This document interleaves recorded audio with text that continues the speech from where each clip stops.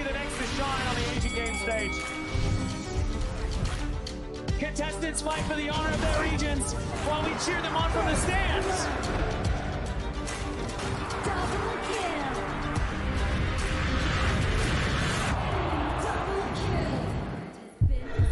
This is a challenge, but it is also an opportunity.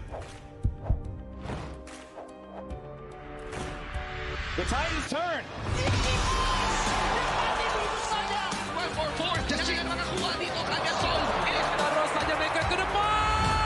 Aspas in front. They're going to use it. Golden Tide close out Tatsumi. Victory. And we pulled it off together. We share the same voice, the same radiance. This moment of brilliance belongs to all of us. Together, we shine.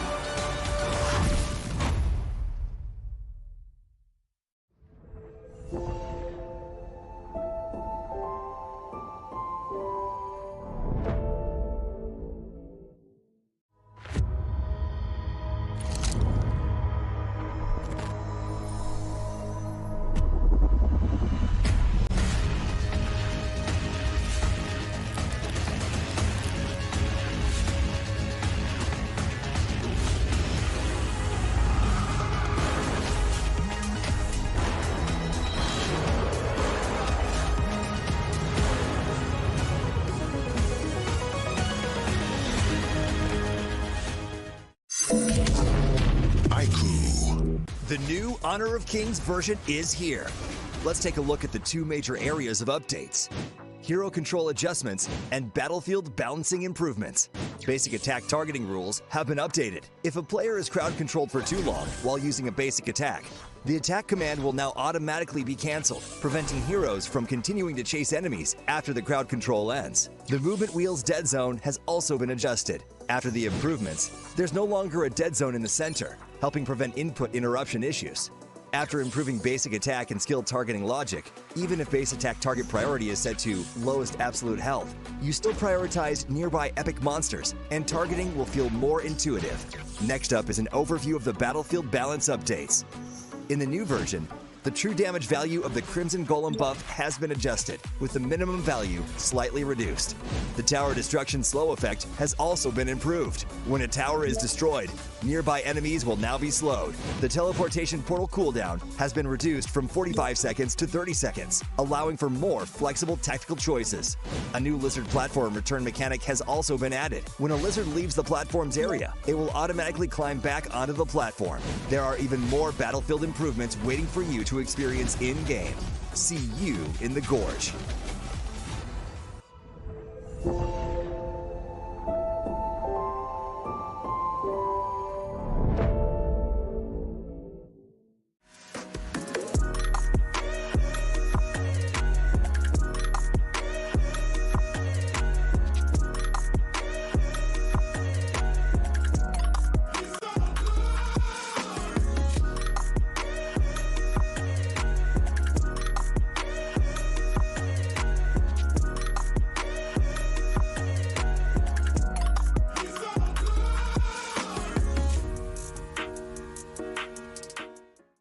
Azuria, the southern archipelago of Primera. Here, humans and great beasts live in symbiosis. How this came to be traces back to a never-ending catastrophe. 2,000 years ago, Azuria's mightiest great beast, Anita, merged with the power that fell from the Sky Dome.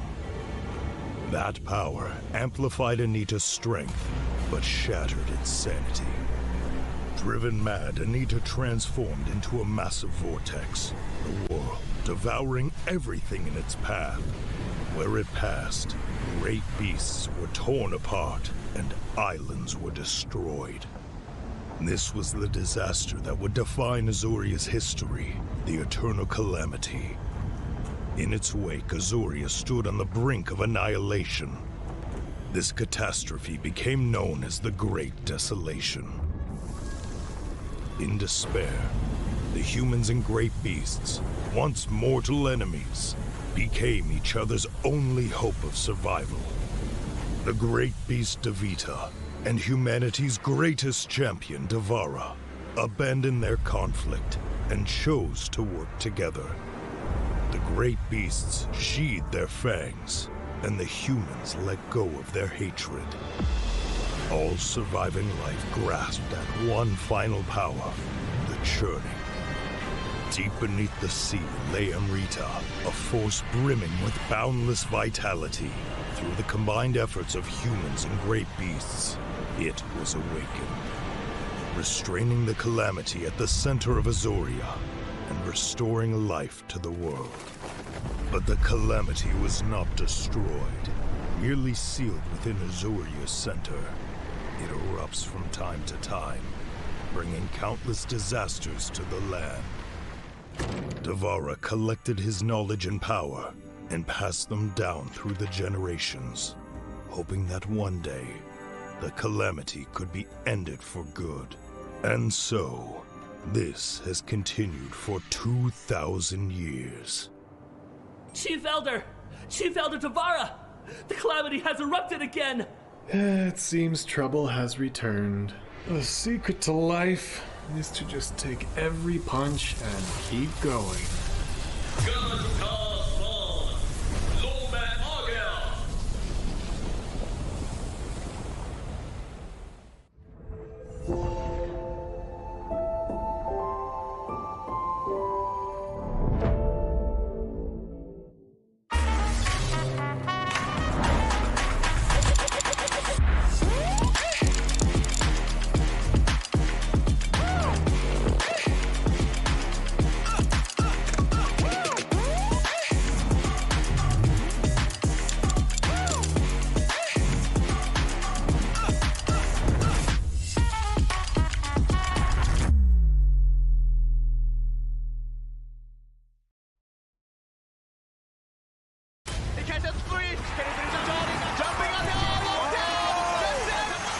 Welcome to the 2026 Asian Games Esports Qualifiers, Honor of Kings. 20 regions, one stage, and only the strongest 9 teams will earn the right to shine above the rest. Taking place in Malaysia, June 13th to 21st, 2026. Coming to Malaysia, this is the battleground where teams fight for the right to qualify for the Asian Games. 20 teams enter, but only 9 teams will move on. Apart from the 20 regions, there are 3 regions that have direct qualification. Here is the 2026 Asian Games Esports Qualifiers Honor of Kings format. First, the 20 teams will split into 4 groups of 5. In each group, every team faces every other team once in a single round robin, with every match played in a best-of-3 format. That means every match matters. Every game matters. Every single point matters. The point system is simple. Win the match, earn 1 point. Lose the match, earn none. At the end of the group stage, teams are ranked by the total points they've collected. And from there, the road begins to shine. The top 2 teams from each group qualify directly to the Asian Games main event. That gives us 8 teams advancing straight out of groups. But for those not through yet, the light isn't out. The teams that finish 3rd in each group still have 1 more shot. They move into the last chance stage. There, they battle through one final BO3 single elimination bracket until 2 teams remain. The 2 teams will then face off in a BO3 match to claim the one final qualification slot. So in total, 9 teams will make it through, 8 from the group stage and 1 through the last chance stage. That is the rule. Now it is time to see who can rise through it. From across the world, regions gather here in Malaysia. 20 teams, and only 9 will qualify. The path is set. The stakes are clear.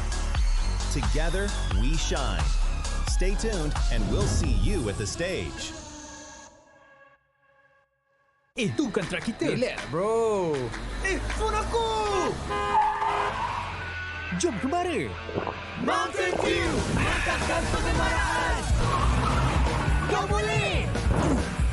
Kat mana pula ni? Water Trust, Kasih boost! Adventure. Dapat pun. Steady, bro! Rancangkan kekuatan gengmu.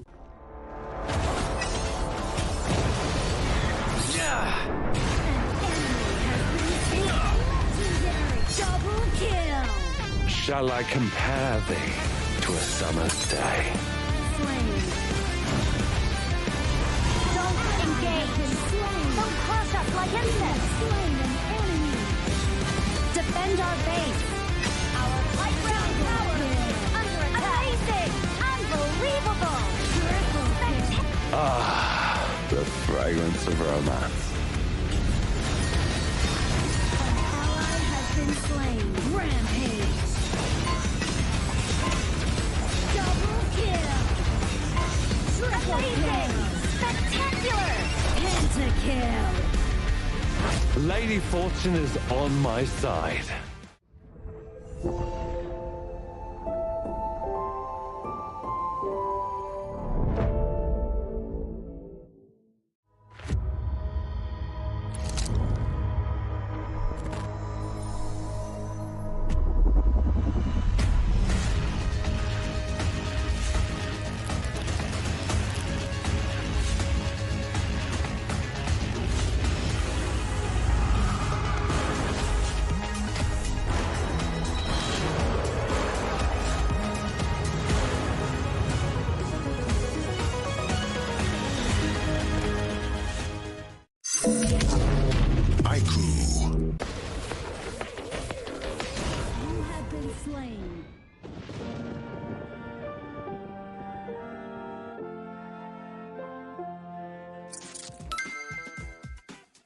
With the new consignment market feature, both new and veteran players can earn consignment items just by staying active.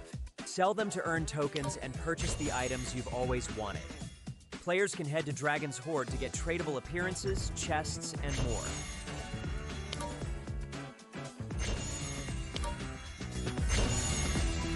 Players can list tradable items on the consignment market to earn curio tokens. During the initial launch period of this feature, all item listings will have their listing charge waived.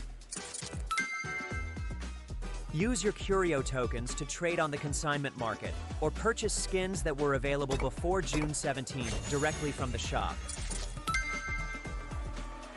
With the new consignment items, players can complete events to earn tradable chests. Choose to open them yourself or list them on the consignment market for sale. Tradable skins can be obtained by opening tradable chests or by redeeming them in Dragon's Hoard. Tradable spritlings can be obtained by opening tradable chests. Tradable cards can be obtained by opening tradable card chests. If you bought an item but did not use it yet, you can still relist it on the consignment market.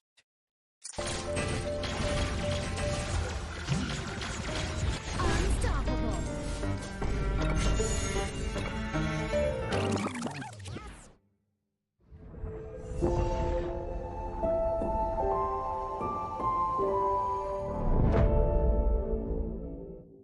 Itu kan track kita. Relax, bro. Phone aku! Jom kembali. Mountain Dew, mantapkan pengemaraan. Kau boleh. Kat mana pula ni? Water Trust, Kasih boost.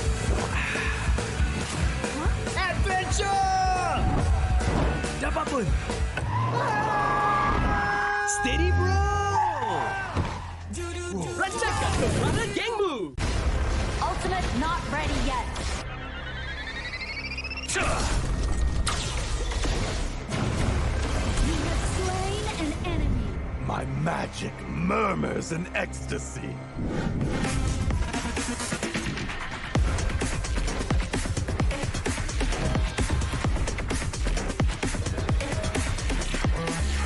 Amazing. There is no escape for you. Killing spree. Double kill. Triple kill. Spectacular kill. Don't worry. I'll be back for your life soon.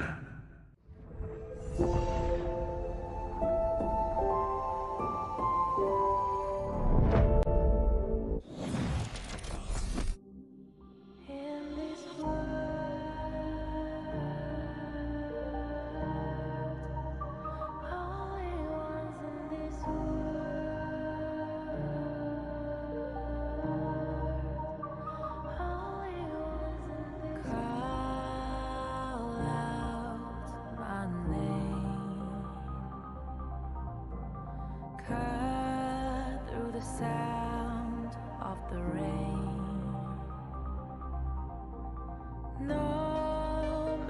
how I feel the flame. You know I feel the darkness and the pain. All of the ways we tried to break free from the night. You know we made it out, we found the light. I fly so high, light up the skyline. Let's do it this time, like it's a whole new vibrant world.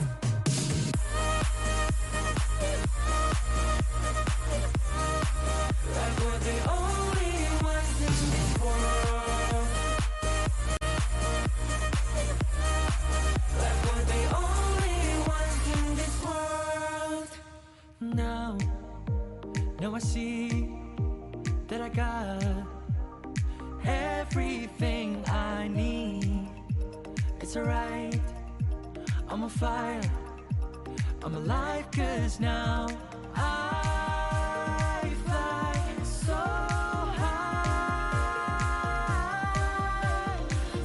high, light up the skyline. Let's do it this time, like it's a whole new colorful world.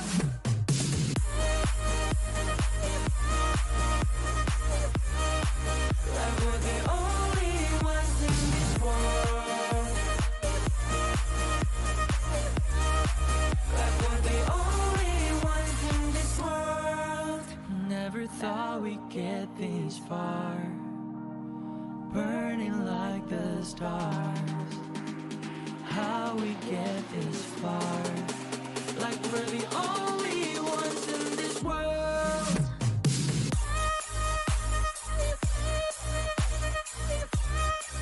Like we're the only ones in this world.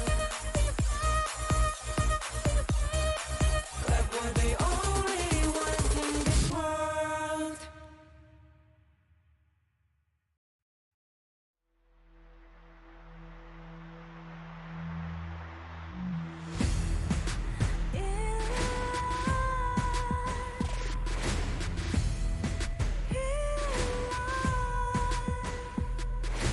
What's a life without its worth? Compromising with what hurts inside. When you let fear decide your fate, you don't choose which path to take in life. I'm finally letting go of everything that still holds me. I'm against all odds, but I won't give up, 'cause it's my time to shine. Standing in the spotlight, can no one let me down. Destiny is calling high. I'm not afraid to fight for everything I love. Victory's on my side.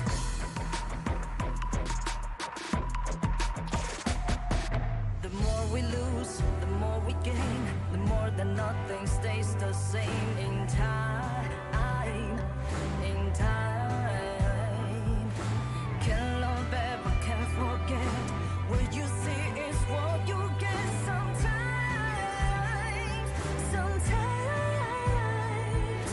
gonna show the world tonight, the light that shines inside us. We're against the odds, but we won't give up, 'cause it's our time to shine.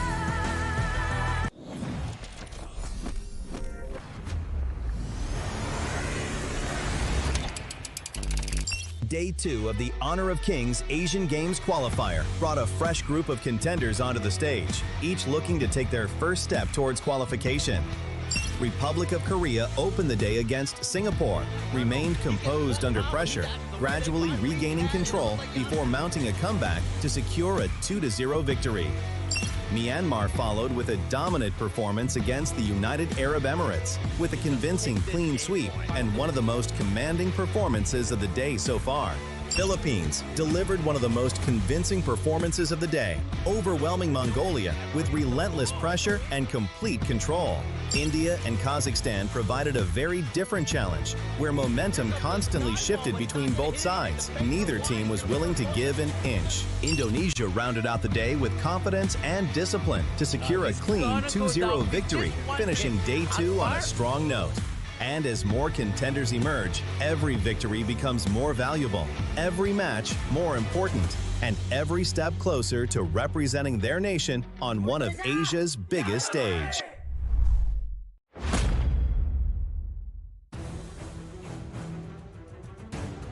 Day 3 is here and the competition is about to reach another level. Welcome to the 2026 Asian Games Esports Qualifiers for Honor of Kings, where the fastest game time record continues to be broken. Statements have already been made, but the story of this tournament continue to be written. By the time that we are over, you will be at the edge of your seat. But the competition has not awaited for anybody, as 3 new regions enter this stage: Laos, Jordan, and Saudi Arabia. They make their qualifiers debut. You know, some teams have looked dominant, and some have exceeded expectations, and others are still waiting for the right moment to change everything. Now, with the 3 new regions, the bar has already been set high. Laos, Jordan, and Saudi Arabia will have to prove themselves on this very stage. And so we ask, can they make a massive impact the moment they arrive? Any one of these matches can change the landscape of this tournament. And at the end of the day, after all the action, there will be a team that everybody will be talking about when the day is done. Day 3 starts now. Casters, lead the gorge.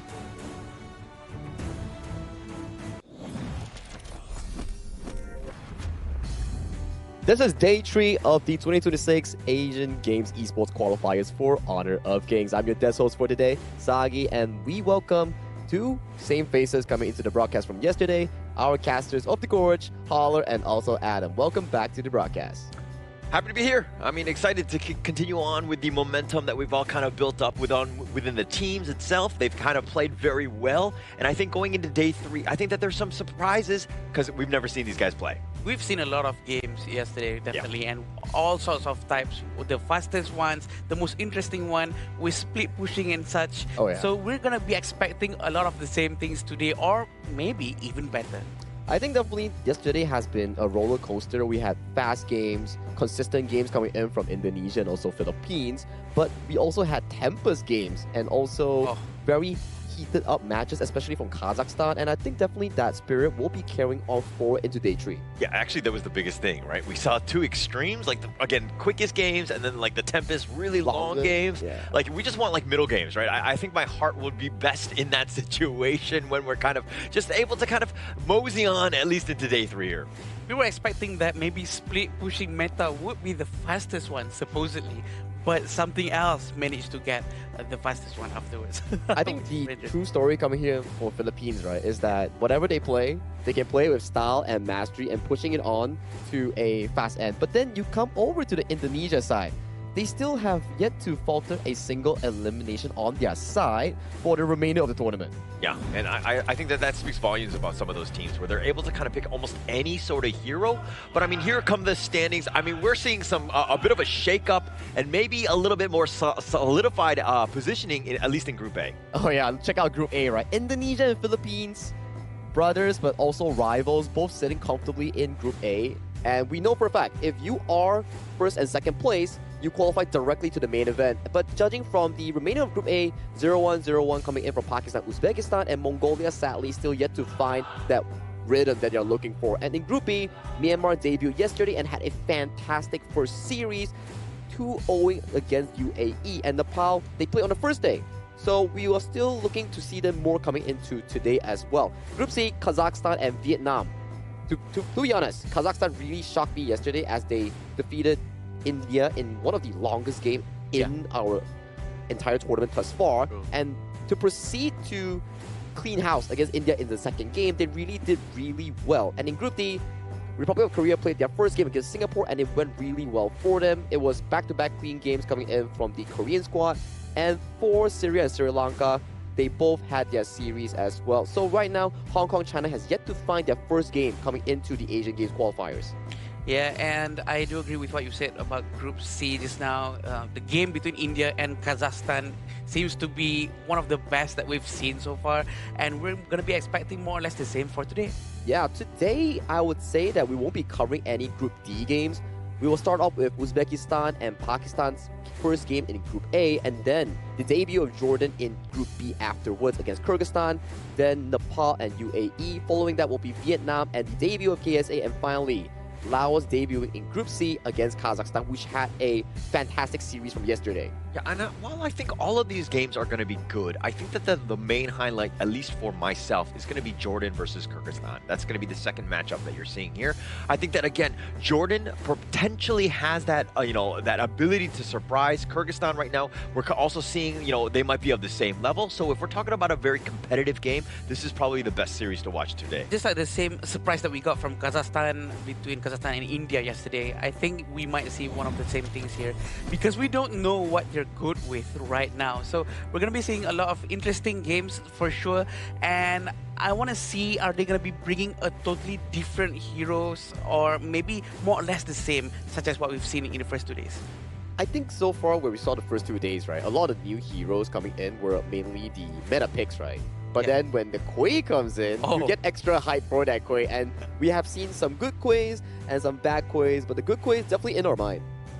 Yeah, the good Quays are the only ones I really remember at the end of the day, let me be very honest, because they are incredibly game-changing, right? And I think also, too, like what Philippines was doing, you were talking about the split push one, I think that that's something to address. They have that in the pocket, in the back pocket, so to speak. They're able to kind of spring that up on any other unsuspecting teams, maybe. But again, it's all about just kind of utilizing and maximizing from the heroes that are available here. Exactly the case, right? So for that to actually happen, right, I think utilizing the correct hero is actually one of the best strategies they can actually use coming in from these respective regions. But talking about a hero here, I think in Honor of Kings, we love free stuff. Where you can get free stuff, definitely log into the game itself and get the new Bai Chi skin for free. You just gotta complete some missions here to get this Playground Hunter skin. So log in here and right now and just complete the mission so you can claim it for free. That's all you have to do. Just log in and participate, and you will get it for free. Who doesn't love free stuff, Solar? No one at this table. I think we're all about the free stuff, right? And I think that that's going to be great. Just kind of being able to kind of, again, you're going to be playing anyways. You're going to be just logging in. So you're going to get it essentially for free. We're going to, it's a great reward for all of the players that are out there. And they do this quite a bit with a lot of the free skins. It's pretty amazing if you think about it. Yeah, it was really amazing. It's definitely something that you actually want to have in the game. But what I want to have right now, and the audience, is the teams coming in for the first series. They will debut with this walk-in.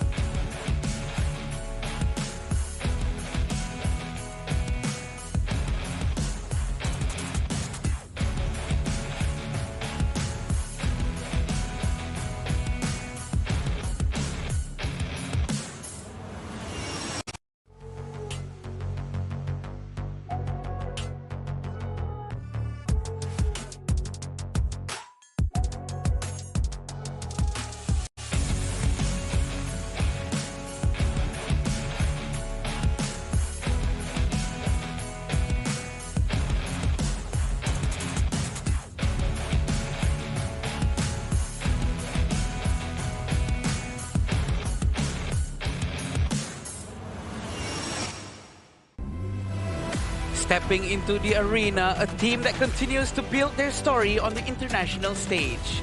They are here to show the fighting spirit and determination, ready to take another step forward in their journey. Please welcome Uzbekistan!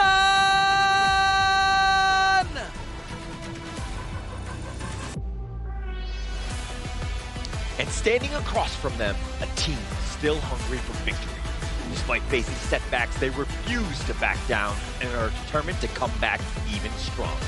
They're here to take control and leave no room for hesitation. Make some noise for Pakistan!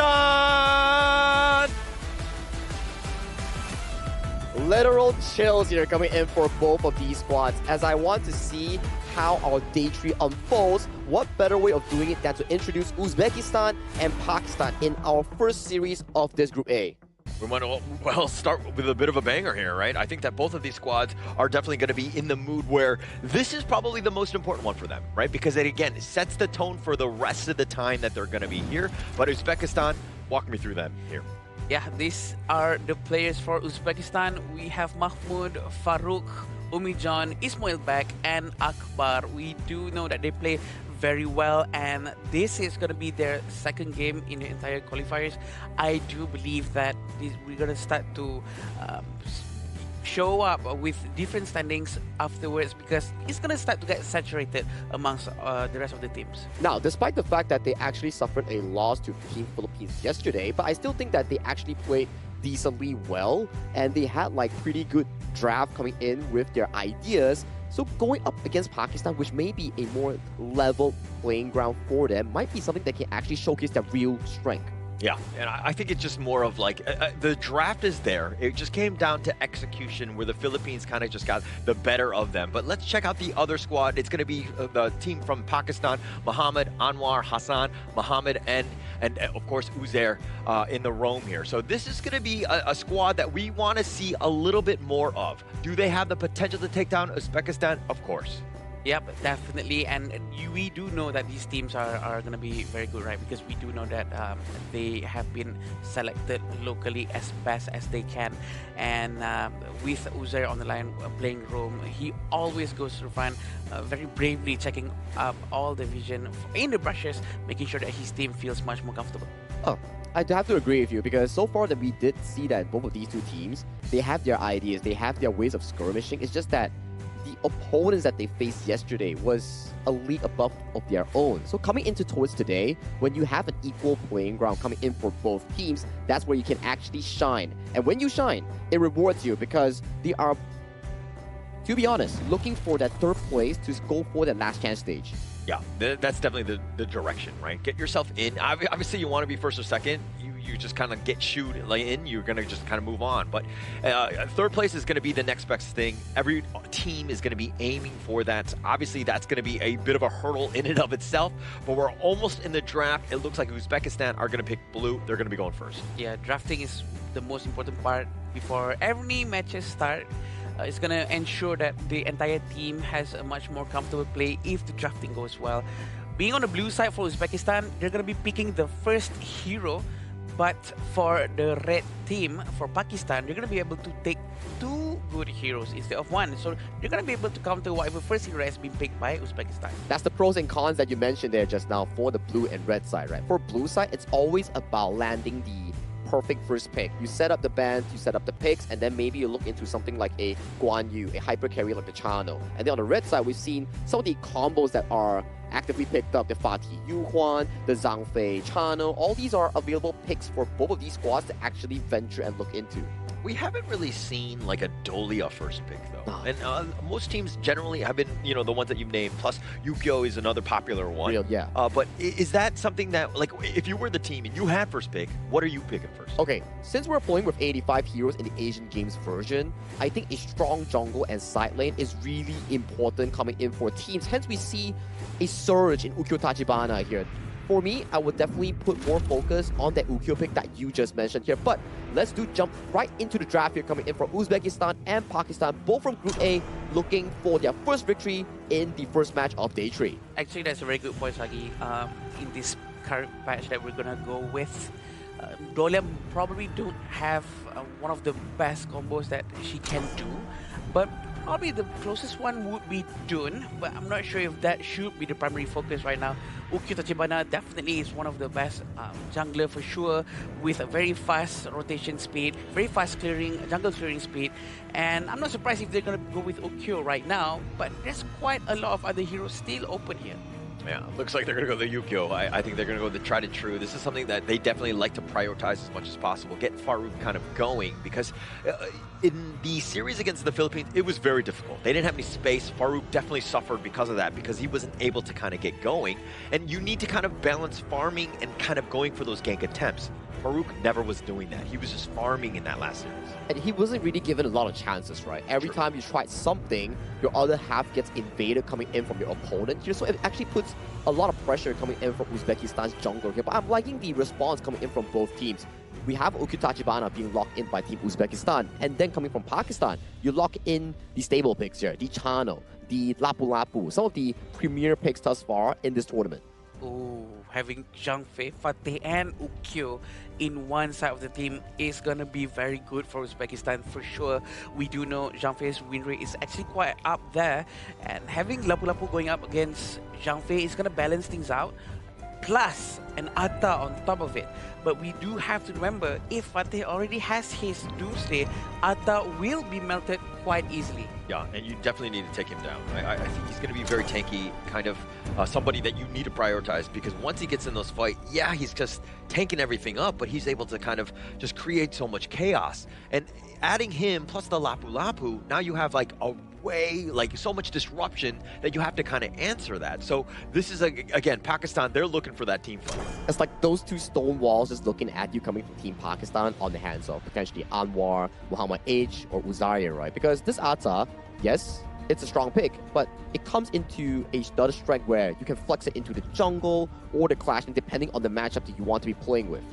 Yeah, and as of now, they definitely need a very good mid lane, something that has huge amount of burst, or maybe a long-range capability to do lane clearance if they want to be much safer, because we still have Garuda on the line that can be taken, and it seems like Pakistan is focusing more on the farm lane. And I like the fact that they actually banned out the Fang coming in, because Anwar was one of the first few players to actually pick up the Fang and had a decent performance on towards it. Even if they lost, he still actually had a fair performance, I would say. Yeah, definitely had a great time.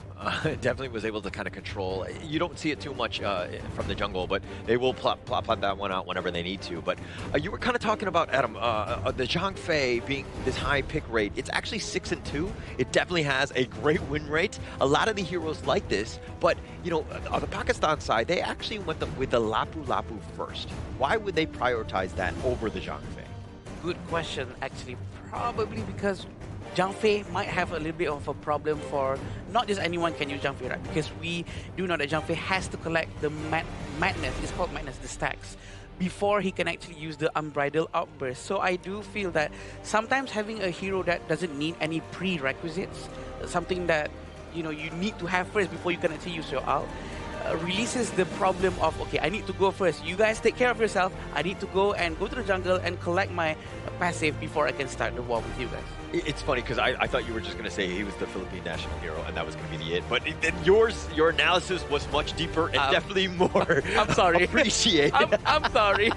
I don't know what you want. I mean, Adam definitely made his marks there. That's why Zhang Fei is such a high and prior pick here. You can use your ultimate, head back to the jungle, pick up some stacks, and then you will have another ultimate ready to go. But let's jump back real quick into the draft for Uzbekistan. They pick a very, I would say, late game centric mid and farm lane where you have the Zillia, the sanctification that you mentioned from yesterday. Once you hit level 15, you can also provide it to one member coming in from your team to break the level cap until level 25. Who would it be? I think likely the Lady soon, or unless this game is a grand snowball, you can also give it to Farouk, potentially on that Ukyyo Tachibana.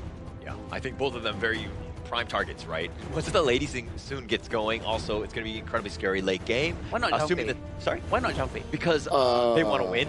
Oh, okay. I see nothing wrong with that though. Because we all know that Zhang Fei has high win rate, right? Because that might be the cause of victories. We have seen some clips where the Zillia player misclicks on a roamer and giving them the sanctification, and It's pretty funny. I've yet to see it in a pro game, but I doubt it would actually happen. All right, why you gotta arrow me out like that, okay? It was just one time. I have really fat fingers. Oh, it was you? Okay. I mean, to be honest, it's because the Sanctify button is on top of the region button. It replaces that part. Yeah, it does replace that part because it's sometimes when your fat finger, it's really easy to mess it up. But you know who's not going to mess it up? These two teams, they are coming in towards the gorge in game 1 of our Day 3 Asian Games Esports Qualifiers for Honor of Kings. Casters, you're live. Thank you so much, Saki. As we go into this one, of course, first game, set the tone, right? I think that both of these squads, the way that they're going to want to play is being aggressive. On the other side, Uzbekistan, Farouk, he needs to step up from what we saw, at least from yesterday. Yes, for sure. And it seems like Pakistan really is going to be very, very aggressive right now, and that they are going to start raiding towards the bottom side. Yeah, they're going to be aggressive. This is what you want to be, and especially as Pakistan. This is like the counter movements are happening by Uzbekistan because they saw that, hey, Pakistan was looking to evade. Now we're going to do the same thing on the opposite end. Yeah, very smart coming from Uzbekistan, but we do realize that the Lady Sun has been sent towards the clash lane instead of the farm. And Mahmoud is actually going towards the farm lane instead of the clash. And this means that Mahmoud is not going to be able to get the Firehawk because Firehawk is, well, you need a range hero to be able to hit it. But maybe this is part of the strat, right? Because they do want to get the Tyrant afterwards, and maybe they favor the presence of Mahmoud better than Ismoy back. Yeah, and also, like, because if Mahmoud, Fatih, is in kind of a, I mean, it's not the worst lane going up against an Ata, but it's still not, like, the best for him. So I think that if you're going to be like, okay, just let him just kind of mitigate, take as much farm in the bottom lane as possible, then now you're looking for an advantage because you have the range versus, again, the melee here. True, and also, having Fatih going up against Chano is actually might be an okay thing too, because Fatih's basic attack is actually sort of rangy if he have his stacks. So he just spam his skill around and use basic attack from far and hopefully get the last hit on every minute. I think it can work. It makes sense a little bit. Yeah. It's a nice little audible, if you will, just changing things up. Because again, you want to kind of keep Pakistan a little bit on their toes, right? They were expecting a certain matchup. It didn't happen that way. Now, how does Pakistan respond? And it looks like they're going to be just, again, aggressive onto Mahmoud. Yeah, Muhammad really sending out all the wolves as much as he can. They're still trying to focus to get this extra resources coming in from Uzbekistan. Who's going to get the last hit? It's going to be Akbar, it seems. I think you stole that away, right? I mean, that's great for them, right? Pakistan was doing their best. They were looking for the steal, and it looked like Ismailbek wasn't even there to kind of, help out. But Akbar is stealing things away because that technically was theirs. But it seems like Uzbekistan decided to send Ismail back down to the bottom lane. Probably they feel like, oh, you know what? Maybe we should stick to what's common, to what's normal, and might have a lesser amount of headache instead of trying to make this work. It makes sense. And right now, 600 gold in fun for Pakistan shows that they're doing the gold sharing technique much more efficient than Uzbek. Yeah. And if you're kind of seeing exactly, I mean, Anwar's actually soloing. He might go for the top side. That 4-minute mark is 30 seconds away. So if they're looking for a potential gank, Mahmoud is not going to be the easiest targets. Has a decent amount of mobility to get himself back to safety. Yeah, right now it seems like they're going to start to prepare themselves for the presence of Tyrant after this. And it seems like Atta is going to try to fly to the mid lane, but he cancelled it out. He's going to maintain his presence in the top to continue fighting against Mahmoud. Try to clear the minion as fast as they can. 5 seconds before the Tyrant spawns in. Yeah, it's all about clearing the waves before you make any sort of move. I think that both of these two teams, again, incredibly important in this game. Losing this one will put you very far back into the groups. You would definitely struggle from that situation. So this is a moment where you're kind of like, okay, we got to play safe. And now the Tyrant, at about half, he goes right in. He goes to the back line. Muhammad trying to do a little bit of work on this one, but the Tyrant is already being picked up by Farouk. Mahmoud is going to trade his life away. And now Akbar is on the run. He's a little bit low, so he needs to be careful. The Scepters are doing a decent amount. He's barely going to get away, but on this side, it looks like Farouk, he too will live. Well, I thought that was going to go very well for Team Uzbekistan because Akbar actually managed to use Umbrella Outburst very, very well. But eventually, Mahmoud probably overextended just by a little bit and gets caught up by Muhammad N. So I do feel that they still need to be careful with that formation right after an initiation of an attack. I think the idea was definitely right by Mahmoud. Like, he wants to be on that back line. The timing's good. Yeah, but he's not really tanky enough. I mean, he doesn't have the items to really be the fatigue of what we expect mid to late game. So now, on the side, the Raging Sea, he's going to flash on forward, but it's not going to be enough. Who's there taking some tower shots, somehow survives, but Hassan, coming from the side, takes down his Mobile. Wow. We can see now everyone is quite proficient with their respective heroes here, and we do see that the Hassan is playing quite aggressively. He actually went all the way to the back of the tier 1 tower in the bottom lane, trying to get an edge and snipe him from far, and Ismailbek becomes the casualty. I feel that Uzbekistan is on the right track, but also they need to be more aggressive to go up against Pakistan, because Pakistan is really all over the map. All over the map. Great ganks. I mean, that was a great one by Hassan, and now a couple of knockbacks on the Umbrella Outburst has to use defensively, and they've got the mini stun on the Fate Rewind. It does look like he's got enough speed. He goes 86 miles an hour, and he goes back in time. Yeah, they're still gonna be right in front of him. They do know that Akbar has activated the Umbrella Outburst. Definitely gonna wait for the situation to calm down just a little bit, for the Jumpy to be smaller again, and now they're gonna start to do a little bit of rotation towards the mid. All right, 1.5k advantage by Pakistan. They've definitely been rotating, being the more aggressive of the two teams, right? So Uzbekistan on the losing end thus far, but when you have heroes that are all kind of mid to late game-ish, like they're fine as long as they're not like losing T3s by like the 12-13-minute mark, I would say. Yeah, I agree. Still okay, still on the right track, to be honest. 2,000 gold in front within 6 minutes is still doable for sure. Hassan is in the vicinity. He's trying to put all the mark onto the Uzbekistani players, and I feel that they're going to start to be much more aggressive after this. Pakistan always preparing to trap them inside the brushes. And that's what you want to do. When you have a lead, especially as Pakistan, you want to be kind of exerting that dominance. You have a slight edge. It's still very early, and that obviously Uzbekistan can come back, but still, you got to take what the team is giving you, and right now it looks like they want to go for Umijin. Oh, the Raging Sea completely whiffed. I've done that, so I feel bad too, is there. But, well, he managed to force the flash, but it seems like they're going to try to force the one out, and Anwar is going to go down. It's going to be an easy one for them. He's trying to use a teleport, but not realizing that there's too much of Uzbekistan's players close by him. Yeah, and the stun was actually saved until the very end, and now Muhammad H is looking for a little bit on the revenge tour, the Overlord being picked up by Uzbekistan. But basically, Anwar got caught looking, right? He was definitely not focused. He probably should have just canceled the teleport and just got to safety. True, and it's very unfortunate for him for sure. 2,000 gold in front. We do know that Uzbekistan is going to try to get closer economically with that takedown towards Anwar. They're definitely going to be much closer now. Having this Vanguard for sure going to help them to push the minions faster. But how are they going to try to benefit from this? What is their next objective? Are they going to start to group up nearby the Tyrant area or not? Yeah, and actually 8 minutes in, the Tyrant has respawned again. It seems like Pakistan are making their way to it. So this is, again, they need that damage buff to turn to a little bit more net worth. They were going to pick that one up very easily, and they find Akbar caught looking again. He did not manage to use his Umbrella Outburst. You know, there's no time, he's too quick. The amount of damage is too high, but you can see on how Farouk is still in front. Yeah, Farouk, he's just going to go in for this one, but at what cost? He's going to be taken down, and now with that ghost ship, the dash away not going to be enough. A double strike going the way of Muhammad N as he snipes him out. All of this happening while Mahmoud is still up there. He's not coming down just yet. Maybe they're planning to use him as a distraction. Maybe his sole focus is to just push the top lane as much as he can, and maybe forcing one of the Pakistanis to actually go towards that. Yeah, and it's like a very disjointed fight. The rest of Pakistan were looking to group up, and I mean, you win that team fight, and all of a sudden your mid lane is completely decimated. Now you have to defend with your T3s. This is such a rough spot for them because, again, they lost the single team fight, and now they want to go back in. Hassan, he's going to use the Fate Rewind. He's going to get on to the other side of this one. Umijin taking a lot with those scepters, but Umbrella Outbursts have been expended as well, but they got zero value, no kills.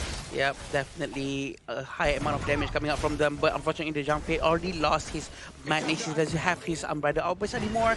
I do feel that is a very good chance for Pakistan to force something out of this destruction. Yeah, the Universal Law, but he's been pushed back. The old man is in a bad spot. He's going to be taken down. Hassan will as well, so they did get the revenge on him, but Akbar is going to be taken down. They continue under the crystal. A little too dangerous to flash away. Muhammad N is going to stay alive, but only 2 members left on both sides. A very good team fight coming out from both sides of the team. 4,000 gold in front, and they will be able to get the tier 3 tower. It seems like Uzair has almost been taken down, but he still managed to run away. Mahmoud, he's going to force it out with the flash. Yeah, just a great play. I mean, just being able to just kind of springboard. He was able to Frogger on forward, find Uzair, who was very low. He was just like a very easy path to find him, and now the Overlord going to be started here. It seems like this is going to be the best option for Uzbekistan to go with the Overlord instead of the Tyrant, because they do need to clear the lanes quickly. They are 2 tier 3 towers down, which is a bad news. Yeah, really bad news. But the Overlord, who's going to take this? Farouk just barely takes that one away. The Fate Rewind up for Hassan. He gets on back to safety, but Uzbekistan, that was actually very close. Now, without some of those the mid and the bottom T3, those avenues, to your base are wide open. Like Uzbekistan, you need to find something. You need to find a pick. You got to turn this game around. I agree. They do have the Shadow Vanguard in their hands, so they can send the Shadow Vanguard towards any other lanes right now. But Mahmoud really needs to be careful. Everyone is all over him right now. Mahmoud is going to try to run away, but there's no space for him to go. This reminds me of the game yesterday between India and Kazakhstan. This fight, back and forth. Yeah. You don't know who's going to win. Yeah. I mean, but Pakistan definitely in the driver's seat at this point. They have a bit of an edge, especially when you don't have those T3s. It makes it very difficult for you to get outside your base because those lanes are constantly pushing, right? Yes, you have the Vanguard. That's going to give you a little bit of breathing space. But we're only talking about 12 minutes in. I mean, this is a late game lineup by Uzbekistan. They're not going to see the late game. That's true. Knowing that the Trinity Towers destruction is going to cause the minions to be bigger. There's going to be one big boy minion in the mid lane and the bottom lane. So I do feel that Uzbekistan is going to have a little bit of a problem unless they can somehow manage the lanes well with Mahmoud. Yeah. Actually, a lot of it revolves around Mahmoud. I like it that you pointed out because he is definitely the guy.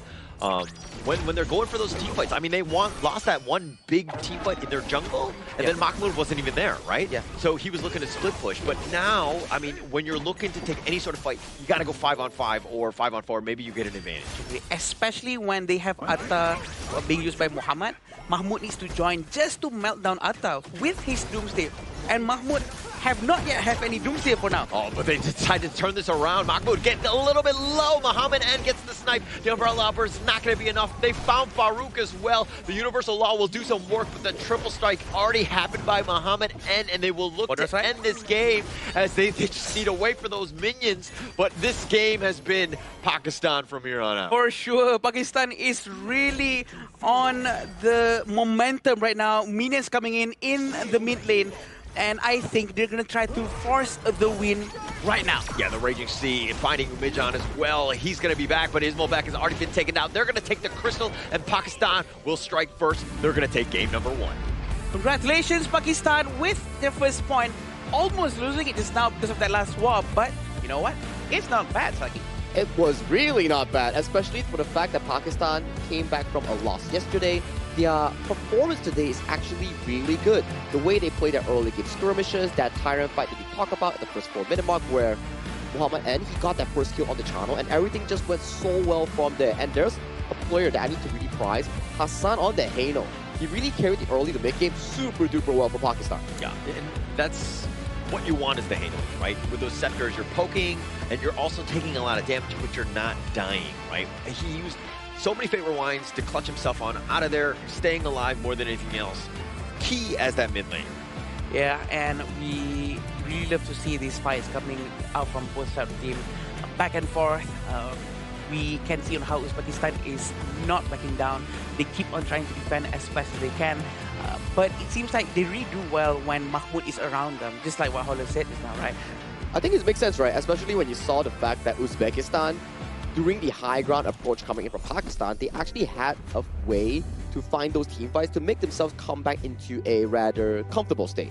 But it was those big team fights in the late game where Muhammad N was just too darn far ahead on that channel that really allowed them to have an easy access going for that win in this game 1. Yeah, and also Uzbekistan, the way that when they take fights, it didn't seem like everybody was, going in together. Like it was a little disjointed. I think the synchronization of that initiation needs a little bit more practice, I would say, to kind of make sure that they're doing it at the same time. Especially when they have Zhang Fei in their hands. True. So that makes it so much more important to go along with the Umbrella Outburst, with the timing, with how close your teammates are towards you. Because as soon as he initiates something, everyone needs to follow up. But again, Zhang Fei is not really that easy. You need to collect your passive first to get it maxed out, and then you can only join the war so that your team are ready to follow up with you. Exactly the case, right? We did see a few good Umbrella outbursts coming in from the player himself, but those were reactive ones. Yes, you use it, you get like a 3 or 4 man pushback, but the problem is, how does your team actually follow up in that play? That's the important part. Well, speaking of important part, KDA to me is definitely very important, and Muhammad N, 8-0-4, absolutely dominant on this Chano. And there's a reason why Chano is like the most picked farm laner in the Asia Game Qualifier here. Yeah, it's a hero that really can clear a lot of minions at the same time. Consider it as a high ground. You can also, rewind back the time for the towers to come back up in case it goes down. There's a lot of things you can do with Heno. Yeah, hey, Chano-Heno combo coming in from Pakistan was really interesting, but I want to give props towards Uzair and also Muhammad H. They were really solid in the front line. Those ghost ships, those raging seas were the, I would say, building stones, stepping stones coming in for the main carries to do damage without any worry.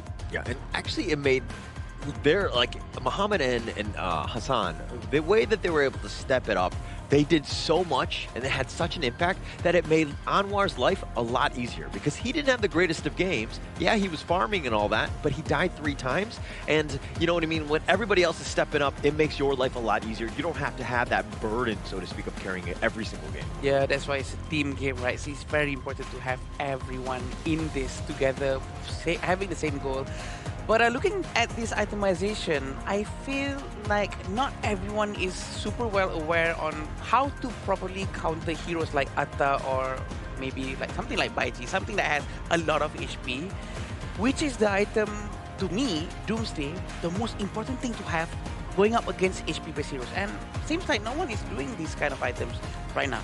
I think it makes a lot of sense, right? Like Umejan maybe on the Ziya, you could go for the Massive Agony that can deal percentage of damage, or for Ismolbek, maybe instead of finishing the Shadow Ripper on 3rd item, maybe try to get the item called Daybreaker first to actually get more damage ramping up. But maybe that's something that can revisit back in the players room later on. But let's check out the stats real quick. I do think that the 2 players coming in from Pakistan, Hassan and Muhammad N, look at those damage numbers. That's crazy. That's absolutely crazy. And that's kind of why they were so dominant in this game. They were able to just poke and prod through everybody, right? Who can kind of get on top of that? You're expecting Umejan to, universal law, clear waves and everything, but every single time he would kind of stand out there, Hassan was on top of him. It just made Uzbekistan's lives so difficult in this. Yeah, and at the same time, Muhammad N has that confidence to go to the front and deal this amount of damage. It's also because of the presence of his teammates. He has Hassan, who's always throwing the spears non-stop. He has Uzair, who always opens up the vision, always ready to dive in with his flashes, with his Raging Sea. It does seem like they have this chemistry very, very good. It's good teamwork, right? As we see, everything is lined up one by one. You have Muhammad H and Uzair, the two front lines, setting up the team fights, and then you have Hassan chunking out, softening up the enemies coming in from Uzbekistan and making sure that the channel gets to pick up the quick and easy takedowns coming in, which leads to this smooth gold shot allowing Pakistan to get this easy W in this game 1. Yeah, I think you rightly termed it smooth, because generally speaking, that was a smooth game by Pakistan. The way that they were able to play this one out, nothing was really catching them off guard. They didn't lose anybody unnecessarily. They were staying within the team, playing and picking good team fights. When they saw that Uzbekistan was out of position, they capitalized on them and punished them. Yeah, and we can see on how they are in complete control from the beginning, although we do see on how Uzbekistan tried their very best to try to defend, and somehow they do have their moments, but maybe it's not enough, or maybe it's just a little bit too late because the tier 3 tower has already gone down, and it makes it so much more difficult for them to defend after the minions are coming out. And to your point as well, I thought this fight was going to go super well for Uzbekistan because of how they found that two-man unbridled outburst and managed to chunk them out. But later on, it was so evident that Pakistan, especially Hassan, the mid-lane priority that he acquired allowed them to find more success towards the side lane. And this was a bit of an oopsie coming in from Anwar. He was trying to use a teleport shrine, but he got caught out by 4 members coming in from the side of Team Pakistan. Yeah, I've definitely done that myself. Use the teleport, and people are hitting me, and I'm like, oh, I didn't know, I didn't react in time. And unfortunately for Anwar, he faced the same fate in that sense. But these team fights, just the way that Pakistan, again, they always had the numbers advantage, prioritized the right target, found people that were out of position like Umijan, made him pay, taking it down. Now you've got a numbers advantage, and it's with that power play, it's incredibly easy to continue on with that team fight. I agree with you. The teamwork, the formation, the way they focus fire towards one hero, one after another. But this is when they actually tried to do the same from Uzbekistan. But look how Muhammad N has been free hitting. The positioning from him is just phenomenal. Yeah, and Muhammad Hayes just flashing in, forcing out the flash coming in from Uminjan is fallback, making sure that they can't really do DPS for their team. So it goes to the same thing. Pakistan moves as one, which allows them to team fight better and gather much resource compared to their opponents. Yeah, and I like that, the whole moving around as one. But Muhammad N with the MVP 804 dominant performance by him. His positioning was great. If anything, Uzbekistan needs to see exactly where he is. Maybe you go all in on him instead of going for Hassan, who again can kind of just shake off all of that damage. Actually, out of all people who should be looking for Muhammad is actually supposed to be Mahmoud, right? And Mahmoud was trying his very best, but every time he goes in, he gets pounded left, right, and center non-stop. So I do feel that maybe the whole team needs to work around on how do we go in and get Muhammad together at some point. It's the timing that you're referring to, right? Like, make sure that Muhammad N doesn't get that free hit that you were referring to back in the replay, because look at this guy. 36% damage now, but only taking 10% damage in that entire game. He was positioning super duper well and safely and landing all those major damage that you were mentioning about. Yeah, and Adam, you were kind of pointing out, you're like, okay, the team in general has to improve. And it's almost like that with that team project that you have, everybody's at fault here, and there's no direct fingers pointing that we need to do for a specific player. Anybody you want to point out, maybe? No, not anybody in a specific way. No, I didn't say that. But at least if everyone is at fault, you know, they're at fault together. That's the most important thing. Chemistry, right? So they need to go to they need to see cinema more. More cinema. Yeah, exactly. I know you're great now. We're on the same wavelength. So what kind of movies do they watch in the cinema here that you actually team bonding? Recommend them to, you know? Like, what kind of movie actually promotes team bonding? I think horror would be nice. Because you need to... horror? Yeah. Okay. I don't know how it makes sense. I'm just throwing out words at this point. Okay. Maybe horror makes sense, you know? It's like, let's say we all, 3 of us watch a horror movie together, you know? And now I'm scared I might like be like, save me, you know? Like, that's Adam would be like, no. And then we lose the synergy, right? No. And then you get the talking points later on when you're conversing with your teammates, like, that's the guy that was scared in the horror movie film. Okay. No, yeah. we just want to find out which one in your group of friends are the one who's gonna go check that room. When you know there's someone like an entity or a ghost inside that room. Right? There's always that one person in your group who's gonna be the one who goes in and check, while the rest of the team are gonna go run away. So you're implying that roamers or tank players have to be the first one going into a horror movie film's room to face check for the team, right? Identify their roles. Okay. All right. Yeah. This is I'm not opening that door. I'm just going to volunteer and just say that I will let somebody else step up to that one. I'm not that brave. We'll be the backlines. Yeah. Oh yeah. Yesterday we were talking about sacrifices, and today we are talking about like horror movies and who face checks us first. But we do have to give a sponsor shout out. Go towards our official venue and hotel partner here. It's gonna be Petaling Jaya Marriott Hotel. This is gonna be the official venue coming in for the 2026 Asian Games Esports Qualifiers for Honor of Kings. We bid our sincere gratitude towards Marriott Petaling Jaya for sponsoring this wonderful event. Yeah, actually, during the break, let's do this. Right? Okay. Where one of us is going to be tested. We're just going to open random doors. Who's going to be the guy that opens it and sees something? Maybe. Let's find out exactly. Let's not do that. I don't want. We don't want to get kicked out. I live my heart. I don't want it to spike up out of nowhere. Okay. I really appreciate my longevity of my life. Anything but toilet doors. yeah. That's a different type of we horror. have boundaries, sir. Different type of horror. Oh my. Now, we are coming back into another minute. Once this countdown is up, we will be heading back into the second game pick and ban between Uzbekistan and Pakistan here. I gotta give props. Uzbekistan's draft is actually pretty amazing. It all makes sense, but the execution is what they actually need to lock in on to potentially force a game tree against Pakistan. I mean, they're going with blue yet again, right? I think at some point you probably want to pivot off of it. I don't know why that they're so honed in on picking first. I think that there's definitely an advantage when you're picking second, especially against a team where you had that one game. You tried it out. That was your strategy, right? Now, are you going to go back to the same one? Probably not a good idea here. Maybe there's this mindset of what do we call early bird gets the worm, but sometimes it doesn't really apply that way too, because you're only getting one worm.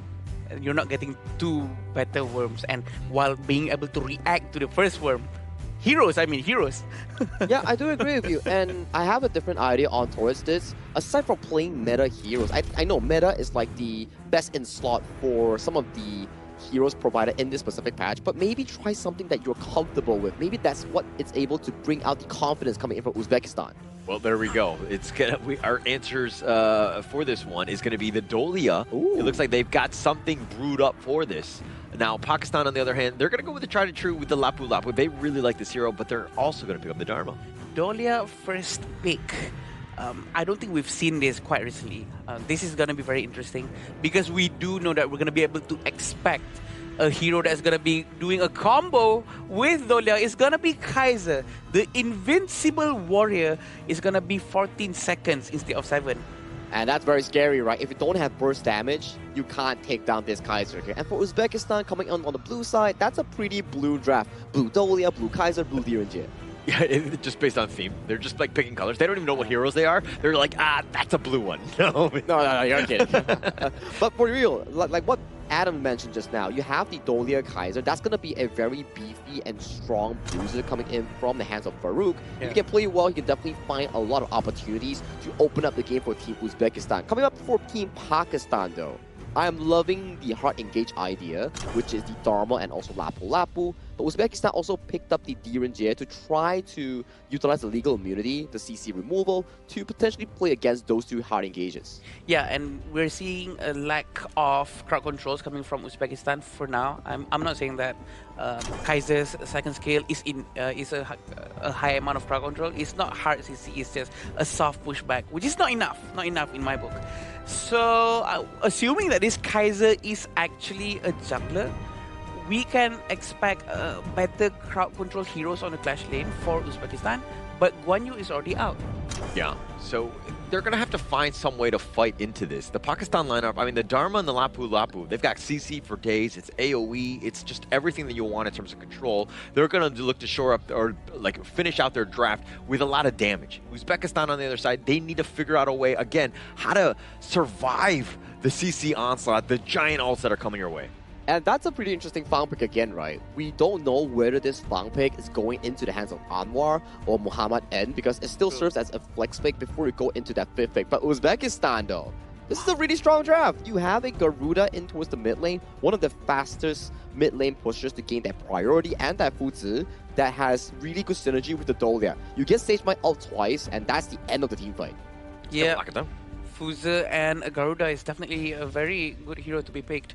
We do know that Fuzi can lock someone in the same position, and we are still seeing a lack of crowd control. Honestly, I do feel that comparing to Pakistan, right? Uzbekistan's CC is just a tad bit small, and I think they're going to have a bit of a problem handling the amount of CCs that is potentially going to be coming from Pakistan. I mean, if it comes down to the team fight and they're grouped up, they're going to have a hard time. But if Uzbekistan is able to kind of get the jump in, Kaiser goes in, Invincible Warrior, tracks the crowd, you have the foods with the Sage's Might, you lock somebody down, and then you're kind of building off of that. That's like best case scenario for you. Pakistan need to counter-initiate. They know what's coming for them. They need to stop that as well. And through noticing these two teams draft, right, I kind of have to give props towards Uzbekistan here. Although maybe, yes, their execution might not be top tier, when it comes to boiling down these drafts, making it so that it benefits their team, I would say that their draft, you have the early game coming in from Garuda and Yunjie, and then the mid to late game, the double out Kaiser, the double out Fuzi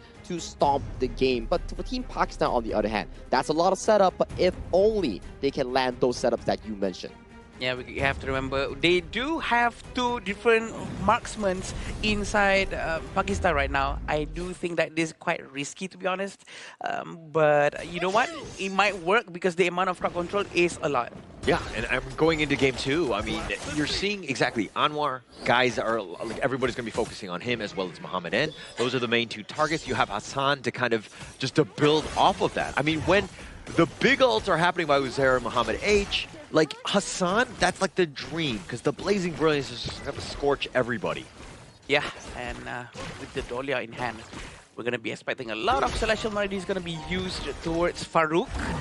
We are quite excited for that for sure because it has been quite a while to see a Dolia and Kaiser combo on any official stage. Yeah, I don't think we've seen one at the Asian Games qualifier thus far. I don't even think we've seen a Kaiser at that, so this is going to be interesting.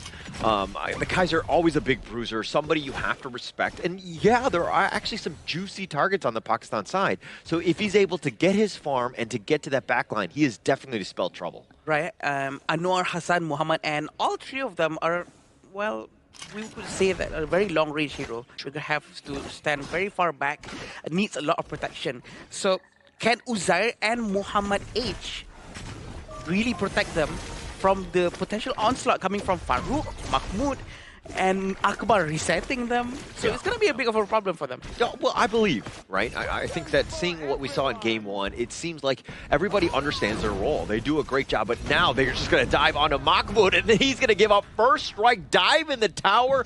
Pakistan coming out firing. A very good initiation coming from them. I did not expect coming from H. Muhammad H just now. He actually committed into the dive. And right now, are they going to try to do the same down at the bottom lane? Because Anwar has just arrived, but it seems like he just wants to go to the Azure Golem. Yeah, that commitment was huge, right, by Muhammad H. Just diving the tower, not playing scared. That's the biggest thing, right? Like, you think that you can go, but it's like, do we want to risk it? It's like, yeah, when we're able to secure a kill like that, we'll take it any day of the week. But here's the thing about Dharma, right? It's a hero that is a one-hit wonder. If he misses his ultimate during mid-game or late game, I think it's going to be quite problematic for them because once he has no ultimate and then maybe Uzair misses his skill sets, the Raging Sea, then the rest of his team, Anwar, Hassan, and Muhammad N, is going to have a lot of problems because they cannot protect themselves. There's no more crowd control whatsoever coming from the Pakistan side. Yeah, but, you know, this is a squad that has been nothing but going to the cinema with one another. I think that the trust and the belief that Muhammad H is going to hit every single one of his truths is definitely there. So they're going to make that play 9 times out of 10. I agree. But if it doesn't work, they have to change the genre. They have to take what they want to. New movie. Okay, so having Mahmoud hiding in the brush in the mid lane, probably going to try to capture Hassan. He still has his flash. We have to remember that. Oh no, he doesn't, but they're going to try to force this one out. Oh, Wings of Judgment, Muhammad H. He actually went in on this one. That might have been a little bit of too much to handle, and Uzbekistan making him pay. They're like, okay, we'll take that food to go. 3 ultimates, just for one guy, from Mahmoud, Farouk, and Umijan. We do know that the ultimate coming from Fuzi is really, really annoying. You cannot move, and the wings coming from Garuda is just going to, you know, enjoy this free food. Yeah, and I think they're going to be very happy with that play, right? A little bit of a misplay by Muhammad H, being a little aggressive, but doing things without vision, right? I think that that's definitely underrated, especially in Honor of Kings. You need to understand where people can potentially be. He thought there might be one person, found out that there was more than one, and he paid with his lives. But the Blazing Brilliance doing a little bit of work, but it's on the wrong side. They're going to still take Akbar anyways. On the other side, Uzair was there to help ensure that they get that crowd control. Again, vision is the topic right here. They're going to go towards the Crimson Golem, trying to force this one out. Muhammad H is very much ready, but he's going to pull back. Oh, now Anwar taking a decent amount as well. He needs to be careful, but he's going to be focused down. The stuns are real onto Mahmoud, and he somehow, no, he will fall in the end. Uzair trying to stay away, but he too will fall. Hassan now on the run. Muhammad H is shown up, trying to keep him alive, and it looks like he does get the pick off on the Farouk, but 3 members down from Pakistan, and Muhammad H is not worried at all. He tried to flash forward. He's going to be picked off as well. Muhammad, and he's really trying to go in just now. He wants that kill. He wants to help his teammate, but they're going to be able to steal that Azure Golem. But this is what happened just now. The ultimate coming from the Futsu is so annoying, and it really works out very well for them. But look at this Kaiser. He can just go all in and just tank all the damage coming from everyone. And this is how Kaiser's passive works. The more projectile the enemy team has, the better it is, because it blocks every single projectile. But unfortunately for Muhammad, and he overextended. Overextended. I mean, he didn't expect 2 members of Uzbekistan to just be there, right? Waiting for him. I mean, he tried to be aggressive, which is kind of what you want, because he thought he could make the heroic play of just kind of coming in and saving everybody. But unfortunately for him, just didn't realize that, again, two guys are going to mug you in the alley, so to speak. Yeah, we can see on how Anwar is really trying to push Mahmoud away. They're just here at the top lane, just for a while, and he's going to fly down below, and it seems like he's going to try to focus on war right now, because all the resources in their own jungle is already empty. Yeah, taking that away right now. And being aggressive, Pakistan going back to their tried and true of just invading, but Uzbekistan have gotten a bit of the net worth lead. Gotten a couple picks. Anwar needs to be careful. He was sticking around, but he's going to just dash away. And this bottom lane under siege right now.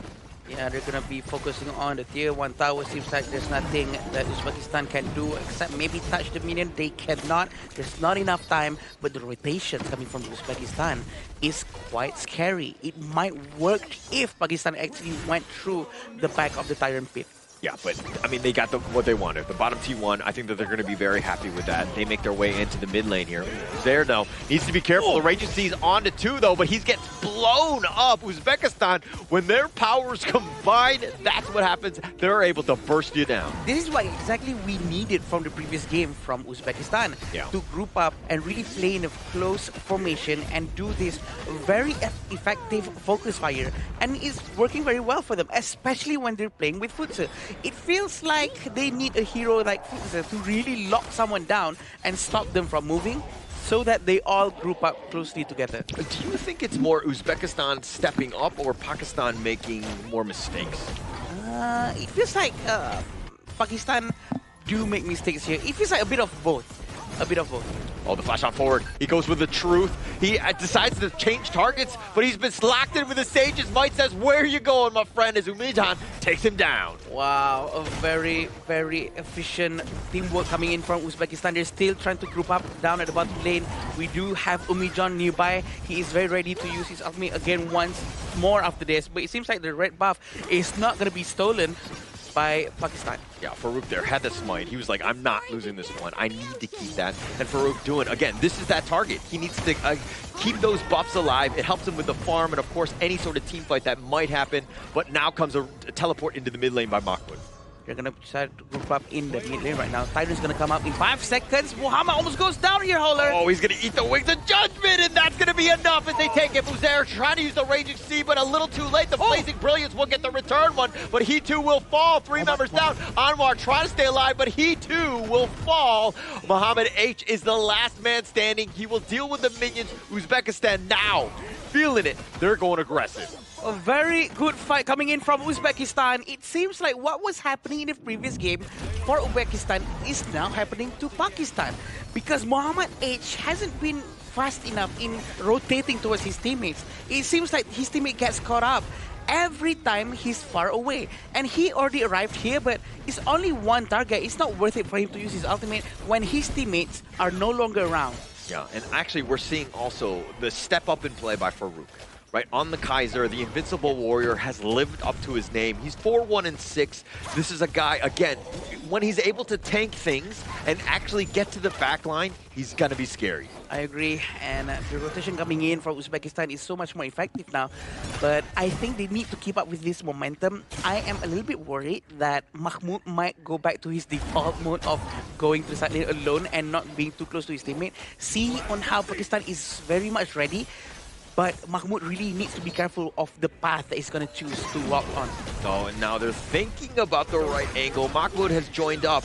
But now Akbar taking a lot of damage on this one. The Wings of Judgment on the return. The Raging Sea used defensively. He actually went the wrong way, and might not have been the greatest on targets, but Anwar is going to be picked off, and they find Mahmoud on the side. Ismailbek is there to help clean up. Mohammed H is going to be down as well. Uzbekistan with the man advantage. This is a very good fight. It seems like we finally will have our 3-game series for the first time in the qualifiers.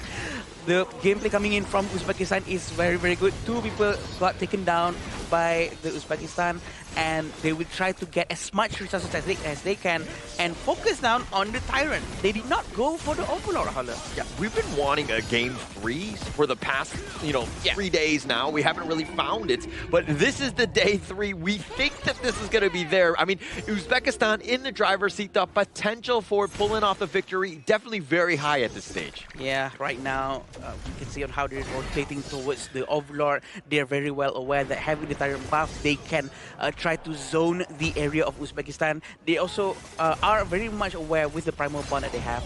They will try to avoid Pakistan from taking this very important objective. Yeah, but 60 more seconds for Uzbekistan to really do anything. They're going to look to just kind of, again, stick together. Maybe look for a little bit of push, because, again, you're attracting attention and making sure that Pakistan doesn't get that Overlord for free. Yeah, and they really have to be aware of the positioning coming in from Muhammad. If Muhammad is suddenly very nearby them, Dharma is almost like Javde. He can really turn the game around even though they're losing 5k behind or 10k gold behind. So they really need to be aware of where Dharma is. Yeah, and actually looking for me, at least the role that I want to kind of go with the head-to-head, Farouk and Anwar. Anwar right now about 2k behind, and it looks like he's going to be out of position as he gets locked down by the Sage's Might. Mahmoud making him pay. A very good flash and Sage's Might. Overlord is going to be focused down by Pakistan. They do know that Overlord is going to be taken very, very quickly, and the disengage, a very quick disengage coming in from Pakistan. And it seems like they are going to have to play defensive for a bit. Yeah, so good use of space, I would say. I mean, you knew that Anwar was going to be going down. The Raging Sea is going to maybe just hit onto Farouk here, but that's just kind of clearing them out. The biggest piece to this is Mahmoud in the bottom lane. Let the man split push. Yeah, you know what? They did make the right decision to actually go for the Overlord very quickly. They do know that the rest of the Uzbekistan team is very far away. And right now they have to focus on defending also. Pakistan have to find a proper positioning, have to play around with the available brushes around the entire map for them to really utilize what Lapu Lapu and Dharma has. Yeah, and now they're playing a very defensive game, right? And Uzbekistan, with that lead, about 5k at this point, they're sticking together here, hiding, cowering in fear, so to speak, with these rushes, right? Uzbekistan, on the other hand, are, again, this is the map control. When you have a lead, you want to be pushing it and just shoving it in their faces so that Pakistan has to show up and deal with those lanes. Yes, and I do think that they're going to have to try their best to play around with the utilities around the entire map, knowing that there's no surprise factor is not going to be big of a problem, because when they play with surprise, I'm pretty sure Dharma will be used at full effective efficiency. Yeah, but it's harder to make those sort of surprise plays as the Dharma when you don't have vision, right? And you're kind of going in blind, or the other brush might be taken like you're seeing here by Uzbekistan. Like, you can't find the perfect angle because you have less of the map to own.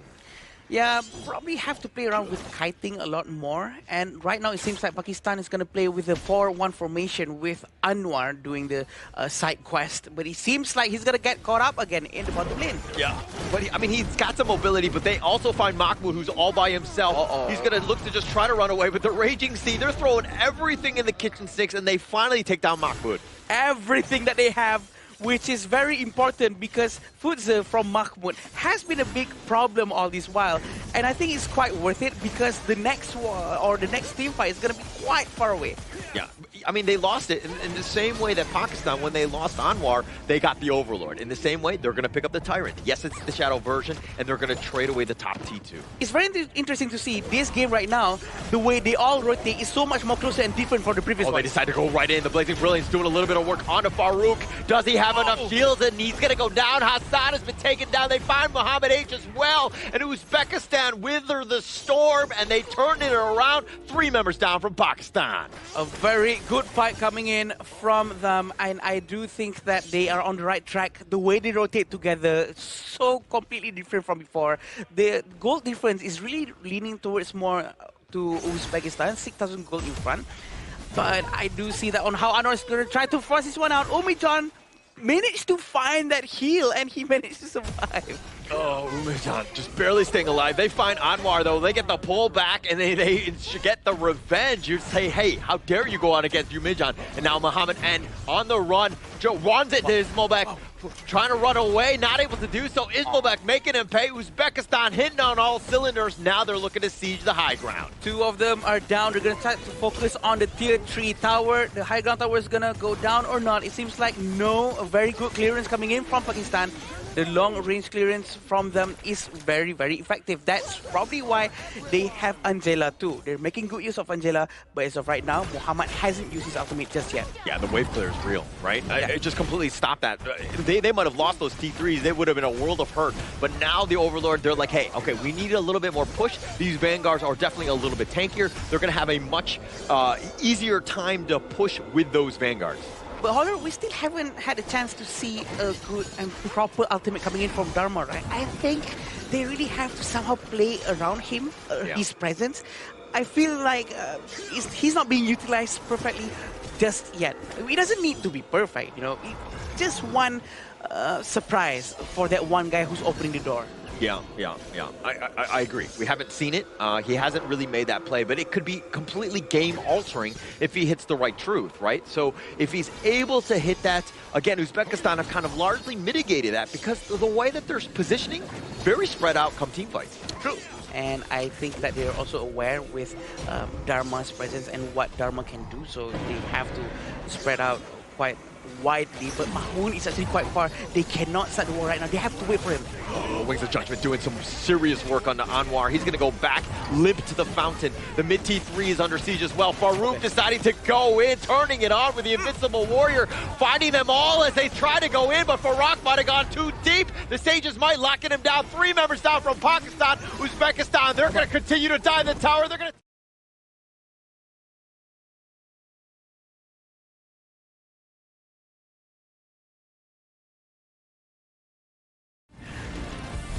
But it has ended now. We'll find out that it has ended. A very good fight coming in from Pakistan. And they tried their very best, but congratulations to Uzbekistan. It took a while for them to actually end, but in the end, they found the equalizer here. And it comes down to what we mentioned before draft. You might not need to play meta, you just need to play towards your comfort here. We never really got to see a Dolia-Kaiser combination, but today when they brought it out, they really served. Farouk was legendary at the end of that game. Yeah, so I think coming in from Dharma, he actually tried to use his ultimate towards the dragon, and that's why the dragon went down. But we did not manage to see a proper Dharma ulti towards heroes, or one hero, or maybe 2 heroes. It's not there just yet. So, you know what? It's a good try. In terms of execution, it's a good try. But finally, we have our 3-game series. We've been waiting for it. We've been waiting for it. And it finally was able to do it in this series here. Uzbekistan finding ways to take over this game. I mean, it seemed like, again, after game 1, Uzbekistan, they were in a bad spot, right? But they were able to bounce back in this one. And it seemed like Pakistan was making just one too many mistakes.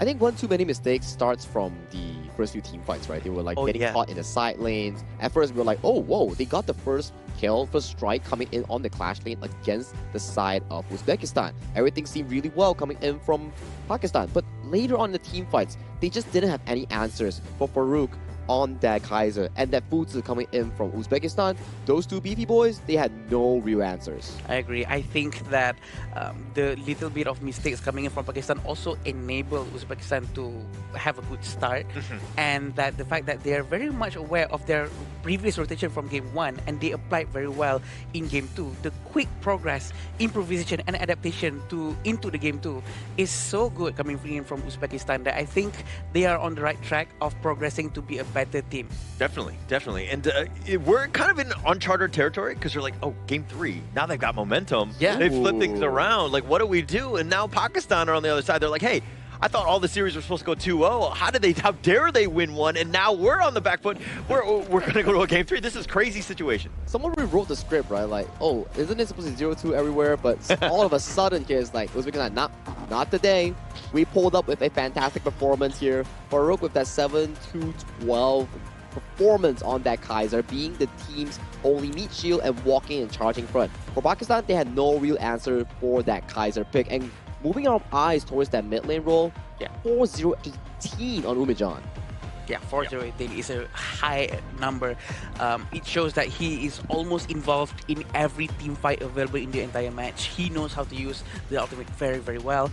And again, it's thanks to the presence of Farouk. Farouk is always up front with the Invincible Warrior. Also, thank you to Akbar because consistently sending the Celestial Melody to reset the Invincible Warrior non-stop. Yeah. Actually, that's the one thing. When you're the Kaiser, you're rushing in. You're the Invincible Warrior. Like, you have one job. Get it back to me, right? Let me do it again. Let me keep going. We all heard that before. Yeah, right. That's all he cares about. And then, like, once he casts the Celestial Melody, you're like, okay, Akbar, you can go back home. I don't need you anymore, right? You can just kind of move on. But the way that they were able to play well with one another, again, just the cores really stepped up by Uzbekistan. You have to agree, right? You can see the damage charge coming in for the side of Uzbekistan here. We have Umejan and also Ismoldeg performing a rather great game. And you said almost 100%. He's a 96% coming in from Umejan. Almost involved in every single team fight in this game. Crazy. And that just shows his awareness, his game sense is there. And he's making good use of it. And he knows that his ultimate not only damages the entire team, also scares them away, scrambles them, put them in positions that they do not want to be. And you kind of notice that these two teams are actually taking turns in terms of their playstyle, where Game 1, Pakistan played as a one-man unit where they are just moving around the map, scavenging for team fights, pressuring against Uzbekistan. But coming to Game 2, Uzbekistan, it's like they woke up. They came in with a solid draft, they came in with proper execution, every single team fight. They were the ones who were first hands-on against Pakistan instead.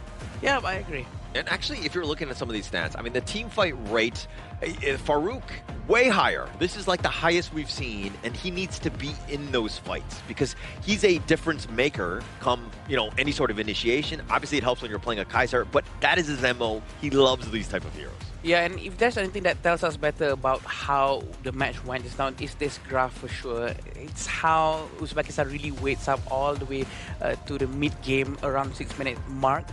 That's when they start to rotate together. 6 minutes is actually a good time because they know that Futsu is already online and they can start to really utilize the Sage Might and make sure that after he puts the Sage Might, everyone else focus fire on that 1%. No matter where or who this guy catches. I think there was also signs of succession coming in from the side of Pakistan where they found a bit of a comeback when Anwar was like on the bottom side and then he was like getting chased by 5 members, and afterwards we had like immediate answer coming from Pakistan to sneak the Shadow Overlord. And later on, it's just the team fighting. It's just so darn difficult coming from Pakistan. You can't answer the Futsu, you can't answer the Kaiser, and the damage coming in from Ismoldeg on the D-Ranger was just so darn consistent compared to the side of Team Pakistan's. Such a good draft. Yeah. Right? If you think about it, exactly playing this, like, you're thinking, oh, the Lapu Lapu, the Dharma, they got a lot of team fight. How are we going to just, like, navigate those alts, right? But it just seemed that we were able to do it. Is just isolate people and take them down. I think they were walking into their own trap, right? They're like, okay, let's pick up the Lapu Lapu, let's pick up the Dharma, for example, here. But then they forgot. The D-Ranger comes in, and then we pick, like, Beefy Boys, and Garuda is too far for you to actually engage, so what's next? Where's the follow-up damage? Because in some of these highlights, Muhammad H actually got a pretty good flank angle. It's just that there's just no real player coming in from Pakistan to actually follow on those final few moments. That's so true. even though we can see maybe there has been a little bit of lacking of micro here and there, but in terms of the draft pick coming in from the coaches, it really makes sense. And they know what they're doing, essentially. Exactly. So, I mean, in these kind of Asian Game qualifiers and such, it's not only the players who are being tested, it's also the coaches, right? So the drafting is actually very, very solid, which enables the players to really do well. Yeah, and you talk about coaching and you talk about drafting, right? You gotta be focusing on to another thing. This is not global ban pick. This is standard pick and bans BO3. 2 bans for each side, and then you make it 4 on the second phase. But once you use one hero and you found success with it, in usual terms of global ban pick, you can't repeat it. But in this case, in Asian Games qualifiers, you can still repeat the success that you found. So for Uzbekistan, maybe, just maybe, they found their real way of playing. Yeah, I need to apologize to Uzbekistan because they picked first here and it was like, oh, what are they going to do? But with this Dolia and the Kaiser, like, I'm sorry, I was not familiar with their game. Like, they figured it out. This is a great composition. And the MVP, Umijan, I mean, 4-0-18, he did so much damage from the back. 37% is not a small amount for sure. And the damage taken is 12.1%, with the gold 21.1%. Again, his ultimate is not just to find strikes or eliminations, but it's also to zone the area and make the entire enemy team scrambles around to make it a lot easier for isolation, right? Isolation also comes with the Sage Might, making sure that one guy is going to go down. So it all goes very, very well with each other. Very well thought out, right? The draft coming in for the side of Uzbekistan, every single hero had a purpose in the game and served really well in achieving this neutralizing lead coming in for this series here. Right now, first 3-game series that we are having in our Asian Games qualifiers for Honor of Kings. And I'm excited to see, out of these two teams, is it either going to be Uzbekistan making a reverse sweep or the Pakistan squad coming back strong after that loss? Yeah, actually looking at the pose from Umijan, he's kind of like, this is something that I want to adopt as well because I don't have an IQ phone. So it looks like he's trying to be like, hey, trying to manifest the IQ phone as well. This is a great pose for him to continue on. Seems like it's also a great pose for you, Holler. So yeah, no, I'm stealing this. That's what I'm saying. Can manifest this. Wait, you're looking doing at this pose, right? Yeah, this is the one. Isn't it, aside from the phone, is he asking for your phone number like, hey, Holler? We're going to have to ask him, what was the thought process behind this pose? Because, yeah, that's actually a good one. Like you're pointing people, like, I want your number. Like, this is the way you do it. Yeah, if you want to give any numbers here, give Holler here. Just drop it in the comments, you know? Right, because I don't have a phone. Oh. I still need an IQ phone. Just saying, guys. Shout out. Okay, well, we have seen the Dolia has been picked just now, right? Are they going to be picking it again? Or maybe Pakistan is going to ban the hero out? I think banning it, if you cannot really answer it, makes a lot of sense. Just like what Uzbekistan did, right? They couldn't handle Muhammad Shahid's channel in game 1. Yeah. So what did they do? They threw it up to the ban slot. Arlie and also the channel removed from the pool, forcing Muhammad in to actually pick up the hero like the Lady Sun. Yes, Lady Sun has strong burst damage, but if you can't really play the hero to a 3-4 item power spike, it's pretty difficult to actually carry the game, let alone dealing with 2 big tanks. You have one on the side, like a beefy Kaiser with double ultimate, invisible for 40 seconds just raiding at you. And then you have like a Futsu. Futsu for farm lane players. What a headache. Yeah. You look at him, he's like, you're in my range. Yeah. Flash. Yeah, he's going to be able to take that. But I think whenever it comes to this, like the standard bans and this type of system, I think that you want to just continue to play what wins. Right? Correct. Let the other team kind of, ban things out or make them, you have to change based on those, but you continue to do what works. Yeah, which comes to the thing where you mentioned just now, Adam. Yeah. It's a very smart approach coming in from the coaching staff of Uzbekistan after game 1. They're like, okay, we couldn't play this draft and we couldn't deal with the channel here. So immediately in game 2, they suck up their ego. They're like, okay, let's ban away the channel, and then they were rewarded with that win. So coming into this final 3rd game between these two teams is really important. They're both currently 0-1 in the standings of their respective group. They win, they're closer to qualification. They lose. Oh my, that's going to be terrorizing. Yeah, I'm pretty sure that they will try their very best to probably do more or less the same. And I agree with a very much simpler draft with simpler heroes. It makes much more sense and also reduce the potential stress coming in from the players on how to maximize what the hero can do. We do know that Kaiser is very much straightforward. For those who don't know, Kaiser's ultimate Invincible Warrior, it has sort of like a passive inside it where each projectile that he receives reduces a fixed amount of number of damage, such as minus 60. Every projectile is minus 60. So that's what makes him very, very strong. So to counter heroes like Kaiser, you need like a burst hero with one projectile only. So what they pull off just now is very good. Even Dharma's punches will be reduced, the damage, each of the punch. So it was a very good pick. Arlie as the first pick is not on my list. It's a very confident pick, right, coming in here, Holler. Especially Arlie requires so much mechanical prowess as we've seen. We've seen a lot of picks of Arlie, but yet to find a successful, aside from the one that has been showcased by the Philippines marksman. It looks like the food's going to be picked here with the Kaiser. Again, it ain't broke. Why fix it, right? Continue to go on, and it's going to be a nightmare for Pakistan now. They have to ban Dolia, right? They have to ban Dolia. Or maybe the third pick is going to be Dolia for Uzbekistan, unless if Pakistan steals them right now. Well, they could, but if they do take it away, they can't really pair it up with any single hero here. I would say that Dolia is not the best pairing with Arlie here. So Uzbekistan, they have a choice. Mid lane, farm lane, or pick the Dolia here. If they pick the Dolia here, great. You can really round up your draft, but you'll have a trouble coming into the later stages here. Well, like you say, if it's not broken, why even fix it here? 3 of the same heroes coming in from Uzbekistan's previous game draft as they are bringing it towards this game. Yeah, they're going to stick with it, but not having the Dolia, again, it's great for Farouk. I think it definitely has a lot of value, but it's gone. I mean, they would have picked it already. I think that, you know, the Foods, at the end of the day, you probably could have picked the Dolia and the Kaiser there, and then save the Foods for later. Because, I mean, the chances of it being banned or even being picked, probably very unlikely. Or maybe even the Garuda, right? Because I think that Dolia is the most likely to be banned out, because the only reason why Kaiser works just now is because of the 14 seconds of Invincible Warrior instead of 7 seconds. I feel that missing out on this Dolia is a huge waste. It's gonna be a very big punch towards the Uzbekistan draft, but look at it in the bright side.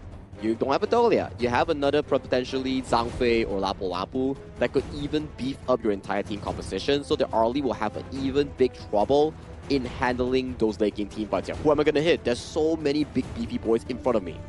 Or maybe Yarya to replace the missing Dolia, because Yarya can be played, right? So she can also always follow where Kaiser is going to be going, and I think that might replace what they need to make it tankier. But then again, they're going with Lapu Lapu with much more crowd control. A lot of control. I mean, they have, I mean, the Garuda is still there. The last one, obviously, the farm laner.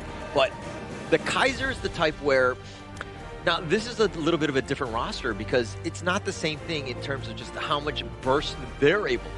Pakistan are able to have something that's a little bit tankier themselves. The Hino is a bit of a problem because it shakes things off with a Fate Rewind. So they're kind of, again, out-sustaining the potential punches being thrown by Uzbekistan here. And I'm a bit worried right now because previously, like you mentioned, right, there was no Hino coming in from Team Pakistan to really counter against this. And what does Hino learn? A lot of frontline and middle range heroes here. And you look at Uzbekistan's draft, Sponsor You, Lapu Lapu, Kaiser, and also Fuzi, they are all very mid to early range, like very short range. So the moment they come into the team fight, the Hano's gonna have a field day with those spears. True, I think he's gonna be able to make good use of all of these melee heroes. And we do know that Hano is a very good sort of a bit of a tanky hero. He can sustain with Insatiable Tome, given that he has enough magical life steal. I think it's going to be an interesting one. It seems like a balanced pick for both sides. Actually, it's definitely more balanced. Looking at these things and not looking at any other games that we saw, we know that Uzbekistan can run this roster, right? This is something that they ran last game. They played very well, but just looking at these two, again, rosters from an isolation, just in a vacuum, I'm kind of gearing towards the Pakistan side. Yep, and here we go, our first ever 3-game series between Pakistan and Uzbekistan. It's going to be very interesting for us to watch for sure. And an early fight between all of them in the center here with the spears being thrown out, hitting all three of them. The stacks are hitting. It's going to stack up on them with a huge amount of damage if they line up in a straight line. So in this one, the Fatih is going to be in the jungle. So this is a little bit of a pivot in that sense, where you have the Byron more classic in the Clash, because they're not, you know, Republic of Korea who like to run the Byron in the jungle. But this is one, it's a little bit more different in that sense, because Anwar, again, if he's able to get that farm, the Fatih can be a late game monster and just tear up teams. I agree, and what's more important is that the Fatih can always move around the map compared to a Clash Fatih. So he has this freedom to try his best to make good use of the Sacred Tree Blessing, but it seems like they're starting to poke each other just a little bit down here at the farm lane. 300 gold in front, which is not too big. This is very early for us to judge, but this is where we try to see if there's any gold trading technique that is being used by any of the teams. Yeah, and actually Hassan is kind of just babysitting Anwar, gold sharing, if you will. He's continuing just to kind of stick with him. But Hassan is the type where, in game 2, didn't have the greatest of games. Umijan definitely got the better of him. I think that this is one where we're talking about the mid-game, really setting the tone, right? Hassan needs to step up in this one. I agree, and we do have Farouk trying to rotate towards the Clash lane, trying to get the teleport very, very soon so that he can help the other lanes. There's not going to be too much of a difference in terms of economy right now. This is still very, very early. Both sides of the team have their jungle items and their roam items very, very well. And not much of a difference. Everyone is playing quite passively so far. Yeah, still early. I mean, the roams aren't even level 4, right? Once they hit 4, I think that you're looking to maybe take a fight. You can get a little bit defensive. Both of those roamers like to just kind of start things off. They've got some great ults ahead of them. But if we're looking at the other side, now this is where Uzbekistan are changing things up. They're being a little bit aggressive. Maybe they look for some sort of steal as Mahmoud is kind of inched his way into the enemy jungle.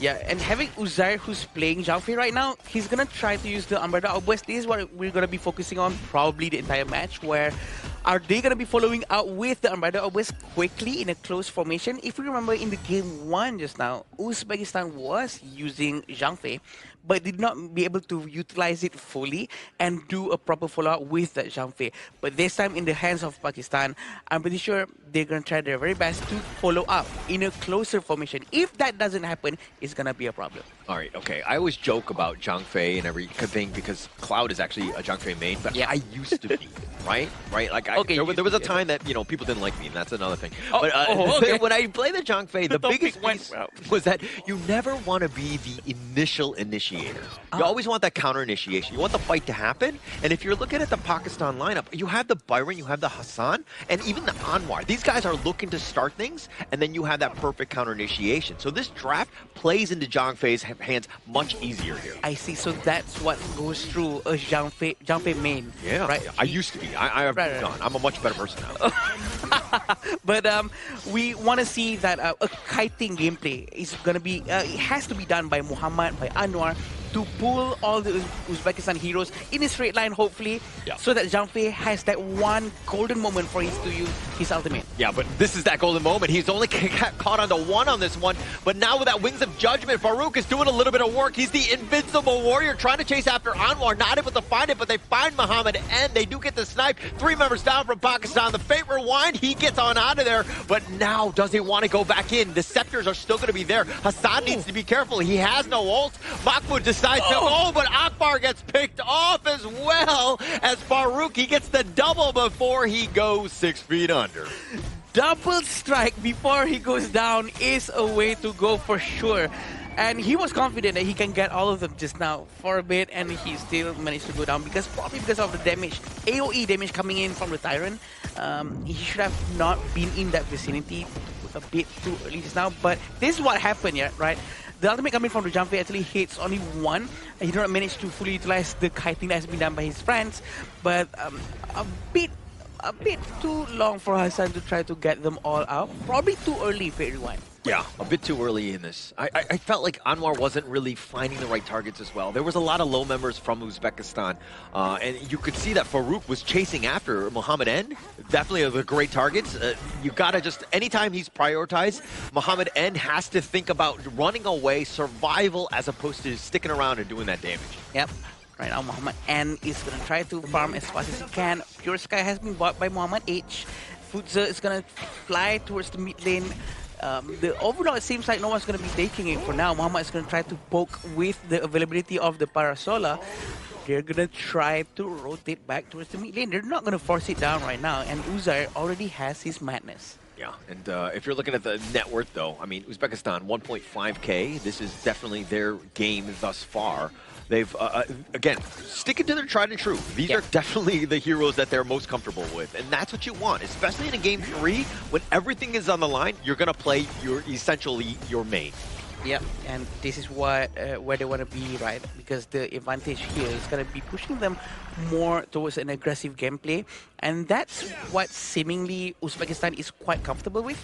If you remember the last game, game number 2, 6 minute 30 mark is where Uzbekistan starts to stick together. That's why they start to rotate together with the Futsa. Are they going to do the same this time? Oh, they flash forward. The Sage's Might on top with the Wings of Judgment. They're throwing everything at him. Do they have enough? And Mohammed H is going to go down. It works every time. Even though they wasted, or well, not wasted, they used 3 ultimate just for one person, but he still goes down. And no one from Uzbekistan is eliminated for now, so you know what? It's okay. And it seems like they're going to start to try to get the Azure Golem. The stack has been marked by Hassan. Hassan is still going to go in. He's so confident at this point because he has Fate Rewind, but this is a golden moment, but they're going to pull back instead. Yeah, I mean, the Umbrella Upward had been committed, the Fate Rewind as well. Pakistan are going to get away, but, I mean, everything just to stay alive, I don't know if that was the greatest of plays for them. Yeah, I feel like they should have maybe committed to the fight if they want to use Mahmoud, Sage's Might, they have him locked down with the Raging Sea on top of that. Who's there, not able to get away, and this is why the Foots Mahmoud has been so good. This is why I feel like Uzair shouldn't have used his ultimate just now, just for him to run away, because Hassan still had the Fate Rewind, right? Maybe the understanding of the timing is a little bit wrong, but let's see how it goes right now. Yeah, I mean, now he's got to build up the madness, and they find yet another. Anwar's going to be picked off. And Mohammed N, what are you doing? Trying to light step away. The bottom T2 is down. Hassan now has to flash. He gets on out, but Uzbekistan continuing. They're going to lock him down as well, but it's way too deep with the Wings of Judgment. They're going to tenderize him, but with these Vanguards, it looks like Uzbekistan are going to disengage. They decided to pull back very quickly. Very good decision making coming in from Uzbekistan. They don't want to overextend. They know their limits. They pull back. And coming from Umijan is really looking like someone who doesn't care about the cooldown of his skill sets, right? The Wings of Judgment has been used so many times that he doesn't care. He doesn't care if is this the right time. No, he just want to make sure that the HP of Pakistan heroes are as low as possible. Yeah, I think also it's more of like, when it's ready, he's just going to go, right? They're looking to fight every time his skills are off cooldown, and that's what you want. As opposed to, remember how day 1, I think it actually was with Cloud, we were like, oh yeah, you know, when are they going to use the Zhang Fei Umbrella Outburst? He's like saving it saving it for like Christmas or whatever. Like he was not using it, but now he's going to spend it on here. He finds 2. Mahmoud is getting a little bit low, but Farouk taking the Tyrant. They have the stun onto his air. They have a little bit of control. Mahmoud is continuing to do it. Just rain terror on, but he finally goes down, but they trade away for 3. You gotta admire Hassan's bravery right there. He really tries his best to go to the back line and try to spear everyone. But there's not enough or chemistry or timing or proper timing with his team for him to have enough time, enough distraction to keep on poking everyone non-stop. But it seems like maybe his entire needs to help me more. Oh, the Raging Sea only onto the minions. It's going to be dodged away, but they space them out. They're going to take the mid T2. And I think it's, again, just when you're talking about synergy, man, they just need to see more movies together. I agree. They gotta find someone to open that door first, you know what I mean?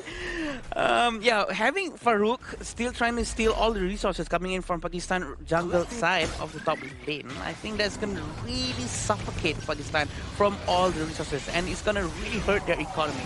Yeah, but one thing to note, Farouk was actually just hit level 13. Anwar has gotten the better of him thus far, at least in the experience department. Net worth, we need to see and check on this one because, again, Farouk, once he hits those items, he's scary, right? I mean, Hassan, Muhammad, and both need to really respect when Farouk is running right at you. I agree, and I think that the fact that Farouk's damage is very, very high, this is going to be affecting quite a bit. And it does seem like the net worth is leaning a little bit more towards Farouk, and it's not too much. It's by a couple of hundred, but you know what? That's one or two small items. Yeah, it's small, but over the course of all of the different roles, there's definitely going to be an edge. And now that bottom T3 potentially under siege, it looks like Uzbekistan are going to just wait a little bit longer. We're going to go with the vanguards here. And it seems like Pakistan is quite aware of what Hassan is capable of doing. They need to play around him to give him much more space, to spend time throwing the spears non-stop, to really poke the damage out of Uzbekistan, to, you know what, level the ground of what Umijan can do with Garuda, right? Because Garuda is a lot more easier. Just use the Wings of Judgment and shoot from far. So they need to help Hassan to do the same. Yeah, but Pakistan playing very passive game, right? Yeah. Usually, as a Haino, you want to be up front throwing those scepters, right? As you were rightly pointing out, I think that you want to be doing as much as possible. Anytime he's not throwing out those scepters, it's a feels bad, you're losing moments. So True. What makes Haino good is the scepter itself. If you're not really utilizing at max, then it's not really a good Haino. True, yeah. So, I mean, what are you? You're just like a range creep at that point, right? Yeah. I'm not saying that to that point, but it seems like they're going to start to force something out. It all depends on Uzer's ultimate. If Armada Obers doesn't hit too well, it's going to be a bit of a problem for Pakistan. So they need, again, they either initiate. Muhammad H has got to be making that play. Hassan maybe bait something out so that the fight happens, everybody jumps in. But Uzbekistan understand, this is very simple of the game plan that they want to do. So for their own team fight, they've been very cagey in terms of when they actually go in. Yeah, look at this Wings of Judgment. It hurts so much, and Muhammad H almost went down. Just a little bit more. I was expecting a bigger fight to happen, but it seems like Uzbekistan chose to pull back, sending Mahmoud all the way to the top lane to start re-pushing the minions again. He was so close to dying. I mean, he dies there. The wheels might have come off, right? Because Uzbekistan would be able to push. They had that man advantage, if you will. But they're looking to kind of, you know, again, they want to push them away, but this Wings of Judgment is so difficult to deal with because it just, again, spacing is absolutely real. Uzer is on the side. He's not going to pop his ult on this one. And they're doing a little bit of chip damage on the bottom T3, but Uzbekistan playing a very patient game here. The zoning power and the presence of Garuda itself is just so scary. And again, Umijan doesn't hesitate to keep on using the Wings of Judgment over and over again every time it is available to be used. And just focus on him. I'm sure he's going to be using it once more because the cooldown on this thing is too short. Yeah, way too short. I mean, every single time that it's been available, he's been just, you know, weathering the storm. Like, he's done so much damage. He's 307, didn't die in the last game as well. So he's just like, this is his jam, right? The Indonesian national hero. Just give him the Garuda, and he's going to let the team shine as well. Exactly. And knowing that there are 7,000 gold difference right now between the two teams, I'm sure that Uzbekistan will have a huge advantage. But if there's one hero who excels at turning a game around, it should be Zhang Fei. It should be Dharma, but there's no Dharma here. There's Zhang Fei, and I think it's enough. As long as they put a good timing into the ultimate of Zhang Fei to go hand in hand with Fatih and Ardi. Yeah. One thing I am worried about is that Uzbekistan, yeah, they're playing patiently, but at some point, Pakistan, they're kind of, you know, their lineup is geared definitely toward the late game. Yeah. Right? You give them space and farm and time, that's going to be bad for you, right? Yeah. So if anything, Uzbekistan, in the next 5 minutes, you got to close out this game in this series. Yeah, I agree. They really need to focus down here on this last push. This might be the last push, but it depends on how brave they are going to go in. It all depends on this Wings of Judgment first. Yeah, Wings of Judgment doing some work again onto the just onto the minions, excuse me. But it looks like Uzbekistan doing a lot of the spacing, poking and prodding, but they're not able to overcome and to get onto the high ground. Pakistan's defense has been immaculate thus far. I wonder what's stopping Akbar from going all in every time Minions goes in, or maybe the Vanguard goes in, because we were expecting the presence of Umijan with the ultimate that he kept on doing and doing over and over again. We were expecting that's the right moment because they have to run away and they will be lacking of a couple of heroes. But it seems like the longer they wait, damage from Umijan is gonna start to decrease a little bit as the items of Pakistan is gonna add up more and more as the time goes by. Muhammad and Hassan, these guys are going to be scary, right? Yeah, Come late game, right? And there's, I mean, I don't know exactly how close they are, but by biding your time, you're playing into the hands of Pakistan. They want to go, you know, as slow as possible. And now the top T3 will be going down. The Fate Rewind going to be used, but it looks like the Umbrella Outburst with that pushback. But they've already gotten Hassan. He's going to be down for the count. They take the tower down yet again. The Stampede doing a little bit of work as well. They find Akbar. Farouk had been taken as well, and it looks like the hole is going to be okay because Muhammad A goes down. The double strike going the way of Anwar. They find him. The pushback on. Do they have enough? And it looks like Uzbekistan are going to take game 3 in the series. Congratulations, Uzbekistan, for taking game 3, 2-1. Our first 3-game series here coming in for the 2026 Asian Games Esports Qualifiers for Honor of Kings. And what to add on towards that, it was Uzbekistan coming in clutch with a 2-1 reverse sweep of all things.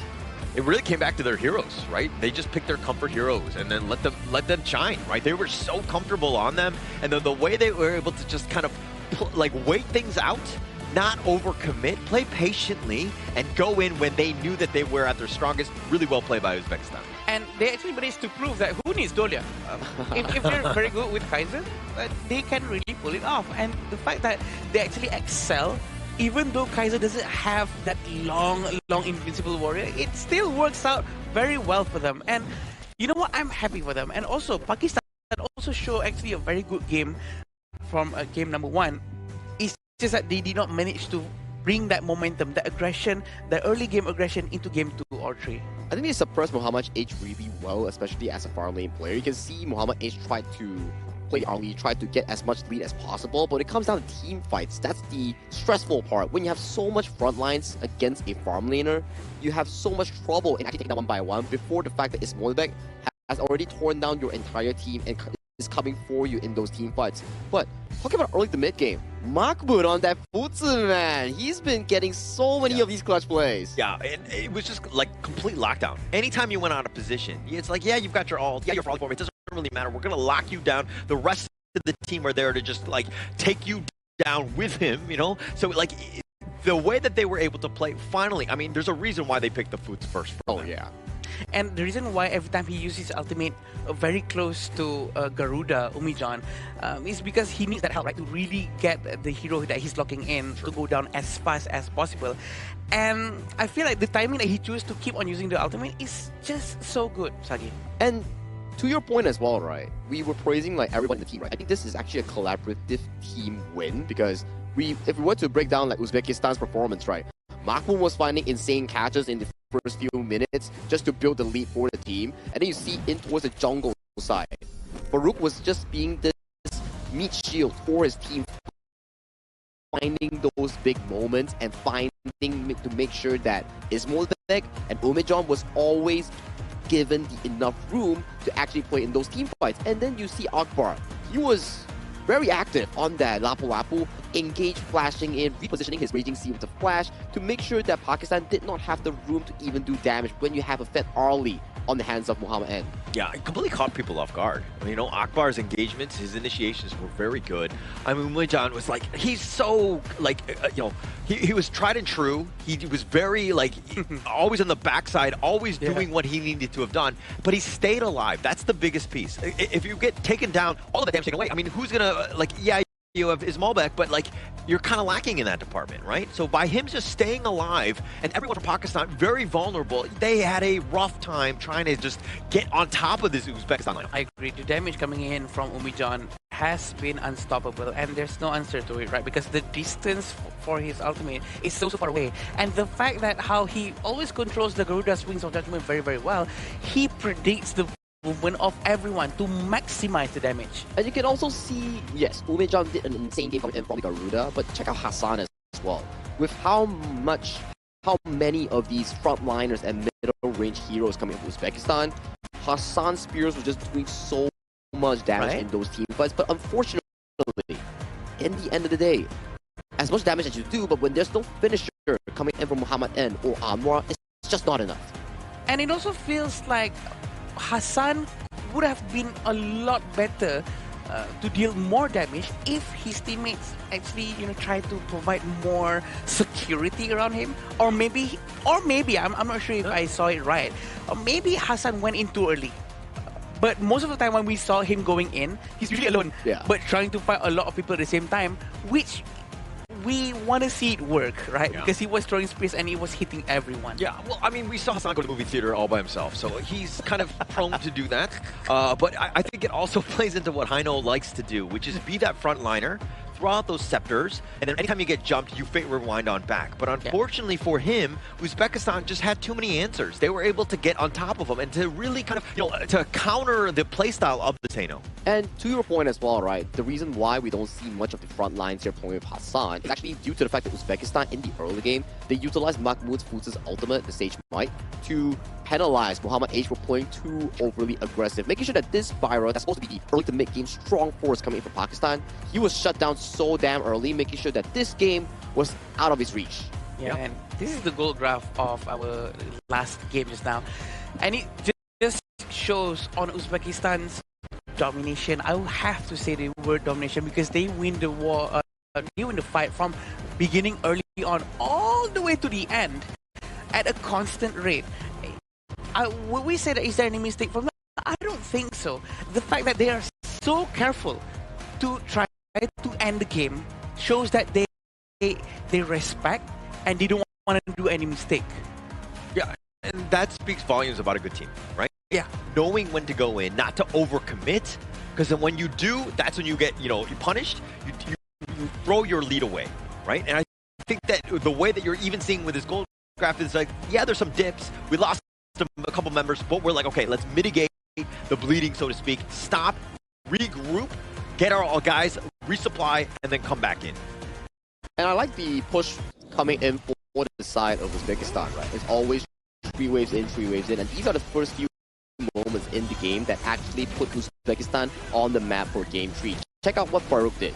He single-handedly zoned Anwar and made sure that Muhammad and had to swap with the Parasol into a bad position, into the face of Ismolibek. And as of this point, these were the most mentioned.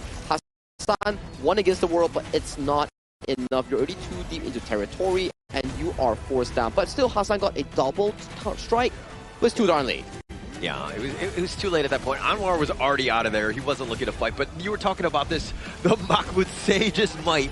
Every single one of them to lock him down. And then, like, Muhammad N is like, sorry, brother, you're on your own. And there's always that Umi-John behind him, right? Yeah. Always ready with the wings of judgment, which makes it so much more annoying. And I feel that the rate of learning or the rate of adaptation coming in from Uzbekistan from game 1 into game 2 and 3 is so high. How they managed to really get used to this close formation, moving around together with his teammates. It's just mesmerizing. Yeah, and you gotta give them props, right? They came out of a very difficult game against Indonesia yesterday where they were just cleanly defeated coming in from the Indonesian team. But today, coming in towards this series against Pakistan, losing the game first and coming back 2 games strong, right? You gotta give them props. The mental game is super duper good coming in from the Uzbekistan staff and coaches. Yeah, the resilience, that's the biggest piece, right? And of course, it looks like the MVP is going to be Ismail here. 407. 30% of the damage. Wow. We didn't speak too much of him until he got some of those eliminations, but I think that he was always the guy that was lurking in the shadows, being largely untouched in this one. Yep, I agree with that. I actually saw that on the stats too just now.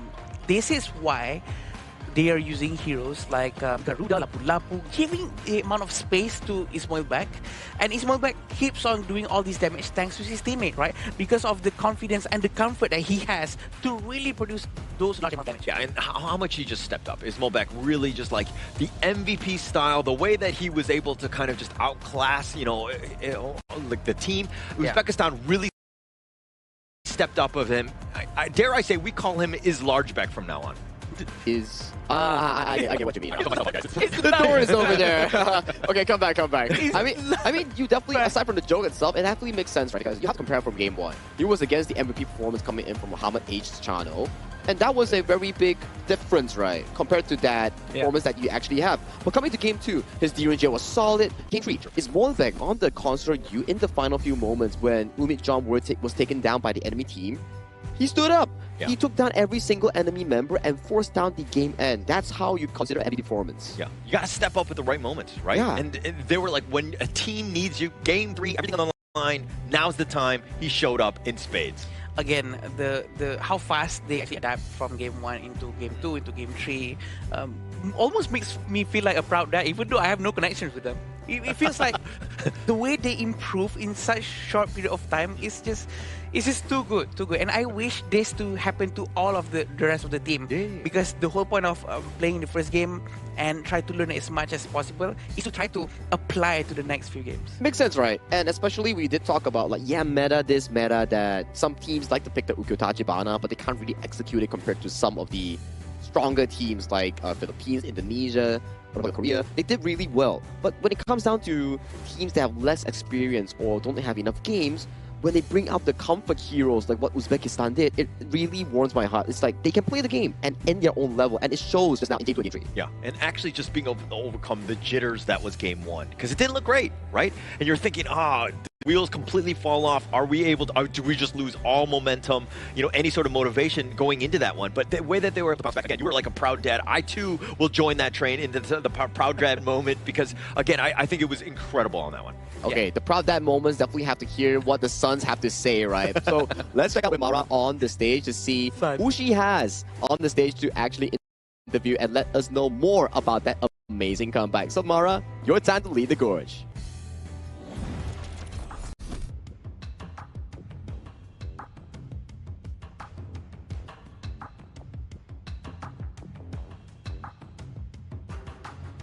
For the program? Oh, we're back. Hello. Seems like we have a bit of issue on the interview here, so we'll probably give Mara and Deployer more time to actually prepare for that segment here. But back towards the topic just now that we actually were proud fathers. I mean, we're not fathers of the Uzbekistan players here, but it just feels like a proud dad moment when you see like, 0-1, and then it comes back to a 2-1. It's like your ranking. It's like, man, I'm like 2-3 games away from 2000 peak. And then just all of a sudden, that one game pushes you up. That warms your heart. Yeah, and the fact that they actually managed to pull it off with the heroes that are comfortable with, like what you said, it shows that you don't really have to force what you can't do. There's no point in doing all of these flashy heroes if you can't. And the fact that you can do more with so much more simpler things, I think it proves a lot of things, right? Across the board. Yeah, so comfort definitely is there. And then also the fact that, after game 1, it's like learning, right? Yeah. You don't look at the losses as a bit of an issue. So you're kind of able to overcome with some of that experience of all that losing, so I see. It's good adaptation, right? And I just got news that Mara is now currently ready with the player on the stage. So Mara, again, we need you to lead us to the interview, just like how we lead in the gorge. Team Uzbekistan bags their first victory of the tournament. Congratulations, Umit. Thank you so much. I have to say, your game 2 Garuda, the burst damage was so scary. That was such a job well done. Now, this is your first victory. And how is that like for your team? Это ваша первая победа, и какие у вас ощущения? Ощущения просто замечательные. Мы просто не верили в себя вначале, но потом все это пришло, вот мы выиграли этот матч. Всем спасибо, кто болел. I feel amazing, and first the team don't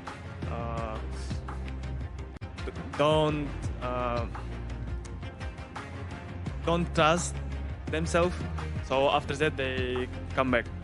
So in the beginning, the team was still looking for that trust within each other, and then now they've achieved it, and we can see that as we saw in game number 1.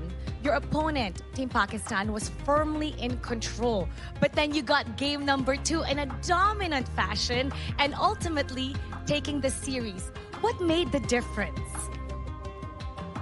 Первую победу пакистанцы, они взяли верх, И после этого, что у вас поменялось, что вы взяли камбэк? В первом матче мы просто боялись, ничего не делали, просто боялись заруинить игру и проиграть. И это повлияло на то, что мы не смогли как прежде сыграться. The first game, they actually tried to understand their game, and then it's not happening. After that, they scan them and then take the win. And you did a job well done. We saw the way you trusted each other. And you know what? We would love to see your Garuda a lot more in the next series. Now, for sure, Uzbekistan is cheering right now. Would you like to greet them and send a message to the rest of the world? Узбекистанцы, они рады то, что вы выиграли, и что вы хотите передать своей стране? Hammaga kattakon rahmat. Bizga ishonmay kelganlarga ham kattakon rahmat. Ko'rganinglarga ham kattakon rahmat. Shu iloji boricha mana shu 3-o'rin bilan dalishi mana shu Yaponiyaga slot olishga harakat qilamiz. Dalishi bizga balet qilasizlar deb umiddaman. Kattakon rahmat.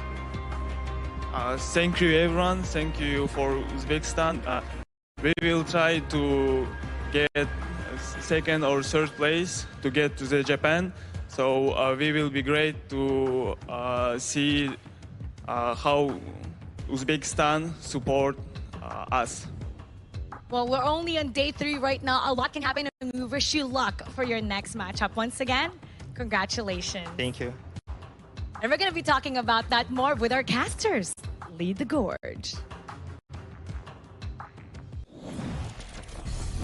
I can feel the happiness from the screen over there because Umi-chan, he was just all smiles on his face. He's like, you know, that win was so good that the smile just naturally comes out of your face. Like, you know for a fact that you came back from the series and it felt good. It felt so good. Yeah, that's got to feel amazing, right? You're down and then you win and then get into the winner's interview and then just going on stage like that. I mean, everything, like, you're representing your region as well. So there's a lot of pride, everything that you want. I mean, I was very proud of you, Michan, as well. Yeah. You were smiling, man. We were smiling all the way to our ears because he was, and we know how much it means to him for sure. And the fact that they actually made a very huge comeback with a very insane amount of gameplay, I think they deserve to be happy.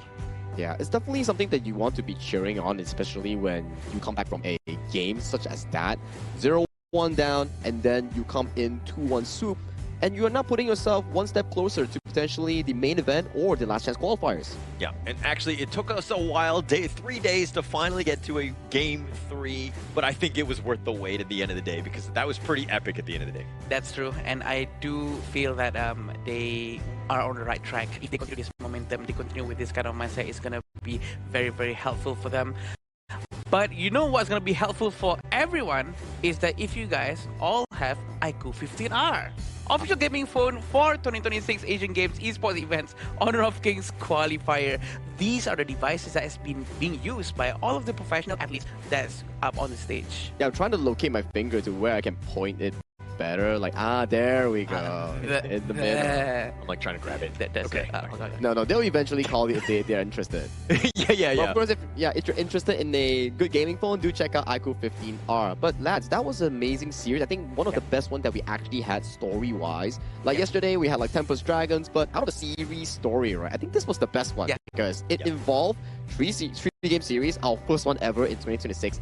Asian Games Esports Qualifier Honor of Kings, and then it came into a 2-1 fashion, reverse sweep style. Yeah, the comeback, that to me is the biggest one, right? Being able to come back, it's one thing to be like 1-1-1 and then kind of trade it and go around, but I think that the momentum, it shifted, right? Pakistan was kind of reeling after that game 2, and they thought that things were going to be very easy, but let's be very honest, nothing is easy here. Yeah, I was expecting that Pakistan is going to be steamrolling in the game 2. Yeah. Because they were actually being able to end that game 1 in such a style that it seems like, you know what, Pakistan is very solid. They know how to end the game very, very well, and they know how to really utilize their benefits. But eventually, somehow, Uzbekistan's mindset reset it so quick, and they improved. We come talking about this days and days, but it's just so good. Because it feels good coming in from an esports side that you see teams strive and they look for success and they actually won. But coming into the next series, we'll be having Jordan going up against Kyrgyzstan for the match 2 of the day. But we'll need to go for a short break before we bring you more Honor of Kings action.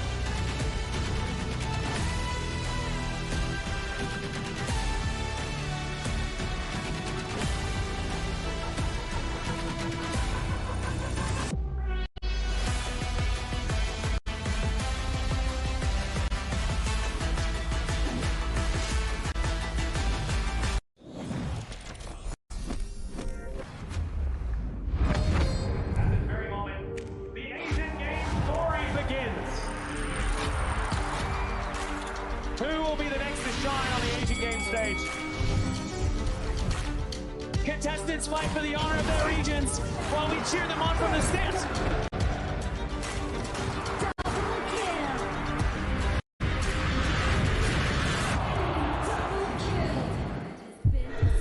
This is a challenge, but it is also an opportunity. The tide is turned.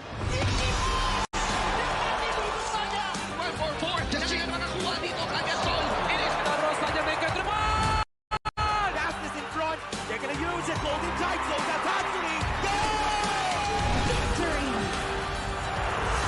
And we pulled it off together. We share the same voice, the same radiance. This moment of brilliance belongs to all of us. Together, we shine.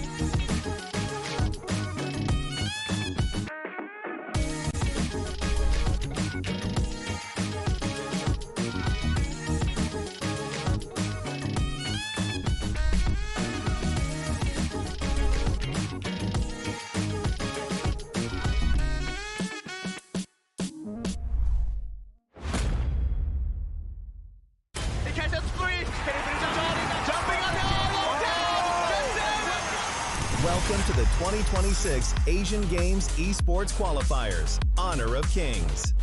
20 regions, 1 stage, and only the strongest 9 teams will earn the right to shine above the rest. Taking place in Malaysia, June 13th to 21st, 2026. Coming to Malaysia, this is the battleground where teams fight for the right to qualify for the Asian Games. 20 teams enter, but only 9 teams will move on. Apart from the 20 regions, there are 3 regions that have direct qualification. Here is the 2026 Asian Games Esports Qualifiers Honor of Kings format.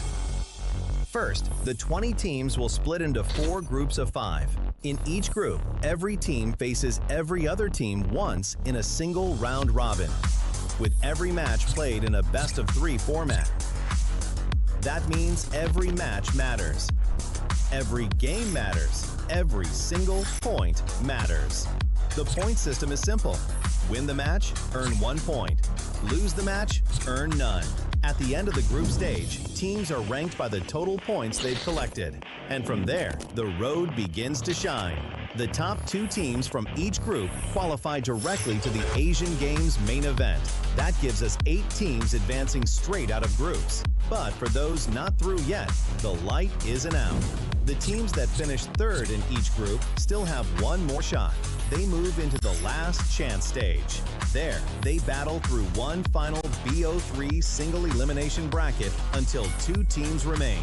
The 2 teams will then face off in a BO3 match to claim the one final qualification slot. So in total, 9 teams will make it through, 8 from the group stage and 1 through the last chance stage. That is the rule. Now it is time to see who can rise through it. From across the world, regions gather here in Malaysia. 20 teams, and only 9 will qualify. The path is set. The stakes are clear. Together, we shine. Stay tuned, and we'll see you at the stage.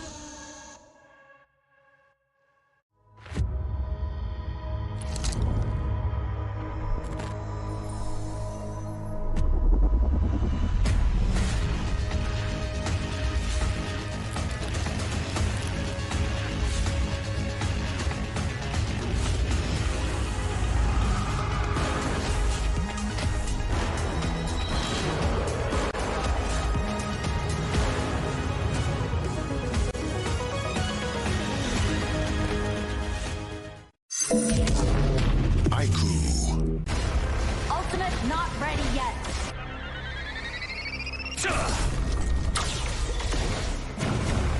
You have slain an enemy. My magic murmurs in ecstasy.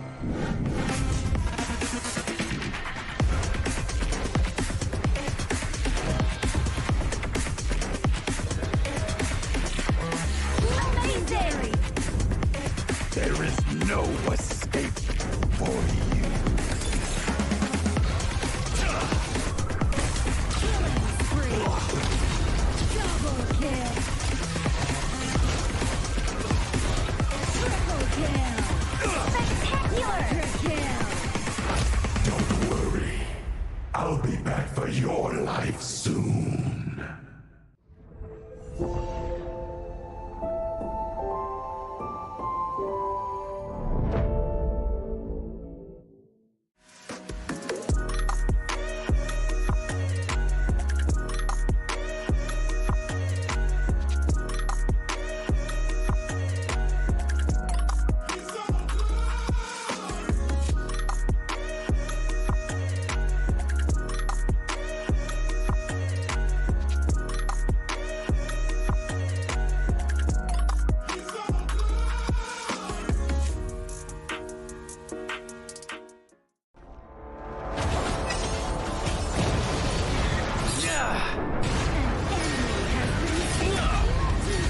Double kill.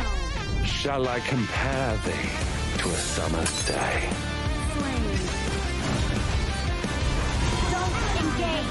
Slain. Don't crush us like insects. Slain an enemy. Defend our base. Our high ground tower is under attack. Amazing. Unbelievable. Triple kill. Ah, the fragrance of romance. Ally has been slain. Rampage.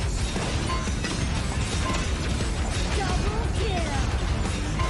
Triple kill. Spectacular. Pentakill. Lady Fortune is on my side.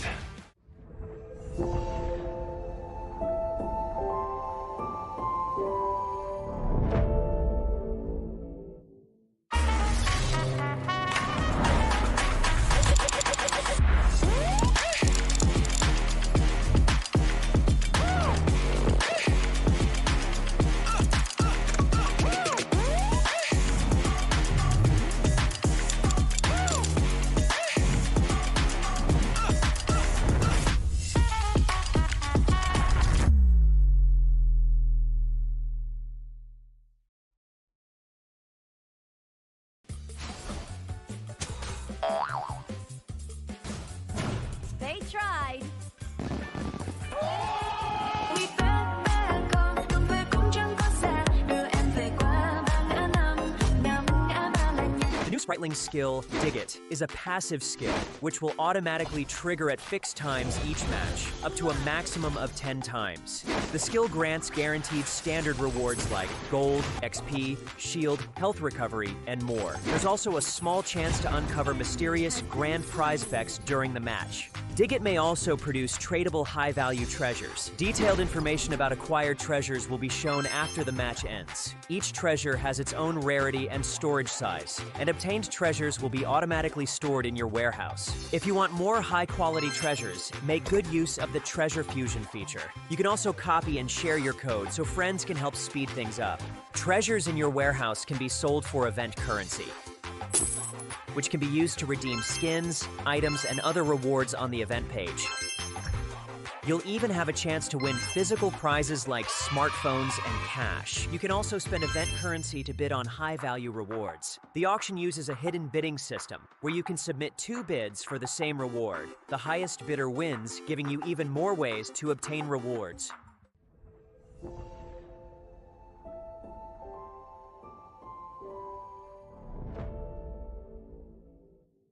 Itu kan track kita. Relax, bro.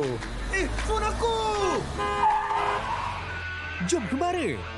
Mountain Dew!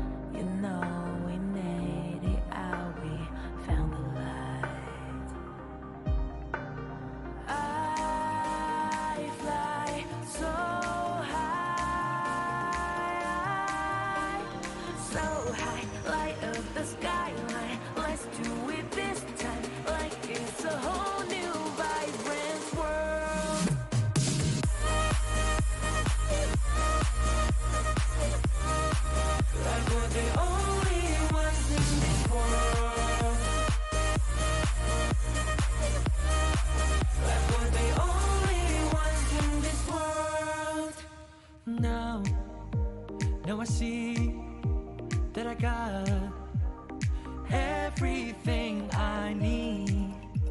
It's alright, I'm on fire, I'm alive, 'cause now I fly so high, so high, light up the skyline. Let's do it this time, like it's a whole new colorful world.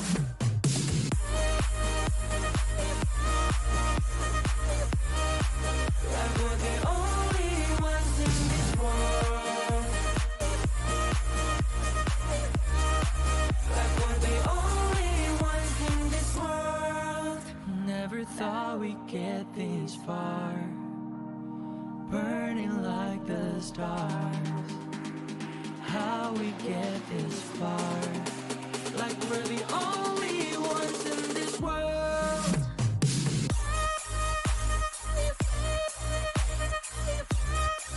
Like we're the only ones in this world. Like we're the only ones in this world.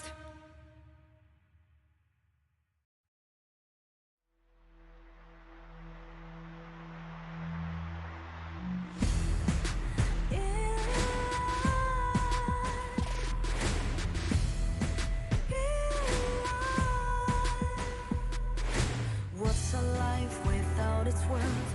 Compromising with what hurts inside. I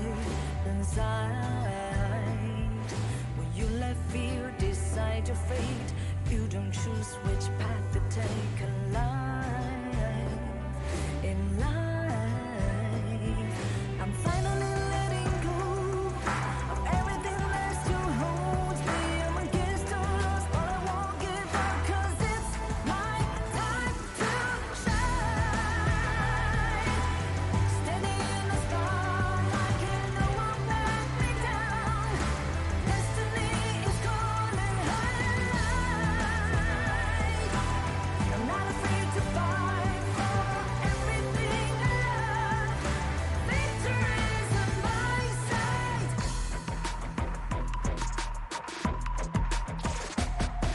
The more we lose, the more we gain. The more that nothing stays the same. In time, in time. Can love ever, can forget. What you see is what you get. Sometimes,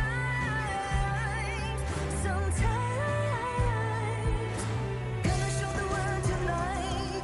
The light that shines inside us. We're against the odds, but we won't give up, 'cause it's our time to shine.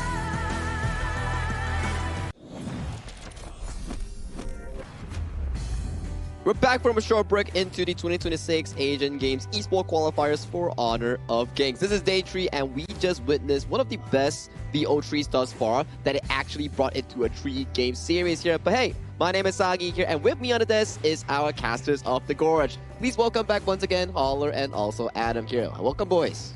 Thank you for having us. I think that let's continue on from the good games that we saw already in the first series of the day, continuing on and hopefully into this one as well, because again, it's all about those good vibes, making sure that the teams are actually going to be prepared, and we just want competitive games at the end of the day. What are the odds that the next series, this very next series, is gonna be 3 games once more? I think there is a chance for that to happen.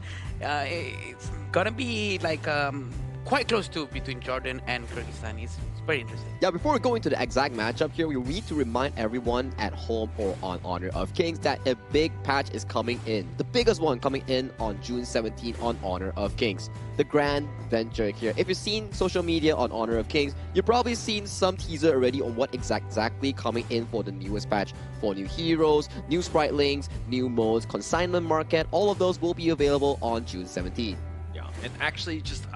I mean, kind of to your point about how the fact that we had our first game 3, I felt like, I mean, it took us 3 days to finally get to that game 3. I don't know if we, the first 2 days have been a curse or like a blessing, in the sense that, like, we've had nothing but 2-0s, right? And this today, I think that we might have some of the most competitive games. I think we're going to see the most game 3s today. I might be calling it now. I agree, because we need to keep it consistent, right? Of course. Day 3, so 3 series of 3 games. I like it. I agree. Wait, are you excited for? So Day 5 is gonna be 5 series of VO3s. 15 games. I think it only works for it doesn't rhyme. It needs to be best of 5. That needs to be best of 5 for Day 5. Yeah, I think that makes sense too, But without further ado, let's welcome our first 2 teams coming in for this exact tournament. Jordan's first experience and Kyrgyzstan looking for their first win with this video teaser here. Let's welcome the teams.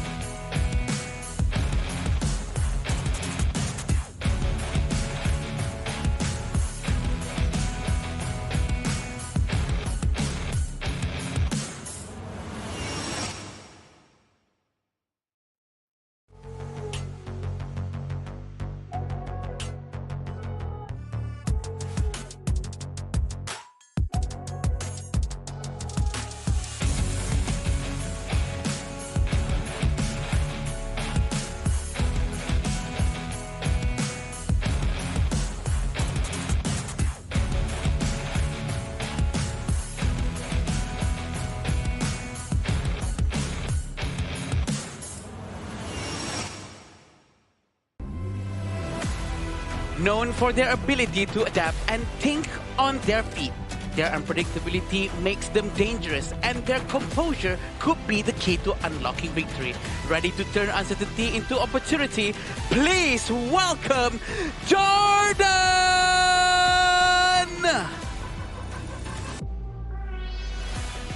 This team has already felt the pressure of the battlefield, but early setbacks don't define them. They step back into the arena with something to prove, and every round becomes a chance at redemption. Please welcome Kyrgyzstan!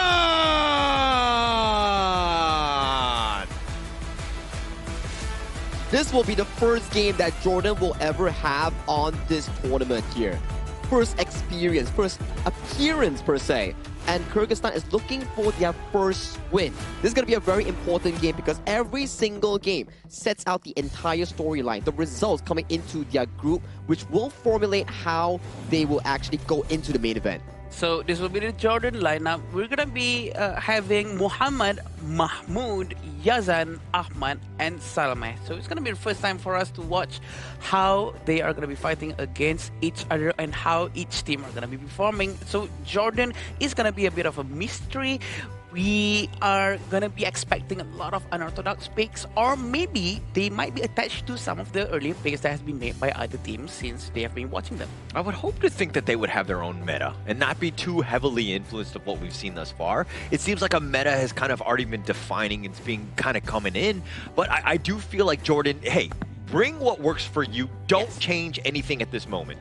I think that's the case that we've seen since the previous series, right? Like, meta defines the game, but if you can't play the meta well, sometimes defaulting into an easier execution heroes or team compositions actually favor you more if you don't have that experience. But for Kyrgyzstan, do you think they have that shot? Yeah, well, let's just introduce them here. It's going to be Kyrgyzstan here. Jamalbek, Dastan, Kunovic, Azat, and Marlin, and they're going to be a team that we kind of saw. We haven't seen them, you know, again, able to kind of define the meta themselves, but this is a team that's still kind of finding their footing, if you will. Yeah, we have a very good example from Uzbekistan just now. Maybe sticking to what you're comfortable with and what you're very good at is probably the best than trying to match up your energy with other better performing teams that maybe you've seen a lot of very good Ukyo Tachibanas, so maybe we should practice that too within 1 or 2 days. I don't think that could be the best thing to do here. Maybe just go with whatever the best that you know. I think Ukyo Tachibana as a pick, right? It's really amazing. Strong early game damage, invasions, or even the mid-game burst damage, right? But the problem is, execution is really hard and you fall off if you don't find a lead. Hence, teams do pick it up, but once they fail to execute it, it's really punishing in a BO3 setting. Yeah, actually, Ukyo and Chano have been the most picked heroes going into day 3. So, knowing that, I think that, you know, almost every single blue side team, when they're looking to pick first, has really kind of leveraged off of that. Those are the two main heroes. So, like, it's one thing to pick your own heroes that you're comfortable with, but understanding the meta of what other teams are looking to do, maybe you look to ban those out early. I agree, and we do know that there's only a couple of heroes that usually needs to be banned, especially heroes like Dolia can really reset some heroes like Kaiser that makes Kaiser a beast. But it has been proven that maybe Dolia is not the biggest problem. Maybe it's understanding your opponent that makes the biggest difference. And the Asian Games Esports Qualifiers is also another type of tournament where it applies the same style. Meta always starts to show in the first few days, but as you inch on towards the last few days or the middle of the tournament, you start to see more patterns, more strategies coming out for different teams in their pick and bans. Yeah, and as we go into day 3, this is the first time Jordan is going to be on stage. Has that helped them where they haven't played the first 2 games and to kind of, you know, let the other teams play and get a little bit more intel on them? Or would you rather them play up front and to kind of just shake things up from the beginning? That's a very good question. For me, for these 2 teams, especially for Kyrgyzstan, right? Like, let's say you're Jordan. If your first opponent is like Philippines or Indonesia from another group, then you might be feeling a bit worried because you've seen how well they play. But considering the fact that Kyrgyzstan has yet to found a win, and they are also striving for that, so both teams are probably at equal grounds and they are mentally prepared for one another. Yeah, I agree with that. I actually agree with you, and definitely the pressure is off, right? Because we do know that they are performing quite well, and look at them, they're very happy, very confident up on stage, and we are not going to be surprised if they don't really have that pressure on them too much, so maybe that could be the edge that they need. It's just about the little things, right? Going into this one, I think that you're seeing both of them, as long as you're kind of, loose, you're able to play your game, right? You don't want to get kind of nervous. You don't want cold hands. You want to just kind of be warmed up and ready to go, do your stretches and all that. Making sure that you guys, watch as many movies together as possible so that synergy is next level. It's all about synergy. I feel that everyone can really relate to this because synergy, bonding is one of the most important things, and maybe some of the players out there don't have enough of that. Yeah, I think it's about how long you train together, how well you know the game, how well you know the practices of your own teammates here. But another synergy that's going to be really important will be the synergy of heroes in the draft between Jordan and Kyrgyzstan here. As we see on Jordan here, they're on the blue side with Mai Shunui and Ukyo Tachibana, both locked away. Strong enablers locked away. Kyrgyzstan considering the banning out their Arlie, and the second one will be the Zhang Fei that has one of the highest pick rates this tournament. Yeah, so Kyrgyzstan picking in the Yukio. So this is more of like, hey, I'm going to attack this team, right? I know that this is something that they want, plus we don't want it ourselves. And they're basically making a statement going first here. What is going to be that pick? It's going to be Dolia. Let's go. It seems like they are quite inspired from what has been happening from the previous game. Maybe everyone's starting to realize, hey, wait a minute, maybe it's not just Dune, maybe Kaiser works as well. And then they're going to try to implement it right now. But I'm a little bit worried. If they have never done this before and they are sort of forcing it out right now, it might backfire on them. It may backfire on them because at the end of the day, you still need certain hero mastery and also the teamwork to actually pull off certain compositions, which are rather different in terms of execution here. So for the side of Kyrgyzstan, they took very strong two-side carries, Xiao Qiao and also the Chano as their 1-2. But I'm liking this from Jordan here. The Yuhuan Dun as well, their 1-2, and then adding on with a Yuhuan as their mid-game carry. They're so good with the Dolia as well, right? Their ults are amazing. The Dune and Dolia, the combination that we've seen time and time again. But adding the Yuhuan adds another interesting wrinkle. A lot of sustain. So Kyrgyzstan right now, I mean, the Venomous Staff, anything to kind of limit that healing is going to be key. And also, like, you got to understand that the fights are going to go long. Yeah, for sure. And we do know that Chano and Xiao Qiao, Dia has also been picked out. Usually Dia is a hero that we use to counter fast-moving assassins. But in this case, they're going up against Dune Jungle. I'm assuming this is going to be Dune Jungle, right? Because sometimes people use Dune at Clash as well. But having Yuhuan and Dune in the same team as Dolia can reset both of them. Anyone is fine. Because even if Dune is going to go down, even if he loses his unyielding might, he doesn't have his passive. He also have Yuhuan healing from the Unending Sorrow. Also, the pool coming in from Dolia. Which is a good, I would say, synergy, right? Coming in from Jordan's first 3 picks. It allows all of them to have good sustain and good combat ability, especially with the Yuhuan and the Dolia combo. The double Unending Sorrow, that's going to be a good backline flanking machine because we've seen how this combo has been played in the previous few patches here. You give the Yuhuan gold and he's going to be jumping all the way to the backline and assassinating heroes like the Xiao Qiao or the Chano. So the Kyrgyzstan lineup to me is very squishy, very kind of like, keep everybody at arm's reach. Let the Dune come in and just maybe isolate one person, but that's all they're going to throw into this one, right? So how that positioning, I mean, yeah, they need a frontliner, but they don't want to commit. Bai Chi is like the perfect pick to kind of round this one out. Yeah, I agree. Bai Chi is also a very tanky hero. They are lacking tankiness, and Bai Chi is the perfect one right now. It's also like the equivalent to Atta because it scales his skill sets from HP and HP alone. He doesn't need to buy like a physical damage item to make sure the damage is high and whatnot. And I think that Bai Chi is going to be helping out a lot in terms of soaking up all the potential damage coming in. But Marco is the best counter to Bai Chi, I think. Well, you need Marco Polo to actually have a lot of items. I probably assume like the Sprox Doomsday into Daybreaker. Then you can start being a threat to the Bai Chi. But that's another Elaine Dolia combo. More Dolia combos coming in for Jordan here. Yeah. Okay, for me, if you have a Dolia, it's good to have a lot of combos with her, but if you have too many, it starts to be a bit messy for the Dolia player, especially for Jordan. Yeah, I think this is also one where you're kind of like, oh, you know, if all of the teammates are like, give me the Celestial Melody. No, give me the Celestial Melody. Everybody's fighting for it. It's going to be like they're like pigeons fighting for food at this point. Like, because I think that come team fight, it's going to be key. And this is definitely, they're talking about synergy. Everything was revolving around that Dolia first pick. I like that in a draft. It really kind of sets the tone, at least in this one. Imagine if Dolia goes down first in any team fight, right? And she has no time to react with the Celestial Melody whatsoever.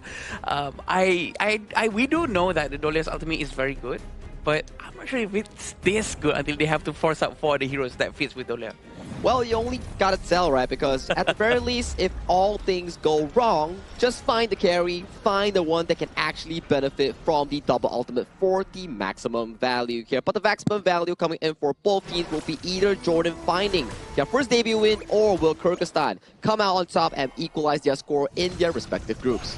Thank you so much, Saki, as we get into this game. But Adam, yeah, we know the draft in a vacuum, right? Yes. Who are you giving the edge to with just the heroes alone? Don't think about the players. I'll be honest. Yeah. It's Jordan's heroes. Okay. I feel like their composition is so much better because of the balance that they have from the Dune's tankiness up front, and Dune is jungle, by the way, so it's going to be very fast rotations coming from him, and the itemization is going to be helping him out to be much tankier than before. But hang on, I love the fast rotation coming in from these three, and they're doing this gold sharing thing together, and hopefully they're going to rotate back through mid lane with the U1. But yeah, having a healer up on top of that, also a damage coming in from Marco, that's going to be buying items like Sparkforge Dagger and Doomsday to melt down the tanks, such as the Baichi. Yeah. But it's going to take Ahmed a little bit more time to get there, right? Yeah. Marco Polo definitely is a late game hero. Needs time before he really gets going. But I don't know if you saw that, but Azad actually used his flash to go forward. It looked like it was a bit of a misclick. Yeah. And I mean, now he has to play a little bit more timid. Yeah, you have your soaring signal and you have ways to get on out, but something to take note of as it starts the game off on a little bit of a wrong foot. Yeah, maybe he accidentally pressed that, but definitely something that you don't want to do, especially up on the stage. But seems like both sides of the team are rotating quite quickly together. They sort of have the same pacing, same sort of movement and idea. And it seems like no one is going to try to take too much of a risk. Yeah, no, again, just very early, right? This is the first time that you're on stage as Jordan, right? You don't want to make any sort of mistakes. You're going to go as farm as efficiently as possible, use the gold sharing, let Mahmoud get his farm before you really want to fight. What we've seen from past Dunes in other games is that he falls off or he doesn't do very well when he doesn't have those tanky items. Yes, and we have to remember the combo coming in from Dolia and Dune is so effective because Unruly Blade's cooldown is very short, which means, in turn, Celestial Melody's cooldown is going to be short. Yeah, definitely short. This Spike Tail, like, literally, the four-man taunt! Oh, that was so great, but at what cost? Of Death at Sunset, what are you doing, my friend? Muhammad now on the run. He was trying to go for his own four-man Death at Sunset highlight reel, but it looks like they're both going to disengage at this point. Wow, what a great layways coming in from Jamal back. We would love to see more of that after this, and hopefully Kyrgyzstan is going to be helping him out to deal more damage. That is the perfect timing that he did. It's just that his teammates are not ready for that. Probably there were no communications prior to that movement. And also, it's still really too early, Dick. I mean, you don't really have items. You're not doing so much damage. It's so early in the game. It was an amazing taunt, but it's kind of like, okay, I think it was more of a flex more than anything else. Like, hey, this could happen at any moment. I think he was just testing the waters. Yeah. You want to know what's the perfect distance of the flash plus the layways together. Yeah. So he can do better of this. You know what? There's nothing wrong with that. He's working very well. But he's going to rotate back to the top lane, and we all know that he doesn't have flash, but he still has his ultimate. They have to be ready, prepare in 10 minutes. Tyrant is coming up. Yeah. And when that happens, I mean, nice wind slash onto 2. Mahmoud taking a decent amount himself. This Dune is going to be a problem, assuming he's able to get some of these items. He dodges a Honey Sweet Breeze, and he's all by himself, and here come the cavalry from the side. They're just going to push them away, though. Okay, the objective is going to be the Tyrant. They have to focus down on it right now, but will Nakoruru be able to find that one? He's looking to go. They find it. First strike, Ahmed just going right on into this one. The Bitter Farewell is going to be used on the side, trying to just mitigate, but Salome is going to be taken down. They find Zamelback. He's not taking enough. The Death at Sunset doing some serious work. The flash away, and a double strike going the way of Azad. He's on the run. Mohamed not going to dive the tower. Wow, what a clean wall coming out from them, and they're going to be focusing down on the Tyrant. It's going to be a good one, but replay of what happened just now, this is where the Wind Slash almost hit the rest of the team, but they still try to start to force because they know the layways is going to come out from the Jamalback, but again, there's no enough burst damage coming in from the entire team after Jamalback actually went in with the Baichi. Yeah, so Ahmed actually had the Fever Barrage. He did a decent amount, but then he was getting focused. He got the Celestial Melody off of Salome, Fever Barrage on over the ledge just to go to safety, but then he got caught around because he was sticking around a little too close to the sun, so to speak, and he got burned. Yeah, I feel like maybe they need to help waste more skills from Kyrgyzstans before Ahmad goes in, because Marco Polo is a very a hit or miss. If he goes in, it either works very, very well or it doesn't work at all. So they need to make sure that all the skill sets coming in from Kyrgyzstan has been used up first. It's just that it's just so early, right? He's kind of pillow-fisted at this moment. His shots are really not going to do as much as you want. I mean, definitely late game, right? Yeah. But this is also one where you're like, okay, you need to balance a little bit of the aggression, trying to take things away, but at the same time, you kind of need to just farm here. But this is the aggressive play from Mahmoud. This is going to be great. This is what you want from a Dune. He smites it away and chases them on all the way back. The Unruly Blade almost getting the pick off. The two-man stun with that Honey Sweet Breeze, so at least they got a little bit of damage on their way out. Mahmoud, he really wants to go in non-stop. We have to remember that Salama has been helping him, playing around his presence non-stop also to make sure that he can also exit the wall in case he needs to. But we want to see more itemization coming in first. They need to focus down more on stealing resources. Sure, he can try to steal the Azure Golem over and over again, but the objectives ultimately all lies down to whether or not they can destroy the enemy crystal or not. Yeah, and I mean, you're rightly pointing out the Dune Dolia combination. These two have just been such a good pairing throughout the Honor of Kings esports, like, or any Honor of Kings ecosystem, right? Yeah. I mean, they've been so good together because they provide so much. The Unruly Blade is like, usually it's a one-way ticket, right? Yeah, but now that you have the return one, it really adds a lot of value to the team.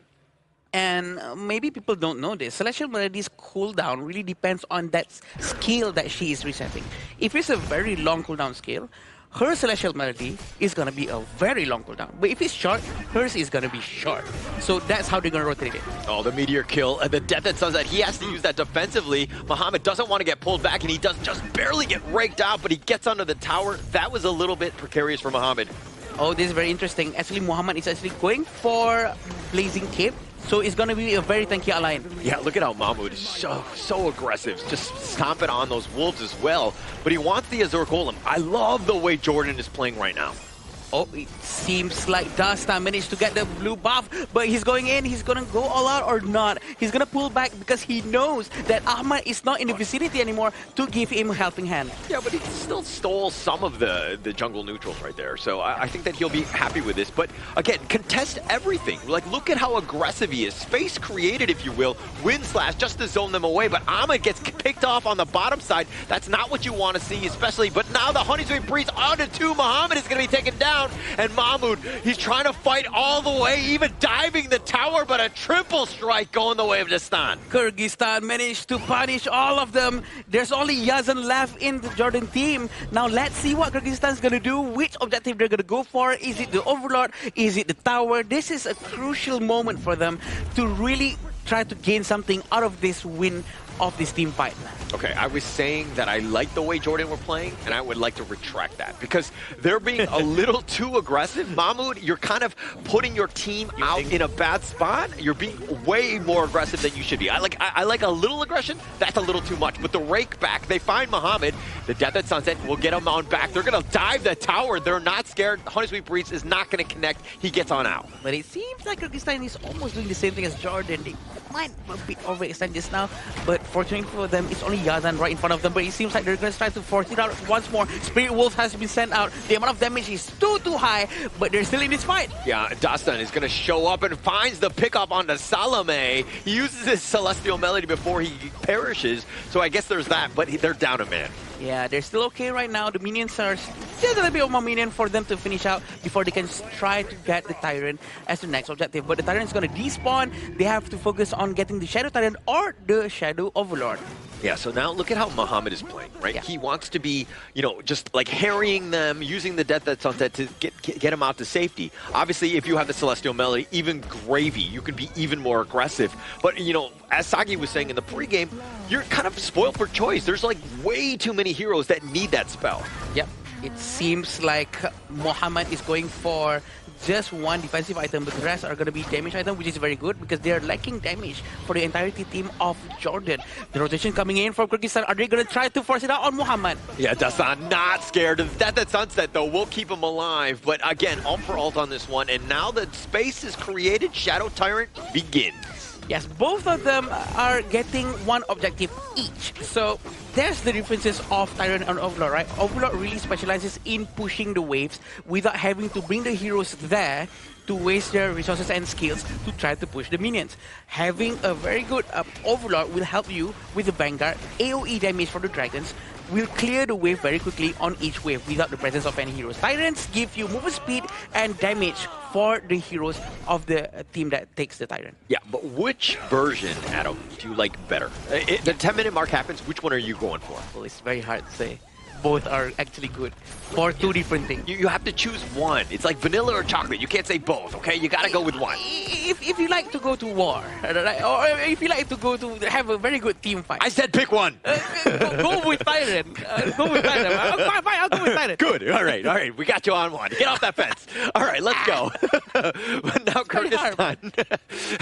It looks like it's been split here. They both have their own version of it. And now they get the little bit of lane waste on the Honey Sweet Breeze on top with the pullback. They've got Salome. That's a hot streak. They take Mahmoud down as well. 2 members down. Can they get anything else? They're looking to potentially dive, and they get the rake back, but they're not able to get more. But here comes Dastan on the flank. He's trying to go on the Fever Barrage, doing some work. He shuts him down. He says, where are you going, my friend? I love how they're playing. They really try to dive in non-stop, try to make sure that they get all these targets that they have. And it seems like they're fearless, right? They don't care if they're going to go down as long as they get what they're trying to get. And it's very effective, whatever they're doing. And Nakururu also has been one of the casualty or the collateral in this situation. But this is what happened. Look at how Mahmoud actually went in, tried to tank as much as he can, but there's no follow-up from his teammates. Yeah, no follow-up, but Azar gets picked off. He barely gets traded out. Yazan ensures he gets it. But, you know, that last fight where you kind of saw that, you know, Kyrgyzstan had a great chance. Yeah. But then Dastan going back in, that didn't seem to be the right play at the end. I agree. I think it's a bit of a waste of the extra advantage that they already built from that fight, but he sort of reversed it back. Well, they're on a streak for sure. They're on a momentum, probably riding too high on that momentum. They're going to try to tone it down a little bit for now. Mahmoud is going to try to clear the mid wave, and it seems like Marco Polo and the Dolia is going to try to rotate back to the back, and Ahmad is not going to try to risk it out. We're still waiting for that one moment of favorite barrage. Yeah. I mean, he's had a couple here and there. He's done a little bit of damage, but he just hasn't had the items to really kind of be the difference maker, if you will. I think the rest of the team has so much. Like this Jordan lineup, when they jump on top of you, it's scary, right? The Dune is on there, then you have the lane with the Death at Sunset, and it really comes back to Kyrgyzstan of just like weathering the storm. They have their own stuns as well. They need to figure out how to counterplay. A bit of a waste coming in from Jamalback. Everyone knows he doesn't have his ultimate anymore. Lay waste have been wasted. Yeah. I mean, it's for shame, right? I think that it's it's going to be off cooldown for a little bit of time. So this is one where you're kind of like, okay, we need to play a little bit more timidly. We don't want to give anything up because this is a pretty big ult for us. I think this should be the right moment for Jordan to actually go in, knowing that Jamalback doesn't have his ultimate. But it seems like there's not enough information circulating around Jordan. They probably are not very well aware of it, that this is the best moment for them to go in. But it seems like they're going to be switching objective this time, and Jordan's going to go with Tyrant, and Kyrgyzstan's going to go with Overlord. They're trying to rotate towards Tyrant as fast as they can, trying to secure the objective, maybe potentially steal. Oh, maybe, but it doesn't look like they're going to get there in time. They were just a little bit short. Mahmoud, sorry, excuse me. He did get the smite. He did take away the Tyrant. My bad, as he's looking to just run off. Yeah, they actually managed to get a Tyrant. The movement speed is there. The extra fighting potential is for sure there. So Kyrgyzstan are not supposed to try to force the fight unless they want to distract them away from the Shadow Overlord that is moving down there. Yeah, it's all about the pushing. The Shadow Vanguard is that's a big bait, right? If this mid lane is technically under siege, but it looks like they're kind of dabbling between the top or the bot or top and the mid lane. They're going to focus on the top T2 taking that down because again, Jordan had to rotate and take the Shadow Vanguard down in the bottom lane. Yeah, they're going to be quite safe for now. They're not going to force it too much. 2,000 gold in front for Kyrgyzstan. I feel that... Do the interview, right? Are you discouraged now? No, we don't do these in-game? No, we only do a post? Okay, but we'll wait for that one as we continue to lead the gorge here. But I do think that, I mean, Kyrgyzstan, like the way that they're moving around the map, I like that mobility, right? It kind of, it puts them in a box and it makes Jordan very uncomfortable. Yeah, for sure. And they really try to dominate the map area of this Crimson Golem, using it as a bait, and it seems like they get one. Oh, they get the perfect taunt here. And now the flash away, not enough. Ahmad's going to be taken down. That's most of it. The wind slash is going to be used, but he too will fall. 2 members down, and they're the cores. 5 of them are still okay. Getting 2 is a huge advantage for them. 3,000 gold in front. And it seems like Kyrgyzstan is not going to force out too much of a next move, but it seems like they're going to catch one. But Muhammad is going to fly away using Death and Sunset. Are they going to go back in? No, not yet. No, not yet. But he meteor kills on back to safety. The towers are being taken in the bottom lane, so they're molding down, and it looks like they get Salome as he was sticking around that tower, and now they're going for the flank. Dastan looking to go aggressive. Almost gets enough. Ooh. Not enough to take on the Yazan. Oh. But it looks like Muhammad solo. The soaring signal will snipe him out. They take the bottom T3. Kyrgyzstan looking to end this game as you see Yazan trying to hold on. He gets back into the fountain with the flash, but the crystal is under siege. Just one last time. They try to go in, but not enough. Ahmad is going to be taken down as well. Dastan, most of the damage, but they're going to take the crystal. Kyrgyzstan are going to get on the board first. Kyrgyzstan, with that disciplined gameplay, manages to secure the first point. It was a very back and forth 5v5 game coming in from both teams, but in terms of skirmishing, in terms of opportunities, I think Kyrgyzstan definitely had the better angle this game. It's something with this channel pick, man, I'm telling you. Every single team has been finding success on this channel from early all the way to late game. It is such a good hero, and it's one of the top 3 heroes picked at the Asian Games qualifier. It has so much impact, especially as a farm laner. It has everything that you want in terms of just like damage, like the wolves are annoying, the trap, everything. The kit is incredible here. Yeah, I agree. I feel that it's a very solid pick for sure. Going up, comparing to like Marco Polo is going to have a big problem going up against Chano because the Spirit Wolves are actually blocking the first kill of Marco Polo. So I feel like it's a very good hero. It's a good point, right? When you're laning against like a Chano, you don't want your Spirit Wolves to be blocking the Resplendent Volvo coming in from the Marco Polo here. It makes it so like, ah, man, this is such a bad lane. Why did I pick myself in towards this? And you made a good point in the cast just now. It's like, hey, Marco Polo is a very hit or miss hero. If you hit the ultimate, sure, it gives you a lot of value. But if you miss it, that's where it gets really punishing because you're a farm lane that's supposed to do consistent DPS. If your trigger discipline is not good, you jump in, your team entirely loses their main DPS. So that's the pros and cons of Marco Polo. Yeah, I also think that like going into game 1 where everything is on the line, like you want to kind of use the stock standard heroes in the sense that like less mechanically difficult, especially for the farm laner, because everybody else is high flying, they're all over the place with like the Elaine and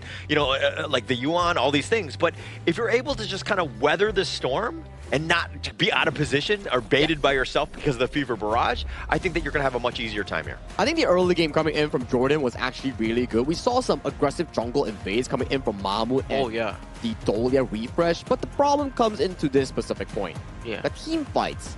the flanks coming in from Dastan and the engages coming in from Jamalbek, those are really key. How many times in the game that we actually saw Jamalbek on that Baiji started jumping the team fights, finding the correct targets here? Too many times. Yeah, I agree. And the fact that how Kyrgyzstan actually controls the composure, even though we have to say that they are very well pressured so much by Jordan from early on, really shows that they did it very well, right? They know they have the discipline to control themselves, defend, wait, hold up, don't use your skill set, and then bam, everyone goes in. The layways, the follow-up coming in from Xiao Chao, and we do know that Chano goes in with all the Spirit Wolves. They're just so ready to heal anyone who went down with their HP. Everything was so well done from Kyrgyzstan. Yeah, actually, underrated here. Probably will not be MVP, unfortunately, but we see you, Kumanich, in the sense that your Honey Sweet Breezes, like, they completely, like, negated what Jordan was throwing at you. They would go, and then that stun would happen, and they'd be like, okay, let's disengage, right? I have a core memory of what you exactly just mentioned on Kubanuich. His Xiao Qiao out of that one team fight in the bottom lane where Mamoon on the Doom was chasing all the way into the tier 2 tower. Oh, yeah. He was finding so many of those Honey Sweet Breeze to start the fight, which gave Kyrgyzstan a good advantage in those team fights. Yeah, I'm pretty sure that's what exactly has happened. Kubanich played really well. He pulled back, and he tried to find that right moment to use his skill sets. Azad with the high amount of damage. Holder, what do you think? Oh, well, I mean, he was clearly the MVP. I think that when you have that much damage, he got 7 kills as well, like tied with Dastan. This is a guy that was ready to go, like in game 1. If you were ever like, hey, I need my farm laner to step up, outclass Jordan in this one, boom, he was the guy. Look at that goal graph. It's the entire story that we just described just now, where Jordan had a really, really comfortable early game. It's just that they couldn't really pull the game wide open. They couldn't find the catches, the pickoffs in towards the late game, and then you start to see the Dolia having trouble. It's like, should I give the Dun? Should I give the double a lane ultimate that we never got to see? Or the double U1 ultimate here? So too many choices boiled down to a bit of a, I would say, unsuccessful start coming in for Jordan's debut here. But you see Kyrgyzstan pulling to their composition strength. Double carries, Xiao Qiao and Chano here with the good catches coming in from the Baiji. And this is my take. I think what Mahmoud was doing just now, he's on the right track. He was using Jordan, he was playing very aggressively, knowing that he has Dolia, so he's trying to maximize his presence with the Dolia as well. But I think if only he could get his teammates to follow his pacing, his aggression to go forward and try to make good use of Dun's sustainability and strength and, you know, his HP, maybe they could actually get a lot of takedowns, a lot of strikes. So this is the fight that we talk about, right? Yeah, very good stuff coming in from the early game, the double-edged sword of the Marco Polo, where you jump in, yeah, you take a lot of damage if you only isolate out one target. So he traded himself for this, but so far this is still looking really good for Jordan here. But you can start to see Azad. Now, this is the one that I want you guys to see here. Yeah. Good dive coming in from Kyrgyzstan here, but this upcoming Honey Sweet Breeze, boom, double into the ultimate flash coming in from Jamalbek, sealing the deal for Jordan in this mid-game. This is the moment where there was the aggression was just like they got punished for it, right? I think that you need balance. Mahmoud was going, I mean, you have to fight for something, right? And it's not about the kills. It's about objectives. You take the Azure Golem away, great. Then you get yourself on out. They were diving the top, the bottom T1 and fighting in no man's land for what? Just a couple of kills? Not a great spot. You need, again, you need an objective to be fighting over. Yeah, maybe the idea that they had in mind was to actually focus on trying to steal as much resources as they can, but you know, chasing all of them down all the way to the back of Tower Tier 2 when Tier 1 hasn't been even destroyed yet was a bit over the top. It's a very limited combat space they can actually have, right? And these are the few moments that Alma went in with the Marco Polo Fever Barrage trying to savor the game, but it's a little too late because the MVP player coming in from this series is Azad. Posing for that picture here. Like, give me a pose, baby. That's the best pose we've seen thus far. Easily. And definitely a clear MVP, not only in game, but also with the profile picks. I think the 7, 1, and 8, but the 42% damage, absolutely insane by Azad. Sagi, correct me if I'm wrong, but I think this is the first 40+% damage to have ever been dealt by an MVP. That is a huge amount of damage. That is a huge amount of damage. I'm trying to recall whether Davon we also had 40%. Was it on the mid lane player here coming in from Vietnam? I think it was like 9% or something. Yeah. I'm not. We're gonna have to check. We're gonna check that out. Yeah, right. It was definitely close, but I think this is pretty high. This is a lot. Yeah, when you're seeing that number, you're like, hey, what about the rest of the guys? What are they doing, man? Yeah. No. You can't put it in like that, right? He's like posing for the picture. It's like, hey guys, eyes on me. I'm the carry here. But Kyrgyzstan, you know, it's a team effort here. Without the engages coming from the Baichi, the flanks coming from Dastan, the good setups coming from Kudanuich. All this wouldn't be able to happen here. So for this MVP to happen, he definitely deserves it as he's the most outstanding out of a wonderful bunch. Yeah, I still feel the presence of the Baichi really turns the game around. I honestly thought that, oh, okay, this is going to be Jordan's game. The way that they're playing, so aggressive all the time. I feel like there's nothing that they can do anymore. But then the Baichi went in with the lay waste. The first lay waste, of course, it was just a singular lay waste without any follow-up. It was sort of a waste again. Yeah. But the second lay waste, he deleted the entire team. Yeah. I think that threat was always there, and that's why Baichi, he did a great job in that sense. But it goes back to just those micro mistakes, like again, diving the bottom T1, no real reason. Again, everybody, we need to just calm down. Yeah. Stick to objectives. It's all about objectives in this game. It's not about the kills. But I hope that Jordan doesn't lose their aggression in their second game, because their aggression was what made them so good in the first 2 minutes of the first game just now. I mean, if they don't really make more mistakes, right, I could imagine that they can steamroll the game and got it in towards their bag. So that's definitely something for Jordan to fix up into their consideration coming into the second game if you want to make it into a 1-1 nil. But before that, let's do sponsor shout out again for our Pataling Jaya Marriott Hotel here, because this place has been fantastic. The AC has been great. The food has been amazing. We just had that lunch just now and it was amazing. And I believe the players also agrees, because the beds, honestly, fluffy and really nice. Yeah, everybody's looking very well rested. I think that's been the biggest takeaway from a lot of these, right? Somebody's been enjoying it. Okay, so Adam has been great with this. But, I mean, going back to the game, in terms of game 2, Jordan, you talk about the fact that, hey, the aggression, great.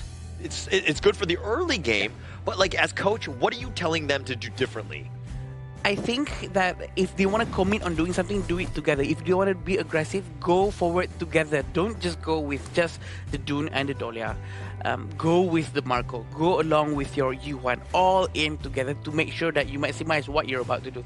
If you are being aggressive, just the two of you or just the three of you, and then you get punished from the rest of the entire of the enemy team, that's not going to go well. Which is a good point, right? That we saw the fight that happened for Jordan in the middle of two towers. Yeah. Their mid lane wasn't there. Yeah. He was farming towards mid lane, and then it was a 4v5 overly deep into the enemy territory, which could be a turning point for the side of Jordan here. If 5 members was readily available, maybe they could have just won that. Yeah, I agree.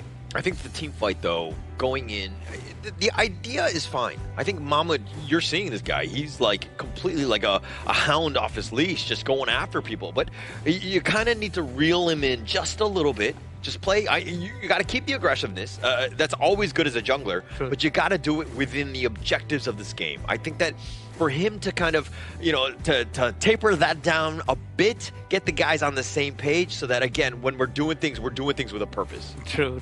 But also, we also have to remember that if you don't let him go out there too much. You know what? Stay at your side. Don't go out there.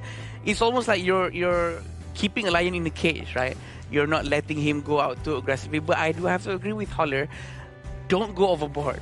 Don't go overboard way too much, because the tier 1 tower hasn't even been touched yet. I know their objective was actually to try to steal the Azure Golem, but then again, the heroes' HP are actually quite low, so why not we just dive in? But they dive in all the way in to the tier 2 tower. A good word to describe this situation is tunnel vision or overcommitting. Oh yeah, tunnel vision. So for that to happen, it's sometimes normal. Even the best of the best teams out there, tunnel vision when they all get really hyped up. Because you got to consider, it's Jordan's first game on this stage itself. But coming to the second game, they will need to definitely plan their drafts better as they march towards this really, really important game. I know I keep nagging on this, I keep reminding on this.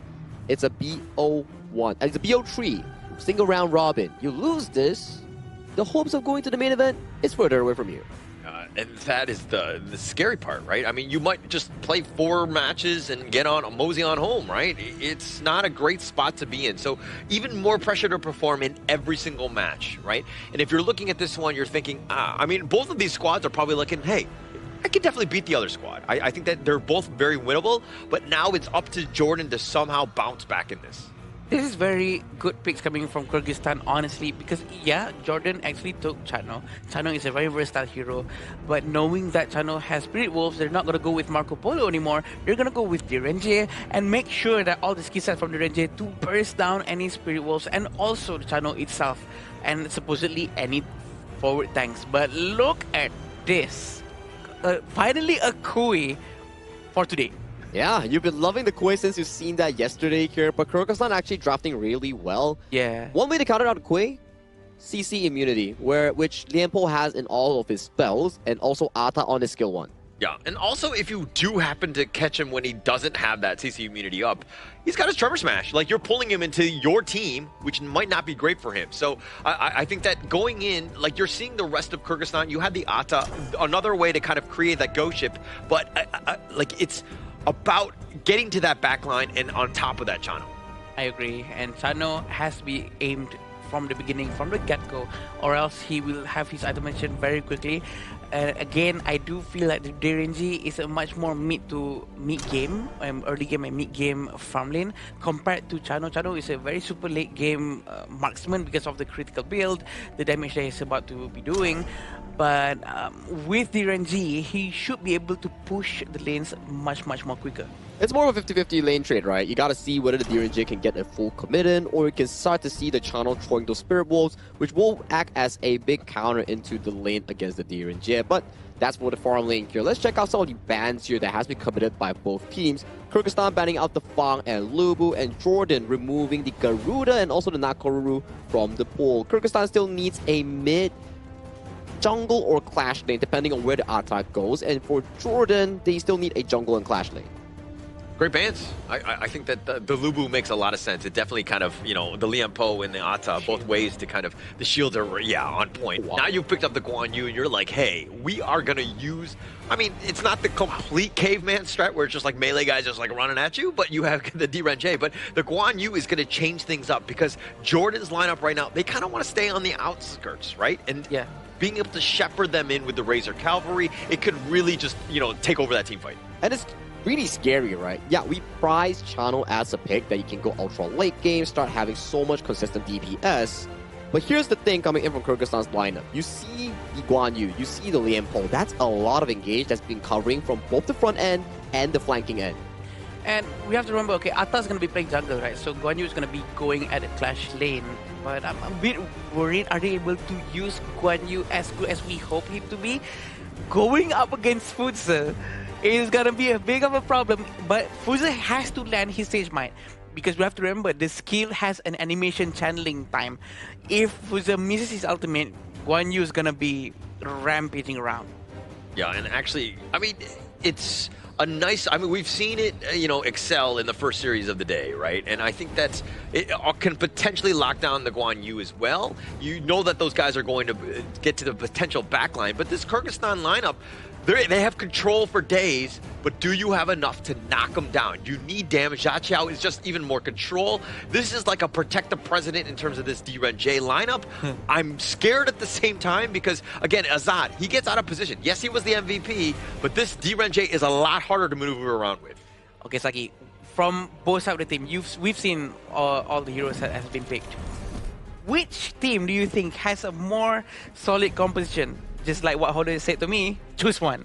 I would say it's Kyrgyzstan. I'm loving Kyrgyzstan's lineup here. You have so many front lines, especially on the engaging end. You have Marlon on the Lianpo covering the front engage, Jamalbek coming in for the Guan Yu to really threaten against Aman on that channel here. But if you want to give it over to the side of Jordan here, if this Quay can land some good hooks, then maybe, just maybe, they can pull this back into an even 1-1. And Adam loves a good hooker, right? So I think that having the Quay here is going to definitely set things up. If he's able to get those repositions, I think that they're going to have a great time. But at the same time, Jamelbek, he's got to be someone you got to be scared of because he too can reposition your entire lineup. Yeah, I agree. Compared to Quay being able to only hook one person, but it seems like they're really trying to raid the buff as soon as they can. This is an aggression coming in from Kyrgyzstan, which is what we're not expecting. We were expecting Jordan to be doing this instead. Yeah, not even 1 minute in. Smite battle, Mahmoud just barely taking that one away because Kyrgyzstan, they actually spent a lot of resources trying to take that one away. Unfortunately for them, not able to do so.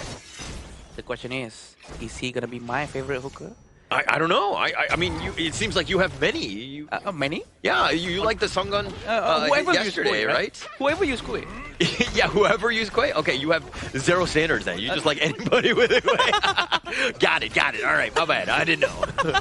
But yeah, he's trying to play safe and not really trying to hook it from far. He goes up front and trying to take the safe ones first, but we need that presence control coming in from Quay. When the accuracy is high, the fear from enemies in front of him will be very real. That the fact that they will try to avoid it, try to move around, maybe unnecessarily sometimes. Yeah. That's gonna it's gonna keep you timid, right? You're not gonna play the traditional way because you could get potentially hooked at a moment's notice. So you want to play very safe. So vision on where Salome is at all times gotta be key. He misses his first one. Not a great start to start this one off. Still quite early at this point. 500 gold for Jordan. They're going to try their best to farm as much as they can. I'm expecting Kyrgyzstan to be doing something more or less the same as just now, trying to steal the blue buff once more. But is Jordan going to try to defend the Azure Golem this time, or are they going to let it go? Oh, they'll take Azat. This is a great start for them. Probably got that hook by Salome, and it looks like they're going to put some pressure on this bottom T1. They're going to chip it away. The armors are there, but this is a great start. You know that anytime somebody gets an MVP against you, you got to focus him in the next one. I agree. I'm quite sad I didn't manage to witness that hook.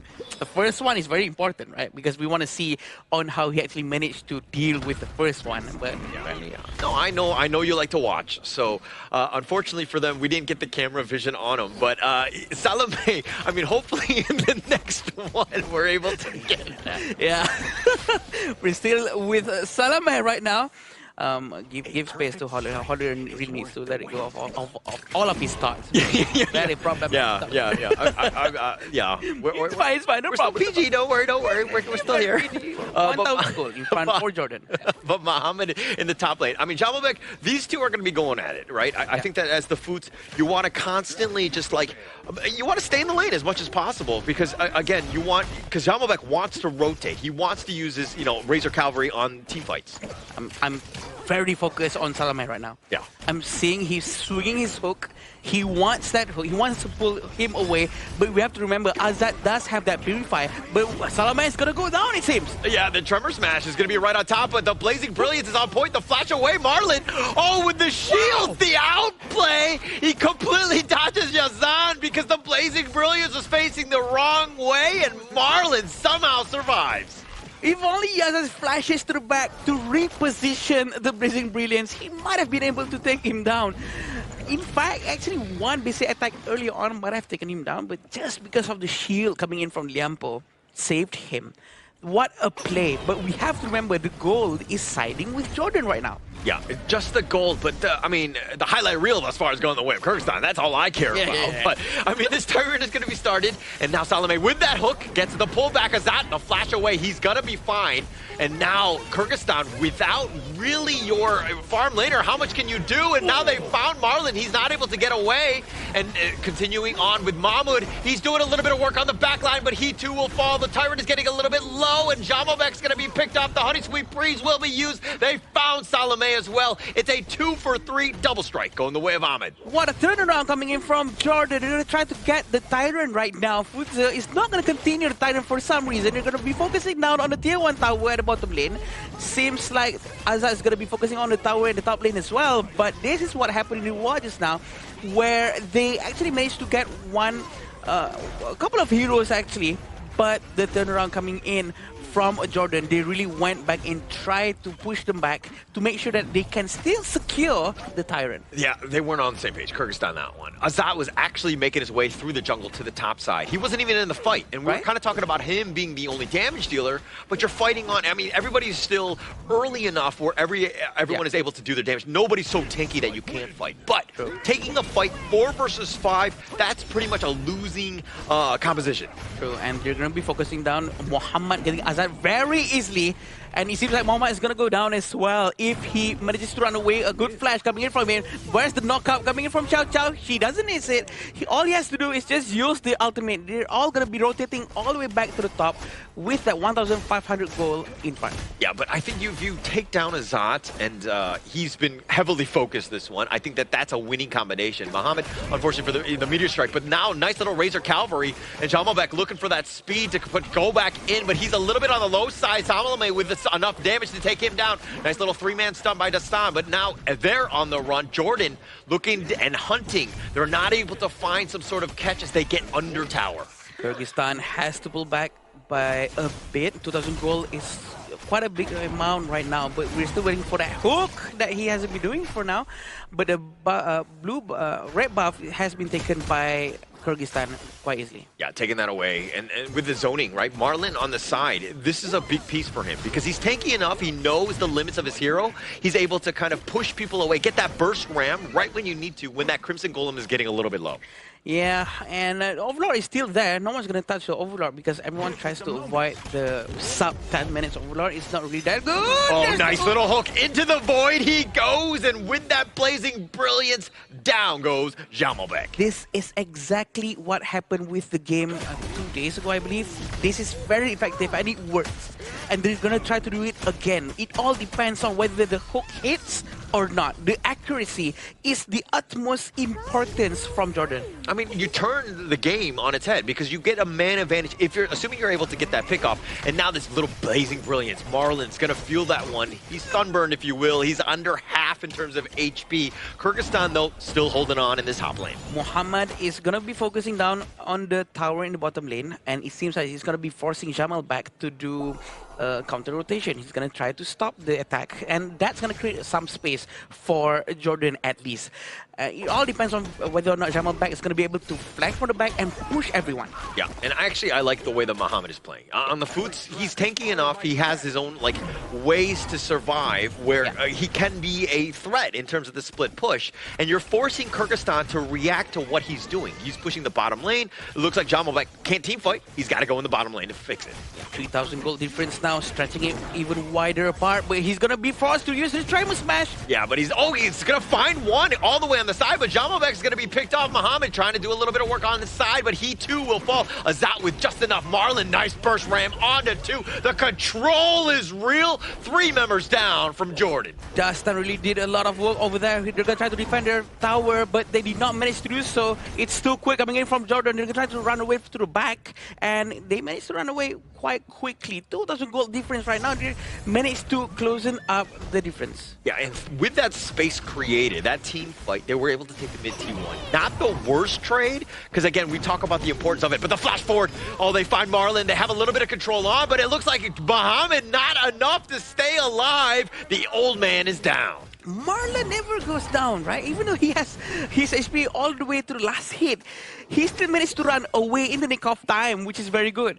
1,500 right now is getting closer, and Kyrgyzstan is showing up with this disciplinary gameplay, right? They want to make sure that they're playing it safe, they're not trying to forcing out too much, and make sure that no one gets picked out by Kui way too often. And you can see exactly how good of a player Marlon is when you're able to kind of get those stuns plus stay alive, right? He's been baiting out a lot of spells, but yet he's been taken down maybe once or so this game, but he's stayed alive. That's the biggest piece. Marlon has had a great game.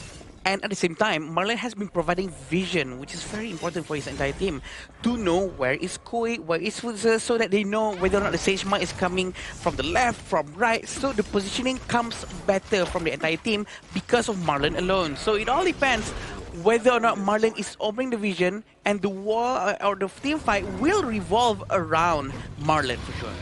And, I mean, Jamalbek is trying to do what he can as well, but he's died 4 times. He's actually starting to fall really behind. Yeah. And you never really want to fall behind a Mohamed Boots because he's able to kind of be super tanky, and now it looks like Marlon looking to go on this one. Tremor Smash with the Razor Cavalry. The Wombo combo. Ahmed is down. Jamalbek doing a little bit of work with that, and they find Salome as well. The double strike, but Mohamed taken down. 3 members down. Make it 4. Mahmoud is the only man standing from Jordan. Azad actually managing to find the right positioning, trying to take down one by one, and he managed to do so thanks to his friends, Marlon and Jamalbek, opening up a huge amount of space for the entire team to actually steamroll, trying to get this one more. Mahmoud might go down. Yeah, he might go down, but he was able to navigate that ghost ship, just barely dashing away. That was very, very scary. Now, Kyrgyzstan, and they're definitely in the driver's seat, looking to siege this high ground here. They're going to be focusing down on the high ground tower for now? Or no, they're going to be pulling back. Doing it much more safe. Damage dealt ranking is the highest for Chano. This is quite surprising. Ahmad is actually leading in terms of the damage. But this is what happened, right? Tremor Smash goes in, the ultimate comes from Guan Yu, but the Angela tries to melt down anyone in front of her. Look at Azad though. Azad is always ready to try to melt down anyone. And he actually saw that Yazan ran all the way to the mid lane and he greets her with the basic cards. Yeah, nobody likes being greeted by cards, right? I think that, and getting the triple strike there by Azad, just like literally finding them, because the rest of your lineup is literally there to create stuns. As long as Azad stays alive, they have a fighting chance. So Kyrgyzstan in the driver's seat because of that at the same time. Now, Jordan, you need to know that you got to get on top of Azad. You take him out, you have a chance in any of these team fights. And we're still waiting for the combo coming in from Mahmoud and Muhammad, right? Because we still have the Sage Might and the Sacred Tree Blessing. Try to follow up with the Into the Void from Salameh if the hook hits. So that's theoretically the combo that's supposed to happen from Jordan. If it happens, it's going to be very good, but they have to expect the Tremor Smash coming in. Yeah. They have to expect the Guan Yu going to be steamrolling with all the horses, push everyone away. That's going to be a huge problem. But Quay is the type of hero who is like, when you're winning, you have a great time because you have more of the vision, and then you're able to kind of control the map, and then you're able to find good angles to find hooks. When you're on the defensive side, when you're losing, now it's much harder because you don't have that map control. You don't know where you're going. And so it's kind of like you know, if you're like a blind box, if you're at the end of the day. But the flash away, now they're going to do a little bit of work in terms of the Razor Cavalry. It's going to be enough. Salome not even able to get his ult off. And they're going to take the top T3 in a bit of a hurry. Marlon just gets to safety yet again. Just playing that Lian pole like a maestro he is. And they're going to continue. Dastan doing a little bit of work. Gets a little bit low himself. They get the nice little knockback with that Honey Sweet Breeze. They're just tearing it up, but Dastan does fall. They find Muhammad on the side. Marlon still sticking around with that Vanguard. The flash out forward. Azad wants to go aggressive. The Crystal, though, but the backdoor protection turns on, and now they need to run. Azad was free, hitting everyone the entire time, and no one was hitting him. No one can do anything to him. In fact, he even flashed into the crystal, trying to find someone, but they managed to run away just in the nick of time. And they managed to get 2 high ground towers, which is extremely valuable for Kyrgyzstan. They're going to try to get the tile right now with no problem whatsoever. 4,000 gold in front for sure. But every team fight always starts with Marlon. Marlon and the Tremor Smash is unforgiving. He always goes in steamrolling. He knows Jamalbek will always have his back. Yeah, no, that's the biggest thing. Nice pun there. But I think that on these ones, like you also have Dastan with that ghost ship, right? These 3 heroes have been setting up so much of the chaos that you will. Kubanich as well with the Honey Sweet Breeze. They've been lining it up. I mean, there are definitely some holes in this roster. Again, Azad, he's the guy. You take him down. They don't. Yeah, they can control you for days, but they don't really have the damage. So you got Jordan as a team. Need to find him. Oh boy, the automation coming from Azad. He has Spark Forge Dagger, Doomsday, Daybreaker. He also has Sun Chaser. Everything that he needs to make sure that he can hit people safely from far back with the extreme amount of damage coming in from him. Because there's current HP percentage based items such as Doomsday, there's Daybreaker to really pierce through that thick armor coming in from the thick boys like Muhammad, like Mahmoud. I feel that Azad is going to be able to carry this right now. But if he gets hooked, that might turn the game around, right? Yeah. But we're still waiting for that that game-winning moment when he's able to find that hook. Salome right now, it seems like, again, when you're losing, tougher, right? To find that play, but we have not seen the traditional Quay plays that we've seen, the highlight reel, if you will, in the Asian Games qualifier thus far. Exactly like what you explained, Holler. When they're losing, they don't have the vision. So it's very hard for Quay to actually go through and find more chances because the chances is darker. The map is darker. It's not. There's not much he can do. Muhammad is going to be trying to do some split pushing, maybe to buy some extra space, breathing space for his entire team. But let's see if it works or not. Yeah. Well, things are definitely getting darker for Jordan here as they're down a game already, and now they have to somehow hold. These elite minions will be pushing in. The Shadow Vanguard is going to be in the top lane as well. Kyrgyzstan almost playing this one to the T. Nice hook, but it might not have been the right one. Into the void. The Honey Sweet Breeze just countering all of that. Says, hey, you want to bring me forward? Thank you very much. Marlon with his control. He has to be careful. Marlon is not the right target because he might backfire exactly like this. But fortunately, only Salome goes down, but the Vanguard is here, Holler. Yeah, they're looking to go. The Sword Green Dragon Jamalback looking for that flank, not able to do so. The Blazing Brilliance is on the side, but they find Muhammad. The Crystal is under siege, and they will take it. And Kyrgyzstan gets the sweep. Amazing game coming in from Kyrgyzstan. The discipline, the skill set that they have to always avoid the hooks is crazy. 2-0. Marlon, my hero. This guy, man. So many times in the early to mid game, he's been sustaining those damage, finding those fancy steps to get his team more room to do damage. And in the end, that one hook, he blocked it for Azad, he got in, he took the Quay out, and then he forced it to be a 4v5. And at that point, when the Overlords were marching in, it was only Doomsday coming in for the side of Nepal. I'm not sure if he blocks it for Azad.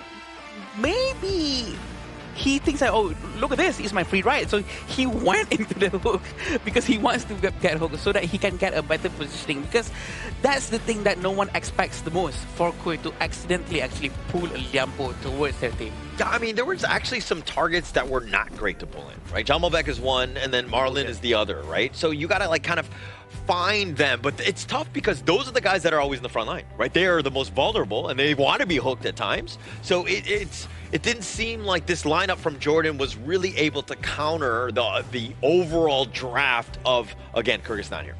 I think Kyrgyzstan really played well, especially in the team fight itself. As you can see, early game, same thing goes again. Jordan controlled the early game really well. It's just how they convert those wins in the team fight. In the early game, we saw Azad, he was repeatedly punished by the Quay hooks. Yeah. Many times, like 1-2, 1 forcing out the flash, second one getting takedown. Afterwards, in the mid game, awfully quiet because Marlon started to came online on that Liampo pick. And we talk about Liampo pick. Yeah. You can be CC immune when you use your spell 1, spell 2, and ultimate gear. So making it a fancy counter into the Quay pick. Yeah, we've seen a lot of Quay picks all this while, and we do know that there's a very effective Quays and there's slightly not so effective. So maybe the idea is that not many people know that Quay hooking a buff or a jungle, try to slow down the jungle's resources, or maybe hook other things, not specifically just heroes, or maybe just hook a tank and kill them as soon as he can. Maybe that might be the better option rather than trying to focus down to the back line all the time. It comes back to the whole early game, right? Right when he hits like level 4, essentially, because you want Into the Void. Yeah. But that's kind of when you need to start thinking about being like a gank squad. Right? Maybe you start rolling around with Muhammad. Maybe you look for some sort of pickoff because you get the hook, you say just might Into the Void, you just like wombo combo on that guy, right? And that creates a lot of space. It makes it much easier for Ahmed to really just take them down. Unfortunately for them, they started getting like losing towers and they were playing defensively and not really, you know, synchronizing and coordinating around the map as they should have.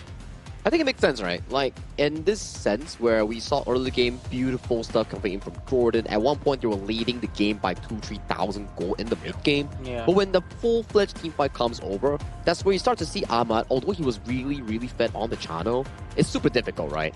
You have Marlon jumping in with the Tremor Smashers, and then you have the stun always in your face, and coming from the back, Jamalbek with the Guan Yu. It was just so much pressure coming in from the farm lane player. Yeah, but Azad with 727, and it looks like Kumanich, he was 607, 67, huh?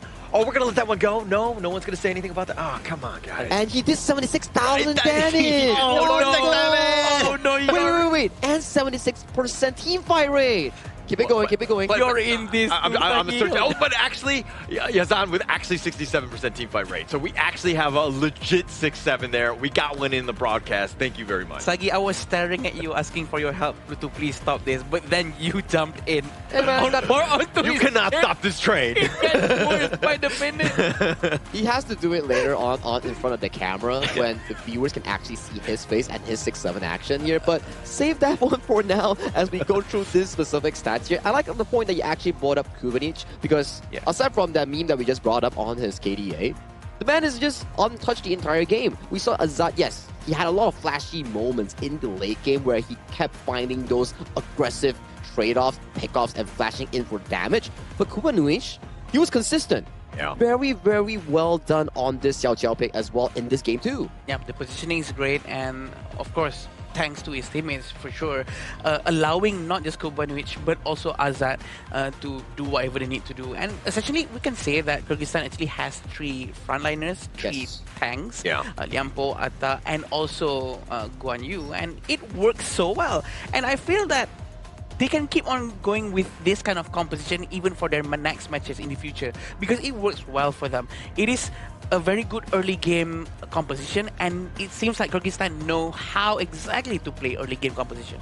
I think so too. Like, Kyrgyzstan, if we were to look back into their overall gameplay in Game 1 and Game 2, their style is more towards to this fact that once it reaches mid-game, they team fight well.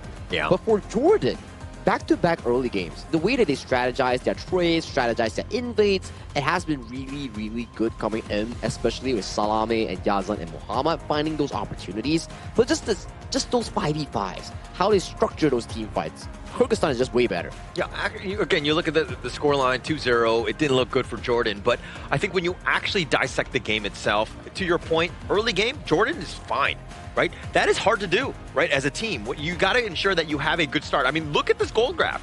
They were doing fine up until that one mark, probably like the 9-minute mark or so, but that's what you want in a team. That's a good foundation. You just got to, again, fix that mid-game because Kyrgyzstan, you can't let them get back into this. This is exactly what happened in Game 1 as well, because they were actually leading in the first few minutes and then everything went down south. I feel that if they could just polish down their mid-game and late-game rotation and maybe start focusing more on doing things together is already good, right? They keep on doing things together, but focus more on just getting objectives, like such as destroying towers, getting the Tyrant Overlords together. Maybe that will give them even a long-term sort of an investment towards winning the game.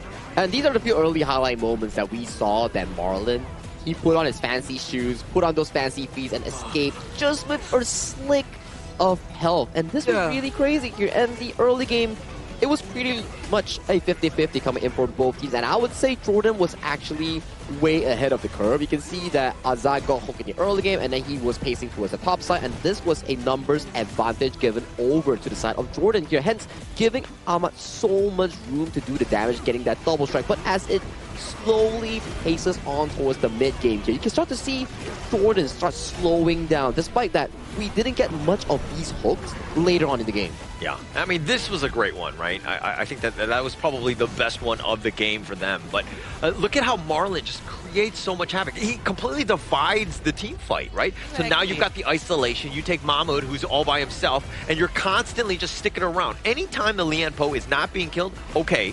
But then now he's cycling his spells. He's creating so much havoc. He had such an impact in this one. This and the play before, where Marlon successfully caught the position of Ahmad, really just allowed the goalie coming in from Kyrgyzstan to pile over Jordan here. Previously, it was all about Jordan, but once Marlon found the key targets, it spells OVER, over for Jordan.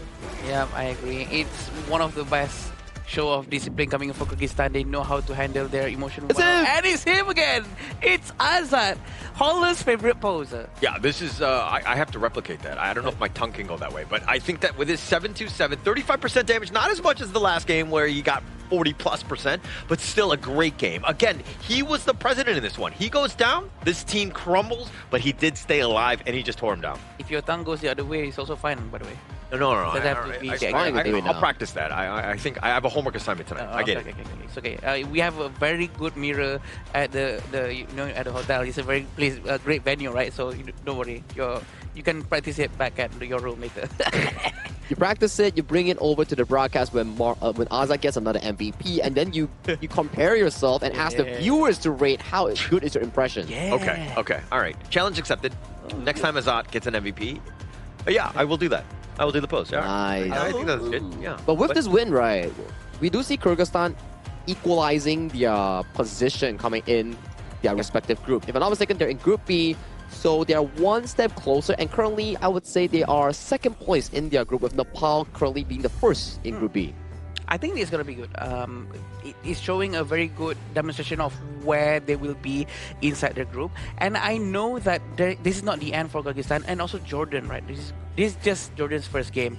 And again, we've seen on how Uzbekistan played earlier. We remember on how fast they progress. So who's to say that other teams are not going to be doing the same and us being proud dads while watching? Yeah, I think that's the biggest takeaway, right, from today, is that how, the teams were able to rise to the occasion, right? And Kyrgyzstan right there, they didn't have a great Asia Games qualifier thus far, but this one, I think that they're going to feel great. I mean, when we do have that interview, I'm sure we'll see some smiling from ear to ear because, again, I think it's a great, happy moment for all of these teams.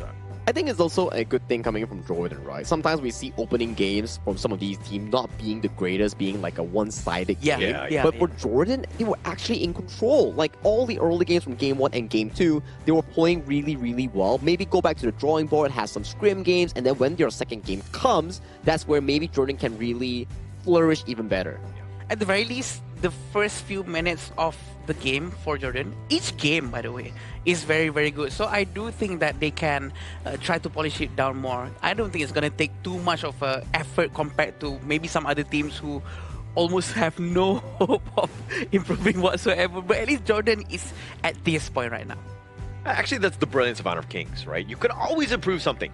Right? I mean, as much as I love to report my teammates for losing, but I know at the end of the day, it's probably because I'm making the mistake. It's not right? So we should report you instead. No, let's not do that.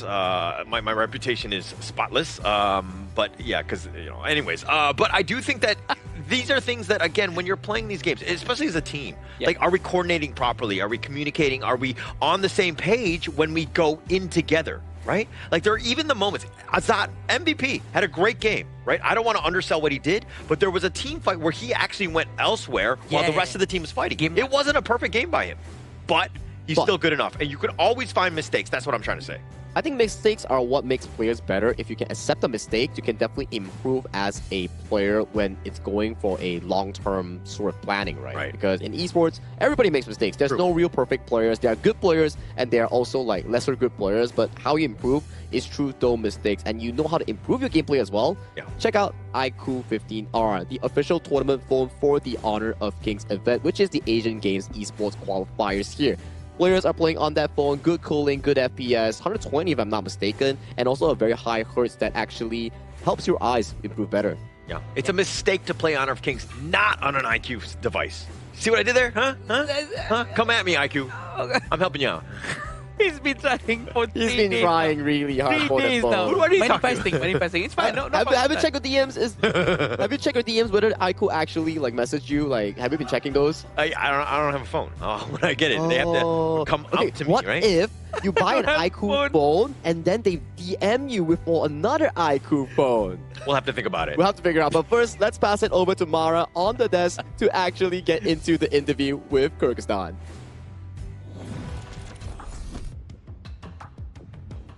Team Kyrgyzstan secured their very first win, and here we are with Azad, double MVP. Congratulations! You did phenomenal with that Chano and DRNG for Game 1 and Game number 2. But we're going to go back to Game number 1 because your opponent, Team Jordan, got the advantage early on.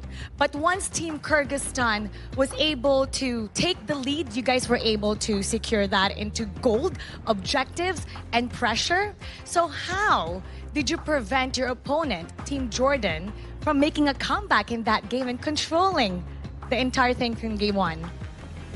Как вы победили команду Иордании и как вы помогли предохранить, получается, как вы, получается, застопили их команду, получается, и как вы вообще, в принципе, выиграли? Ну, вообще, у них и вправду было преимущество в начале, но тем не менее мы подобрали очень хорошую позицию для наших файтов и благополучно их выиграли. После чего мы просто очень много фармили, мы забирали, то есть, драконов и делали все, чтобы не дать им шанс на камбэк. То есть, как только мы выиграли 2 удачных боя, мы старались не терять планку и фармить все, что только видим. Их лес, наш лес, всех крипов, ну, ты понял. So basically, they were farming their forest, enemy team forest. They prevented them from farming gold and everything, and they were pressing them more. And that was to the main advantage, securing that win. You know, you had the first match in day 1, in the opening day. Yes. It wasn't the result that you desired, but then you had a 1-day break. Yeah. And then you came in here today, sweeping the opponent. What changed from day 1 to now to secure this successful game? В первом матче вы проиграли, и у вас был 1 день отдыха. Как вы, получается, победили в этом сегодня, получается, и как вы вообще подготовились к сегодняшнему дню? Ну, во-первых, мы вчера играли очень много, особенно ночью. Думаю, больше 12 игр мы тренировались, пробовали разные тактики. Еще мы постарались поработать над нашими взаимоотношениями в команде. Мы постарались меньше агрессировать на друг друга, понимать, почему так произошло. То есть мы постарались, чтобы мы могли понять каждого, и в случае чего мы могли помочь любую секунду тем людям, тем игрокам, которых очень сильно зажимают и которых очень сильно душат. So basically, we were preparing since the last night very well. So we played about 13 matches. We were looking into 12 matches. Sorry. Still a lot. Yeah. So they were focusing more on the team play, focusing onto each player and the relationship between team, so they can upgrade the team play and focus more on the game. And we saw that synergy today, but I'm going to ask you something about yourself. At 16 years old, now you're representing your region, and you got double MVP today. How proud are you? How proud are you with what you've shown today with yourself? 16 лет ты стоишь здесь как MVP Кыргызстана. Как ты чувствуешь себя? Насколько горд ты собой в данный момент?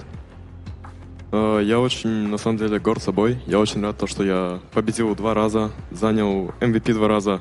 Но также я очень сильно благодарен своей команде и моим соотечественникам, потому что они тоже оказывали очень большую поддержку в этом. И я желаю моей команде тоже попробовать MVP и тоже, то есть, понять, как это. I'm very thankful to my team for all the support. I'm very proud for myself. I'm very happy to being MVP in this match. And I wish to all my teammates as well feel how to be MVP, how does it feeling.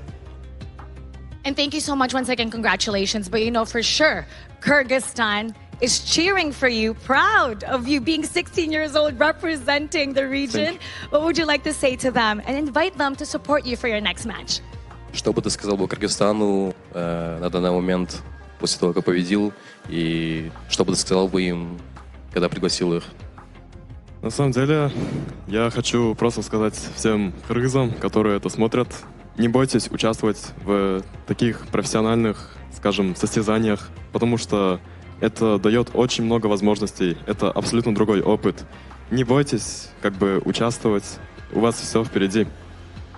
I want to tell my Kyrgyz fellow mates, don't be afraid, never be afraid of participating in that kind of competitions. It gives you a lot of opportunities to be more better and have more experience. So compete more, and yeah, that's all. What a great message, and for sure you're an inspiration to a lot of people that's aspiring to be where you are right now, competing in the international stage. Once again, congratulations. Thank and you. Congratulations on the double MVP. Thank you so much. Now we're going to head back to our casters. Lead the gorge.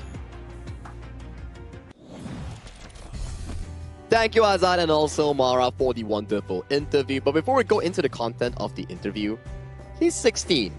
Very good gameplay. My goodness, that voice is so deep. Yeah, it's so deep, right? It's very amazing, and so I thought I would... No, I can't be outclassed by someone who's 16 years old. Okay, His voice is incredible, it's fine, right? It's fine. It's fine to not be the best at No, because I everything. want to be very low as well, so I too will follow in that footstep. Oh my gosh. As I was saying, even Holler will feel insecure hearing his voice. Oh my god, that voice. What a great voice. What a great voice. What a great voice. Like, great gameplay, great voice. And you can see for the fact that when he's 16 years old and he's like actually very, I would say, proactive in joining a tournament all the way from Kyrgyzstan to our venue here in Malaysia. And he's been doing pretty well. Like 0-1 in start of the tournament, but then he fought back well and he brought the team into a 1-1 now right in Group B. If it goes even better, maybe he makes it to the main event. Who knows? Yeah, who knows? I mean, especially like all of the lessons that you're learning, even at 16, right? Taking that back, I mean, in 2-3 years, like, this guy's gonna be I mean, he's already a phenom, but the sky is like completely his. He can do whatever he wants because, again, he's just amazing already. Here's the thing about age, right? The younger you are, the faster you learn anything. Like anything thrown at you, capture them so quickly. Sometimes these kids just watch some videos and they learn everything so quickly, right? So I think that he's on the right track. I'm pretty sure he will be able to be such a great player in the near future. And who's to say that there's no more other next Asian game with HOK next time? Yeah, I mean, the sky is for his own taking, right? He can definitely work harder, and then maybe he's going to be the next pro player. Who knows, right? He's a very interesting kid. Kyrgyzstan is a very interesting team. The way they fought back, the way they unite as one really shows the fact that they are serious in this Asian Games qualifiers. I just want to know if a couple years down the road, if his voice gets lower. You know, is that even possible? Like, I mean, like the way that he's at, like, again, Azat, we'll keep in touch. Let's figure this out. I think it's possible, right? Because yeah, of course. I mean, he's still developing. I mean, we develop until 2021, right? Yeah. So, I mean, we'll have to find out on this one. But again, I think that there's, like, his play was phenomenal. I mean, just everything that he brought to the table today, I think that it was, you know, he's going to basically wave the Kyrgyzstan flag proudly here. I think so too. And that was one of the match coming in from Group B today. And after the break that we're going to have, we're coming back into another Group B match with Nepal and UAE. Nepal currently sits comfortably as the first placer coming in of Group B, and UAE has yet to find their first win in Group B. And today, 2 sets of Group B, it means that the wins and losses coming in is really important because it shapes a 50% of how Group B will actually look like. If Nepal actually wins this upcoming game, they could be pretty comfortable at the very least of the top 3 spot in actually minimally making it to the LCQ. That's where you want to be, right? I think that you would feel great, especially after 3 days. And I mean, yeah, you've played 2 games or whatever, but I think that this is a great spot to be in. You know, you're kind of in the middle. You're still competitive. You can keep that, you know, that emotion high going into the next one. But throughout the entire day, we've seen a lot of great matches. Great match 1 and match 2. It has a lot of stories. Nepal and UAE has a lot to do to get to that stage today. And I hope they give something similar like what we've been seeing right now. And Nepal and UAE, we do know that they have their own potentials. What will it be? What picks? Maybe they're going to develop very quickly in a short period of time as well. I think so far, right, most teams will really enjoy playing towards their comfort, as we saw just now coming in from Uzbekistan. That was a fantastic game. And also, Jordan could come back stronger, and congratulations Kyrgyzstan. But after this short break, we will be bringing you more action in Group B with Nepal and UAE.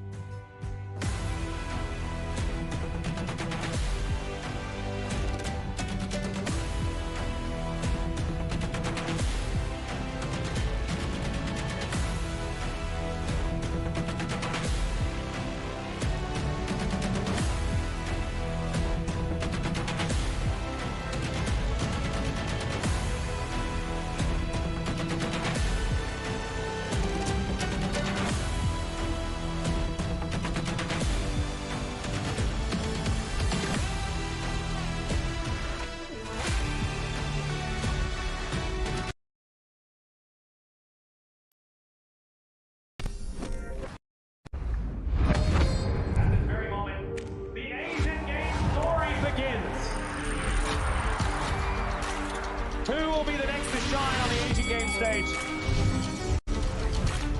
Contestants fight for the honor of their regions while we cheer them on from the stands.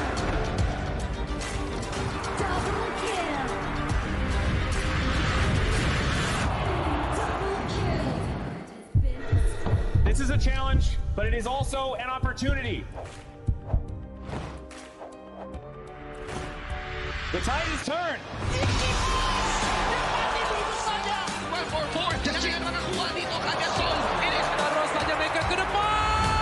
Aspas in front. They're going to use it. Golden tight close out Tatsumi.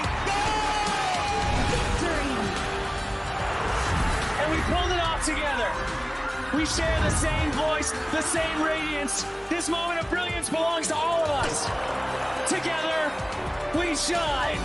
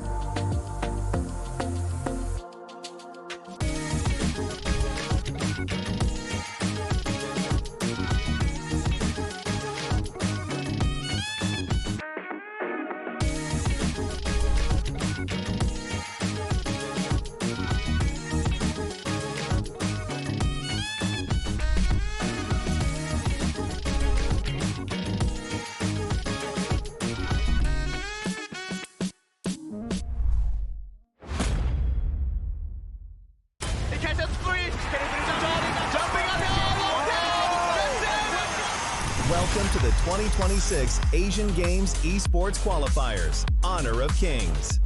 20 regions, one stage, and only the strongest 9 teams will earn the right to shine above the rest. Taking place in Malaysia, June 13th to 21st, 2026. Coming to Malaysia, this is the battleground where teams fight for the right to qualify for the Asian Games. 20 teams enter, but only 9 teams will move on.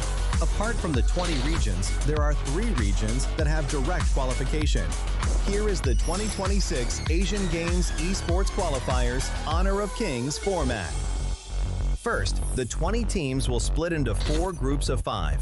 In each group, every team faces every other team once in a single round robin, with every match played in a best-of-3 format. That means every match matters.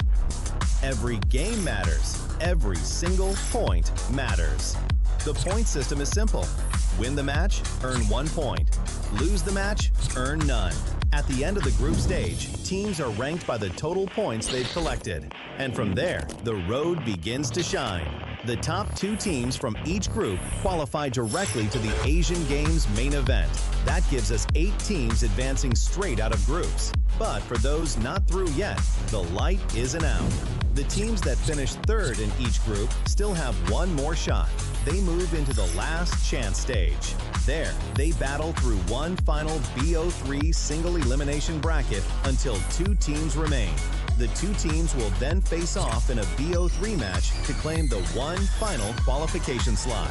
So in total, 9 teams will make it through, 8 from the group stage and 1 through the last chance stage. That is the rule. Now it is time to see who can rise through it. From across the world, regions gather here in Malaysia. 20 teams, and only 9 will qualify. The path is set. The stakes are clear. Together, we shine. Stay tuned, and we'll see you at the stage.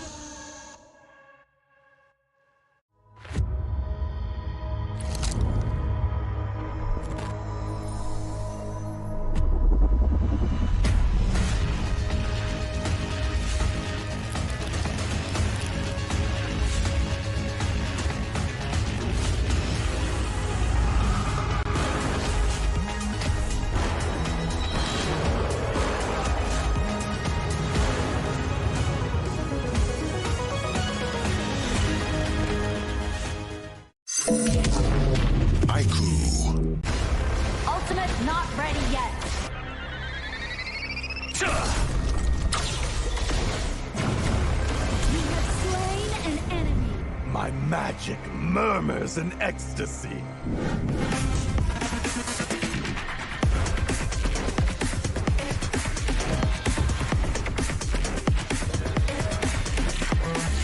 Amazing! There is no escape for you. Killing spree! Double kill! Triple kill! Spectacular! Kill! Don't worry. I'll be back for your life soon.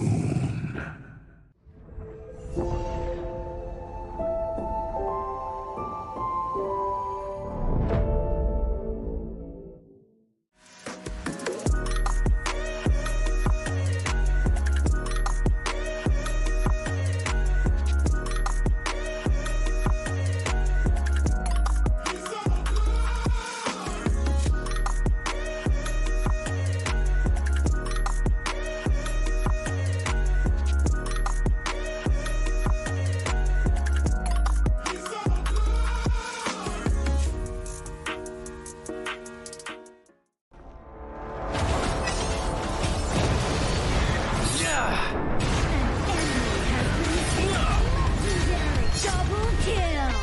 Shall I compare thee to a summer's day? Slain. Don't engage! Don't crush us like insects! Slain an enemy! Defend our base! Our high ground tower is under attack! Amazing! Unbelievable! Triple kill! Ah, the fragrance of romance. Ally has been slain! Rampage! Double kill! Triple kill! Spectacular! Pentakill! Lady Fortune is on my side.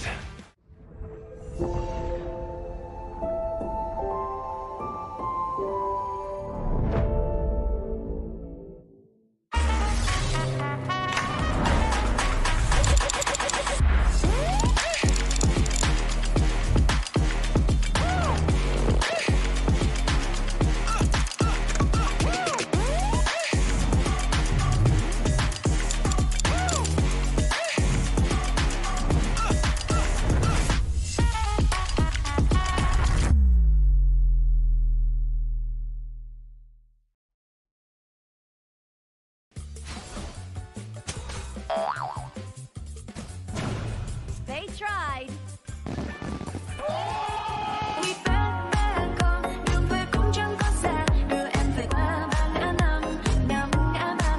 The new Spritling skill, Dig It, is a passive skill, which will automatically trigger at fixed times each match, up to a maximum of 10 times. The skill grants guaranteed standard rewards like gold, XP, shield, health recovery, and more. There's also a small chance to uncover mysterious grand prize effects during the match. Dig It may also produce tradable high-value treasures. Detailed information about acquired treasures will be shown after the match ends. Each treasure has its own rarity and storage size, and obtained treasures will be automatically stored in your warehouse. If you want more high-quality treasures, make good use of the Treasure Fusion feature. You can also copy and share your code so friends can help speed things up. Treasures in your warehouse can be sold for event currency, which can be used to redeem skins, items, and other rewards on the event page. You'll even have a chance to win physical prizes like smartphones and cash. You can also spend event currency to bid on high-value rewards. The auction uses a hidden bidding system, where you can submit 2 bids for the same reward. The highest bidder wins, giving you even more ways to obtain rewards.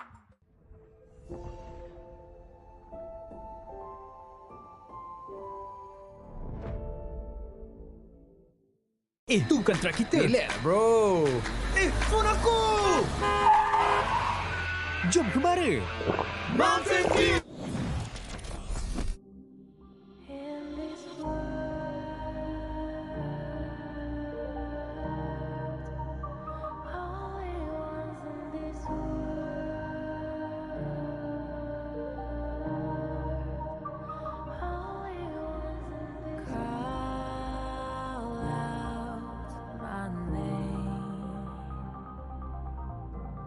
Call the sound of the rain. No matter how I feed the flame, you know I feel the darkness and the pain. All of the ways we tried to break free from the night, you know we made it out, we found the light. I fly so high, light up the skyline. Let's do it this time, like it's a whole new vibrant world.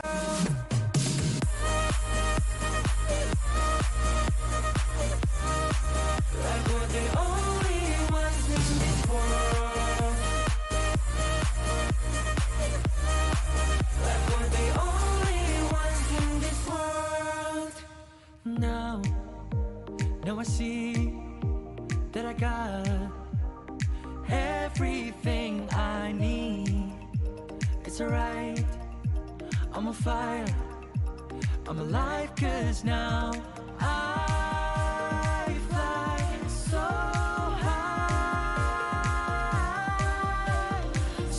high, light up the skyline. Let's do it this time, like it's a whole new colorful world.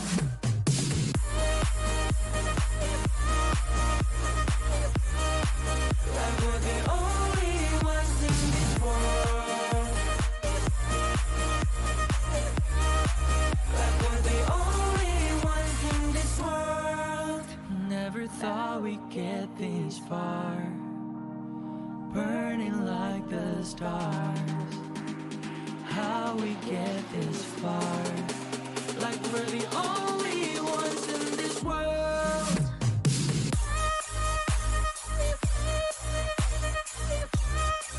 Like we're the only ones in this world. Like we're the only ones in this world.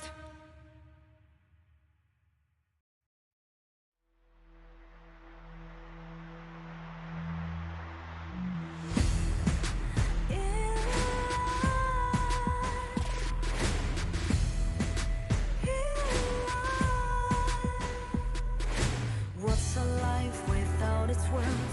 Compromising with what hurts inside. When you let fear decide your fate, you don't choose which path to take in life. I'm finally letting go of everything that last to hold me. I'm against all odds, but I won't give up, 'cause it's my time to shine.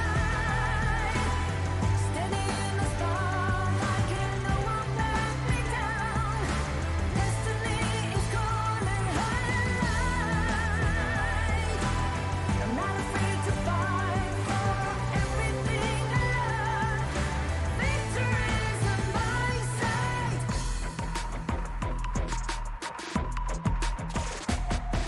The more we lose, the more we gain. The more that nothing stays the same in time. Can't love ever, can't forget. What you see is what you get sometimes.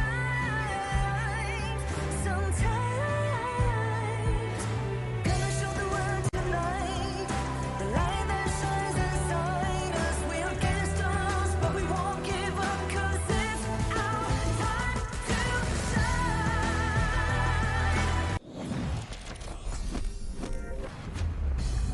That was a quick break, and we are back at it once again at the 2026 Asian Games Esports Qualifiers for Honor of Kings. This is day 3, and we have already been playing 2 games, and we're coming into the 3rd match of the day. My name is Sagi, and alongside of me is our casters of the Gorge. We subtitle out, and we welcome Sir Cloud and also Adam. Welcome to the desk. Yeah, I know. You guys are done with his 6-7 jokes and all that, right? So yeah, he needs a break there. He needs a break. Yeah. I'm putting it in timeout, in the triangle in the corner. Yeah, he's in the naughty boys corner. But Holler has been telling us that he misses you a lot yesterday. Aww. He said that a couple of times on broadcast. Yeah, I'm not sure if we did anything wrong towards him. I think quite a lot. Let's not talk about it too much. Okay. But then we also had a lot of Zhangfei and Quiz yesterday, which, like Sir Cloud, he is a roamer main himself. So today maybe you can expect more exciting picks. And Sir Cloud, we have back-to-back Dolia first picks here. Yeah, I know. Where's It had coffee? to happen when I was on break yesterday. Ah. Yeah, and I was You're like, not here, right? Yeah, so I wasn't So the here. coffee is That's still where? Coffee is on. Okay. I will. I'll make it happen. He'll make it happen eventually here. He's definitely a man of his words. But if you're also into something new in towards Honor of Kings, you need to check out the June 17 patch update. I've been hyping this on my personal channel. I've been hyping this on the official channel. Zavara, Lorian, Annette, and Florentino will be joining the Gorge on June 17. If you're already tired of all the old heroes, check out these 4 new ones. Sagi, if you don't mind explaining to me, because people have been coming to my stream, right? They've been telling me, Adam, since you've been playing a lot of Charlotte, you will love Florentino. Why so? Okay, first things first, Florentino, if you've been seeing the skill preview, right? This hero, he's super duper mechanical. I think if you were familiar with the official server, some of the more difficult heroes, he's up there. He's definitely up there. Wow, okay. It's either you are really good at him or you are like horrible at him because he's so difficult to play. And he's one of those heroes where he relies on, I think it's a saber or fencing equipment, to actually deal damage. So you rely a lot on skill resets like Diao Chan. So more or but you need less to like pick up Charlotte the flower on the ground. Oh. So Charlotte is more on like utilizing your next spell. This hero is more on picking up the flowers on the ground and going for a infinite reset? combo chain. Exactly, yeah. Oh. Will we hear a new song? Oh, maybe. With a new hero? Calm down. Oh, whoa, I have whoa. to practice first. I have to be good at something first before I make it into a song. Oh, and also the MTV together with it. Yeah, probably right. Yeah. But hey, our next upcoming match will be between Nepal and UAE. So from yesterday and day one is where Nepal beat their opponents in a 2-0 fashion, claiming that first victory, and UAE has lost 0-2 yesterday. So if we were to compare the group standings here, if we were to think about the perspective coming in from the UAE side, this is a match that they must win. If they lose this one, they venture further down in Group B and they might not have a shot at direct qualification to the main event. Yes, but definitely UAE wants to do as best as they can because people from UAE are also watching. We also have, if I'm not mistaken, the shoutcaster from UAE here physically, Omar, if I'm not mistaken. He's also doing some contents about him shoutcasting locally here inside the player room. He's here and actually doing the shoutcasting, which is quite fun for us to watch. But yes, this is what it's going to be. Nepal and UAE, an interesting match to watch. Definitely interesting match to watch, right? And always good to see more teams coming into the Honor of Kings global esports scene. But without further ado, let's introduce both Nepal and United Arab Emirates to the stage with this teaser video.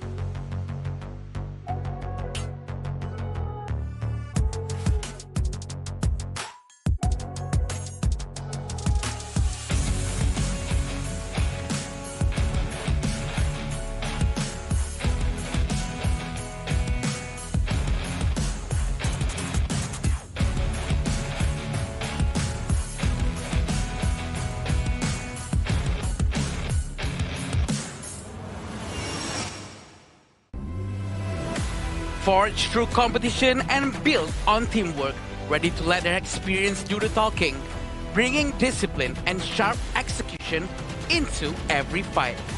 Please welcome Nepal!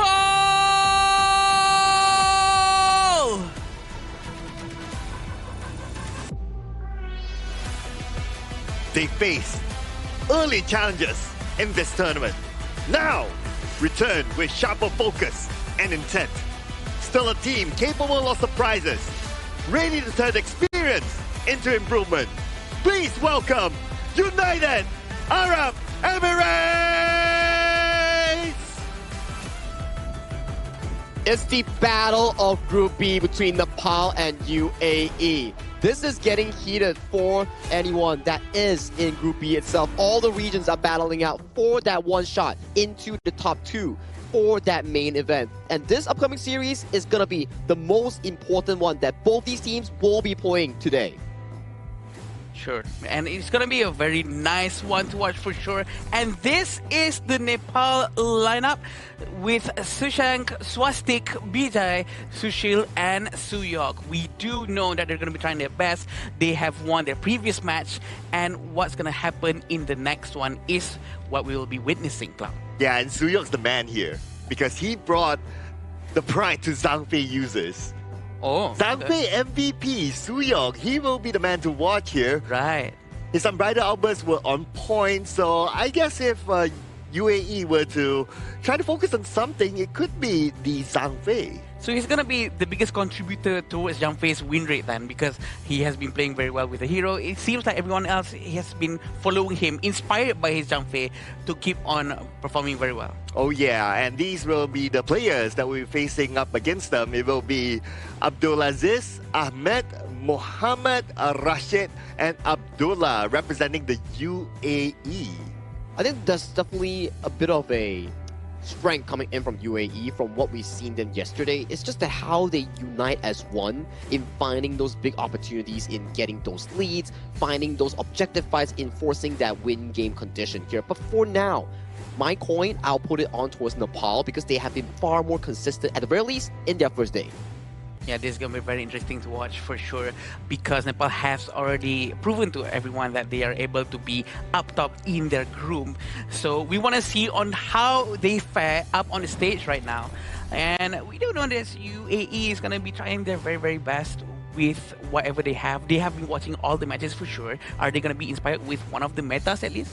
Yeah, I also want to give a small shout out to Sang, who is one of the management team from Nepal. Ooh. Like, he was very proud of his players. He kind of texted me over it, and he said that some of these players were from his club, DRS, which is a very popular club in Nepal. So yeah, so far they're doing the people of Nepal proud with their performance. I think it's definitely worth to be celebrating, right? Because you've traveled all the way here participating in the Asian Games qualifiers. You definitely want to make your region or nation proud. And for them, it's part of the job. Right now, they're 1-0 in the group. And if they win one more, it's soft secured for top 3. Soft secured. Yeah, they want to make sure that they get at least top 3, right? Because the top 2 will for sure go to the qualifiers, to the main event, sorry. But the third position, it's quite difficult because you have to play a lot more extra matches to get to that point. Yeah, you have to play a last chance qualifiers, and it's a single elimination. Correct. So it will be interesting to see what happens there towards the later stages of the week. Yeah. But for today, they have to take it step by step. Both Nepal and UAE, they have to put their best footing forward. I think it's about starting strong, right? We always repeat the same thing. If you start strong, you come in good in terms of the entirety of the series itself. But we did see a few comebacks today. I'm not sure if you saw the first series. That was pretty heated up. Oh, yeah. Like, they just made that comeback in a reverse sweep fashion. That's definitely something you want to be looking towards to. It's about momentum. It's about mentality coming into such a important game between UAE and also Nepal. And starting off the pick and bans, we do see Byron being removed from the pool by the side of UAE alongside Fatih. That's going to be 2 clash lanes removed from the pool, and Nepal has banned away the Dolia since they know Sir Cloud is on the desk. Very unfortunate for you, Cloud. But definitely a very good man, because we have seen and witnessed a very good use of Adolia just now. Not to be comboed with Dune, but with a Kaiser. So I'm not surprised to see this Dolia here. Talking about comebacks like what Sagi was just talking about just now, it proves that our players right here for the Asian Game qualifiers really proves that they do have the right mentality to make sure that they're always able to do certain turnarounds in terms of their mindset. Even if they're losing early on, they're not broken down, they're not demoralized. They still have the chance to actually do something within the game itself, even though they're left behind a couple thousands of gold. Okay, here's the thing, right? So Zhangfei is one of the most picked heroes here, right? but why has it not been the most banned hero? Like now, even Zhang Fei is given the chance, knowing that Suyong was the MVP with the Zhang Fei before. Why? It's like I think, right, there's just so much heroes to ban with so limited slots here. Like, the meta has been forever changing. Like, we have teams that prioritize the Zhang Fei, the Ukitachibana, Ata, Dolia, or even the likes of the Channel first pick that we are seeing from UAE. So it's down to how or what you don't want to be facing for your specific team composition. Maybe they're like, okay, Zhang Fei may be able to handle, but maybe not a Liang that we don't want to face against, or a potentially Dolia that's going to be refreshing some spells and allowing certain combos coming out. But we've also seen that even though Dolia has been banned just now, someone has proven that even without Dolia, we can win with just Kaiser. So maybe Zhang Fei might be a bigger problem, to be honest. Also, Ukyo have been picked quite a while now, and honestly, maybe the winning is not as high as Zhang Fei's. Still, probably one of the most viable bans to be done as well. Again, there's nothing wrong with whatever bans or picks that you're doing, as long as you know who you're up against, maybe Cloud. Because maybe that specific team is so good with that one hero. So banning that hero makes complete sense. Alright, so I want to give the benefit of the doubt to UAE's ban phase, right? And why they let go of the Zhang Fei. So this is also a test of consistency from Suyong, who got the MVP with Zhang Fei before this, whether he can be consistent with different teams. Okay. That's definitely a good analogy that you can actually test on towards too, because why not? Like, maybe this doesn't work out. Game 2, we swap up our plans, we ban away Suyong's hero pool, then maybe that's something that they can venture in towards to it as their plan B per se. But now, plan A, UAE is going for comfort here, picking up the Lampo, Princess Frost, going for that big AoE zone control. Yeah, we're waiting for the final ban coming in from the UAE. What are they going to be going with Fuzi? Because there's a lot of effective Fuzi users today, which is extremely scary with their Sage Might. So I don't think that's a bad ban. It makes sense because the lockdown coming from Fuzi is just so annoying, especially when there's a combo that has been done like the Garuda just now. The Sage Might and the Wings of Judgment is just so scary. Oh, and we're going to get the Ata. Oh, Ata has been picking up in popularity as well. That's what I noticed. And it's very effective with the ghost ship, whether you want to split up the fight or whether you want to stop enemies from running away. It's actually really, really good. And the Ata's ghost ship can be combined with the Unbridled Outburst. He brings out the ghost ship, and then the Unbridled Outburst comes in. At least the opponent is not pushed too far away, allowing like the Direnji, the Ukyo Tachibana to follow up. I like the idea, right, that you mentioned here. Like, you have the Ata, you have the Ukitachibana, a very strong Clash jungle combination that can actually push into the jungle of UAE. Because UAE so far, you have a very consistent lineup, many fighters in front lines, but the problem is, it's a very, very mid to late game composition that does not have a lot of early game mobility or pushing ability here. Because you see, yes, the only winning lane that we've seen so far is probably Rashid on that channel, but other lanes, it doesn't push us as fast compared to the counterparts of what Nepal has drafted in their specific team composition. Yeah, and Garemo as last pick from Nepal is solid. I think they do have the right lineup for this match. Comparing to UAE, I agree with Sagi because the picks of Alain and Dianwei is going to be a bit risky because both of these heroes, Alain and Dianwei, is not actually like a tanky hero. It's more towards kiting, more towards poking, and maybe a little bit of sustainability. But Dianwei really depends on his basic attacks. If he gets stunned for too long, we all know he has Purify, but it might be a bit of a problem when he loses all of his skills and he's not able to do all of those basic attacks. And you have to stack on DMWay to make sure that you make use of the additional damage and the additional range, right? So that's all the consideration that UAE has to put in towards to for this game 1. Drafts are locked in, players are set. Let's go into the Gorge for our match 3 of the day between United Arab Emirates and Nepal. And I do think the Garnemo pick is good as well as the last pick, especially when you're going up against Chano. Chano's range is not particularly that far. Yeah. So the couple blades would be easier to land onto the channel. I agree. And we have to remember that the couple blades actually goes through any units, including the Spirit Wolf. So it cannot be stopped. And this is a good demonstration. Yep. Okay. Sudden flash over there. Quite surprising us casters as well, which is very normal.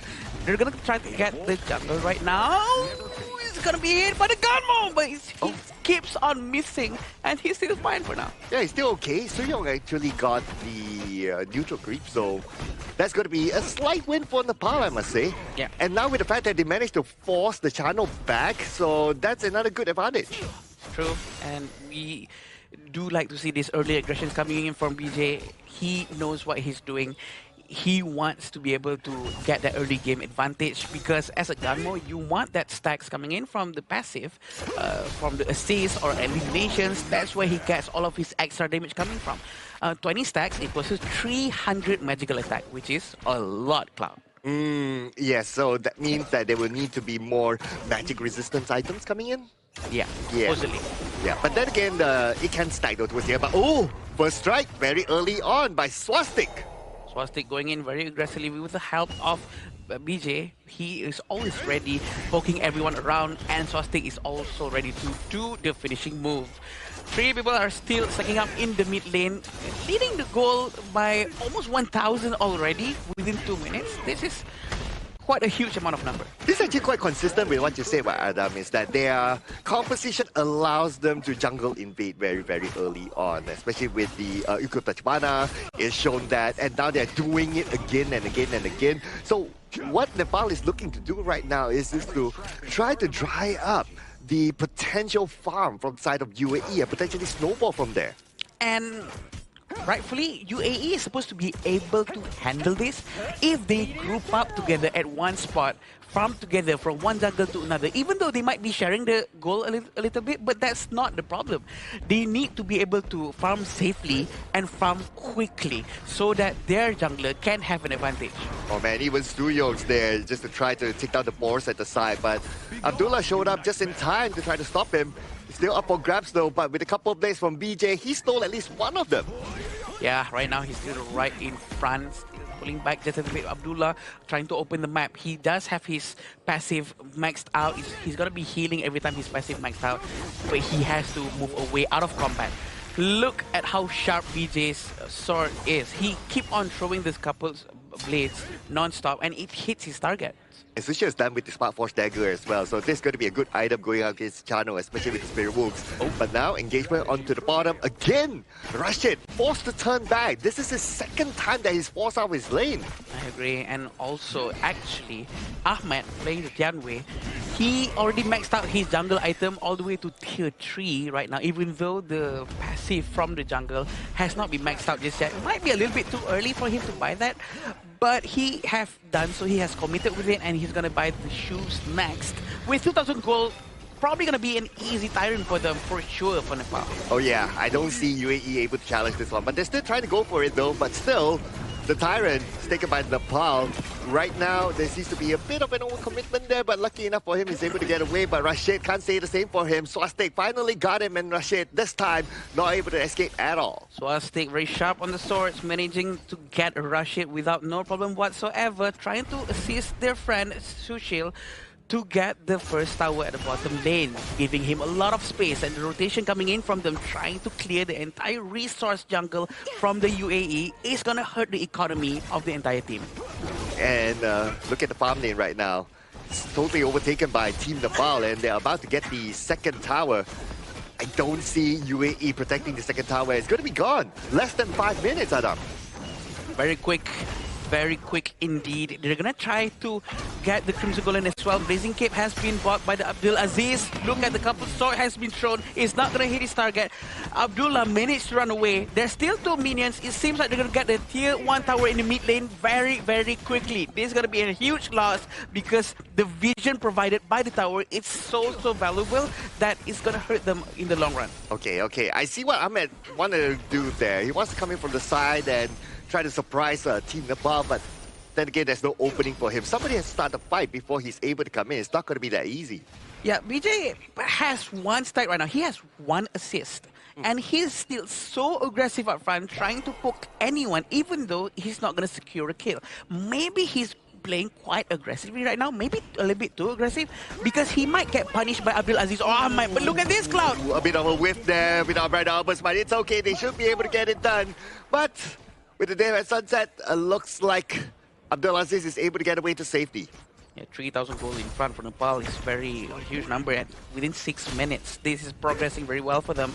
But Abdulaziz has to move away from the tower. He has to let it go to make sure that he doesn't lose his hero just to save this one tower. But the bottom lane has not been managed by anyone. Oh yeah, the bottom lane is like almost free for Team Nepal. UAE, they look like they almost forgot about the bottom lane for some reason. Right. But we're still seeing a lot of aggression coming in from Nepal, trying to focus on the mid lane for now. And it looks like Swastik really helps out with his team, trying to destroy towers by tower. It looks like they're going to be focusing down towards the high ground tower in the top lane very early on. Oh man, we are already less than 7 minutes in, and Team Nepal right now, they've been pushing UAE all the way to the back. And Abdullah receives that damage from the couple blades. Considering that he's a tank, the amount of damage that he can receive, well, we can see how much VJ has scaled right now in terms of damage. I agree, and also we have to remember he's actually using Execute right now, so he cannot really use Sprint or Flash trying to play an aggressive play. He can only use Execute to try maybe steal, but this is what's happening down there. Rashid eventually managed to get the tier 1 tower at the bottom lane, at least maybe closing up the difference between the goal of the two teams. UAE and Nepal is almost neck to neck, but at the same time Nepal is leading quite far ahead. Both of the Vision Sprite Link has not been activated yet at the top and the bottom lane on the side of UAE. Yeah, that means it's kind of dark for them, especially at the bottom right now. But Abdul Aziz showing up, he sees Suyong right in front of him, so he's not going to engage for now. But I guess both sides, they're getting ready to try to contest the Tyrant. But if we look at the goal difference right now, it's quite big. UAE is behind by about 5k gold. Yeah, and this is the most important thing, right? Suyong has always been in front, hiding in the brush, and opening the vision for the entire team. So the Nepalian team, for sure, will feel very comfortable. They know everyone. They know everyone's position. And look at this. Look at what's happening here, Cloud. They're trying to get Overlord, and the high ground tower has been destroyed. Defend, guys, defend. Your base needs you. Look at the minion. Oh, man. Okay. They got the Overlord. Okay, so that's going to be a bit of a prize for them. But they will lose all their towers. Even the middle one will be taken by Nepal. And speaking about Nepal, now they're going all in. All towers down. Nepal, time for them to move in. But Abdul Aziz fights back. And they will get Swastik down. But Team Nepal, they're not letting this one go. Abdul Aziz will pay for it. Abdulaziz goes down, but so does the two high ground towers. A very great move by Nepal. So the question is, was it that worth it for them to leave their base wide open for Nepal to take just now for one Overlord? And mind you, this is not enhanced Overlord. This is sub 10 minutes. Yeah, so it's not really worth it yet. In fact, if you ask me, Adam, I don't think it's worth it for them to let go the entire farm lane for most of the game, and that allowed access to Team Nepal to just push all the way down. And now with all the towers down, this Tyrant is an easy pickup for Team Nepal. 4,000 gold, honestly, is a huge amount right now. I'm pretty sure they're gonna feel the economy difference in terms of the damage coming in from the side of Nepal afterwards. The minions are going out. Look at Swastik. He's very ready to go in with the help of Sushang. A very good umbrella outburst, Cloud. 3 of them caught together with the ghost ship. Sushang comes in. Rashid goes down. Rashid does not have the amount of damage to fight back. Abdul Aziz tries to get away to safety. But then again, right now, the crystal is exposed. And Team Nepal will bring home the win for Game 1. And that was a clean game coming in from Team Nepal from start to finish. And for UAE, what has happened in that farm lane? Why was no one attending towards that? That was a big hole that they need to fill because Nepal drilled a big one towards that. Probably they were quite desperate and struggling to get at least one objective, any objective whatsoever. And maybe in their eyes, they were tunnel vision towards the Overlord, and all of them did the same thing. But fortunately for them, they managed to go back early on. And we have to remember, I think it's also thank you to the tower's destruction, debuffing movement speed thing on the minion. Or else the minion would have rushed forward and they would have destroyed the crystal very quickly. Oh man, a lot of missed opportunities here, especially at the farm lane area. Yes, Team Nepal put a lot of pressure towards the farm lane, which is credit to them, right? But UAE, they need to try to balance out the lanes a bit more. Rashid was not having a great time here because Nepal's guy Mo kept repeatedly visiting his lane, throwing those blades down, making sure that every time his flash is up, it's used. Yeah, I agree. It's going to be a big problem every time if that keeps on happening. And I think instead of letting go of the farm lane every time, I think it's better if his teammates comes together with him and help him out, trying to secure all the minions. Because each wave that comes in and they're losing each wave, it's a huge loss for the entire team. I know the gold gets converted into Rome's coin that drops on the ground, but that's just 50% of the actual minions gold value.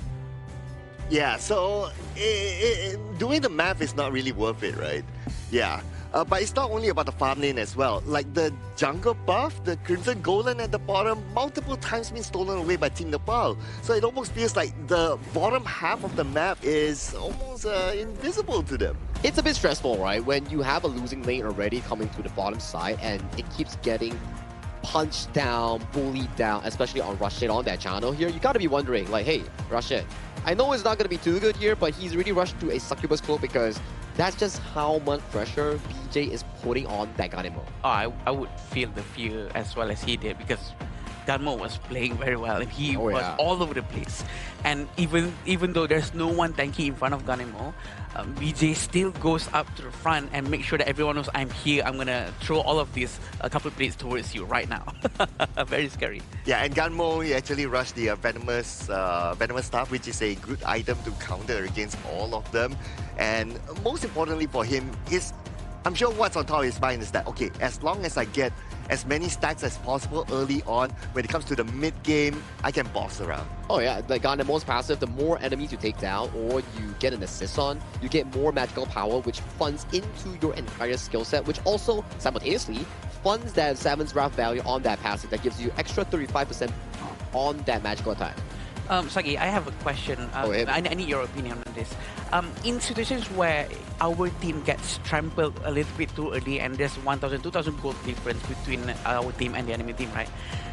Is it not the best thing to do is to send the clash lane of ours to the side lane and let him keep on pushing until the entire team of the enemy side goes to him so that we have a lot of breathing space so that our marksman can go farm, our mid can go mid and do whatever they need to do. Or maybe there are other things to do if there is. I think that's a very good approach, right? Where you have 4 members on one half of the map. Like half map means mid and bottom or mid and clash lane. Yeah. So you want the half map to be centralized with 4 players. And then the other player that you mentioned, he's on the split push duty. So every time that someone invests this, like let's say an invade towards the half map, you're like, okay guys, we're not fighting this, we're a bit behind, go collect the minion waves, we'll give away this buff. While our split pusher is getting more farm here. Usually a split pusher can be a mobile farm lane, like an Arlen Marco Polo, it can be a jungle assassin, or it can be a clash laner. It depends on what you pick. Okay. Yeah, but I guess if you want to put like a lane as a split pusher, there's probably other better options. Difficult. Yeah, if you have like that, okay, this is going to be our strategy, like you pre-discuss it, then you probably put someone else, like maybe like a Fuzer, for example. But if you put in a lane, you're probably more ready for team fights. I mean, not so much like I need a split push right now. It's more like we have to do something to put someone else on that one part of the lane so that we have more space here because they are forced to do so. That's why I feel like for the first game just now, maybe Align could have done it with the Death at Sunset to be able to use that to run away, maybe with some dashes, but that's just a thought of mine. I think it's a valid thought, right? If you ever want to find a player to actually do such a thing, it's probably Ahmed on the DN way. More mobility, can cross wall, can also move faster compared to a lane, and then when your item starts racking in, you can utilize the Abdul Aziz Death at Sunset to look for potential more plays, but due to the fact that the game was so suffocating coming in from the side of UAE, it didn't really allow them much room to actually play. Look at Ahmed here, getting tagged by the Ukitachibana, and then the couple of plays coming in for BJ. But provided that the rest of the team, the 4, actually sticks at around mid lane, right? They have mid to to bottom side. Mid to bottom. Yeah. They have to like be together. But this is such a good umbrella over, such an opening. Exactly like what Cloud said. Suyok's Zhangfei is such a signature from the team. Oh yeah, it's reflected by our coaching session. Look at this one, look at this one. This was beautiful. Oh. 3-man unbridled outburst into the stampede, getting to and forcing the flash from Rashid. Just for Rashid to get sniped down by BJ's couple blades in the back end. And after this, it's a smooth push coming in from the side of Nepal to get the first map victory in this BO3. And here we go, the MVP for Nepal. It's BJ. We're not shocked about this. 104, but with 44.5%. This might be the highest because previously it was 42. Now it's 44.5. This is an insane amount of number, and we all have seen and witnessed on how he kept on throwing the couple blades non-stop towards the heroes and not to farm. We're having some pretty good Guardian Mole players so far. Yesterday it was Emmanuel, today it was BJ. So far they're all contesting for that top damage spot. Yeah. I kind of forgot what Ling Wang had on his damage percentage on the first day. I believe it was like 40 something or so, which was pretty high. Okay. Yeah, but I think it's quite apparent, right? Like he was everywhere across the map. Like after the first wave, he rotated down, and his objective, like what you said, Adam, wasn't to really get those takedowns, but it was more towards like, okay, can I put enough damage to force whoever who's down there, happened to be the channel that time, to turn back? Yeah. And he actually did that. And just by doing that, like I believe like there was once or twice that channel was forced to turn back. He lost at least like 2 or 3 waves already. Which is really painful, right? Like one wave is about like 220 gold, and you lose like 4 waves. 800 something gold, 900 is like one half of a component here. And if your enemy lands on the last hits, my oh my, you're already down so much to actually catch back up as a channel of all things. Channel rides on that early game laning phase that you can actually bully your opponents, scavenge those resources in their own triangle. But afterwards, if you lose so much, how do you scale into that triple critical item in the late game? And your example was 4 waves, by the way, Sagi. 4 waves, crazy. But what they lost just now was a lot of waves. Oh my. A bunch of waves. So that's why Cloud was like audibly upset just now. Why are they leaving it out in the open? But do you guys know what's very wide and out in the open? It's Petaling Jaya Marriott Hotel, the official venue and hotel partner of 2026 Asian Games Esports Qualifiers for Honor of Kings. Thank you to them for sponsoring this venue. It's an amazing place for us to be at. This event space is so spacious and we all love it so much. Thank you. I think the food is also really delicious here. Oh, like the food, the catering so far that we're experiencing. Oh. I'm pretty sure I'm gonna gain some weight before I actually end this entire project on this Asian Games qualifiers, because the food has been really amazing. Oh, we really have to tell you guys that the best food here so far that we know is ayam merah. The ayam merah is amazing, Sagi. that was really amazing here. But that's enough about food here. Let's go back into the game between Nepal and United Arab Emirates for this game. Yeah. So looks like UAE is going to get the blue side, just like before. They had the first pick, and red side is going to be Team Nepal. So here's the question, right? Yes. Should they respect the Zhang Fei? I think they have to, right? Suyok has been amazing on these engaged roamers here. Maybe if you go on the blue side, you start banning away one tank roam and pick a tank roam for yourself. Or better yet, since UAE has been a team that always like to pick the likes of the Lian Po, we have seen teams, when they want to limit hero pools, ban out Zhang Fei Lian Po, ban out Zhang Fei Lapu Lapu, pick the Lian Po, or ban out either one, pick the first one. I think that the Zhang Fei pick is a very strong one. For sure, it's not a wrong choice for them to actually ban Zhang Fei.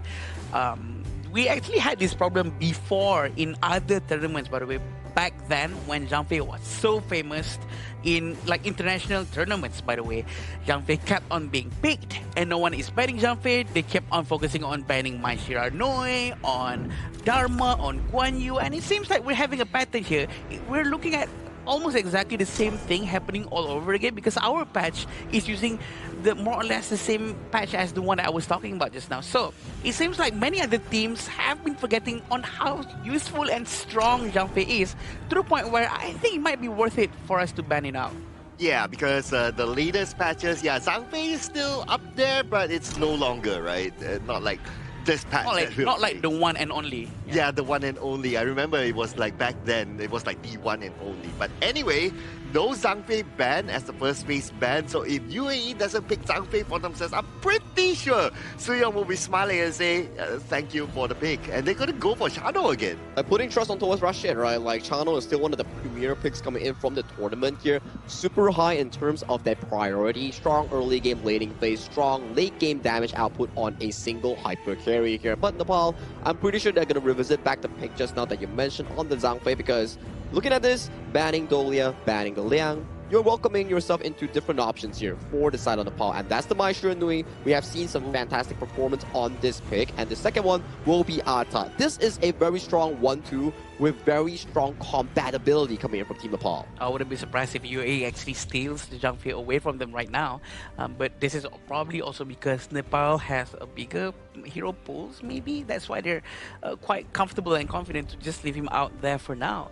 But I like what we've been talking about all this while. If it works, why not just stick with it? Moza and Garuda as a second and third hero for UAE. What do you think, Cloud? Well, I think right now then they will be forced into a situation where their jungle has to be one of those more tanky sort of jungles. If not, they won't have any other option. But speaking about options, looks like a Team Nepal, they're going to flex their hero capabilities. They're not like, you think I'm only Zhangfei right now. I'm going to show you I can play the Lapu Lapu as well, which is a good substitution for Zhangfei, I must say. The skills are pretty much the same, so I think it will be a good one. If you were to say that Zhangfei is one of those protectors in the early game before the level 4, Lapu Lapu is more on the engaging side. When both of them are level 4, they are quite similar in a sense where you can engage from afar. But for Lapu Lapu this game, it looks pretty good. You want to be more active in the early game to supplement that Maestro Nui. That's going to be looking for a lot of early game rotations, especially towards Rashid in that bottom lane, because that's a channel which doesn't have a lot of mobility like the Arlie or Marco Polo. Very interesting to see Fuze and Musashi has been taken out. Nakoruru also has been taken out by the UAE. They are aware that this hero assassin types are very much Nepal's gameplay, so they chose to take it out very quickly. UAE is gonna go with their 4th ban right now. You know what? Why not just ban another jungler in the process? No problem whatsoever. Fateh is a good option, but we all don't know if Atta is actually going to be the jungle. Which is a good point, right? That's the beauty of Red Side. You can always save these flex picks into the final moments to really play some mind tricks against your opponents here. So right now they ban a lot of junglers and clash lanes, Byron, Ukyo, Nakoruru, and also Fatih, which are what Nepal actually needs to fix their draft in one of the picks here. But for farm lane, there's still a lot of options here coming in for Sushil. Maybe he wants to go for the Direnjie, maybe he wants to go for the Fang instead. Yeah, I like the Fang pick as well. Looking at they already had like 2 tanky heroes, it's good that they pick a hero that can come out with a little bit more damage. There's the Fang. Lubu will be selected by UAE. Okay, so this is going to be more of a damage kind of hero, but they need a hero that can really tag the forefront. You can argue that the Moza can kind of set up with the thing inside the box, like you flash forward thing inside the box. But okay. Okay, I personally am not a fan because you don't have enough durability in UAE. Correct. I believe that they needed something like you mentioned here, like a Dun Jungle or Kaiser that we saw that was pretty successful coming in from the Kazakhstan or Uzbekistan game, where this exact E-Buy pick, it's a bit alarming towards me because I feel like Nepal's idea is to go for those early game invades in towards UAE's jungle, just like what they did just now in game 1. So this is going to be interesting. Nepal's going to go with Fang jungle, and the Atta is going to be the clash lane. But we do have Libai and Lubu. Lubu is usually a hero that we pick to counter off heroes with shield. But the counter hero for Lubu is Atta. Anyone who with a lot of HP is the direct counter to a true damage. So this is going to be very interesting after they took Lubu, even though there's an Atta on the other side of the team. And you need so much gold on the side of UAE's double side lane. The Lubu, the Chano. Yeah. You need a lot of time to scale into fruition here. But the early game still stands. The Garuda in the mid lane that has been drafted by UAE alongside the Mozi will be pretty good guardians of the jungle if they can actually protect it well. Guardians of the jungle. I like the ring to it. That's a ring to it. That's a ring to it. But anyway, what we learned from game 1 is that BJ and his rotation is on point. It's fast. So considering that he is using a Mai Shiranui right now, Mai has good mobility, and as we can see here, after the first wave, he's already moving towards the bottom. They are recreating the same formula like how they did in game 1. Yep, this is exactly what's happening. They're going to the jungle, and the jungle is actually able to be secured by Abdullah. Even though there were actually 3 heroes from the Nepal side, We can also see on how both sides of the jungle are trying to clear as fast as they can. It seems like Ahmed is facing a little bit of a problem. He's going to be a bit slower than Swastik in terms of the rotation, but he's going to clear mid lane together with his Garuda. So that means UAE going to have a better gold economy situation because there's some gold sharing that has been done by the both of them. Yeah, but because Team Nepal, they did a little bit of an invasion at the bottom. So right now they are ahead slightly in terms of gold. Though it's still very early. Well, both sides can still catch up to each other. Seems like the Purify from Sushil has to be used just now to stop the Cannon Blast from being too effective. 800 gold in front for Nepal is not too big, not too small as well. So UAE, if they want to do anything, they have to do it now. As we all know, if they continue with this kind of momentum, this kind of gameplay, they might slowly bleed out of economy. Yeah, the jungle invasion has to happen, right? Especially like what Sagi said with the Levi. But they have yet to cross over to the other side. Right now, it's again the same formula. Team Nepal is the one that has been crossing over onto the jungle side of UAE, putting pressure onto there. And now they're making the rotation to the top. Why, Cloud? Why has UAE not crossed over there? Because... Why are they not doing it? Tell me, Cloud, tell me. Yeah, I think we'll need to leave that to the interview if we get the chance. Oh, okay. Don't later Mara will ask them. Later Mara will ask, why do you guys not cross the river? That's not.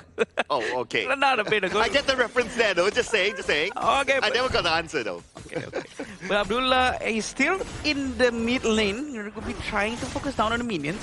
And we still have VJ very closely to very good cannon blast. If only there's a follow-up coming in from Ahmed and then he goes sing, sing. That would be the best thing to do. He goes what? Sing. The ultimate of Ibai. Okay, Ibai's okay. ultimate. Oh, that's how the sound. The sound. Yes. Okay. If you want to know the in-game sound effects, it's actually my voice. Ooh. No, I'm just kidding. Oh, wow. I mean, it sounds similar, though. It sounds similar. I'll give you credit for it. Oh, thank you. Okay, but I can see a small attempt there by Abdullah to try to cross over, right? But the moment he got into the river, he was about to cross over, and then it was like, okay, maybe there's someone there, one cannon blast, and then he turns back. But to be fair to him, it's like nobody's there to back him up, so he cannot totally commit to go into the jungle. Yeah. 600 gold in front for Nepal. Not as big as the previous game. Definitely in the previous game, Nepal actually had a much bigger goal lead. But this time, they're playing quite conservatively, quite safely because look at how Abdulaziz, even he is not trying to go out too much. He is respecting the entire team of Nepal right now. But please don't be too respectful. He might lose a lot of chances and opportunity to get more economy's advantage. Yeah, I think Abdulaziz will be the main playmaker for this round, right? Yeah. But here comes the Tyrant fight. Who will get it at the end of the day? It's going to be Ahmed securing the Tyrant. First Tyrant towards UAE. Wow. Decent start for them. That's the right way to use Levi. Honestly, that's probably why they took it. And they know that they might not be able to fully commit into trying to get any objectives. So, you know what? Why not we just use Levi and just use the first skill, dash, use Might, and then come back. It works. It works and it's proven. And they're going to get an advantage from the Tyrant buff.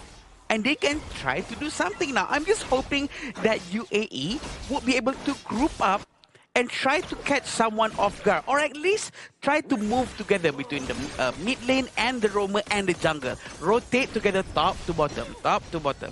Oh yeah, I mean, objective gameplay, right? At the end of the day, so if you're able to secure these objectives, then at the later stages of the game, you can snowball, you can scale from there. But now Team Nepal, they're making this big rotation at the bottom, committing 4 players, and for Team UAE, Rashid especially, he has no space to farm no more. His tower will be taken down. The Kachosen is so painful. It hits, it connects to Rashid. Rashid has to back away just a little bit, but look at how Garuda are forced to use Wings of Judgment, trying to run away now. But he got the red buff. He stole red buff for his own team. He tried to help, but no. I mean, it's one thing to not let your opponent get the buff. It's another thing to not let your own teammate get the buff. True, that's true.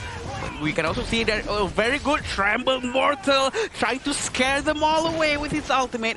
But for the first time, we see Ahmed trying to go in and deal some damage, but he pulls back to safety. Yeah, so here's the thing about the Tremble Mortal, right? Because there's an animation time to it that will allow your opponents to run away.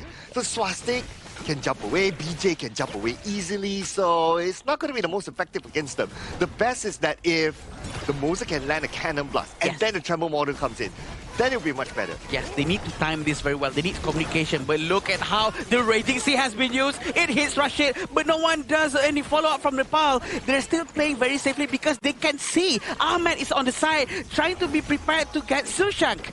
Yep, Wings of Judgment this time. Hopefully he doesn't steal away the buff from his teammate. Now Tremble Mortar comes in, gets Swastik, but Swastik again as usual. Easily swats away, but Swastik's down in trouble. His teammates coming in. Abdul Aziz was first, get the first strike. Swastik will go down, but countered by getting Ahmed instead. And looks like Team Nepal gets 2 of them from UAE. It's a win from Team Nepal. Inner tower has been destroyed and they will pull back just a little bit and try to focus on other objectives, not to overstay their welcome for too long. The goal difference for both of the team is quite high, but not as high as before anymore. But look at Swastik with 4,900 gold, going to 5,000 now. With this Wings of Judgment, will they be able to save the tower? It seems like, yeah, he's managed to save the tower for a little bit longer. Oh, but maybe can't save his teammate. Unfortunately, Abdul Aziz went down. So now without Abdul Aziz, nobody can tank the front. Now, Adam, this is something that we debated, right? Who's going to be the frontline tank? If Abdul Aziz is not there, no more. And looking at Abdul Aziz and his items, he's probably going to go for more damage instead of tank. Yeah, it's gonna be a bit of a problem for them for sure. Even Abdullah is only using Moza. And yeah, I mean, Moza is not wrong, but the itemization for Moza that he's going with right now is as if he's buying magical damage items, and I don't think that is the best for this situation right now. Probably the best item for Moza right now is to get Dawnlight. Dawnlight is such an underrated item for support roamers. If they use Dawnlight, he can provide unlimited amount of shields every time he uses skills, provided the cooldown is over. Oh, but Team Nepal right now, they're trying to invade again. This time for Team Nepal, they're not able to steal the buff, but that's okay. They're going to focus onto the middle, but with the Wings of Judgment, it's not going to be that easy to bring the minions forward. Yeah, they're trying to play it safe. Sushank is still on the side of Ahmed. Is he going to try to get Ahmed? Ahmed manages to run away in the nick of time. They're all going to be rotating towards the Tyrant. Tyrant's going to be taken fairly quickly. It seems like Suyog is going to be on the front line. He's going to prove to everyone why he doesn't need Jean-Fei. He's going to be playing Lapu Lapu very well. We have seen his Raging Sea has been connecting very well so far. Yeah, so far so good. And he has been the one that's been opening up the map as well. Yeah. Now on the left side, Sushank's been doing the same. So right now, with the fact that the mid tower is down, Team Nepal will have a lot more space for them to play, and soon they'll be able to take down another mid tower as well, thanks to the fact. Triangle Mortal has been used. He's trying to get Suyog. Suyog's about to go down. Oh. A very quick downing from One there. more.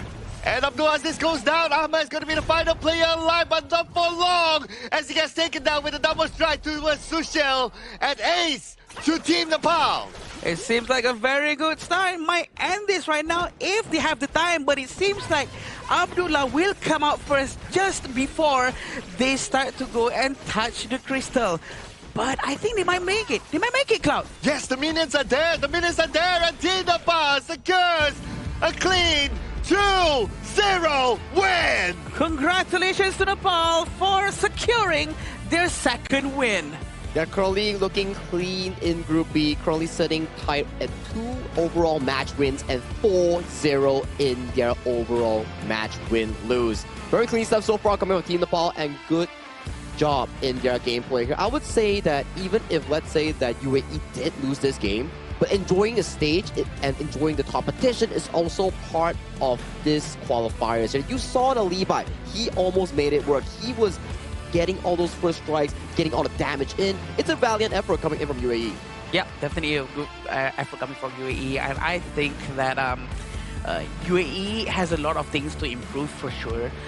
But they did well. They have an idea of how to handle things. But in terms of execution, has a lot of work to be done. Yeah, more improvements will be needed coming in from UAE if they want to look to pick up some wins coming in for Group B. But I'm loving the enthusiasm, right? The Lubu, the Levi. I mean, we haven't got a Levi yet, you know? We love some new picks here. And first one. More Fang picks are also coming up from Team Nepal in the jungle itself. We saw some players who really favor the Fang pick, and so far, it has been getting picked up pretty decently. Yeah. Yeah, and I think the Lubu pick would have been fine if there's another hero to set things up. Like you need a setter first, and then he goes in with the Tremor model. That would be perfect, right? So Don't for they have it example, just with, Not quite. with the Moser. Was it? Moser, Not enough. I think what Cloud is trying to suggest here is that they probably need something like a Zhangfei, Lapu Lapu, because when we were discussing in the draft just now, Cloud, like they were lacking a frontline hero. Yeah. Maybe like a Zhangfei, Lianpo, Lapu Lapu, something to engage first, so they're like slowed, stunned, then you come in with the Lubu for that Tremor Morse. Maybe that's the situation we're looking for. Yeah, correct. Because what they were lacking is the setter and also the one that opens up the map in front. Yeah. So if you kind of think about it, right, based on their 5 heroes that they pick, who is going to be the one to like open up the vision? Nobody. It's difficult, right? Like the Mozi idea was splendid. I would say that Mozi is actually one of the most annoying roamer you can actually deal with in the laning phase in the mid lane 3v3 scenario. But maybe if the jungler wasn't a Levi, I mean, we love the Levi pick. It was pretty interesting. But if let's say the jungler was something like an Ata, or something like a tank jungler Dun, Kaiser, maybe it could have provided UAE more chances in those team fights in the river. Yeah, that would balance things out for sure. This is why in any draft, what I would personally do is that I would try to find, okay, do we have someone who is tanky enough? Do we have a burst damage? Do we have DPS? Do we have sort of a clash lane who can sustain in front with some sort of a lifesteal or some sort of a recovery mechanics? And do we have a support if we don't have a tank roam? So all of these things are very important things to actually balance out a good draft. Yeah, balance in all things. That is most important, right? Okay, so let's take a look at the items. So I would say that itemization is pretty standard. Okay, to a certain extent, Abdulaziz is kind of going for a tank or semi-tank build, but nobody's that full-on tank for UAE. That was kind of worried about. It's also in a conversation also. You have the Rashid on the channel, you have Ahmed on the Levi, and also Abdulaziz on the Lubu. Resources are finite. You can't really share everything to the team when you have so much mid to late game heroes in your team. It will make like Nepal have like an easier team fight because Nepal's composition has no late game. It's full on early to mid game, riding on the strong compatibility coming in from Fang, Mai Shiranui, and also the Lapu Lapu coming in to make sure that they can always push forward and find those early game team fights. Yeah, actually they do need someone or a hero that doesn't really need an item to scale, right? Like someone who doesn't rely on it, maybe like a Frost, or maybe Garuda is more or less considered like that, but it seems like Garuda was also very much stuck at the mid lane. Just now couldn't rotate, couldn't help the side lane as well, so which translates into why Rashid was struggling down there and couldn't finish his itemization. He only has one Eternity Blade. Yeah, and you cannot compare the mobility between the Mai and the Garuda, right? Obviously, the Mai would be like, okay, once I clear my lane, I know I can rotate down for a bit, come back to my mid lane and not miss the wave. That's how fast the Mai can rotate. So this is what I see the advantage of BJ, right? And the way how he plays is that he knows his rotation timing. It's the same like how he did with the Guardian Mo, and that's why he was all over the map. It's very smart, right? Like I would say, synergy between Suyok and BJ. Every time they finish up clearing the mid lane, they rotate really quickly towards the side lane to put impact, to put pressure against members like Abdulaziz, like Rashid. That's why even if they have a favorable matchup, with the addition of like the other laners, especially mid and roam, it usually doesn't favor you when you are having a man's disadvantage. Yeah, for sure. And these are the stats that we can see. Everyone actually contributes the same amount of damage and almost the same amount of damage taken also from Nepal. This shows that everyone contributes into this, right? They don't have that one hyper carry that carries the entire team. Everyone does their jobs. And also the same for UAE. They tried their very best to deal damage as well. But like what Cloud was saying, Abdulaziz was the one who is forced to take the damage first. Correct. If you see here, the most damage taken is Abdulaziz. So here's the thing, right? For Lubu to be successful in the game, he has to farm his item. Correct. And then he has to go to somewhat late game, right? For him to get the true damage out. But if he's forced to really tank it, and every time he tanks, he has to go back, he has to heal up, and then come back to the game and also farm, then when is he going to achieve the items that he needs to come out with the true damage, right? It's going to be continuously delayed, right? Because you're always missing out on certain team fights. You're forced to fight before your power spike, which puts you into a very uncomfortable position here, which is what Nepal successfully did. With so many strong early to mid-game picks, they were consistently forcing fights which are in favor of Nepal, but not in an advantage of UAE, which led to this gold grab. Only a 9-minute 41-second game before the Shadow objective spawn, but there's already a 7.5k gold lead slowly but steadily towards the endgame mark. Yeah, this is definitely a very nice and smooth graph for sure. Nepal focuses on all the objectives, but kudos to UAE for them actually managing to steal that one Tyrant. This is because of the Levi that actually dashed early on, and they sort of managed to do it. If only they actually commit into a proper team fight, like actually group up and actually try to do something, it would at least be nice for us to say, you know, like, oh, we actually saw one actual try from them. But most of the time when they went into a team fight, they were all over the place. One is on the left, one is on the right. They never did group up. Yeah, we hardly see that though. But we can check out the highlights again. Look at the difference between how UAE and Team Nepal plays. Team Nepal, they will group up together, they will go to one lane, they will clear off that one lane, and then yeah, they pretty much do the same, like whether it's the farm lane side or the clash lane side, and then they focus onto the mid lane after winning both lanes. So they move in as a team, and this is what I like about Team Nepal's type of rotation style. Which is true, right? We did see that in most of these replays, when UAE were to initiate a fight, it comes out okay at the start, but the members are just not ready to follow up on those engages here, which allowed Nepal to find those easy pickups on those team fight wins, resulting in our MVP for this game and EP's very own Sushil on that DRNG with a 404 clean KDA. I believe he was 100% participating in every single team fight, every single takedown, and he had a comfortable stat for this game 2. His position is just so good, right? Because he was being taken care of very, very well. Also because he actually has a tank on his team, like proper tank that could just be in front for them to soak up damage, for him to have a breathing space and hit from very far away. This is what completely missing from UAE, and hopefully in their next match they could try to maybe draft something much closer to that one. Yeah, and if you kind of think about it, right, the composition of UAE, they don't really have an answer towards the DRNJ as well. Like, how are you going to go to the backline? Even if you do, like, DRNJ has its own anti-CC. So how are you going to lock down the DRNJ? So that's why it's a clean game for Sushil. The only idea I can really think of is the Garuda potentially outranging DRNJ, but there's so much like utility and tank coming in from the side of Nepal that actually provides so much room for Sushil on that DRNJ to actually march forward. So I don't really blame them for not being able to reach the backline of Nepal. But better yet, maybe they need to revisit back into their overall team fight style that you mentioned there just now. Yeah. Make sure they fight as 5, not 3v5, not 4v5, but make sure that when you initiate a fight, every single one is ready to follow up.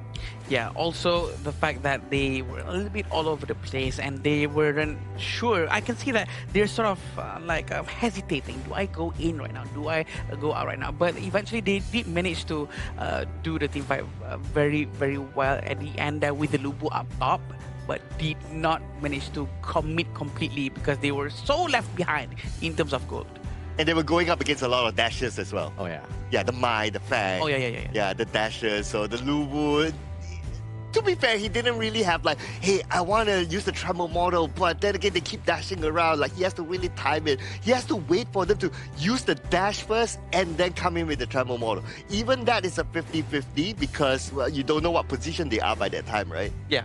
And you probably have to bank in the fact that, can they react? Can I react? Do I need to use Flash to follow up on the second tremble models to actually reach the backline? So it's a bit of a, I would say, a inconsistent pick. You need more setups coming in from the Lubu, especially something like a Zhangfei, Lapu Lapu that we discussed just now, that could really engage the fight first, allow the teammates to come in later, especially Abdul Aziz on that Lubu here. Maybe you find like one beautiful Unbridled Outburst into the Lubu, then maybe that's the perfect scenario for Abdul Aziz just now.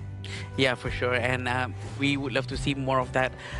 But we do know that the gameplay that has been shown by them can be improved quite a lot. I am pretty confident that they can improve within this short period of time because Kazakhstan has showed the same thing just now.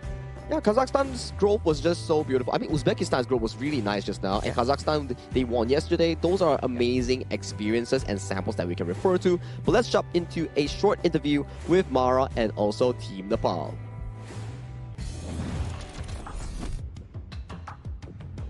That's 2 match wins for Team Nepal 2 in a row. Susang, congratulations. Thank you very much. You know what we noticed is that you guys are by the book. You guys got the objectives, getting the gold, and eventually snowballing the game. And you were there in the right positions before the objectives even spawned.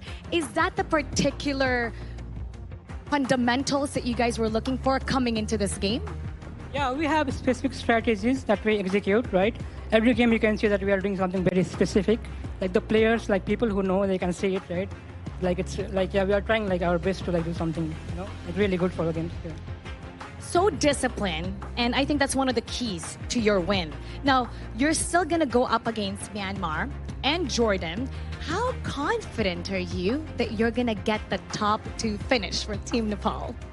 I mean, we will try our best, right? Obviously, and yeah, we are confident we should be like top 2. We should be like really top 2, right?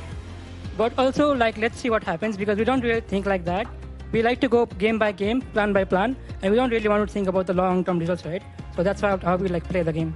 So let's pretend that you're gonna go to the players' room right now. What would you say to your teammates regarding today's matchup? Matchup?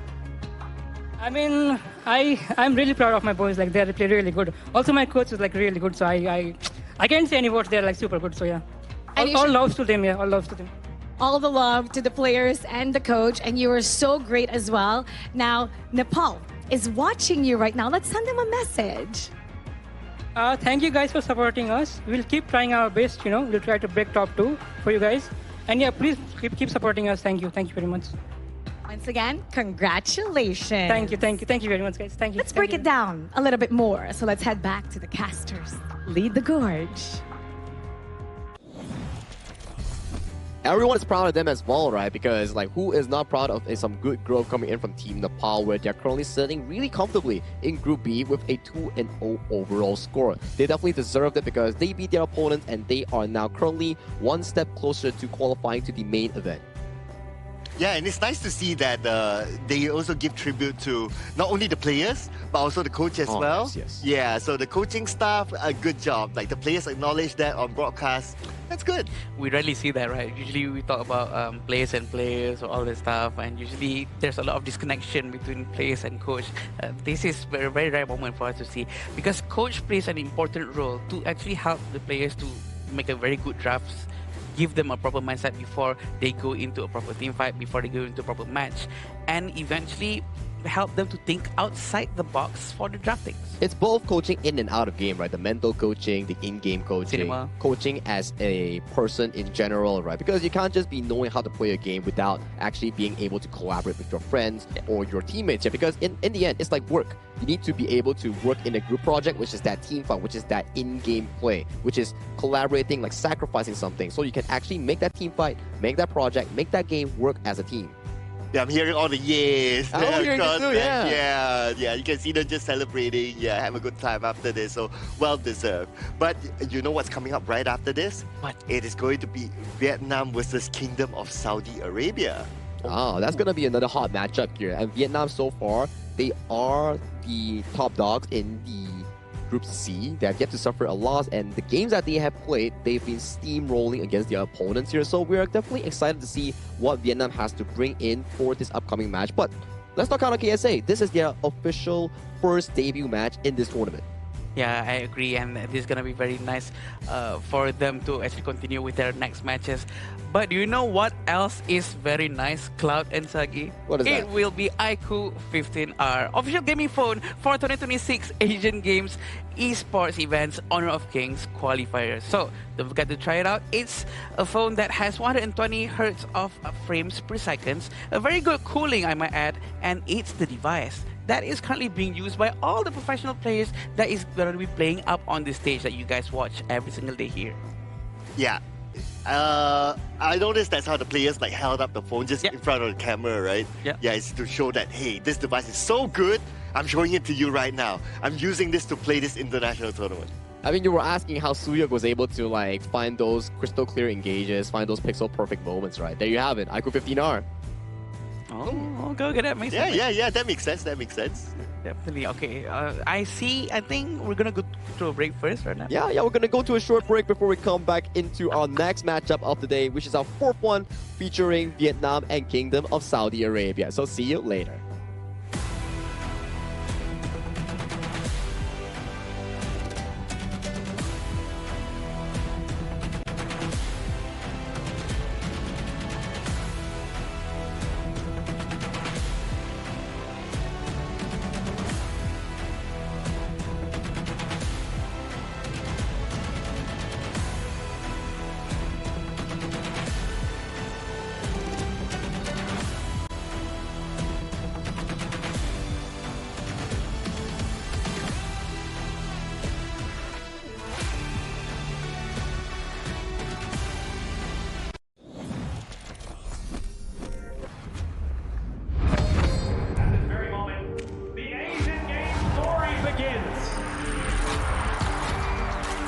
Who will be the next to shine on the Asian Games stage?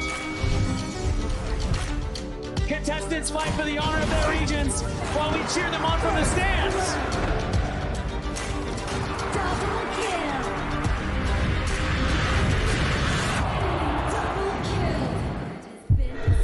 This is a challenge, but it is also an opportunity. The tide is turned.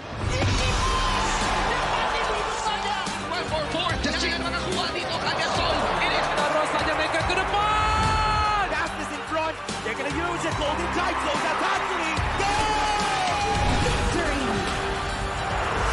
And we pulled it off together.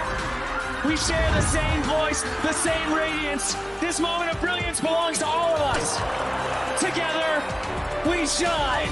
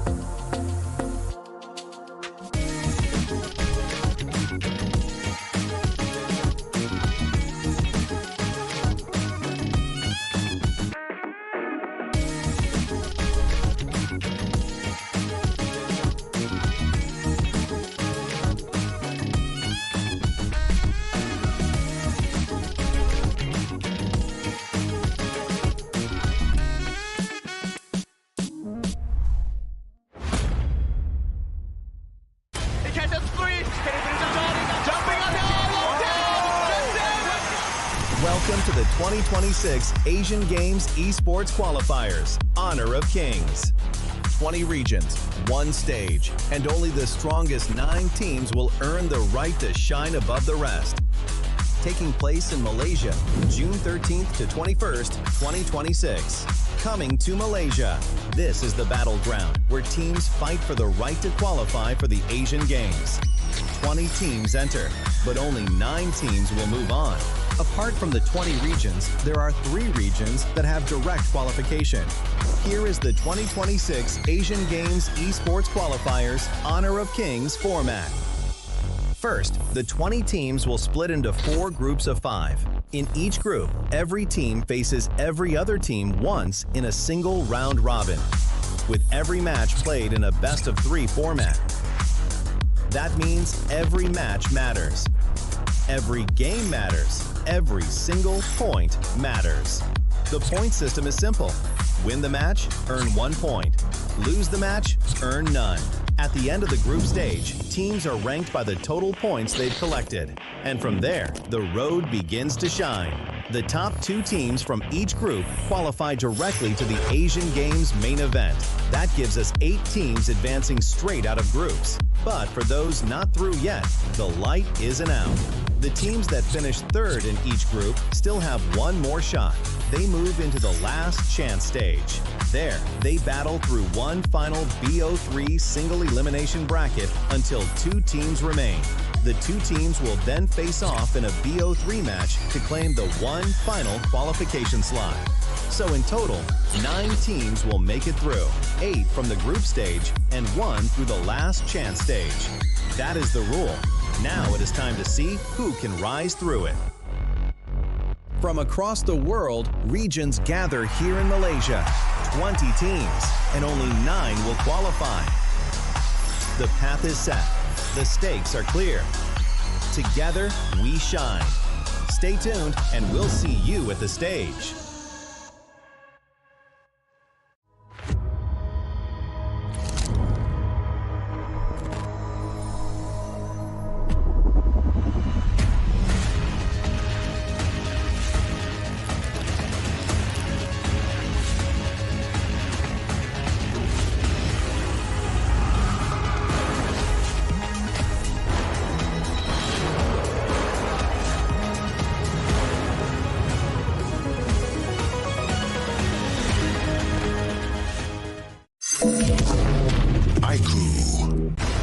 Ultimate not ready yet.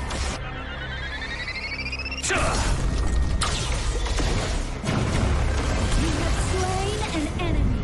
My magic murmurs in ecstasy.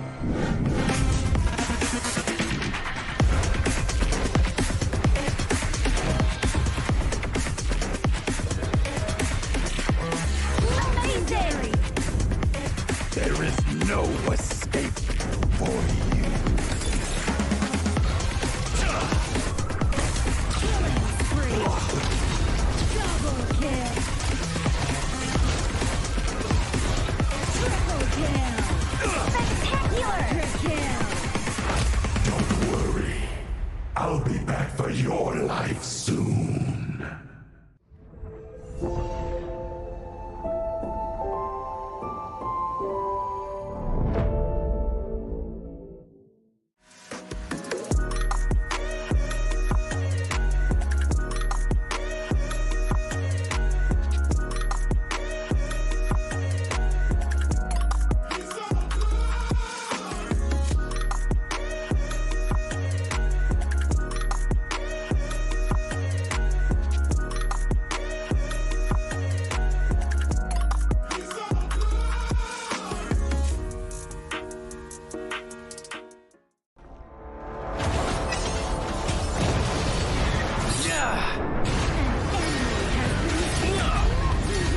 Double kill. Shall I compare thee to a summer's day? Slain. Don't engage. Slain. Don't crush us like insects. Slain an enemy. Defend our base. Our high ground tower under attack. Amazing. Unbelievable. Triple kill. Ah, the fragrance of romance. Ally has been slain. Rampage. Double kill. Triple kill. Spectacular. Pentakill. Lady Fortune is on my side.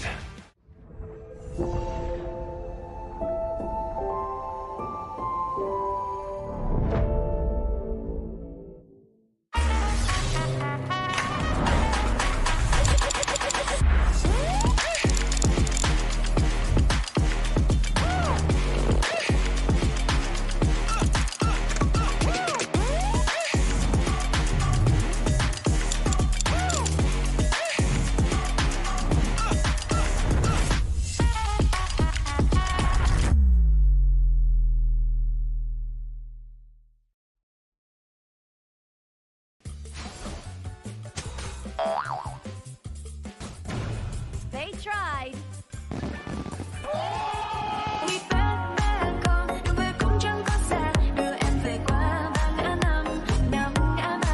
The new Spritling skill, Dig It, is a passive skill, which will automatically trigger at fixed times each match. up to a maximum of 10 times. The skill grants guaranteed standard rewards like gold, XP, shield, health recovery, and more. There's also a small chance to uncover mysterious grand prize effects during the match. Dig It may also produce tradable high-value treasures. Detailed information about acquired treasures will be shown after the match ends. Each treasure has its own rarity and storage size, and obtained treasures will be automatically stored in your warehouse. If you want more high-quality treasures, make good use of the Treasure Fusion feature. You can also copy and share your code so friends can help speed things up.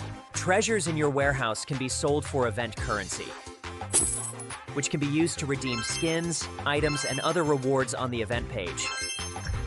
You'll even have a chance to win physical prizes like smartphones and cash. You can also spend event currency to bid on high-value rewards. The auction uses a hidden bidding system, where you can submit 2 bids for the same reward. The highest bidder wins, giving you even more ways to obtain rewards.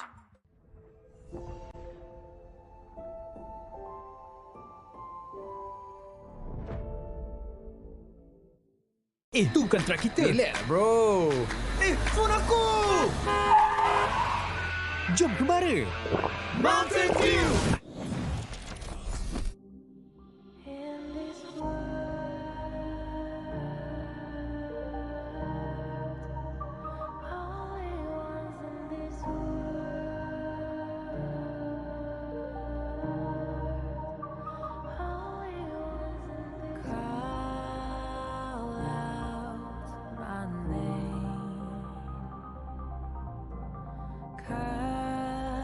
Sound of the rain.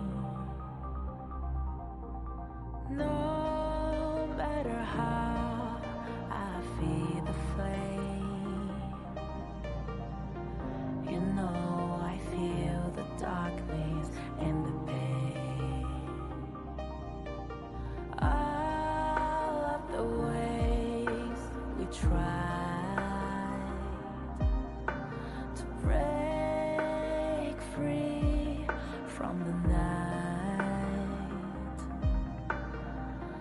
You know we made it out, we found the light. I fly so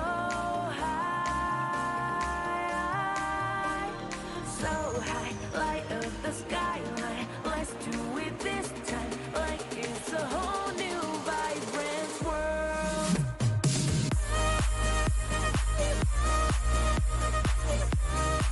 Like we're the only ones in this world. Like we're the only ones in this world. Now I see that I got everything I need. It's alright, I'm on fire, I'm alive, 'cause now I fly so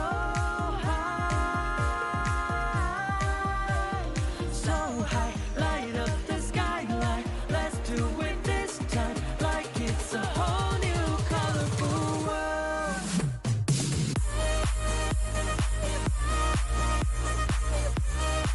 Like we're the only ones in this world. Like we're the only ones in this world. Never thought we'd get this far, burning like the stars. How we get this far, like we're the only ones in this world.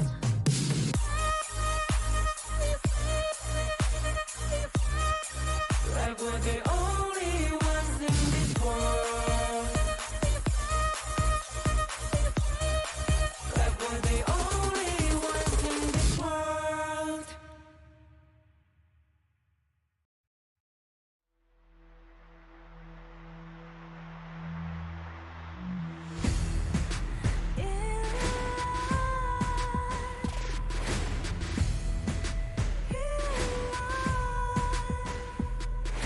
What's a life without its worth?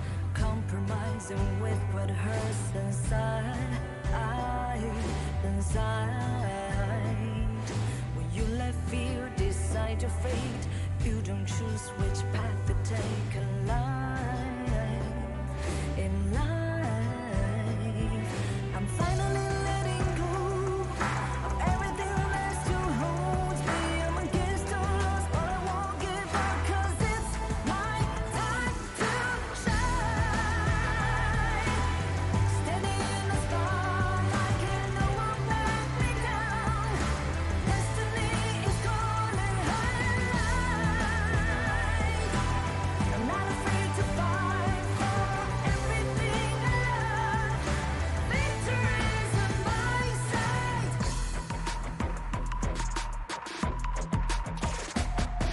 The more we lose, the more we gain. The more that nothing stays the same. In time, in time. Can't love ever, can't forget. What you see is what you get sometimes. Sometimes. Gonna show the world tonight. The light that shines inside us. We're against the odds, but we won't give up 'cause it's our time to shine. Standing in the spotlight, can no one back us down. Destiny is calling high. We're not afraid to fight for everything we love. Victory's in our sight. Takiki takiki takitao. Takiki takiki takitao. Takiki takiki takitao. Takiki takiki takitao.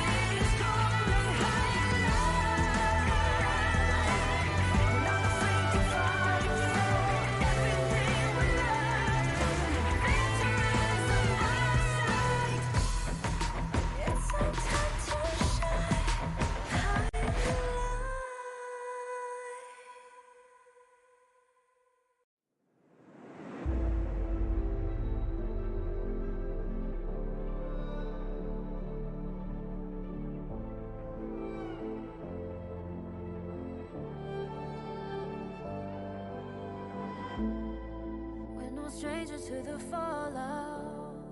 It's what got us here. Ever changing, some chameleon.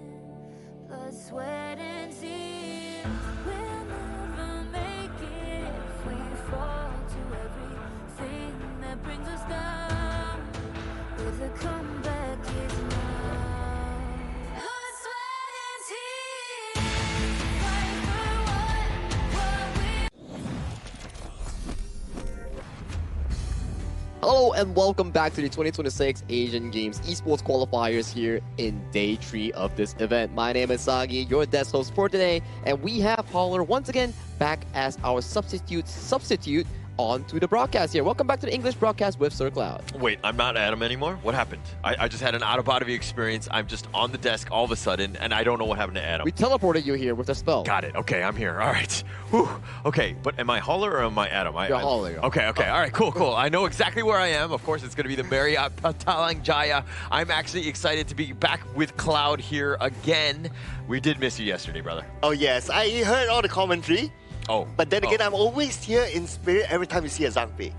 Wait, that's gonna be kind of scary on night though. Okay, I don't remember exactly what we said, so I'm like, I don't know if they're all good things or bad things, so we'll just continue and move on and pretend like, it was all nothing but good things here. Yeah, nothing but good things here. But, talking about good things here, we definitely have to remind you of the 17th June update here coming in for Honor of Kings. If you're looking for big updates, patch updates, anything that regarding to hero mechanics, new heroes, new system, new UI, check out the Grand Venture update. Will be coming soon in, I think today is 15, 2 more days, 17.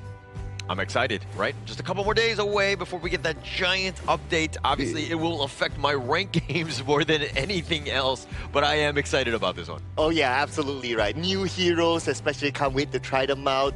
And I wonder if any of those new heroes can be converted into a support sort of role. I don't know yet. Well, there is Annette, and Annette seems to be a pretty good roamer that we can venture into with things like a Zhuangzi cleansing effect, but you can check out more on the video teaser here. Our main focus right now, Saudi Arabia, Kingdom of Saudi Arabia's first appearance in the Asian Games qualifiers, alongside with Vietnam. Still one of the top seeded teams, Vietnam. They are still looking very, very strong. I am not sure what we can expect from this series here, but I can guarantee you it's going to be a banger. I mean, I think that in terms of what we saw from Vietnam, this is a team that's ready, right? This is a team that's kind of hitting all cylinders, and I would say almost this, you know, one of the favorites in that group, right? The other side, of course, we don't know as much. Saudi Arabia, this is, again, a bit of a dark horse, but, you know, Cloud, any sort of thoughts on this one? I mean, we have seen teams that we probably don't have as much data as some of the other teams, but they're able to perform well as well. So who knows that Saudi Arabia could be one of those teams. Whereas for Team Vietnam, well, they have played in this tournament, and they have international experience as well. They probably already have that data out there. So I'm pretty sure that's been studied by Saudi Arabia. I think hero pool also plays a large part, right? Considering the fact that we are playing the Asian Games version, 85 heroes for both teams to use. So whoever gets to master the specific meta heroes or strong picks first has the high ground advantage coming in towards this specific series. Yeah, I think that the biggest learning is that Lingvan, you want to take away his Yuan. If anyone has done any sort of research, that is the guy you want to target. He was back-to-back MVP, and he was just making such a big impact in that previous series in day one. But let's introduce both teams coming in from Vietnam and also Kingdom of Saudi Arabia to the stage for this epic battle.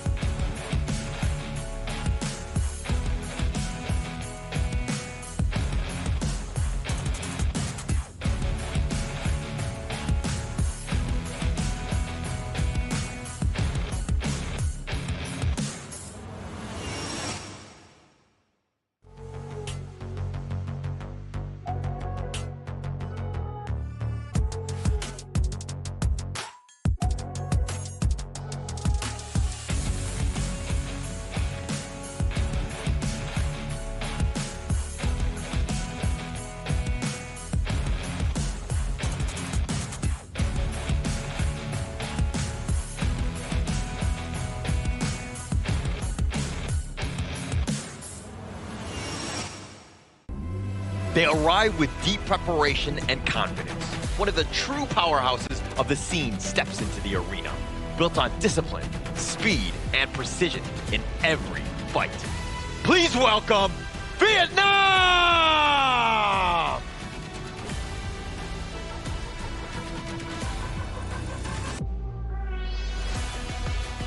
They are here to disrupt expectations, bringing courage and unconventional strategies into every fight. Ready to step into the spotlight. Please welcome Saudi Arabia!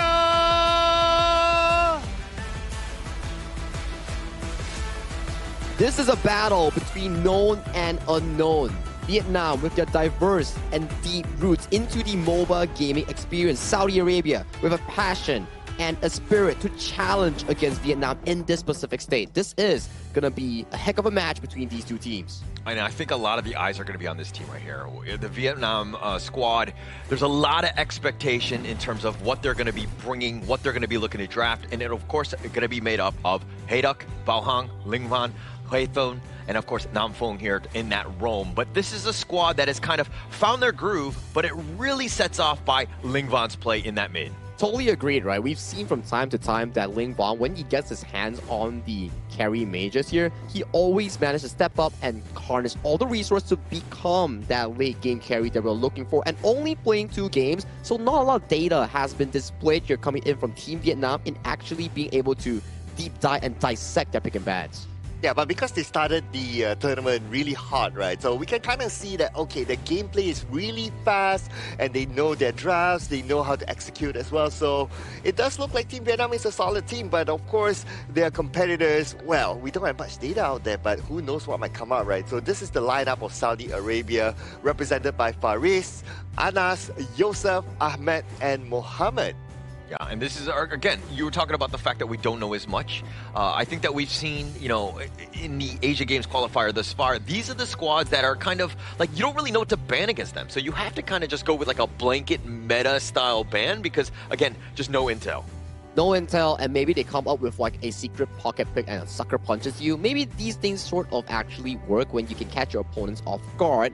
But for these things to happen, we will definitely have to see what kind of hero picks will be suggested coming in from Kingdom of Saudi Arabia players, because it's going to be pretty interesting to see some off-meta or unconventional picks. Yeah, if there's anything that I've seen, even from the Saudi Arabia players, when they were outside in the waiting lobby, just kind of getting prepared for this, is that they're very loose. They're very comfortable. They're not like rigid and like super stressed out. It seems like, hey, this is just another day in the office for these guys, and they get to play Honor of Kings. Ooh, and based on the side selection, Kingdom of Saudi Arabia, they themselves choose to be on the red side, means they will be having the second pick. So looks like the idea here is that I want to see what you guys go for first. What sort of tone are you going to go for? And then I'll try to adapt to that situation. Now let's put our focus on towards the decision on this red side pick, right? So if you're giving up red side, you're potentially giving up picks like the Ukyo Tachibana, Yuhuan, or even your favorite Zhangfei Lapu Lapu, these picks that has been going on really, really well in this tournament, or even the Guan Yu pick that has found a lot of success, especially from Team Indonesia's Iqbal. The number one thing, Yuhan, right? It just adds too much flexibility to the side of Vietnam, right? If they're going to pick first, they're going to pick all of the other, or ban all the other heroes so that they're going to be potentially taking that one, but they got to lock it down. That is a number one prio ban for them. Yeah, I wouldn't be surprised if they ban that one out. I would be surprised if they don't ban that one out, or at least pick it for themselves. But with the fact that they are having the second phase pick, right? So the ban is probably a must. You have to ban. Yeah, it's gonna be a lot of things missing from the ban pool here. Maybe the KSA's side, their decision on this is to, hey, let's say like meta picks, we're gonna be opening everything. We're gonna be targeting specifically on certain heroes like the Yuhuan and Ukyo Tachibana. Then we venture into an open and available pool out of the remaining ones. And that's been funny. Like, going into this one, if you told me the number one picked hero or like a hotly contested top 3 Ukyo, I would not have, called that one at all. But Chano, obviously, that's another top pick. That is an interesting one. Obviously, a lot of eyes on that hero because it's still very strong. But Ukyo, to me, that was not going to be a top 3. Yeah, it's not going to be on top 3, but once we start going into the fundamentals of this hero pick, strong early game, strong dueling, invasive as well, that's where this pick comes into such a strong position in this specific Asian Games version here. But we jump into the first game of the pick and bans between Team Vietnam and Team KSA. Mai Xuanui and also Heino has been locked away from KSA's pool, and KSA has been targeting heavily into Ling Van's mid pool on that Xiao Qiao and also the Yuhuan. Yeah, and then now the channel first pick by Team Vietnam, right? So the channel needs a bit of help to win the early game, especially because the range of Chano is not really that far. It's quite dependent on the Spirit Wolf just to give that a bit more space in front. So he needs a bit more backup. So I would expect that Team Vietnam to pick a type of roamer that's a little bit more tanky on the front. Yeah, and now they're going to go with a Guan Yu. This is also a hotly contested hero. Just the repositioning has been great. Also, the Kaiser. It seems like day 3 has kind of risen up for the rise of the Kaiser because he's been dominant throughout today. Yeah, Uzbekistan played it really well in getting that 2-1 victory comeback against their opponents. And then, with the addition of the Guan Yu, that's going to be 2 big beefy boys that's going to be trying to handle Hui Tan on that channel pick itself. And Vietnam, they're going back to the bread and butter here. This will be the Ukyo Tachibana jungle with the Ata Clash lane locked in for a strong Clash jungle synergy. Okay, so you already have the Ata with the Team Vietnam, so having the Zhangfei would make a lot of sense because the Ghost Ship and the Umbrella Outburst makes a good combination. Kingdom of Saudi Arabia goes for Angela. Angela has been one of those top picks as well, and I guess one of the reasons is because the Blazing Brilliance is able to cut through those tanky heroes very well. Yeah, if you get caught by the Chaos Cinders into the Blazing Brilliance, poof, you're gone. But I'm liking the Ata pick here coming in from Team Vietnam. It serves as a really good counter into the Guan Yu. Your enhanced basic attack coming in from your spell 2 breaks the charge bar. Your spell 1 second charge breaks the charge bar. Your ultimate also puts up a wall, a terrain that makes Guan Yu unable to jump over it. Yeah, he just adds so much as a Clash Liner. He provides everything that you want. You're the tanky frontliner, as you rightly mentioned. The Ghost Ship, it just disrupts everything, dividing the table into two, the Gorge into two, if you will. And, I mean, it kind of locks out a lot of the different guys, especially when you're looking to kind of keep yourself defensive. Because, again, Chano, he only excels when he has that meat shield. And interesting enough that Saudi Arabia banned out the idea, which is a good combination with the Chano. But then again, there are a lot of other options that they can go for. Okay, the fact that they went for the Zhang Fei for themselves, it almost feels like, okay, they kind of see the combination almost happening. So now the Zhang Fei is out of the picture for Team Vietnam. They can still go for the Lapu Lapu. In fact, if they go for a double tag lineup, together with the Ata and also whichever, maybe a Lapu Lapu, it will still work out well for Team Vietnam. It feels comfortable, right? Knowing for a fact that you have a bodyguard like the Lapu Lapu and the Ata here, which may be a primary choice, or such as the Lian Po coming in for Vietnam's Nam Feng. I'm still interested to see what kind of mid laners are still up and available, potentially Gan and Mo, and also the Mo Zi here. This is a really, really scary 1-2 combo here, because Angela, when she ults, she is idle. She can't move unless she cancels the ultimate here. So the moment she ults, she's going to be looking at a lot of arrows, a lot of copper blades landing on towards her face. And the worst part about this is that Ling Van is going to be piloting that Gan and Mo. Scary. Right? He's incredibly scary. He's definitely deadly. And especially with Gan and Mo, with that burst potential. The Angela, #1 target. You take that guy out. Now you're kind of mitigating a lot of the damage from Saudi Arabia. And now they're going to pick up the Aaron. Those are the main two. But, you know, I'm very worried if the Angela gets bursted early. Yeah, and I like having the Monza in this draft here this time as compared to the Monza before this. It's because then you have the Ghost Ship, right? You can lock in people and you can force them towards a wall, and then the Cannon Blast comes in. Or the Cannon Blast comes in first and then you up the wall. It depends on what kind of situation they're in. So there's a lot of good options here besides the projectile option, like what you mentioned, Sagi. Yeah, it's more of a proper compatibility that you actually mentioned just now. It's like Gan and Mo Mozi, that's an immediate burst. And then you have the front line coming in from the Ata on the hands of Hoidak. That actually is the missing piece that you're looking for, the front line to actually aggressively push out Vision here. But this is Vietnam going up against KSA in the first game for the debut, coming in from Kingdom of Saudi Arabia. And why I went O is because the Ata went for a smite.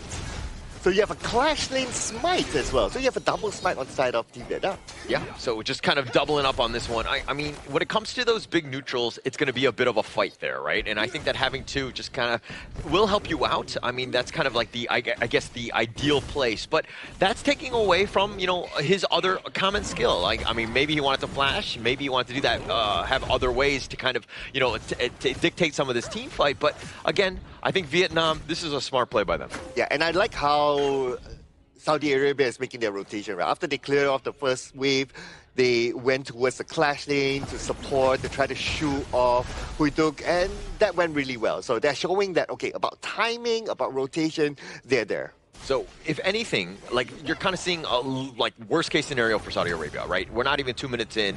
About a 700-goal lead by Vietnam. Like, they're just incredibly efficient in the early game, and that's where they're able to kind of snowball out of control. So, Saudi Arabia, on the other side, they need to understand that, hey, they are behind. We need to be aggressive. We need to find some way to, again, stop the growth of this Vietnamese squad. Oh, yeah, because from whatever that we learned from the Vietnamese squad, type of gameplay before this is that they are very, very efficient. And they know how to play the goal sharing really well as well. So now when we were to look at the current situation, they're starting to group up again at the top, whereas in comparison to Saudi Arabia, they're not as grouped up as Team Vietnam. And they're heading towards Mohammed.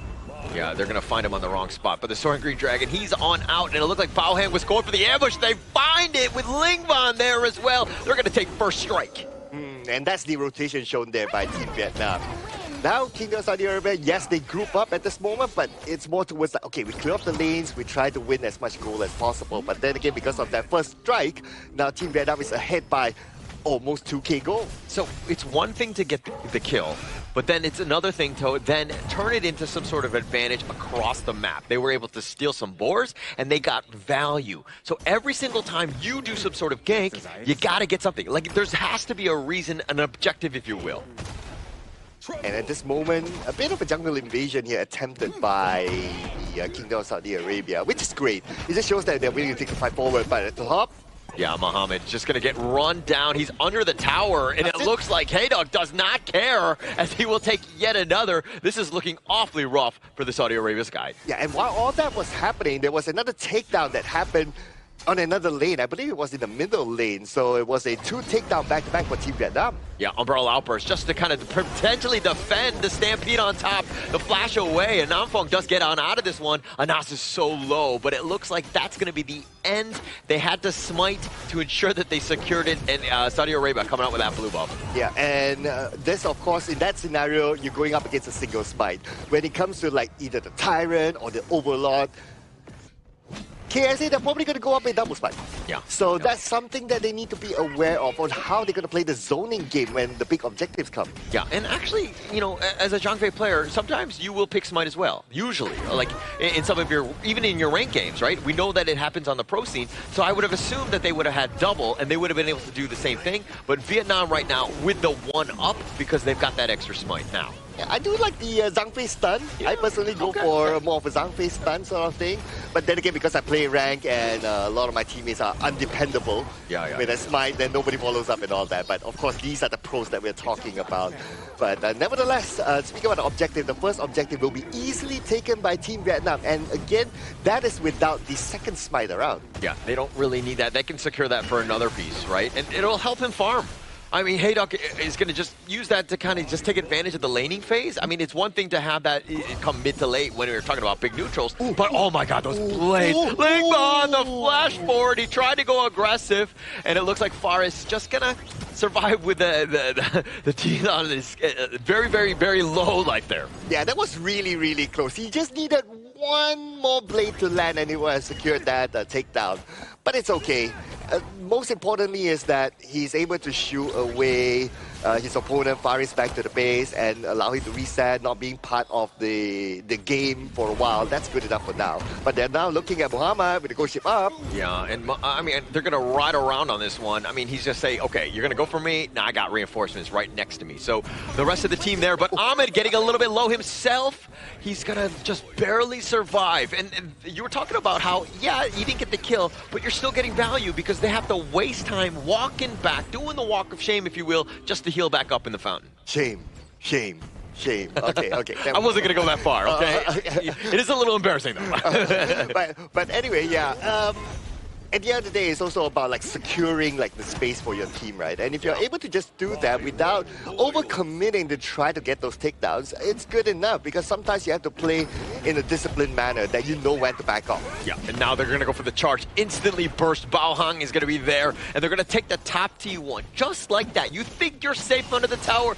No, sir, you are not. Oh, and they're not done yet, though. Look at this. They're already opening up the map right in front, so they're starting to look at, okay, we're going to get more out of this space and potentially even the top tower as well. They're just waiting for the minions to come in, and it depends on whether Saudi Arabia is going to let that one go or not. But it seems like Anas is there to clear off the wave, so that's okay. Yeah, it's definitely okay. And keeping the T1 alive mid, that's got to be key for Saudi Arabia, right? I think that as long as they have the wave clear, Yusuf doesn't stray too far, ensures that nothing really hits that mid lane. They still got themselves a chance because, again, it's about extending the game when you're losing.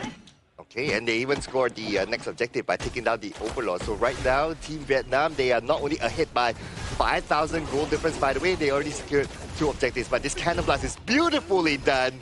Followed in with the couple blade and hot straight given towards Bawa. Yeah, I mean, you're just stacking the stunts, right? It just makes it so difficult for Muhammad to get away. I mean, you think that he's got mobility, but when they're able to cannon blast you, they're able to, you know, get those blades on top. They just have so many different ways to just make things difficult for you where you're not able to play your game. Yeah, 5-0 right now, and Saudi Arabia, they're losing space. And at this moment, they hardly have any space to farm, especially with the tower down. I don't know about this, man. They still need the items in. Yeah, it doesn't look like they've got it. And I mean, this is a situation where if you're kind of thinking exactly like, how can they be better? Like, like again, the way that the Vietnam squad are just taking over the map, pushing things so that they're constantly in front of them and not able to get away, this is best case scenario for Vietnam. Yeah, and looking at Team Vietnam right now, they are not only focusing at the top, but look at the bottom. It's being pushed in by Bao Wang.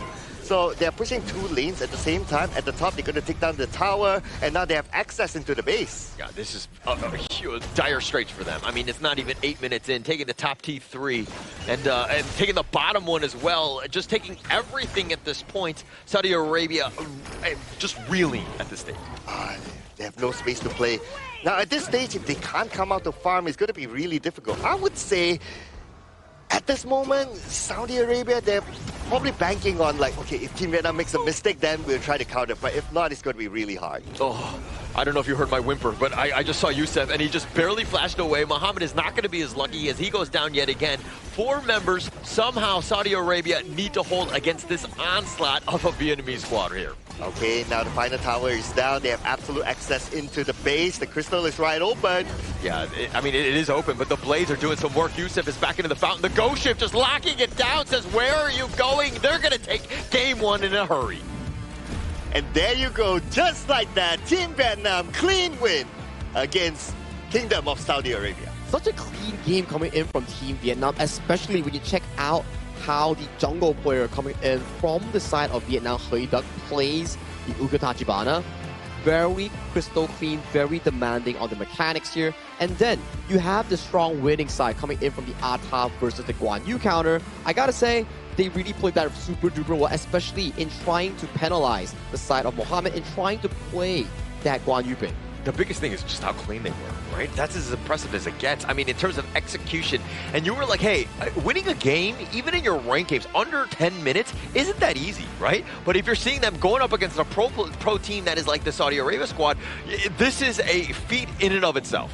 Yeah, and I'm not sure if Saudi Arabia got any takedowns during this game as well. So it was a big dominant game by Team Vietnam overall, we can see. And the rotations were on point. They know when to invade, and when they invade, they don't pull back the handbrake. They just go all the way. It's like, okay, we take down the first tower.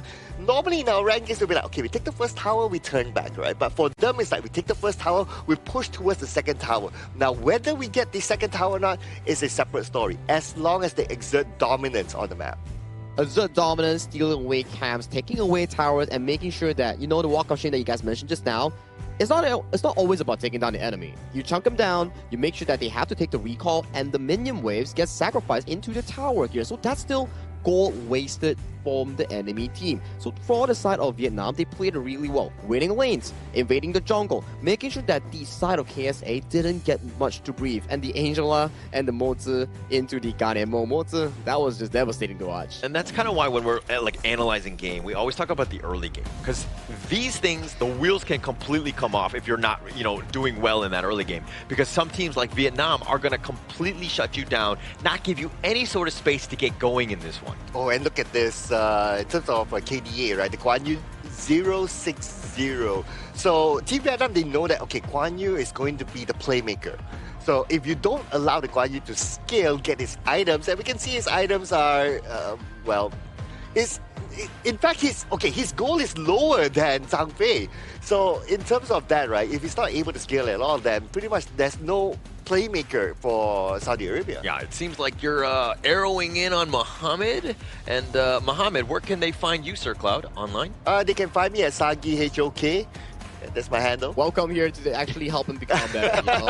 But you know, jokes aside, I think if we were to watch this game, right, we can see how well Ata can actually counter Mohammed later in the replay, right? Every time we see Huy Duc jumping in 1v1ing Mohammed, there's always Bao Huang or Ling Wan coming into the rescue, making sure that this horse doesn't get to rotate towards team fights or get any advantage in that laning phase. Can you just say, like, just how scary of a team Vietnam are? Like, the way that they're playing, it's just, like, okay, we know about Indonesia, we know about Philippines, and the way that they're going to be able to control games. But Vietnam completely showed up. Yes, we knew that they were the favorites going in, especially in this group, but the way that they've been able to execute has just been so clean throughout.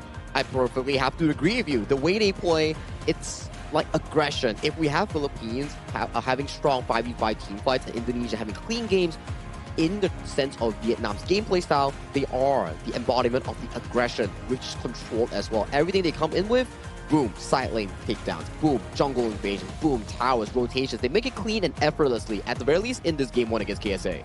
And they didn't die. That's like the biggest piece, right? Like, that's got to be so demoralizing. Getting that first kill is going to feel amazing for Saudi Arabia, but I mean, the way things are going, dare I say, they might not even get one in the second game? I mean, maybe this could be like some data collection for them and they'll do even better next, right? We don't know, right? But if you kind of look at the composition of Team Vietnam, right, you have a Garden mode. So if you have a Garden mode, you have to play this aggressively. Whether this game ends early or ends later, you still need to play aggressively because the Garden mode needs to stack. Which is true. That's why you see the 12,000 goalie all the way at 8 minutes 42 seconds here. They really played everything well from start to finish here. 3v3 towards the mid lane at level 1. They got the advantage here. They slowed down the jungle Kaiser coming in from KSA, making sure that at the minute of 1 minute 20 seconds, he still hasn't full clear yet and get this level 4. Meanwhile, on the side of the Vietnamese jungle, Huida, he's already well done, well cleared, already going for the subsequent play. Okay, so you're the coach of Saudi Arabia. You have the Men in Black red pen. You've kind of erased game 1, okay? What are you telling the team to bounce back in game 2? But you can't erase everything, right? No, I'm erasing. You gotta remember, like, okay, this is the play style. We've moved on. I think that for the mental state of this game, because it's demoralizing, right? So I think that, what would you tell them, Sir Cloud? Well, I would say that you gotta play fire, right, at this moment. Like, you cannot let them just come blazing into your house. You gotta blaze their house instead. So have a draft that is more aggressive, have a draft that is more invasive, and go with. Because at this moment, if we look at Saudi Arabia's draft, it's not that early invasion type of draft. I don't want to get you in trouble, but have you actually done the blazing of other people's houses? I don't know. Let's talk about the highlights here. Okay. I don't think that's legal, but okay. Back towards the highlights here in this exact moment, we can see that the punish coming in from Team Vietnam on the side of Mohammed, on the Guan Yu, is really consistent. They gave him no room to actually play, and they graced this game really easily with an 11-0 game. And there you have it.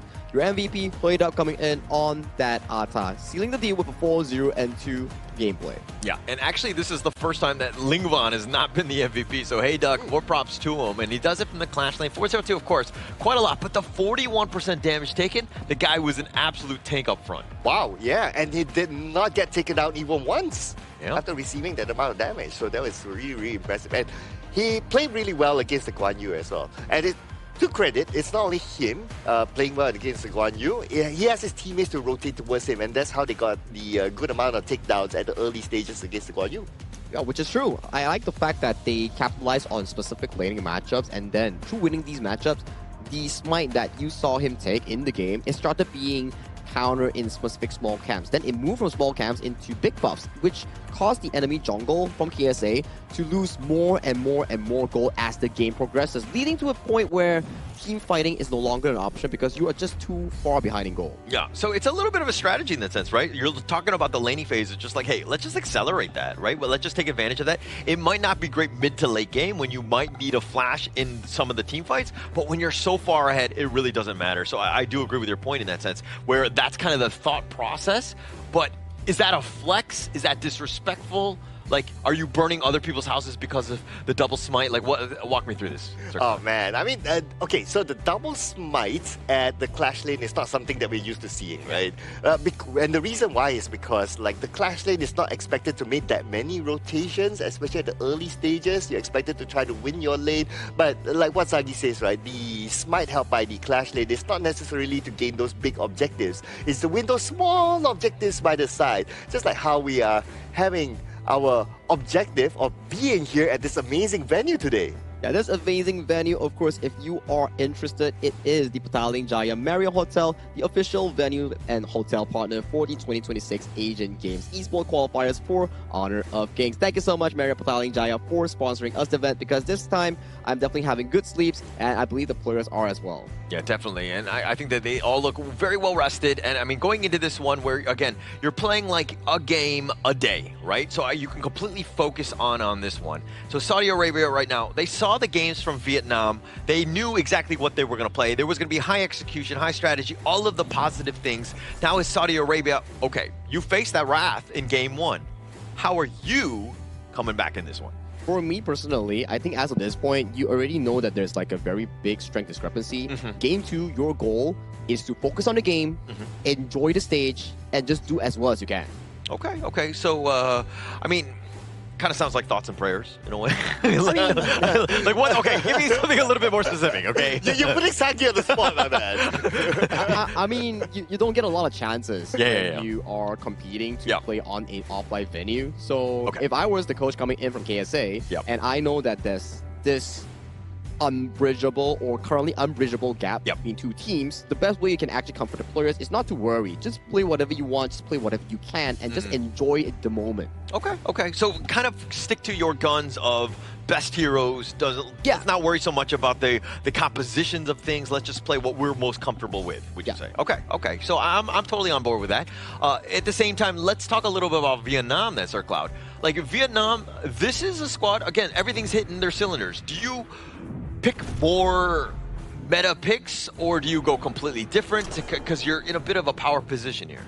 Okay, I want to see what the Philippines did yesterday. Yeah. I want to see like a full push draft lineup. Just because, right? I want to see them being challenged for it. But then again, they're going to pick the channel again. So another power pick looks like they're going to go by sticking their guns of like, okay, we want to come in and we want to bring out our best deal here on the draft. So, okay, they're going to start off with that. I think it's still moving on to what you mentioned there, right? It's like, would you want to pick something else, or would you want to stick to the meta so that you don't really leak that much strats going on to your potential group contenders later on? Okay. I mean, I think also, like, you don't want to show, right? Like, just kind of keep everything close to the vest, all that kind of good stuff. But, you know, the Nakaruru here, the Lapu, just great heroes to kind of help solidify. They've got tons of damage, burst potential. You got the control. Very good, strong first three picks here. Okay, I see the Dolia, I see the Yuhuan, okay. Now, this makes me wonder, right? Is the Yuhuan kind of like a false pick? Because they didn't ban the Yuhuan in the first phase. So are they taking it because Team Vietnam might potentially take it in the second phase? I'm not too sure about that. Because if I were to look at these two combinations, it's okay. But then again, you need to have really good synergy. I have tried playing Dolias in my own ranked games before, and I find it like, okay, if you don't have that communication and synergy with whoever that you're trying to pair with, then it almost doesn't work out well. Yeah, it's difficult, right? Because you're not sure who to refresh for. But as of this point, if we were to look at KSA's composition, maybe the idea of this Yuhuan and Dolia is like a certain combo that we can see. Because we've seen before, double Unending Sorrow, you can play it aggressively, you can play it passively to heal. Those are available options so far for KSA moving on to this second phase of the draft. We were to see the third and fourth ban coming in from both teams. Since the channel has been locked coming in from Vietnam, they have banned out the Direnjie and also the Arlie, some of the prime picks in the farm lane pool for KSA. They banned out the Angela and the Xiao Tia, removing some of the decent matchups that will be going into the draft. Yeah, and I think that you always kind of want to target Lingban. I think come any part of the ban, I mean, we're going into the second phase of this draft without that mid-hero being locked in. The KSA style, they're going to go with the ladies soon. Just late game, you know, damage dealing, you're definitely going to be able to kind of farm but this is still where we haven't seen the Lady Soon really pop off at the Asia Games qualifier thus far. Yeah, one thing about the Lady Soon is that you need to have a lot of protection for the Lady Soon, right? So I am looking at Atta, but I'm also looking at hopefully a +1 more to help the Lady Soon. So it depends where this Atta will go, whether it will go to the Clash Shade or would go towards the jungle side, right? Because you're not going to expect like the Dolia to be paired up with the Lady Soon. In fact, the Dolia might be paired up more with the Yuhuan. So the Byron, yes, as a frontliner to try to protect the Lady Soon, he's a decent one. Yeah, it's a pretty decent one, right? We've seen the Byron being flexed into the jungle before coming in from the Republic of Korea. So it's down to how KSA wants to play and flex around these specific picks. So that's the draft locked in here coming in from both teams. It's pretty much similar. You want the farm laners to get a comfortable lane and farm towards those big item power spikes, but for Team Vietnam, they have more late game potential, not only a single carry, but multiple coming in from the jungle on Bao Huang's Nakoruru, or coming in from the side of Hui Duck's Charlotte that he has locked in. But for KSA, it depends heavily on the mid and farm for the late game. Yeah, and I mean, if you're looking at the Vietnamese squad, Nakoruru, Charlotte, Chano, Princess Frost to a degree, just they have so many different ways to do damage, right? Yeah, they can't really take a punch in the face aside from the Lapu Lapu, but this is a squad that they like to play with a glass cannon style. They don't have to be as balanced. They can kind of just position themselves as more of the damage burst dealing type of team. Yeah, and now we're getting into the second match. So as a start, what's going to be important for Saudi Arabia is to be aware of the quick rotations and the potential jungle invasion here by Team Vietnam. And I like the fact that they are doing it themselves. Like, okay, after the first wave, they rotate down, they try to steal the jungle here, and so far so good for them. This is what I want to see from Saudi Arabia. Yeah, and just like that, Vietnam realizing that, hey, you're going to invade mine? Okay, let's invade yours. Let's be a little aggressive. It's all the little things, right? And that's kind of where Vietnam kind of got out of hand, is because they did a lot of these little steals. Those things built up, and it really just kind of compounded into a game in their favor. Yeah, and so far so good by Saudi Arabia. They are keeping abreast, though they are slightly lagging behind in terms of a goal difference, but that's okay, right? Now, what they're trying to attempt here is to try to push back Hui Tan, and backup came just in time by Nam Quang. But I can see their idea there. So as long as they try to keep consistent, I'm sure they'll be able to do something good. Yeah, and this Firehawk is a little bit of a skirmish. The Sorg Signal might have gotten that one, but Namfong is still there. And you're going to leave Ahmed alone, right? I think that he should, I mean, unless he's completely out of position, he should be fine. And now the Winter is here, is doing a serious work. Anas is going to go down. First strike is going to be given. The Unending Sorrow under the tower. Hayduk might have gone a little too deep, and he will be killed in return. Yeah, I guess he kind of forgot the Unending Sorrow there, but I think Yusuf just got his level for the moment they dive into the tower, so it was a little bit there. Yeah, but Yusuf, he's taking a decent amount as well. He needs to be careful. Yes, he has that pull to kind of, you know, sustain a bit, but he's probably not in a great spot. And again, we talked many times about just doing the damage. You don't need the kills, but now he's uncomfortable. Probably won't be leaving the lane too far out. Okay, but Faris, he could be sandwiched here. You gotta be careful. Yeah, he finds it. And now Faris, he gets dove under. They just have too much burst. Bao Hang knocking him down. Ooh, that rotation. I mean, he would have expected that Hui Tan to still be down there, right? So if he just moved down the river down, then Hui Tan can like block him from the other side. My thought is that he could have just retreated back onto his own jungle, but then again, it was probably a split-second decision. Yeah, so if you're giving GPS directions, you need to be a little bit more direct. I don't think that he had the full connection. He didn't understand. Maybe it's a little shaky in that sense. Sometimes GPS is not perfect, let's be honest. But the winner is here, is going to be on top. They find Anas in a bad spot as they push him away. The power gradation even slowing him down. He says, where are you going? Namfang doing a little bit of work. They've got him frozen in. Yusuf, they dive in. They got that under the tower, and I think the tower will quell them from continuing on. Okay, this is Team Vietnam doing what Team Vietnam does best. Go and jungle invade. They're doing it right now with the buff at the bottom, and now it's KSA's time to respond. Yeah, I don't think that they're going to take that as Zur Golem, so I guess there's that. Yusuf, though, taking that away. So, I mean, even when you're contesting, like, everybody's trying to secure it, right, from the side of KSA. And, you know, sometimes it doesn't go to the jungler that you want. It kind of sucks for Anas in that sense, because, again, that blue buff helps him continue to farm. All right, this is going to be the big one, right? The Tyrant and or the Overlord. So the Tyrant is going to be up. Most likely both sides are going to contest it. I mean, KSA, they can still contest it. The goal difference is not that far, but they're not grouped up together yet. In fact, it's going to be Team Vietnam ready for it. And Saudi Arabia, they are saying like, you know what, we're probably not going to be able to contest it. Let's just let that one go. But Ahmed has to be careful. Yeah, so when you're talking about good teams, this is what they do. They work around the timer. There's, he misses the charge. That was embarrassing. Namfong, I've done that, so I've been there. But yeah, shame on you.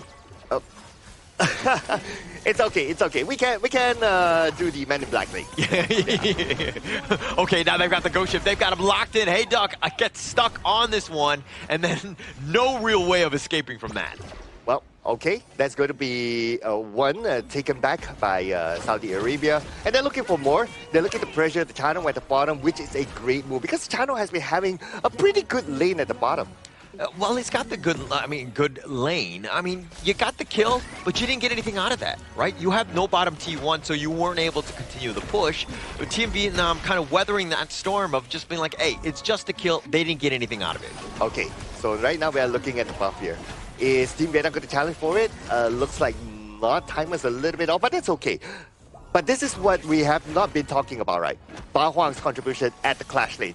He's been having the time of his life up there. Yeah, he's just, I mean, like the Vanguard is already there, right? And it took what? KSA, like a village to just secure their own Azure Golem. They flashed on 4. They tried to go on to Bao Hong, who has been a bit of an annoying guy. I mean, he's able to just fly on out. And now Namfang is there. The Winter is here just kind of dividing this one. The Unending Sorrow doing a little bit of work in terms of that sustain. They're going to flash on back. They get under the tower. And now, do they want to continue? They're turning us around. Nice three-man stun. And Yusuf got knocked up. And he gets knocked down. Oh, beautiful U-turn there by Team Vietnam. They just waited. They waited for Yusuf. They waited for Yusuf to end all his spells on the cooldown, and that's where they made the U-turn back.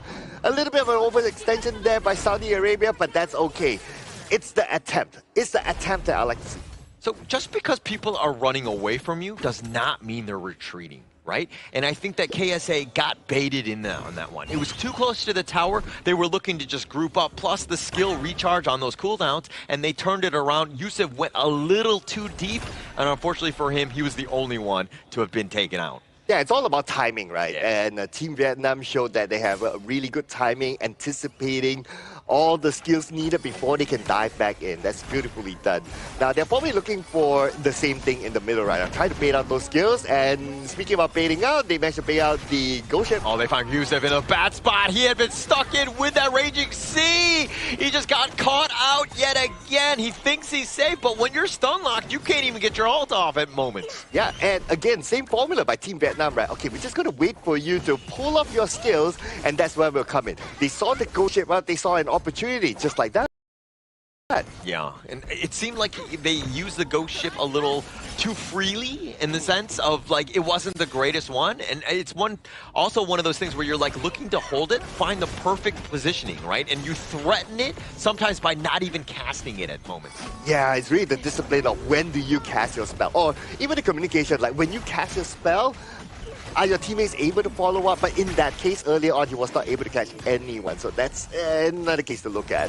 But it's all about when do you time your spell here for Saudi Arabia. Yeah, and look at Haithan. He's just doing so much damage, right? They have the minions just pushing with them. They have such good control of this map right here that they're able to just take it freely.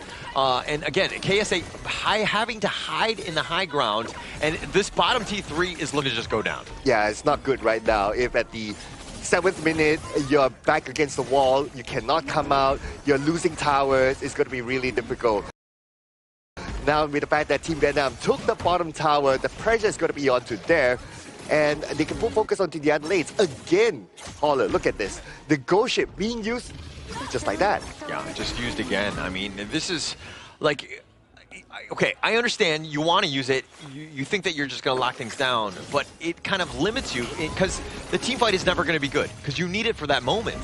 I mean, yeah, you have the Celestial Melody, but do you want to use it on the Ata for another Ghost Ship? Yeah, when you can use 2 Ghost Ships, right? Yeah, I mean... Yeah, and plus it happened just right before the Overlord came out. So without that, then it's going to be a bit difficult for them to catch the Overlord. But okay, to be fair, now the Ghost Ship is already back up again. Whether they can challenge for the Overlord, I'm not too sure, because now we're talking about the difference of goal. Yeah, and look at Namfang, right? And you're talking about all this stats. This is not recorded anywhere, right? But look at how far up he is. Anybody that goes on him, he's tanky enough to survive. He's got the mobility to stay alive as well. So this is that value that you're getting out of the roam. The top T3 just looking to go down. They can all they can do is just watch. Even with the ultimate shell, maybe on the minions, but he's not able to find it. Now they're thinking about going, but when the Winter is here, has already been committed. The Raging Sea on to 3 now. Focus an absolute sniper. Anas was trying to make the play on the side, trying to go into the Ghost Ship, but Ahmed is going to be taken down as well. Yusuf is just running for the hills. They have to run away, but the minions are not there for Vietnam to secure it just yet. Okay, that Ghost Ship had it, but then again, his teammates were just too far. But Yusuf went down, unfortunately, and that's going to be an ace towards Saudi Arabia. And Team Vietnam will secure a clean 2-0 win. Very clean stuff, right, like I said. But still, this game was a massive improvement coming in from KSA compared to game number 1. We saw some form of retaliation. They tried to fight back. They got some of the pickoffs here. We did see some miss-ups here coming in from the side of Huidak on that Charlotte in the early game. But the Princess Frost coming in from lane 1, his spell to accuracy was just so darn high, finding so much of the freeze here. And let's not get me started on the side of the roamer, Nanfeng. That final Raging Sea redirected with the flash, that was beautiful. Absolutely beautiful. And they thought that, oh, it was going to go the wrong way or whatever. But again, the flash was just enough to redirect it at the right moment. But, I mean, if we're going to talk a little bit about this one, you know, Charlotte died twice. Right, I think that to kind of criticize somebody in a flawless game, I don't know what to say, right? How can I, you know, make Vietnam better, because they almost played like a flawless game on this one. Yeah, it was really good, right? They kept the same tempo, right? Yeah. I would say that honestly, I would give credit to Saudi Arabia. Yeah, I really love like the fact that, okay, we don't shy away from a no takedown game. In the second game, we're like, okay, guys, we didn't get any takedowns at all in the first game. Let's try to get something out of this. And I really like the fact that they took that, they tried to play aggressively, they tried to do a few jungle invasions here and then, they tried to win lane. So this was actually a better game for Saudi Arabia, like what Sagi says. It's more back and forth, right? Like, at least in the early game, yes, maybe in terms of like rotations, like 5v5, like a fight, team fights, or like planning for objectives, maybe Saudi Arabia is not the better team compared to Vietnam. But it's the improvements that counts, because when we compared to game 1, it was just a one-sided smackdown. In game 2, we saw signs of retaliation coming in from KSA. The double Yuhan Dolia ultimate, they were going aggressive instead of running away. Yeah, I mean, they definitely stepped up. I think that they definitely learned their lesson. They made it a little bit more difficult for Vietnam, but as we check out some of these the items as well as the KDAs, I mean, you're still looking at, I mean, who? Bao Hong making some serious plays. Hayduk, how dare he die twice, right? He was going for aggressive tower dives against the Yuan at level 4. He was going in for the splash gradation flash, trying to redirect the damage on towards the side of Yusef on the Yuan. But the timing just wasn't too right, because Yusef unlocked the ultimate and just make it out alive. Yeah, and I guess the other thing is that when it comes to execution for Saudi Arabia, it has to be a lot more cleaner. Yeah. I like the aggressiveness. I like the okay, let's do it, guys. Let's get into the fight. But when the ghost ship comes up, yeah, for the most part, it did not really connect. There was one pretty good ghost ship towards the end, but when the ghost ship came up and when Anas was all the way in front, his teammates were split up behind, thanks to the winter is here. So, but it was already too late by then anyway. Yeah, I mean, this is a game where they're going to go back and they can watch the tape and see what they did wrong. And there's a lot to learn from here. I mean, if we're just looking at like laning, you know, head to head, that's the thing where you're kind of like, Muhammad versus Hayduk. Like, this is one where I would have given the edge to a Byron, right? Generally stronger against the Charlotte, especially in the laning phase. But to be outclassed where it's almost like 3K gold, it seems like there are definitely some mistakes that are happening, especially in that clash lane. It's just difficult, right? Because once you start losing as a clash laner, you have to start thinking like, okay, that's limited gold, finite resource in the map. Yeah. Then we have to push it more towards Ahmed and Yusef, who has a better late game curve. So he's on more of a sacrificial role. He tried, so props to him as well, you know? It's just a very difficult game coming in from KSA. Okay. Yeah, we'll be positive about it. I mean, I think that, again, I'm not trying to like harp in on anybody. I do think that these are learning moments, and Vietnam is definitely one of the strongest teams in the group. So it's about building off of that. Where can we look into in terms of just getting better? I'm just saying, hey, we got to just break it down one lane at a time. All right, I would give, if there's any form of improvement here, right? Based on this stats, it's going to be the Lady Sun. Lowest damage dealt, 0% team fight rate, which I understand because of how the pace of the game was, right? Because Lady Sun is one of those late game heroes that need time and item to scale. But it just shows that they probably need to either think of like, okay, we need to buy more time for Lady Sun, help Lady Sun to win the lane, give more protection to Lady Sun if they were to play this kind of Lady Sun strat again. Are you saying that the 0% team fight rate is not normal for a farm laner? Because in my ranked games, the average is 0. Let me be very honest. Is your account not reported yet? It's not me. By the way, I'm not the farm layer. Okay, I just want to be very clear. Just checking. Well, you definitely need items, right? That's why I do think that what Circle say actually makes sense. You need more time, more room to farm. So avoiding fights before you hit those big item markers here is pretty important for Ahmed, especially on a lady. So, and you can see Youssef has a pretty good improvement on that gold as well. So making it decent, I would say, coming in from KSA. But for Team Vietnam, we do celebrate the victors as well. It's yet another very clean game coming in from them. Yeah, very clean game. Dare I say, you know, I think Vietnam is making it very easy for production because this is the same gold graph we saw in game 1. But flip over. Yeah, no, I actually, was it not the same? I don't even remember, but it looks the same to me. It was just constant growth almost the entire time. I mean, I think the game length was a little bit longer, so I think that they had to change, 8 minutes to 9 minutes and 41 seconds here. Yeah, I'm trying to imagine 8 minutes, 9 minutes, the length. Okay, yeah, probably thereabouts. But then again, yeah, if you look at even the stats here, right, I gotta give credit to Saudi Arabia as well for their improvement, right? They got 1 overlord. Yeah, so that means that, hey, they're able to challenge for objectives. It's not like, oh, we just stay like defensive and we just stay back all the time, wait for our map to be taken over. No, that's not going to be the case for them. And this stats just shows that, yeah, with this sort of improvement, who knows what might come out from Saudi Arabia in the next match. Yeah, it's only their first game. Maybe they bring this positive improvement going up against relatively similar opponents in their own group, and that maybe will bring them into the top 3 that every team will want to be aiming for in this Asian Games qualifiers. But that's the early game that you talk about coming in from Ada, going overly aggressive into the tower and got taken down. But some of the fancy engages coming in from the side of Bao from Nanfong was just really splendid coming in this game. He just had a lot of good Raging Seas. The setups have been perfect. I mean, just getting that kill in that one. So he was always there at the right time. And this is a great go ship, right? Anas just setting it up, just locking it down. That's what you want to do. You don't want to do it so early where, they can just literally walk out of this one. But again, a nice setup by Nanfong yet again. Yeah, this was so clutch coming in from Sao Ling Wang, just capitalizing on Youssef. And this was the play of the game. Whew.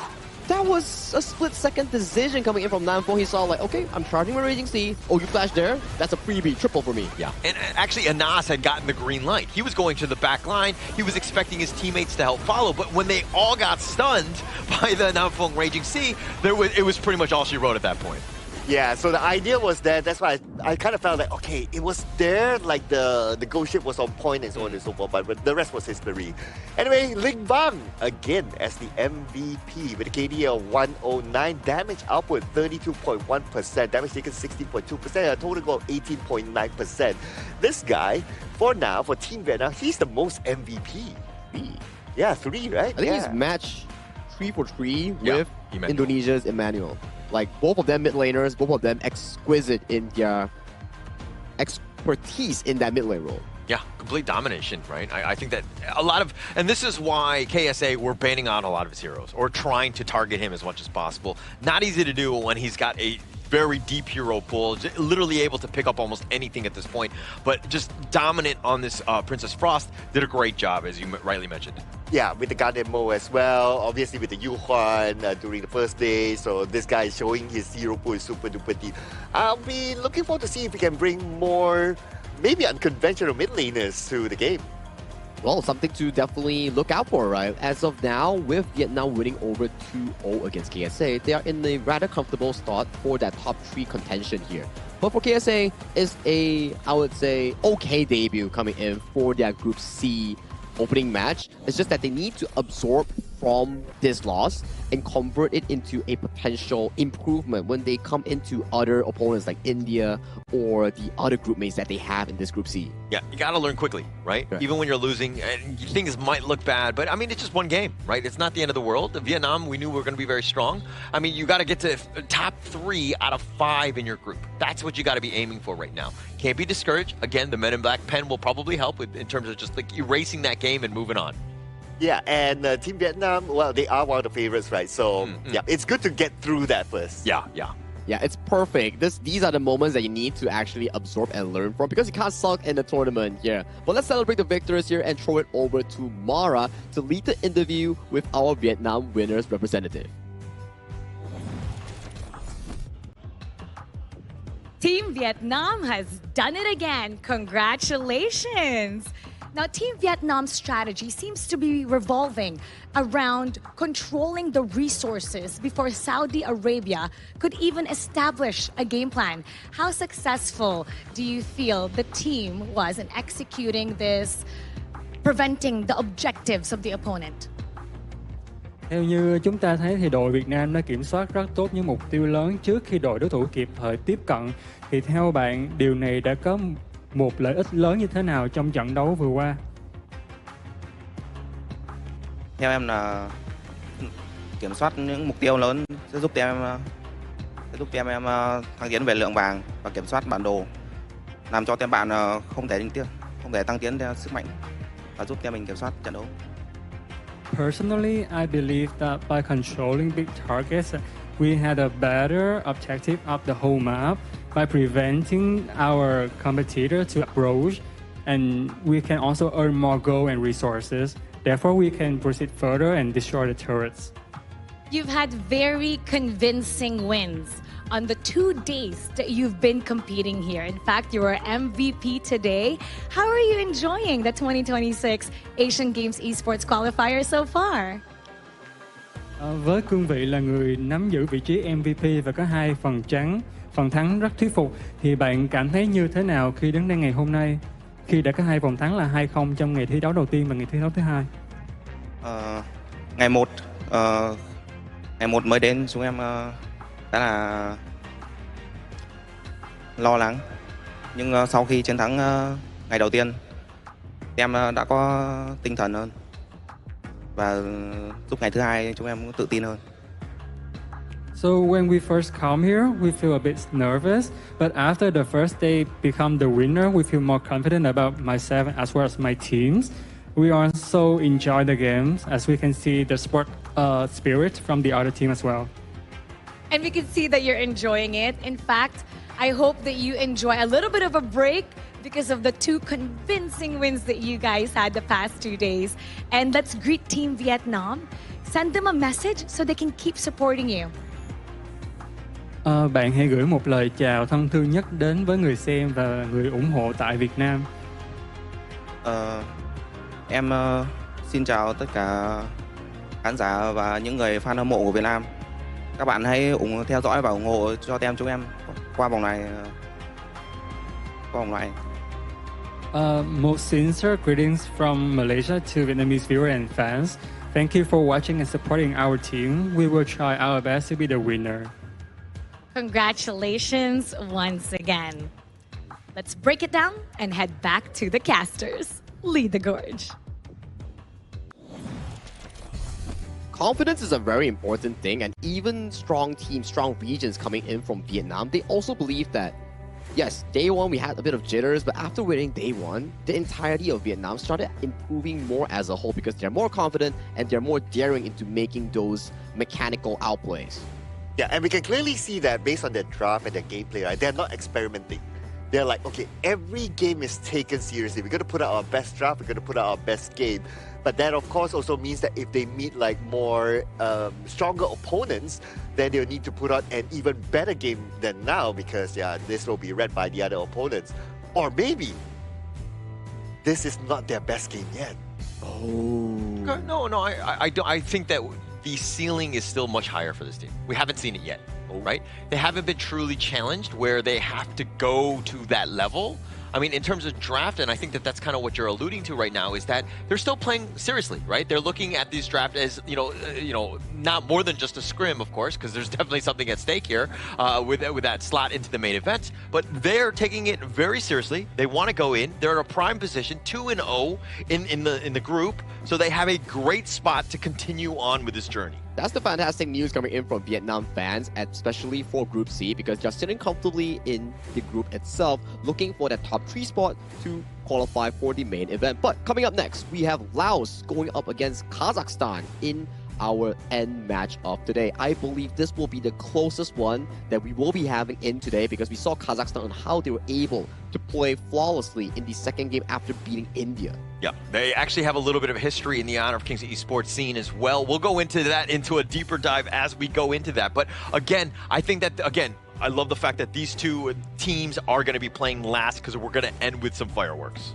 Yeah, and so far the record has been like, when you cast, there's always like interesting games. Tempest games. You know, I don't mean to show off. I mean, that's why I'm here, right? Just to make it interesting. Yeah. But you still have to do your last skit of the day because which one? You've been asking Aiku for something. Yeah. What have you been asking? I've been asking for, just I mean, I don't know how big it is, but I would appreciate an official gaming phone for 2026 Asian Games Esports Events Honor of Kings qualifier that might be available. And if you happen to have one, because again, I could use a gaming phone myself, please do reach out to me. And I honestly, the phone is great. It's got 120 hertz. It's a great gaming phone. Doesn't overheat. It's one of those things that even the players on stage are using and they've been raving about. Yeah, and the way to reach out to Holler is SirCloudMY. just saying. Yeah, you can do that too. Yeah, I would love to have a feel of that amazing phone. I'll let you touch mine if they get one. Go ahead. Don't we all want to be sponsored by Aiku? But thank you so much, Aiku, for sponsoring this event and being the official venue partner, a phone partner here. But this is all for this match number 4 here. We'll be taking a short break before we bring you more Honor of Kings action between Kazakhstan and Laos.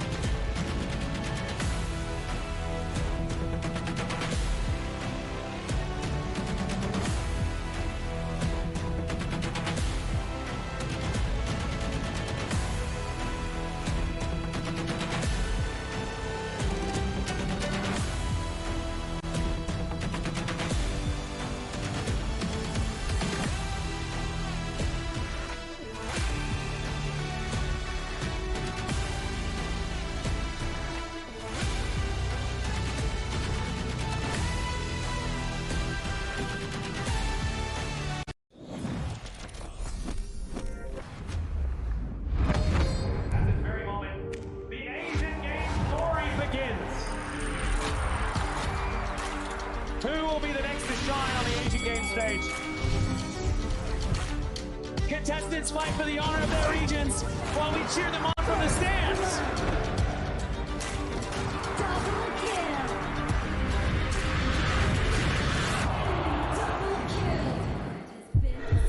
This is a challenge, but it is also an opportunity. The tide is turned.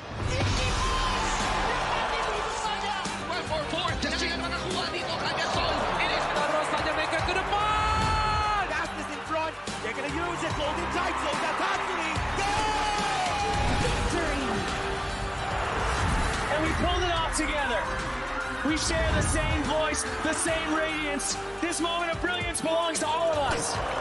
Together, we shine.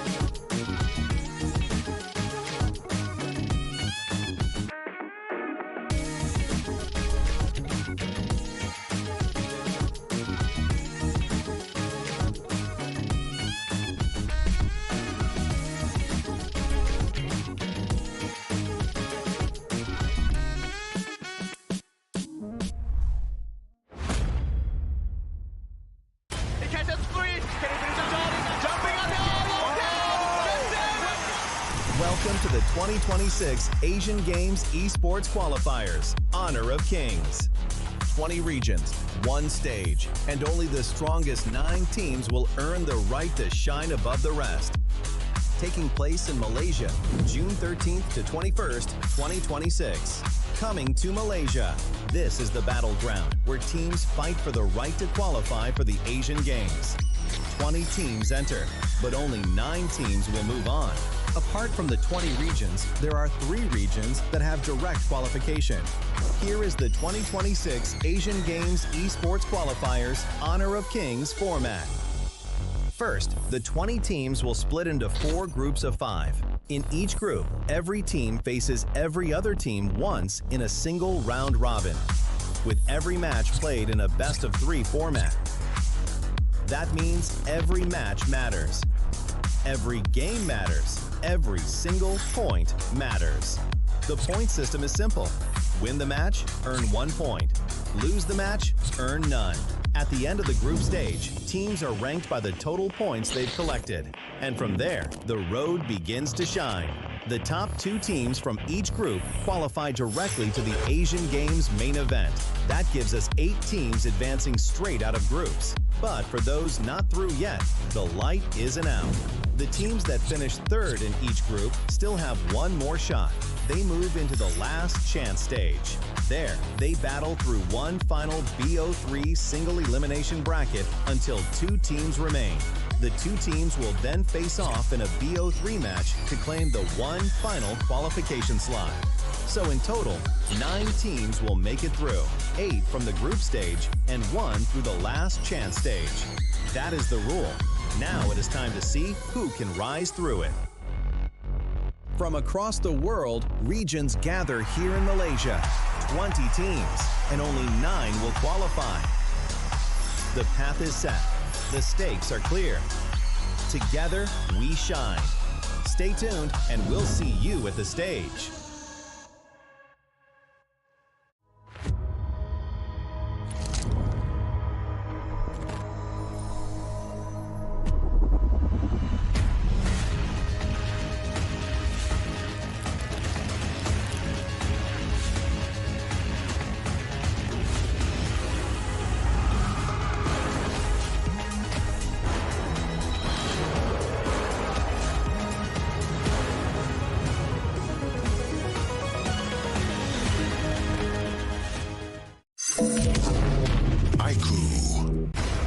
Ultimate not ready yet.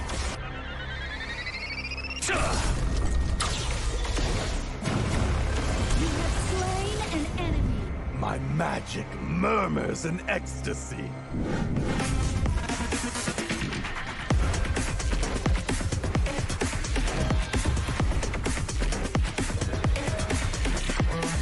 Amazing! There is no escape for you. Killing spree. Double kill. Triple kill. Spectacular! Kill. Don't worry. I'll be back for your life soon.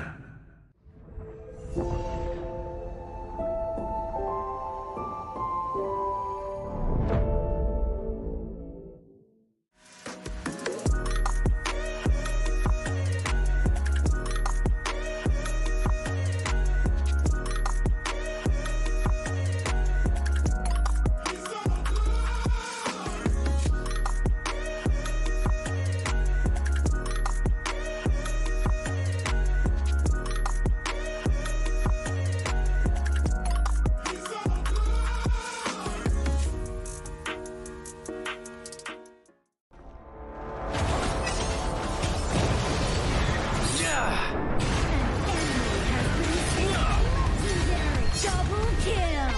Shall I compare thee to a summer's day? Slain. Don't engage. Slain. Don't crush us like insects. Slain an enemy. Defend our base. Our high ground tower under attack. Amazing. Unbelievable.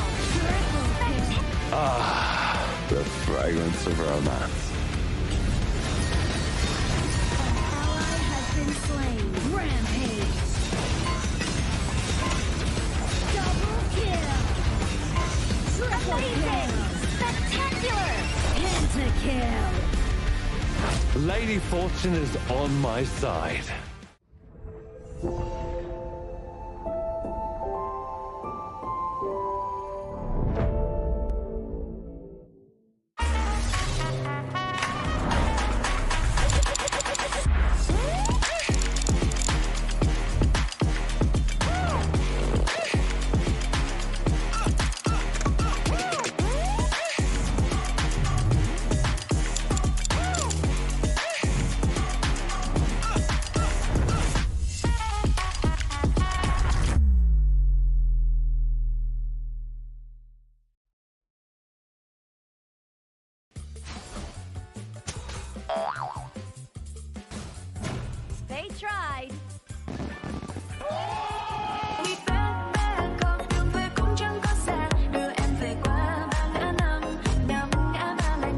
Spriteling skill, Dig It, is a passive skill, which will automatically trigger at fixed times each match, up to a maximum of 10 times. The skill grants guaranteed standard rewards like gold, XP, shield, health recovery, and more. There's also a small chance to uncover mysterious grand prize effects during the match. Dig It may also produce tradable high-value treasures. Detailed information about acquired treasures will be shown after the match ends. Each treasure has its own rarity and storage size, and obtained treasures will be automatically stored in your warehouse. If you want more high-quality treasures, make good use of the Treasure Fusion feature. You can also copy and share your code so friends can help speed things up.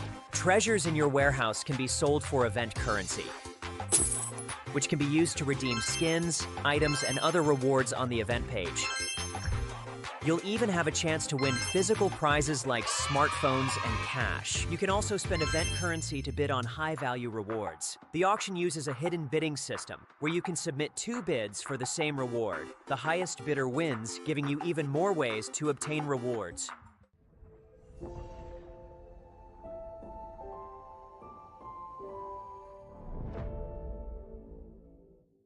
Itu kan track kita. Relax, bro.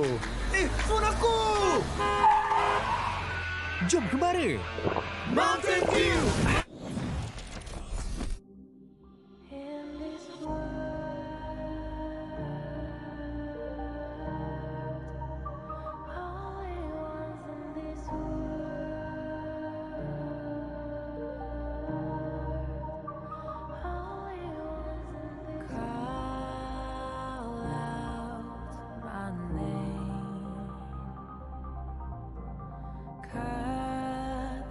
Sound of the rain.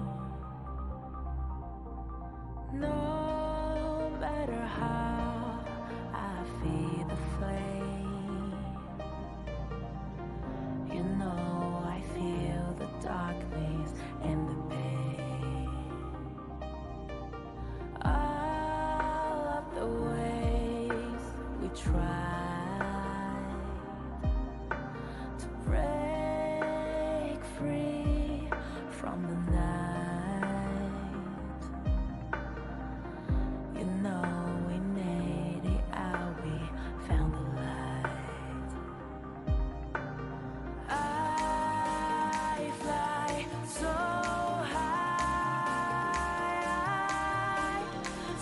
high, light up the skyline. Let's do it this time, like it's a whole new vibrant world.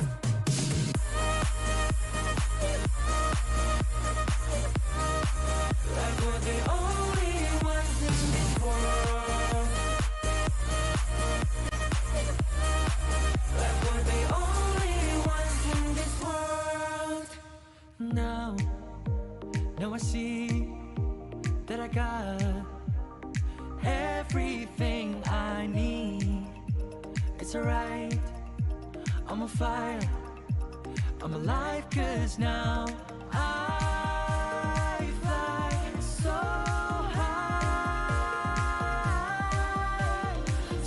high, light up the skyline. Let's do it this time, like it's a whole new colorful world.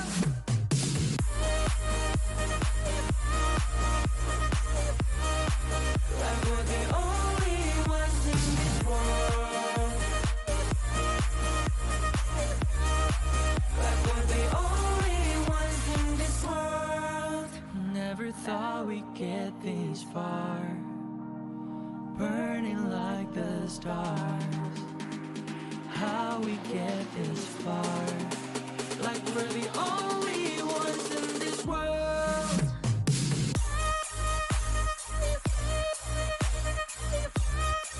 Like we're the only ones in this world. Like we're the only ones in this world.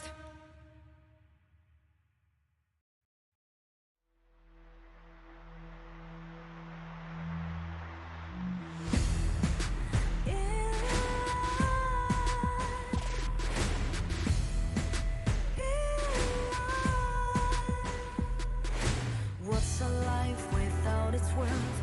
Compromising with what hurts inside.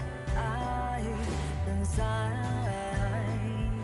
When you let fear decide your fate, you don't choose which path to take alive.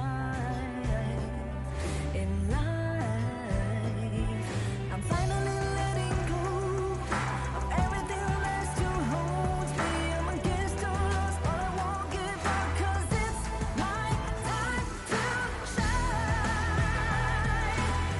Standing in the spotlight, and no one let me down.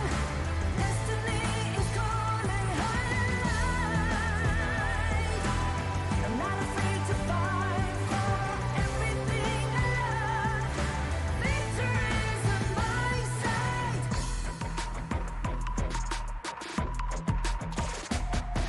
The more we lose, the more we gain. The more that nothing stays the same.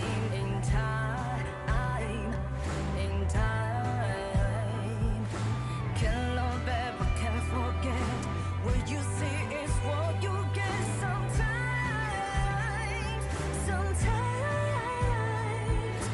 gonna show the world tonight. The light that shines inside us. We're against the odds, but we won't give up, 'cause it's our time to shine.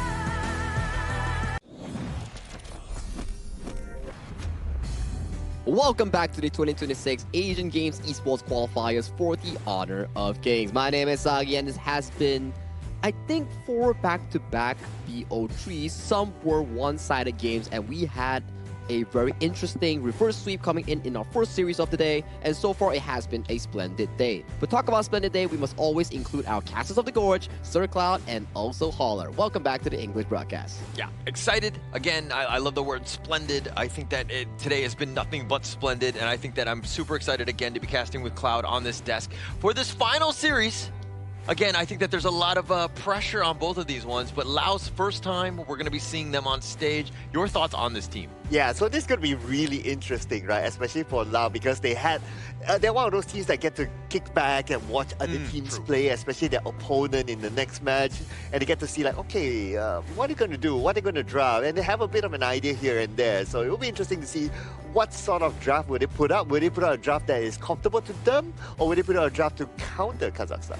I think those are definitely going to be an interesting thing to actually venture into when you are from the Kazakhstan squad, because you have no real data coming in from the Asian Games performance here. But talking about interesting, let's do check out the upcoming update for June 27 on the Super Flow Brawl official version launch. If you think Super Flow Brawl is already wacky, check out the new update that's going to be coming on June 27 because it's going to get even wackier.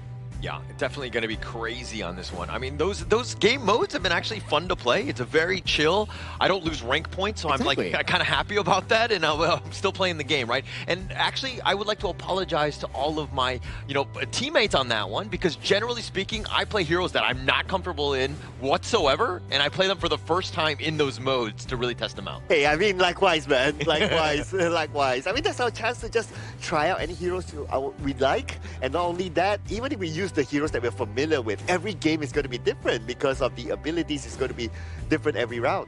I mean, as long as you guys are not trying out in rank as a first go, I think everyone will probably forgive you guys, because remember, if you have a new hero that potentially will be coming on June 17th, 4 new heroes, right? Don't try it out in rank, try it out in normal matches or the special mode first before you bring it to rank.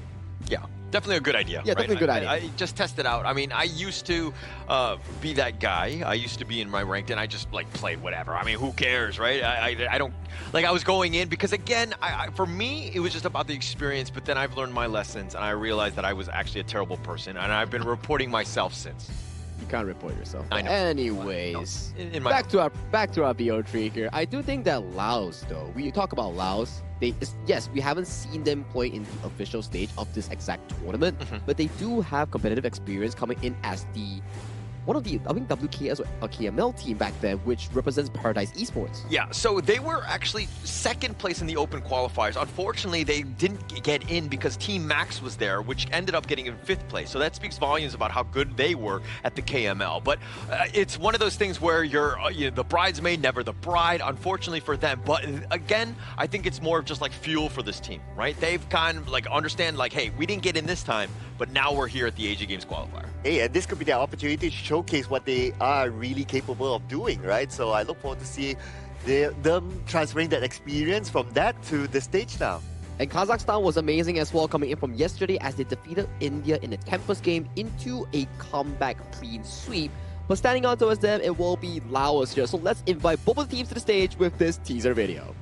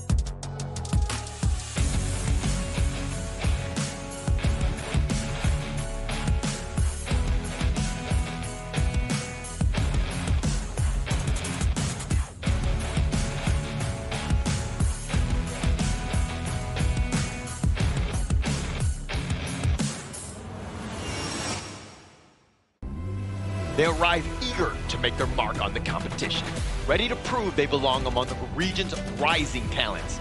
And the moment to rise under pressure begins now. Please welcome Laos!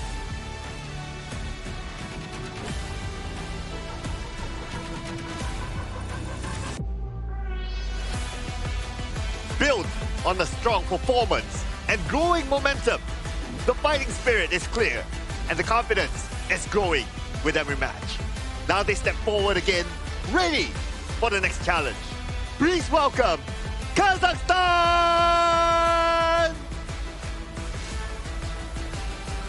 Laos versus Kazakhstan.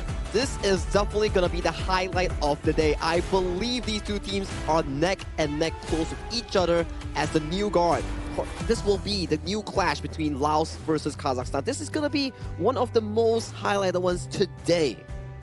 Yeah, actually, for both of these squads, we knew that there was going to be a lot going in for this one, but it's going to be the Laos side first. Kampeng, Velakon, Sutizai, Poham, Salad, to kind of round out this lineup. And again, we were talking about how they're from Paradise Esports. They have a lot of competitive experience, and now they're bringing it to the Asia Games stage here. Yeah, that's definitely going to be a valuable experience, right, that they have playing competitively. And coming into this kind of stage is going to be something of a next level for them. Not only because they're representing their region, but they are also playing in an offline setting. So the pressure is going to be a little bit different this time. Especially playing in an offline setting, right? It's so different compared to playing in your gaming house or your usual setup. But walk me through, who are they facing against from Kazakhstan? Yep, so Kazakhstan is represented by Ali Khan, Marapat, Arshin, Bakzol, and also Sunkar. Yeah, and Alahan, for me, he's the guy that sticks out. She's gay.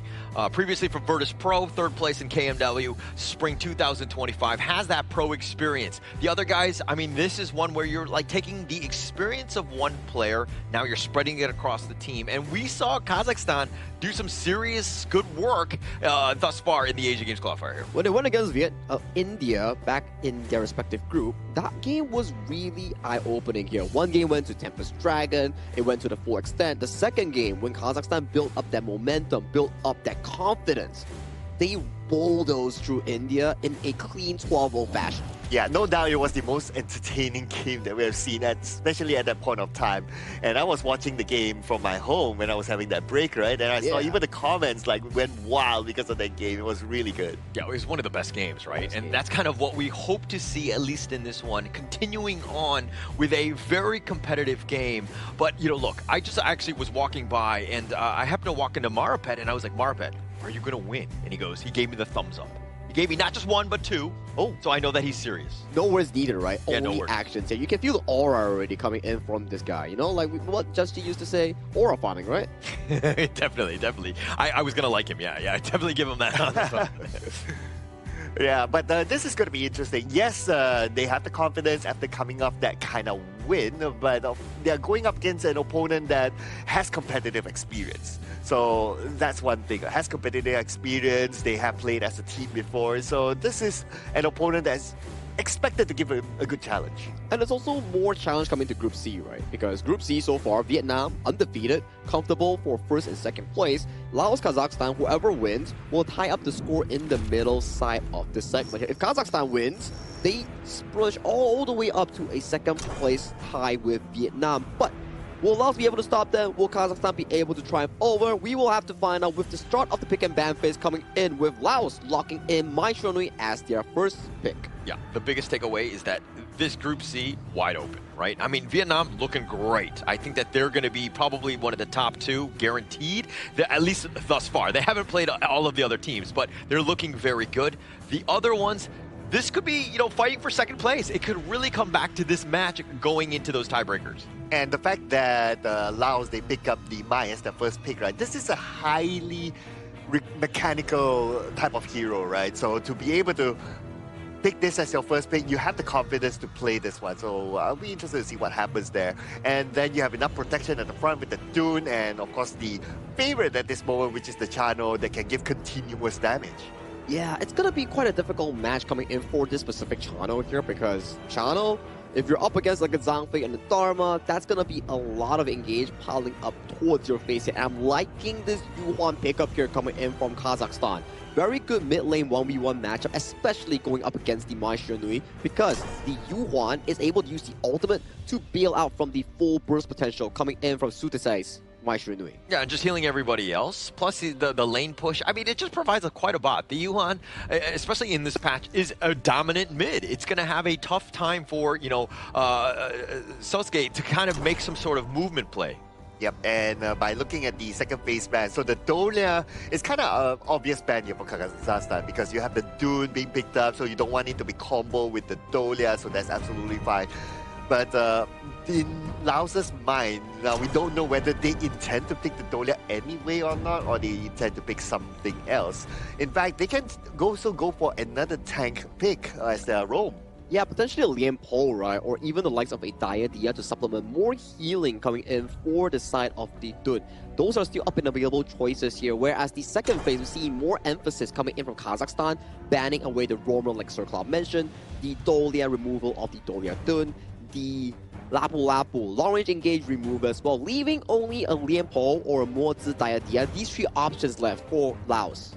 So, I mean, which one do you prefer in this one? Because you have the Mai, very squishy. You probably need another frontliner. The Dune is good, but I don't know if you want to kind of, double bag it, so to speak, and have another frontliner that can kind of help keep her alive. Because Chano and them are the damage dealers. You need guys that are literally just going to control the team fights. I think, right, Holler, with that statement, maybe we might even see a Zhuangzi coming in for the side of Laos, because if you can protect Hokam on coming in on that channel here, maybe that's exactly what you need to do to delay the game into the inevitable 6-item channel here. Oh yeah, that makes sense as well because of the amount of crowd control there by Kazakhstan. So that could be a good choice as well, but we'll find that out in a little bit more. Besides that, Lao, they could use another type of control sort of hero as well. Yeah, I mean, there's quite a bit out there. I don't want to undersell what's available, but having the D-Ren J, kind of dealing with the Chano, you're just old, again, very, very, I would say a step down from Chano, but it's still competitive and you're able to kind of, give him a bit of a twirl here. Yeah, but still a very safe pick, right? Compared to the side of Chano, yes, Chano has amazing damage, dare I say. One of the best late game carries, but when you're caught by a knockup, D-Ren has that one good part about him, the legal immunity in Spell 2, that allows him to cleanse crowd control immediately, which allows him more chances of survivability. Plus, the idea of D-Ren, this hero, he can build semi-tank. Yeah, and that will definitely be annoying to deal with. But it looks like the draft has been set up. Both of the teams, they're going to just kind of make sure that they high-five each other as they go across. But again, like before you take off, Sagi, which of these two teams has an edge here? Oh, I will have to give it over to the side of Laos, man. Laos does seem more proactive, especially in the mid and roam role. it really comes down to whether Sudisei or Sahala can find those early markers here to bring Laos to a comfortable lead. But it's Kazakhstan. They are prone. They are known to find those comeback moments here. So this is game one between them, and it will commence right now. Oh, Sagi drops the mic before he goes. He was rhyming, and he didn't even, like, he was a poet. He didn't even know it. He'd be, like, busting rhymes before all the time. No, anyways, okay, let's go in. We're going to the final series. It's been a long day, guys. It's the 5th series, game number 1 as we get on. Who do you like in this one, just based on draft alone? I'm going to put my coffee on the line here against Sagi, right? I'm going to go for Kazakhstan. Okay. Why? All right. Because I love the combination between the Zhang Fei and also the Ata. I love the Ghost Ship and also Unbridled Alpha sort of combination. I think that's pretty nice. And they have a lot of quick follow-ups as well, especially with the Dharma. And you also have the setup with the Yuhuan as well. And if all that can set up, you can tank in the front, you can group people together, then Bakso is going to have a good time just free hitting from the back. Yeah, that would be best case scenario, right? Bakum is the guy. A lot of eyes just making sure that he kind of gets limited as much as possible for both of them. Pocom as well. These two are the main damage dealers, but it looks like Kampong taking a decent amount, and it looks like they want to skirmish early and set the tone. Oh yeah. We can see them playing really actively, just like how they played yesterday, right? So they are showing that they're continuing their momentum, which is great. You gotta, from what we've learned so far in this tournament, right, is that you have to play this actively against your opponent. You cannot allow them to dictate the pace of the game. Yeah, for sure. And you're kind of seeing the space right taken already, the teleport in the mid lane, just being very efficient. Arshin, this is the guy, Yuhan. He's got the sustain. He's going to deal with this wave clear as quickly as possible. He's going to bring up Maripet, making sure that he doesn't steal anything. The gold sharing begins. Again, a lot of value. Yep, and so far, both teams very close to each other. And I think this is something that we kind of expect as well, to see a very close match because of the experience from Team Laos as well. If you look at the goal difference, it's not that far. Yes, Laos is ahead by a little, but we can see that Kazakhstan has their own way to catch up too. Yeah, and I mean, 600 gold, it still is quite a bit at this stage. I mean, Sunkar needs to be careful. He's going to eat a cannon blast. He was in a bad spot, and just like that, the burst is real from Laos. Okay. So at that point of time, Sunkar still has not get his level 4 yet, so he does not have the Unbridled Outburst to escape, or at least buy a little bit more time for him to just walk away. But that's okay, it's still very early. And plus, well, it's just a roam. Have you done that as a roam yourself? Just being like level 3, just like walking through the river, thinking that you're just going to be, you know, prancing around kind of thing, and then all of a sudden there's this gank train that takes you out? No. Never happened to you? We Zhang Fei top Asia Zhang Feis don't do that. Okay, Sunkar, and they can find Sir Cloud online. Please do DM. Get some tips apparently from on Zhang Fei. Oh man. Anyway, it's just a roam, right? So it's not the heaviest of loss. Like if you lose a farm laner, okay, yeah, then that's really heavy. You lose a jungler, that's heavy. You lose a roam, okay, we can consider him like being the guy who opens up the map. Okay, I'm gonna say roam lives don't matter. Is that the conclusion of what you just said? No, because we sacrifice for our friends. Okay. But what happens if you don't have any friends? Oh man. Where are we going with it? Okay, let's go. We're going dark. We're going dark. Sounds like my life story. You got a friend in me, okay? Oh. I want to sing the Toy Story song, but I'm going to butcher it, so I'm not going to do that. But as we go in, again, like, it's still 700 gold behind. Nice two-man stun. The push back, the unending sorrow keeping him alive, at least for now. And here comes the Unbridled Outburst. And there's your friend, my friend. Yeah, that's the get out jail card there by Sunkar, right, with the Unbridled Outburst. Some people are saying that, does he really need to use that? They didn't counter-engage, but it's not about that. It's about just allowing his teammates to survive. And at the early stage of the game, that's what you need. Yeah, and actually the Tyrant is going to be picked up, but they found him in a bad spot. Sunkar, again, he's already expended his ult. The Leaping Savior, saves himself as he gets away, and it looks like the rest of Laos are on the run, but they want a bigger target. They're not going to look to dive, though. Oh man, the Spirit Rules were really, really annoying. But anyway, the Leaping Savior, he's able to get away to safety, but at the bottom, are they really going to go for it? It's kind of risky though. The Cannon Blast did not connect, but it's not the biggest of impact for now. So Sudazai, the way he's playing, this is what you want. I mean, they first picked the Mai because they wanted an impact. If you're talking about how the Mai should be playing, this is the exact MO. Put pressure on the outside lanes. You've already done your work in the mid, and potentially potentially get some ganks, but now the Overlord getting in on the action. Compact is all by himself, but he's going to survive as he dashes away. He's going to be chased. Maripet is looking for him. Alahan as well. Are they going to able to find some sort of catch? A couple more dashes, and now with the power grenation, looking to turn this. The Ghost says, "Nay, where you going?" He's going to be under the tower. He gets pulled back. He's going to go down, but now here comes the reinforcements. They want the revenge. They'll push back. Sudazai gets the revenge, and Maripet is down too. Oh, there were so many good things that happened in such a short span there. The Ghost Ship right at the timing. The Cannon Blast came in at the right timing as well. Man, this is just top quality gameplay that we're looking at. Oh, nice little truth. Onto two. They find Shalatha. He's in the bad spot, and he got caught out. The rest of the Laos thought they were safe, and we knew that this was going to be two heavyweights swinging, and they're going back and forth as the kill numbers are both 2 apiece. Oh, Songkar, luckily enough for him, he did check the brush though, so that's a good move there. But the umbrella here we go. He's going to be finding him, and he gets stuck in. Velicone, though, trying to just stay alive. The Ghost Ship on top of him. The Stampede is doing a little bit of work with the Unruly Blade. He just barely gets on out, but now Alahan is looking to show, but Songkar with just enough, and they do take him down. Now Kazakhstan, slowly but surely, they are crawling back. Not in terms of goal yet, but at least in terms of takedown. So far so good for them, but they lost that buff earlier on at the bottom, but that's okay. Well, technically they didn't lose it, right? Just that Songkar got the buff instead of his other teammates that could use it more. Yeah, but getting the elimination, not the best thing. They're still 2.1k behind. Laos, the way that they're utilizing and taking things from the map, incredibly smart. Look at all this pressure, bottom lane, pushing already. We're not even 7 minutes in. Okay, and what I noticed as well is that the Venomous Top and the Blazing Cape has been completed by Kazakhstan, so they are ready to engage in fights right now with that anti-heal items. So yes, for Laos, they do have their own, but Kazakhstan, because they have 2, they're ready. Oh, they actually find him. Sudazai doing a little bit of work on that one, finding Songkar, but again, he's just so close to his ult. The Cannon Blast, and now Velicone is looking to show up. He's actually going to take a decent amount. They'll push back at the charge. He's in the bad spot, and Velicone goes down as well. Okay, another Unbridled Albus expanded, but are they going to continue on the fight though? I don't think so. These 2 heroes are not the fights that they want to extend because of their level of mobility that dashes there, so they want to keep it for later fights. Yeah, and now the Azure Golem, this is going to be contested here. It looks like it's going to be picked up by Fulcom, as it looks like he just barely steals it out. Maripet, again, Smite was on cooldown here.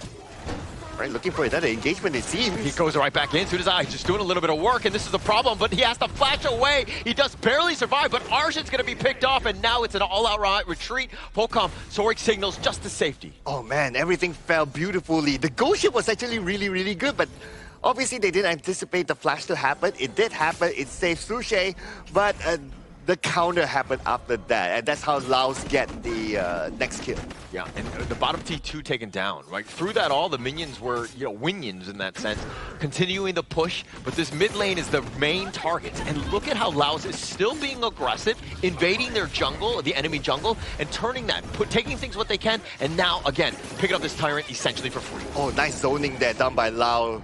Kazakhstan could not get close at all. And they're not ready with the Unbridled Outburst. Now they are, but the Unbridled Outburst, it was used at, I wouldn't say the wrong timing, it was just circumstances that forced the Unbridled Outburst to be used at that moment. And it's also like a really feels bad moment, right? When you're forced to use it when you don't want. It's one of those things where when the fight is happening and you want to counter-initiate and put it on top of the team fight, like you're dictating the pace. It's way more valuable then. Okay, I can still see this as a very 50-50. They got the Velicone in a bad spot, the Unruly Blade. He's going to look to retreat, but the Ghost Ship locking him down. The Wind Slash, he's going to look to turn this around. He's going to fight on the side, but now they need to be a little bit careful.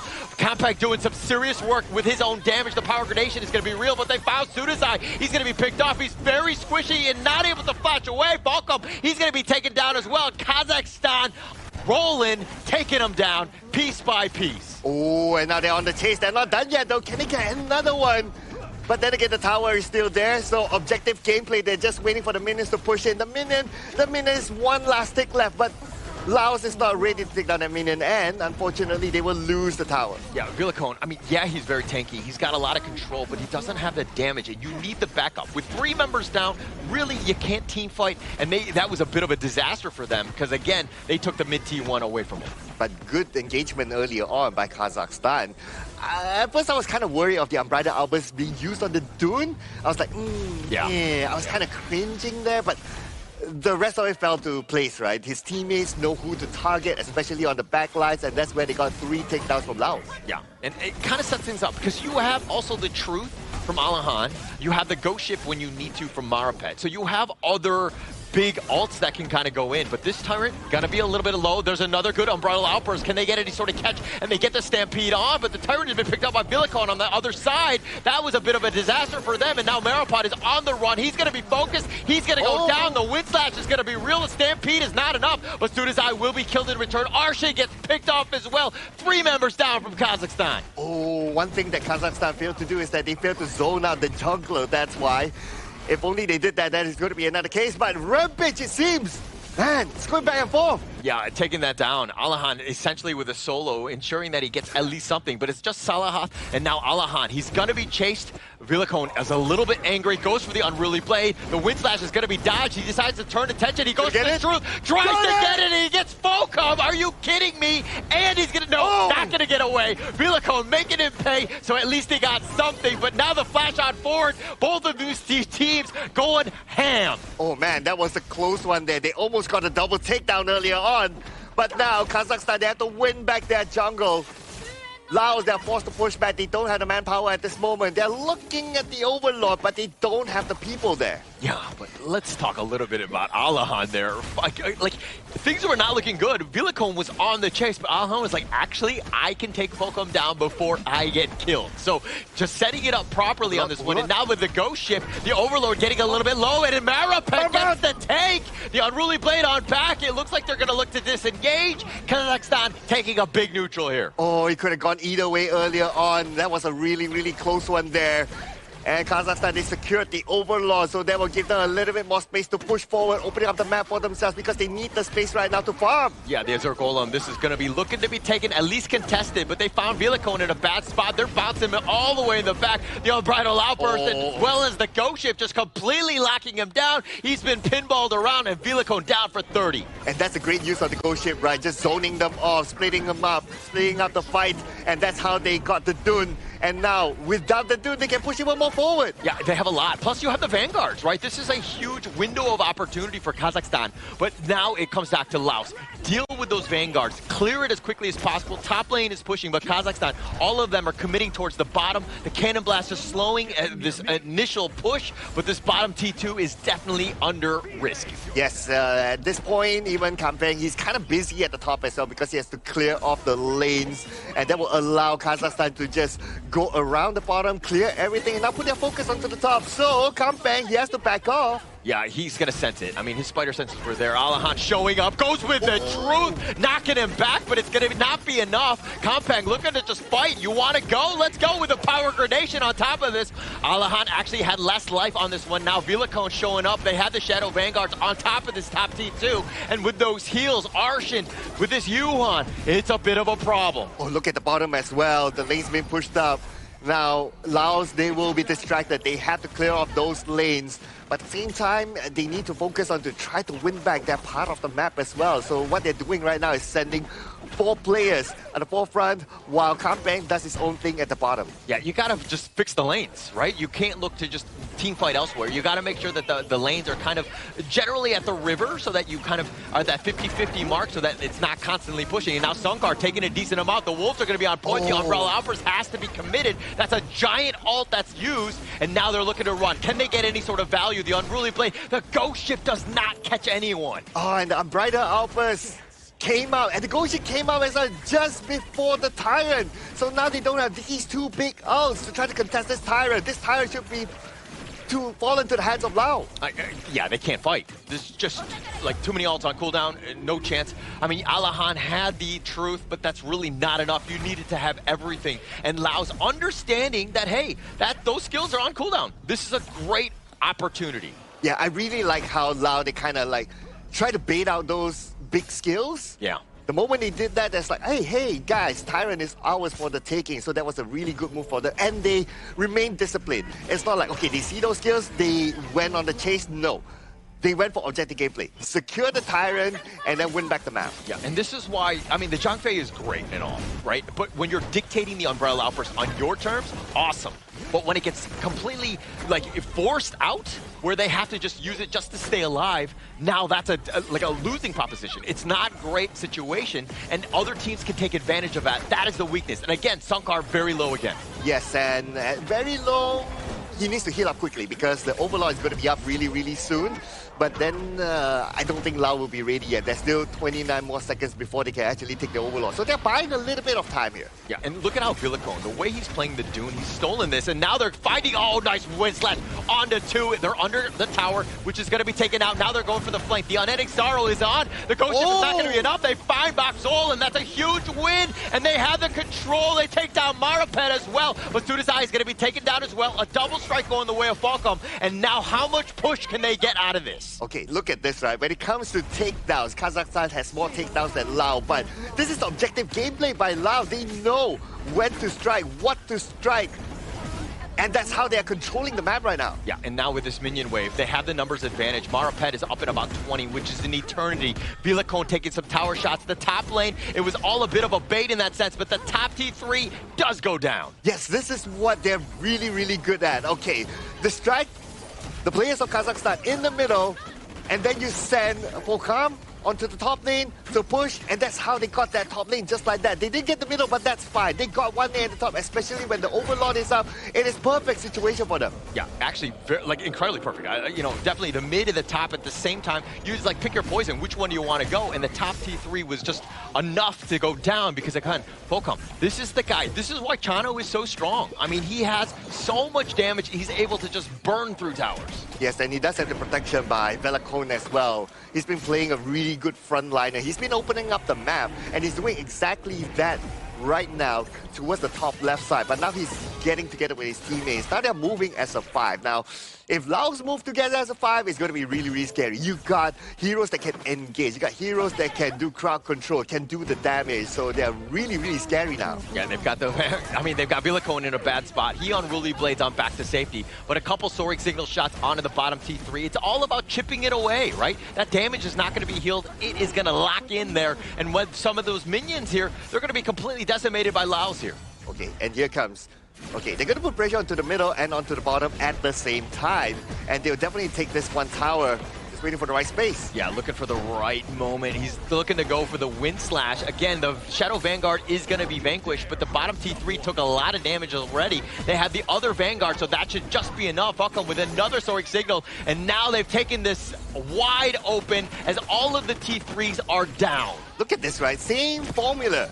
Distract the players of Kazakhstan at the bottom, let the middle do its own work, and now they're Uppers. This is that moment. They found Villicone. They have the ghost ship. It says, where are you going to go? They do get the lockdown. They get the kill, but the ally with the truth on the side. The flash setup play. They've gotten 2 members, make it 3. And now Kazakhstan, again, all the lanes will be pushing. Top lane is a problem. Somebody has to go fix it as it looks like the Vanguard is looking to end this. The Crystal is getting very low. Alahan is there to help save this as well. But now they turn to the Tyrant. Oh, that was a really close one there. And this Tyrant, they should be able to get in. 3 players from Lao are still down.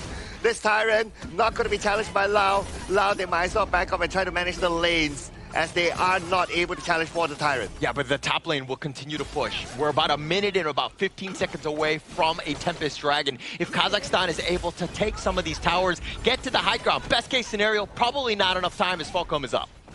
Okay, I'm just looking at the top lane right now. There, for you to push in, it's still going to take a while, so it's not going to be that easy. And plus, right now, Kazakhstan, they're aware of that situation. They're going to clear off the top lane, getting prepared for the Tempest. Yeah, you want to push out all the lanes. You can't get backdoored. You got to make sure that all the lanes are in the right spot. All of the lanes will push eventually, so the longer Laos decides to kind of dilly-dally-o a little bit and just kind of stick around, that means more pressure onto the Kazakhstan side. Okay, 40 more seconds before the Tempest is up. Both sides setting up right now. Nobody's going to overextend. Nobody's going to use the ults are necessary, especially the Unbridled Outburst, because it takes time for it to be available as you need to collect the Madness stack.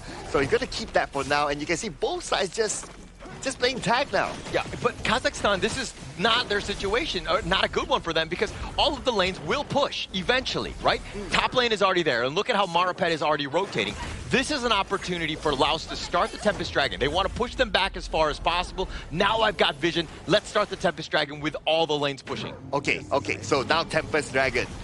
But then again, Kazakhstan, they did a quick clear at the top. Now they're going towards the Tempest. But look at the bottom. Look at the bottom. Ali Khan, he's doing a split push. Yeah. But there's no way he continues on. Like, the Super Elite minion is there. I think that, if anything, this Tempest Dragon, that means you have numbers on the Tempest Dragon. You could go for 5, but they find Alahan. Alahan looking to go. The Umbrella Outburst is going to be used on top. Villicone is going to be there with the front line. Is he able to do it with the Wind Slash? He gets on top of Sakar, but he's not able to do anything else. It looks like Kazakhstan have expended some ults. They're not able to find a pickoff. Okay, they have expanded their ults, but then again, they have gained space.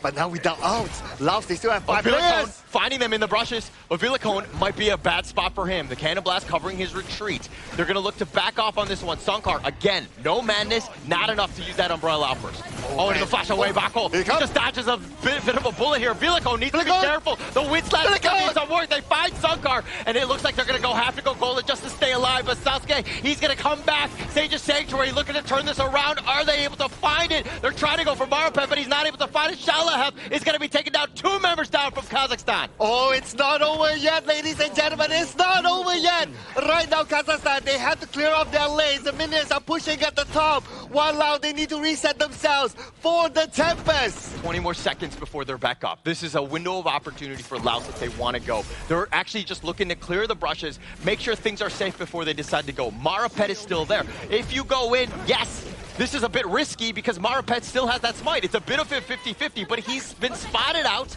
They've had the sentries on top. They're going to start this Tempest. Okay, they can start right now. Tempest down to 50% of health. They need Alikan together with them right this moment, but Alikan's just too far away. This Tempest. Oh, Maripet, he's looking to go in, but he gets control. Tuesday making sure that he gets his Sage's Sanctuary. He's going to be popping. Falcon gets the Tempest Dragon. Maripet gets picked off. The buff is just way too much. Voxel just trying to stay alive, trying to deal with Villicone, who's been on top of him. Falcon is there. He's using his perfect positioning, staying on the outskirts. Oh, nice cannon blast onto 3, slowing them down. But with Maripet down for 30 seconds, it looks like Laos have found a way to end. Oh, it's going to be huge. It's going to be huge. Kazakhstan, they need to defend with all their might right now. But the waves are coming in. They have to put in everything in this final push. Yeah, they need to just deal with the minions more than anything else. The nice 2-man stun the Umbrella Outburst is using. And now Voxel is going to be killed. They've taken him down. The box is going to lock him in. But Studazai gets taken down as well. Alahan, he's going to be gone. Arsha just running for the hills, just trying to stay alive in the fountain.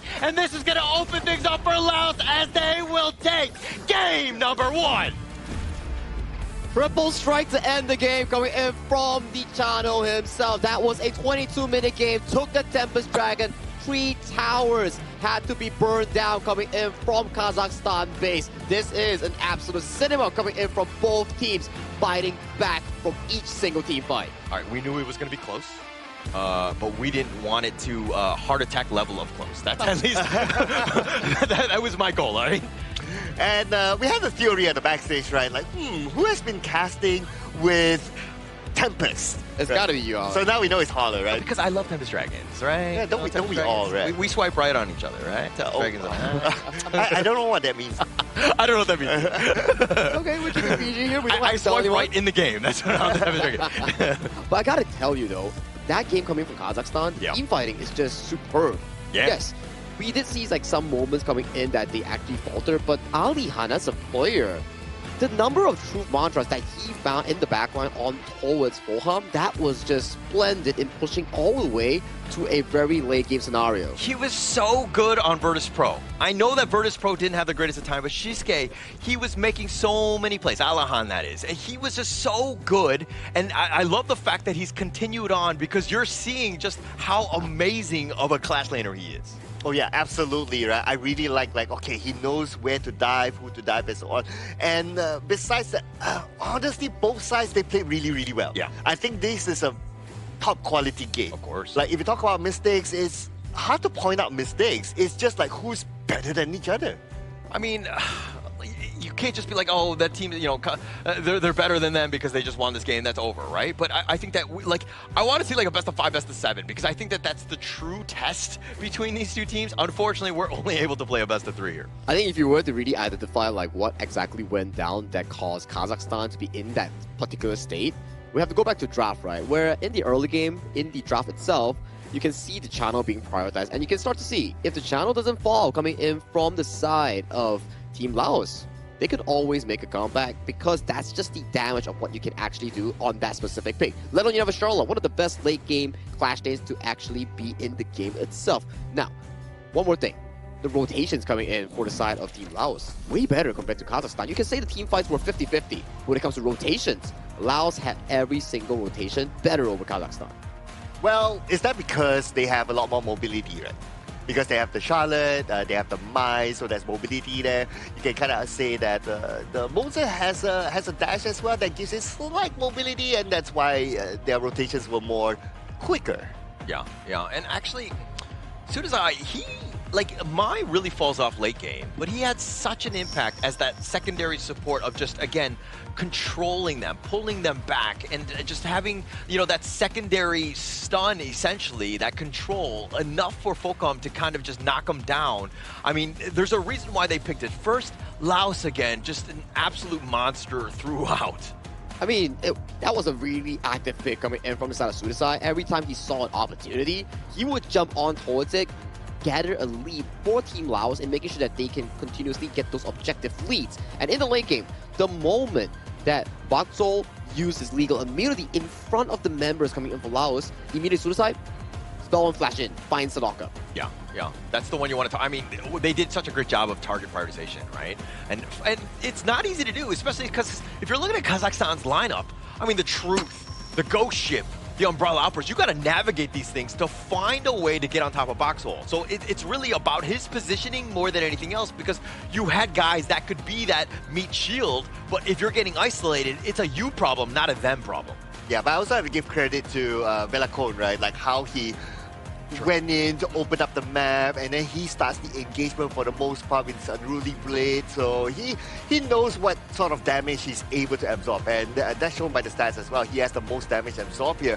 Now, in comparison with Kazakhstan, you have at least 2 players with 200 plus damage taken, but for Lao, it's only Velacone, so they are very dependent on him to be that frontliner guy. It further adds on to your point, right? Like, there's only a single frontline player coming in for South Laos, which is Velacone on that Dun, so that his job as a frontline, if he falls easily, it's immediate GG over for Laos. Every time you see Velacone getting caught out of position, the entire formation coming in from Team Laos starts to split up, and this goal chart is really amusing because it's a roller coaster, up and down, but it's always within a 3,000, which is very little. Yeah, I think I died every single time there were these giant changes of gold here, because the way that they were able to swing back and forth. I mean, even Laos, they were behind, but they had the victory, because it doesn't really matter about gold at a certain point. But the way that the two teams are able to just, counter punch one another was an absolute feat to watch. Yeah, they kept it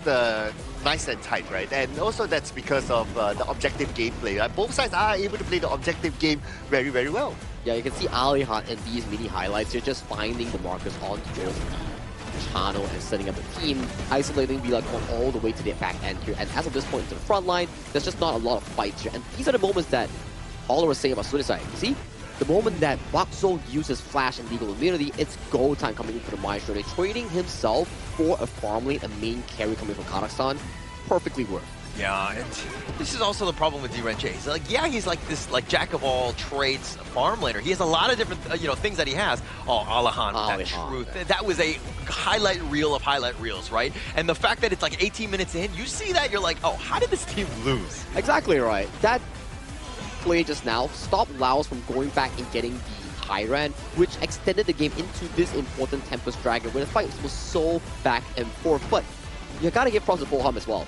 he positioned so well at the end of team fights, making sure that Alihan couldn't get towards him. If Alihan was to get hands on towards that channel, this game could pretty much go into anyone's favor. Yeah, and actually that comes back to more Villicone and Kampeng, just keeping him shielded, right? Falcom let him work around the wings on the outside and use that range advantage, and that's kind of what you saw here. The way that Laos was able to kind of weather that storm, that onslaught. There's so many different ults that were coming at him, and there's a reason why, of course, Falcom was MVP. Yeah, Falcom, yes, KDA, 837 with a damage up of 13.5%. Very, very good, well-positioned and winning his early matches. But I would say that he also owes this to his teammates, right? To like kind of open up the space in front and pretty much minimal disruption towards him. It was very stressful for him as well, right? Because every time that you want to go up to do any damage, you have to be careful of Alihan just flying into the backline and looking for that troop on towards you. So the first few times that it actually happened, it cost him heavily. So when it went to the 18-minute mark, the 20-minute mark, it started getting better and better and better for the farm lane player of Laos. Finding it out, I mean, 837, 30% of the damage. This is exactly what you want. I mean, the fact that he wasn't dying, it just speaks volumes about his play. He was able to, like, if you're able to stay alive and only die 3 times in a 20-plus minute game, you know you're doing things well. Like, the team relies on you to stay alive, to stick around, and he did such a phenomenal job here. Yeah, sometimes playing farm lane is like a horror game, you know? It's like, you don't know what comes next, and you have to react accordingly. If you fail to react, you're dead. You're back to the respawn base. I thought you were gonna go a different route and be like, yeah, Farm Laner's like a horror game because everybody is against you. Like, yeah, I mean, that's true too. You know, in the late game, everything in the early game that we saw like yesterday from Emmanuel, like he just clears mid and goes back to bottom and just to like pick up some kills. And then like you see on this game itself, every time you play farm lane, there's at least like a party of 8 people just dancing around in bottom lane, going for a team fight when you're like, guys, I just want to farm. Why can't I farm? Obviously, they're not going to let you farm that easy, right? Yeah. But kudos to both sides. I think this is a very good quality game overall. It is. And yeah, it kind of highlights the reputation of 2 teams, right? Like yesterday, we saw Kazakhstan played a good game, and Lao coming in here with competitive experience. They're showing it on the ground.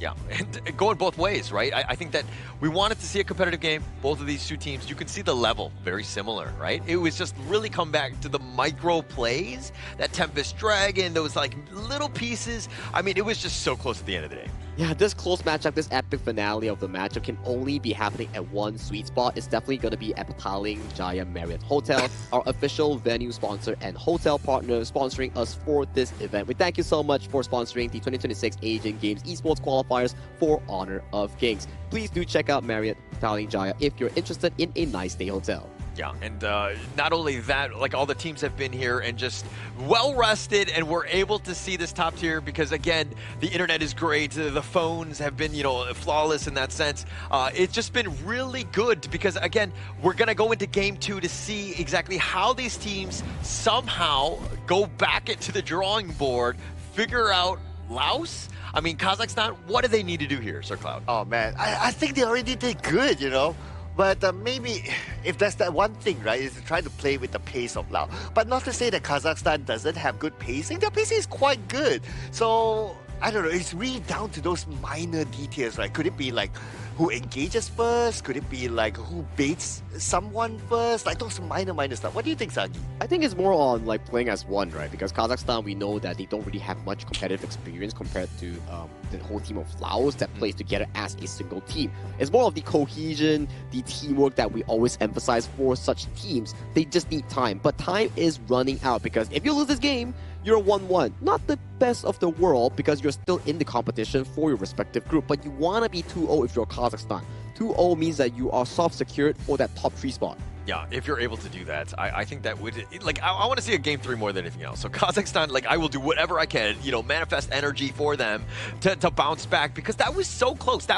They had so, I mean, it wasn't like a winning situation, especially when you're talking about the gold, but they had a great opportunity. And it comes back to the draft here as it looks like Laos sticking to the Mai. From what I hear from you, Holler, it sounds like you're calling for game 3, basically. Oh, I want the game 3. We want the game 3, man. It has been really exciting, and then it's start to go back to basics here. Like, if it's not broken, why fix it, right? We saw the fact that Alihan had a fantastic game on towards the Dharma, so they locked that in again. Is Laos gonna pick that channel up again? What do you think? it's why not, right? I think that if it ain't broke, why fix it? I mean, they're going to go with the two, and now they're going to go with the Dolia to kind of just double up on it. This is going to be way more annoying for Kazakhstan. Okay, yeah, it's going to be really interesting to see how the Dolia will happen here, right? Of course, one thing about having the Dolia is that we did discuss about this. Having the Dolia, your synchronization, your chemistry has to be there. So let's say if the Dolia refreshes the Dune, and then the Dune like backs off, not knowing that his skill is refreshed, then it's not going to be the right plan, right? So we need to have that communication. But like how we know that they do have competitive experience, I'm sure they have that level of understanding. And it looks to be pretty fine here coming in for the side of Laos here, especially how they played Dun in the early phase of the game. Very aggressive in sorting out and finding those aggressive picks, aggressive jungle invades here. I can probably be expecting that Laos will be trying to ban out the pick like the Atar coming in on the final ban. So they're going to go with the D-Range. Bakhol played this one just in the last game. I kind of feel like this is like... I think there are better farm laners here. Like, I don't know about the D-Range. Again, utility kit, all that. But if you ever get out of position, and Bakhol has proven that, hey, sometimes he's not always in the right spot, this doesn't seem like the best case scenario for him. I think it also makes sense in a way where you want a farm lane that is self-sufficient, plus has the ability to counteract against a Maestro Nui jumping on towards you. If he jumps you, okay, let's just press that spell 2 button, get out jail card, and then flash away, or be sufficiently tanky enough with that semi-tank build to really sustain in those team fights, right? And you can see Kazakhstan, it's almost 80% of the same draft. They can't complete the full-on 100% because U1 is locked away. Yeah, and by having this 80%, I think is really, really good already, right?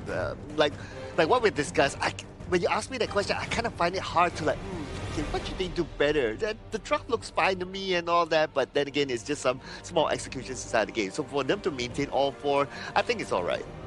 I think it is okay too here, but this is a lot of eggs in one basket. Bakhol is got to be the guy, right? Everybody else is just set up to make sure that you have a good game. If you get caught out, your team just loses. So again, it's like the protect the president's type of strategy here.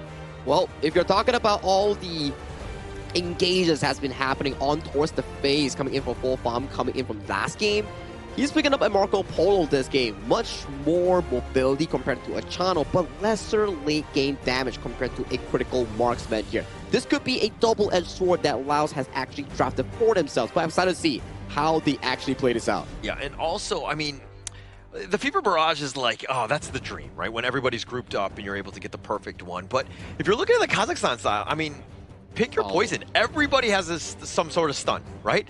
So you have to be flawless. Everybody else has to be creating all this disruption so that you're able to, again, just get this Fever Barrage off, flawlessly. Yeah, so the Dune has to kind of bait off those skills first, right? That's the ideal situation. You bait off those big stuns, bait off those big skills, then you come in later. That could be possible as well. If there's a draft that actually favor in this second game of this BO3, I gotta say Kazakhstan's draft is looking super duper consistent. But this absolute banger of this series is coming to a game 2. Laos leading the series 1-0 in score against their opponents Kazakhstan. Will Laos take the series 2-0 clean and end the day, or will Kazakhstan bring us to a game 3? Thank you, Sagi, as we get into game number 2 here, and this Laos has done almost everything right. Kazakhstan really taking the fight to them. It was super close. Again, I expect the same in this one as well. Yeah, expect that too. A few changes here, of course, in terms of the draft, but when it comes to execution, let's see how consistent they can be. That's going to be much more important as we approach this game. And so far, based on the start, Laos seems to be very, very aggressive. And Kazakhstan, now is their move since we're done with the first wave. Yeah, Sudasai, this is what you want to do, right? The Mai, you want to be on all lanes. You want to constantly be threatening Kazakhstan at a moment's notice and let them play scared. Because also it affects their rotations as well, because you're like, where is he? Is he going around? Could he be in that brush? You never really know. Okay. From what we have learned from game number 1, right, Lao becomes really, really active when Velocon starts to jungle invade. Yep. When he starts to jungle invade, he opens up the map, and not only that, he becomes a target man for himself. When he's that confident to be the target man, that's where Kazakhstan would need to be careful to not overly use their skills onto him when they see him, and think of it just as a bait. Yeah, I think that would be best case scenario. Kazakhstan, again, they need to be a little bit aggressive as well because they have a lot of stuns, ways to kind of get them, and now the flash away. See, this is a good one, right? Because you've threatened, you forced Kampeng to use the flash out early, and it looks like Sunkar has to just leaping savior away as he was teleporting in the heart of the enemy team. Yeah, and all 4 of them, at least 3 of them now gathered in the middle.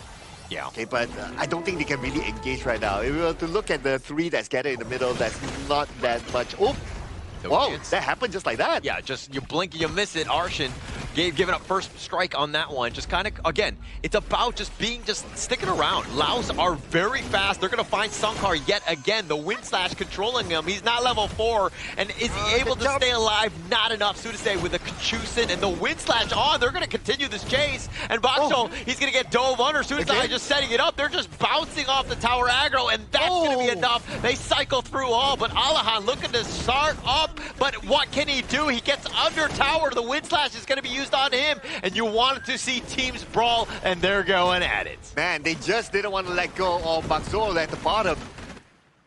They like what?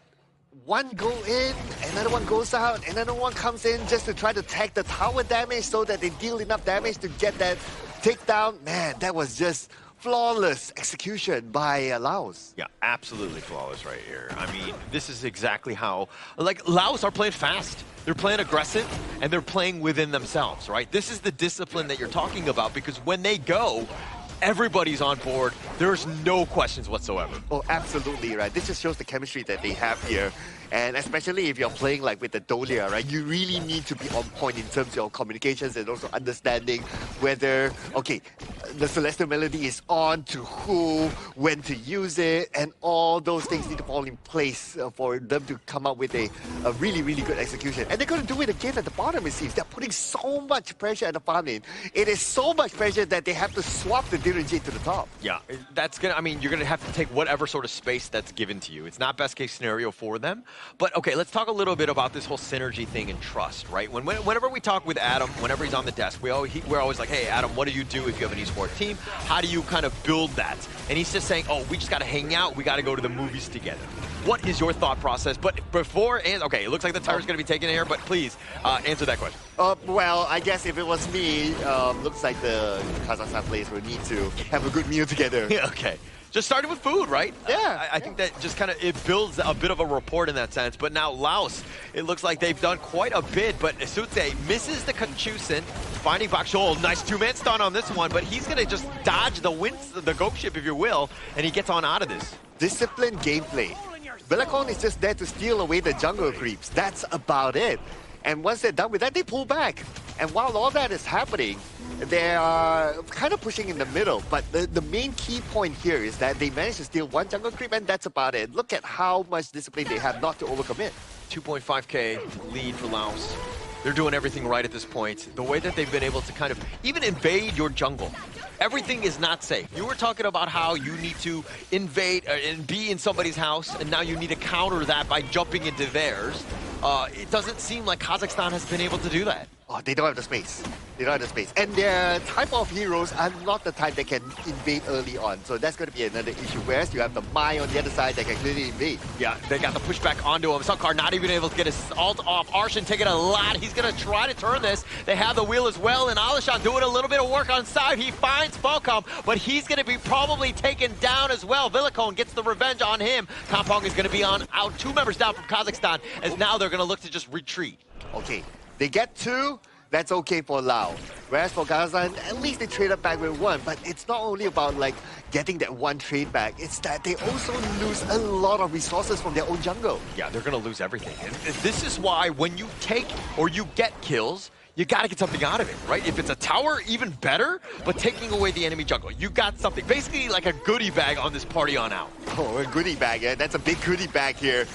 And after clearing off like the bottom side, they got the buff, they rotate back to the middle. Again, this is highlighting what Sagi talked about, like their rotation is really on point. Right now they're moving towards the top and they're ready to take another fight. Yeah, and Villicone, again, just with that vision. Sunkar, he's going to get on back, but Villicone just wrapping around. Who's around him? He knows that he's going to be, tanky enough to survive the potential first one. They find Sunkar. He's going to take a lot of damage on this one, but he's not going to commit the ult. Laos, again, just trying to push it out, push those buttons, because again, if he uses that, he doesn't have it for the next big team fight. Yeah, very good call then not to use the Uprider outburst first, because they know that more is to come. Yeah, it looks like the wind slash from Villicone. He's just been an absolute menace. Space created, top T1 down. Oh, and that's a tower down, and that means that more space is going to be open onto the top side. The Overlord is up though, but Lao, are they going to go for it yet?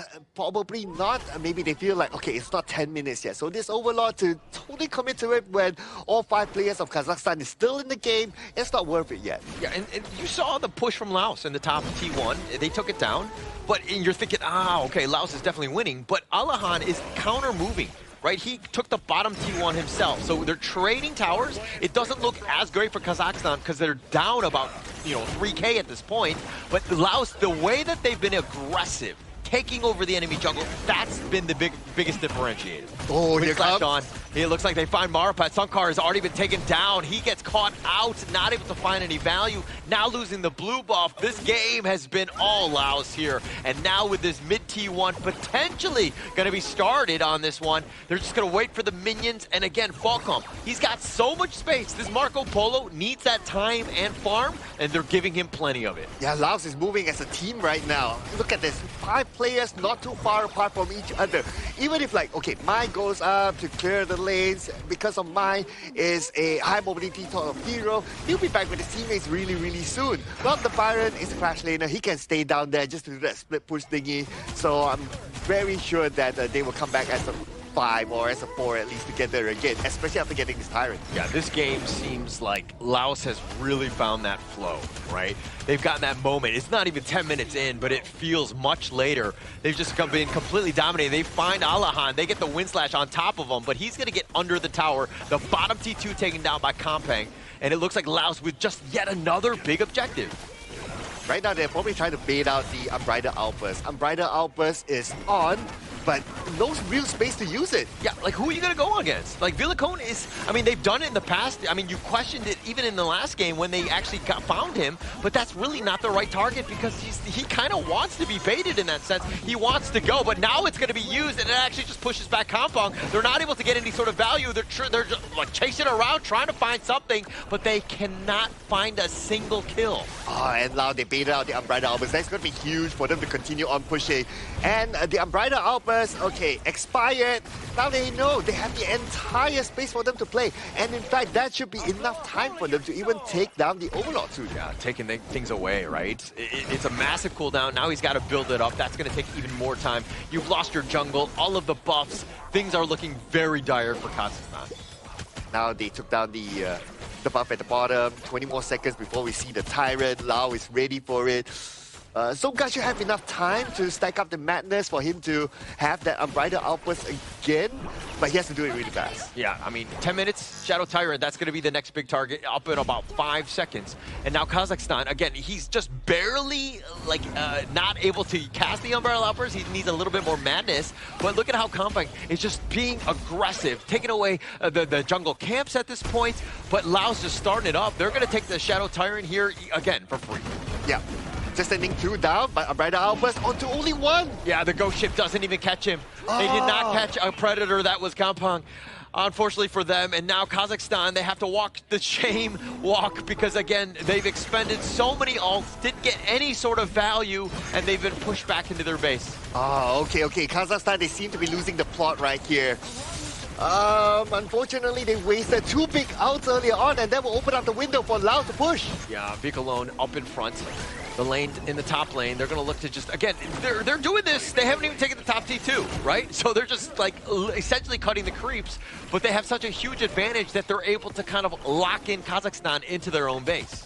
And now with Kazakhstan not able to come out at all, that's bad news. You have about a 7k gold gap between these 2 teams, and you still need to stack the madness. So Zongka needs a little bit more time. Not only time, but he needs something to hit for his madness to stack up quicker. Yeah, and I mean, we've seen Sunkar being forced out. I mean, yes, he's the roam, so he can kind of risk it a little bit, but they find Alahan, Kampang, finding him just in a bad spot. Thought he could be fine, because he did have his flash and all that, but just not enough to get away. And when you've lost your Dharma at this stage, I don't even think you can fight. Yeah, no Dharma, but the good news, at least they do have the Unbridled Outburst right now together with the Ghost Ship, so they are ready to re-engage again. But ideally to wait for Alakan about 12 more seconds. They can wait this one out. Well, I don't think they have a choice. I think they will wait, right? I think that, you know, again, you can't really leave your base when you only have 4 members here. Laos, again, with this pressure, the Vanguards are also going to be making an appearance as well. Kampang is going to be there. They don't have minions, so they've been thwarted, at least for now. But Kazakhstan, the biggest piece to them of just extending the game is wave clearing. Oh, and the Dolia purchased the Venomous Staff. So that's going to be a counter towards Sankar's heal. That's going to be a good, crucial item for them in this final push. Yep, and that will definitely help them out. Sankar at about half life needs to be a bit careful. The minions are slowly going there. The Shadow Vanguard is the top lane. And you're seeing exactly all 3 lanes being pushed, just going slow and steady. We don't need to risk it. We don't need to get out of position. We will continue to just put you in your base. Just keep them in there.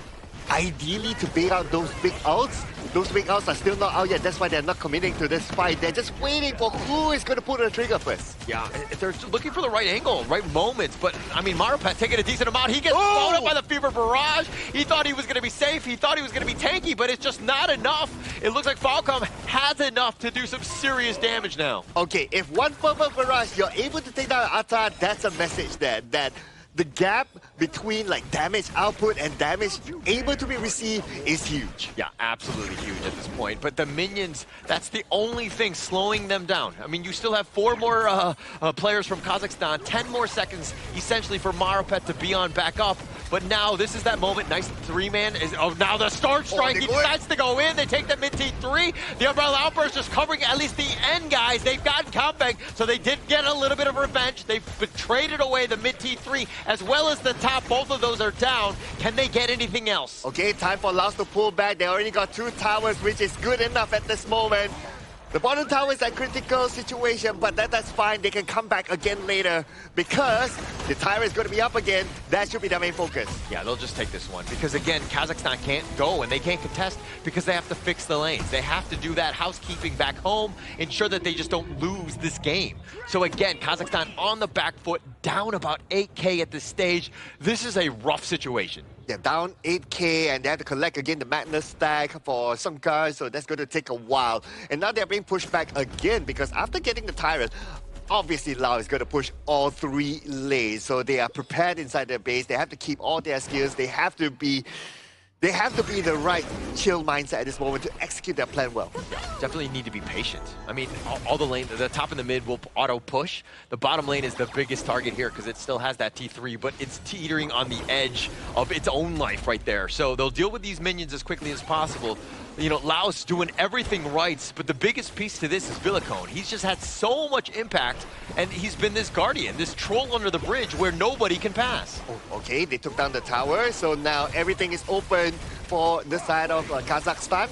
Lao invading, and they might be looking to finish up the job now. Yeah, they're looking to just end this one at this point. I mean, this is going to be the next big push here. They need to make some sort of play to just stay alive. Now they're going in, the Umbrella Outburst with that Ghost Ship. Villicone, he just Unruly Blades on out of this, navigating through all of it. All the big ults expended. Laos will just bide their time and look to push with the next big wave. Oh, no big ults right now, but here they come. Yeah, they're trying to. You have to get something out of this. I mean, all of your ults are down. If not, you're just going to auto-lose at this point. Because the Laos side, their skill cooldowns are very short in comparison. Okay, here comes the next wave of minions. And Lao, they're getting ready for it. Now they're looking to go. Kampang will start things off. He tries to go on, but Bakshol does a little bit of work. They found Sosuke. He's going to take him down. The Ghost Ship is going to not be enough. The Wind Slash covering the retreat. The Fever Barrage! Oh, it was so good, but he dies in return. The double strike by Bakshol. He was the one left standing, and because of his damage, they were able to hold on at least for now. How is that not enough damage from the Fever Barrage? Probably it's because of blood rage from Maxwell that kept him alive. That's one factor. Probably Sungka with his heal together with his shield combo, and that's what held them together when the Fervor Rush came in. I mean, but they're not out of the woods just yet. Kazakhstan, this is a bit of a lifeline. They have a chance. The Vilacone is still a bit of a problem here. Who Unruly Blade's on back on this one. But you gotta get some sort of play. They get the truth. They lock him down. The Honey Sweet Breeze, and it looks like Kampang. It doesn't matter how tanky you are when we have all of this damage here. Oh, and they will get the Overlord right now. Lau is not going to be able to challenge for this one. Overlord in hand. This will give another lifeline to Kazakhstan. They've got a chance. They take the mid T1. That's going to be a great start in terms of this comeback. More push, more areas for that. But Kampang down for about 22 more seconds. This mid T2 goes down. I mean, as long as they're not taking any T3s, I don't think Laos needs to worry, at least for now. Yeah, they still have enough protection, right? But they have to get their act together at this point. They cannot create more room for Kazakhstan to win fights and push again. If they lose the next one, it's going to be scary. Yeah, I mean, for both sides, right? The next person who wins the next team fight just pretty much wins this game, right? Mid T2 down. Look at the bottom lane. Holcomb is there looking to push, dealing with the Shadow Vanguard. But again, he's a little out of position. He is definitely vulnerable. Yeah, but it looks like Kazakhstan's not really putting... Oh, they get the mini stun. They find him. Kampang was looking to go for this one. They thought they were going to look to just turn on him, but instead they find Kampang down for 40 seconds. Here comes the recall from Velcom. He will be back to look to fight. Okay. Bottom lane pushing. Bottom lane pushing. Oh. Okay. Is he going to still push for it? Nah, he's kind of contemplating whether he should go, whether he should not go, but Kazakhstan says, okay, let's play objective, let's not worry about the pushing for now. Yeah, but this Shadow Tyrant, that might be the next big piece. Volcom looking for the flank, the Ghost Ship not enough to lock him down because you got that Unruly Blade. He has a get out of jail free card, and now Bakshol is turning it up. Needs to be careful with the Fever Barrage on the side. Philcom doing a little bit of work, but he gets taken down. Sage's Sanctuary, they lock him down! Again, not enough damage for the Fervor Barrage because of Sungka and his heal and his shield and the blood rage from Bakshol. He's not able to get even a single strike from that fight. I mean, the biggest piece to this is that Kampang was down. Why are you trying to take a fight 4 versus 5? It seems like you're compounding on one mistake after another, and now Kazakhstan definitely in it. They actually find Vilacone, who has to Unruly Blade the flash away. The Ghost Ship is not able to catch, but Kazakhstan in the driver's seat somehow, with no towers up, have an opportunity to make it the ultimate upset against Laos. Oh, this is disciplined gameplay, Holler. Disciplined gameplay shown by Kazakhstan. When to use what, when to wait for your opponent, and right now Laos has to get the act together again. I mean, they have to just calm down, right? I think that they're getting a little impatient. They thought they had this game. When you take down all the T3s, you're like, okay, this game is over. We can kind of chill, put my feet up on the chair, all these things. But it's not playing that way because Kazakhstan is so resilient. The way that they're able to kind of weather the storm and find those small, minute plays to get themselves back into this. Okay, this is going to be the big one, right? The Tempest. 40 more seconds to the Tempest. Who's going to be ready for it that time? It will depend on who can bait out who's killed. I mean, but if they get Vilacone, that would be gravy. But unfortunately for him, he does get on out. The Ghost Ship not able to get the right catch. They've got the push in the bottom lane, which will help. Vilacone still up in front, needs to be careful with his positioning here. Arshin is going to be there. He's going to flash on back. Tempest Dragon up at about 15. Anyway, the Ghost Ship should be back up again by the time the Tempest comes up, so that still should be okay as long as the Unbridled Albus is not used now. Yeah, look at Alahan looking to split push the top lane. All lanes have been fixed. Everything is just kind of, you know, in where they want to be for Kazakhstan, right? Taking that buff away will be huge if they're able to. Sunkar needs to stay alive, though. Okay, just waiting for another right moment. Now, I can see that the Dolia is trying to bait out something there, but to no avail. Not yet. Look at the mini stun on the Vilacone. He's going to be backing off. He's still very tanky, but again, you're seeing the power of Bakshol, the way that he's able to kind of chip them down. We're in the late game, right? Yeah, you're tanky, but we've got Bakshol on our side, and he just tears through that. Yeah, and right now, all Kazakhstan needs to do is to try to keep him alive as long as possible. Allow him to get 3 hits from the back. Now they're going to start off the Tempest, and on the left side, Suche is just waiting for the right moment, but he's not the right person to try to go in and smite. He does not have the smite, obviously. Yo, if you're going for the Tempest Dragon, you need to go all in. This is that moment because the lanes will all push. You don't have any T3s. So if the opportunity is there, the Tempest Dragon is very low. The Umbrella Outburst on the point. Alahan goes to the truth with the Fever Barrage. On point, is he able to take it? But Bakov gets taken down. They get the Tempest Dragon. Kazakhstan are coming back. And now Sunkar, they find Bakshol though. And now it looks like he's going to be on the run. Marapet has to stay alive. He gets picked off. So to say, has gotten it. It looks like they've gotten only with 2 members down. Laos have figured out a way. How is Kazakhstan going to hold with only Alahan and Sunkar? Oh my goodness, and they're not the best heroes to clear lanes either. So this is going to be a really, really difficult one for Kazakhstan. And they don't have the Umbrella Outburst to give them more durability. Yeah, but this is that wave, bro. This is it. The Alahan with that truth, knocking him on the side. But he too will fall with you have the Tempest Vanguards. Alahan getting a little bit low. He buys Sage and Sanctuary just in case. But the Tempest Vanguards might have been enough to salvage this one. Oof. Okay, this game is going to be extended here, ladies and gentlemen. We are in for a long night. And now with the Tempest. I mean, you wanted a game 3, or did I want to? I don't know. I don't remember. I'm kind of hazy right now as to who wanted what, but we were definitely very close. We wanted a competitive series, and this has been the best one thus far. Oh yeah, absolutely right. And I believe this will go to the next Tempest for sure, because both sides, they're going to try to pull the handbrake, try to chill, try to calm down, and not engage when unnecessary. Yeah, and this is that point, right? I mean, the T3's still not down. Right, so these Tempest Vanguards are gonna definitely help with the push, and they'll give you an opportunity, but the biggest piece is that eventually Laos's lanes will push in their favor. This is gonna be a tough one, right? Who's gonna win this one? Now, goal is not gonna be an issue anymore.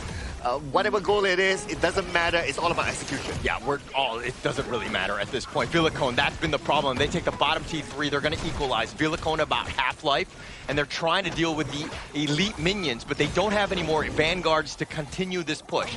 Mid and top will continue to push in favor of Laos. Okay, and now Kazakhstan playing the disciplined gameplay. They're pulling back because they know the next Tempest is gonna be up in less than a minute.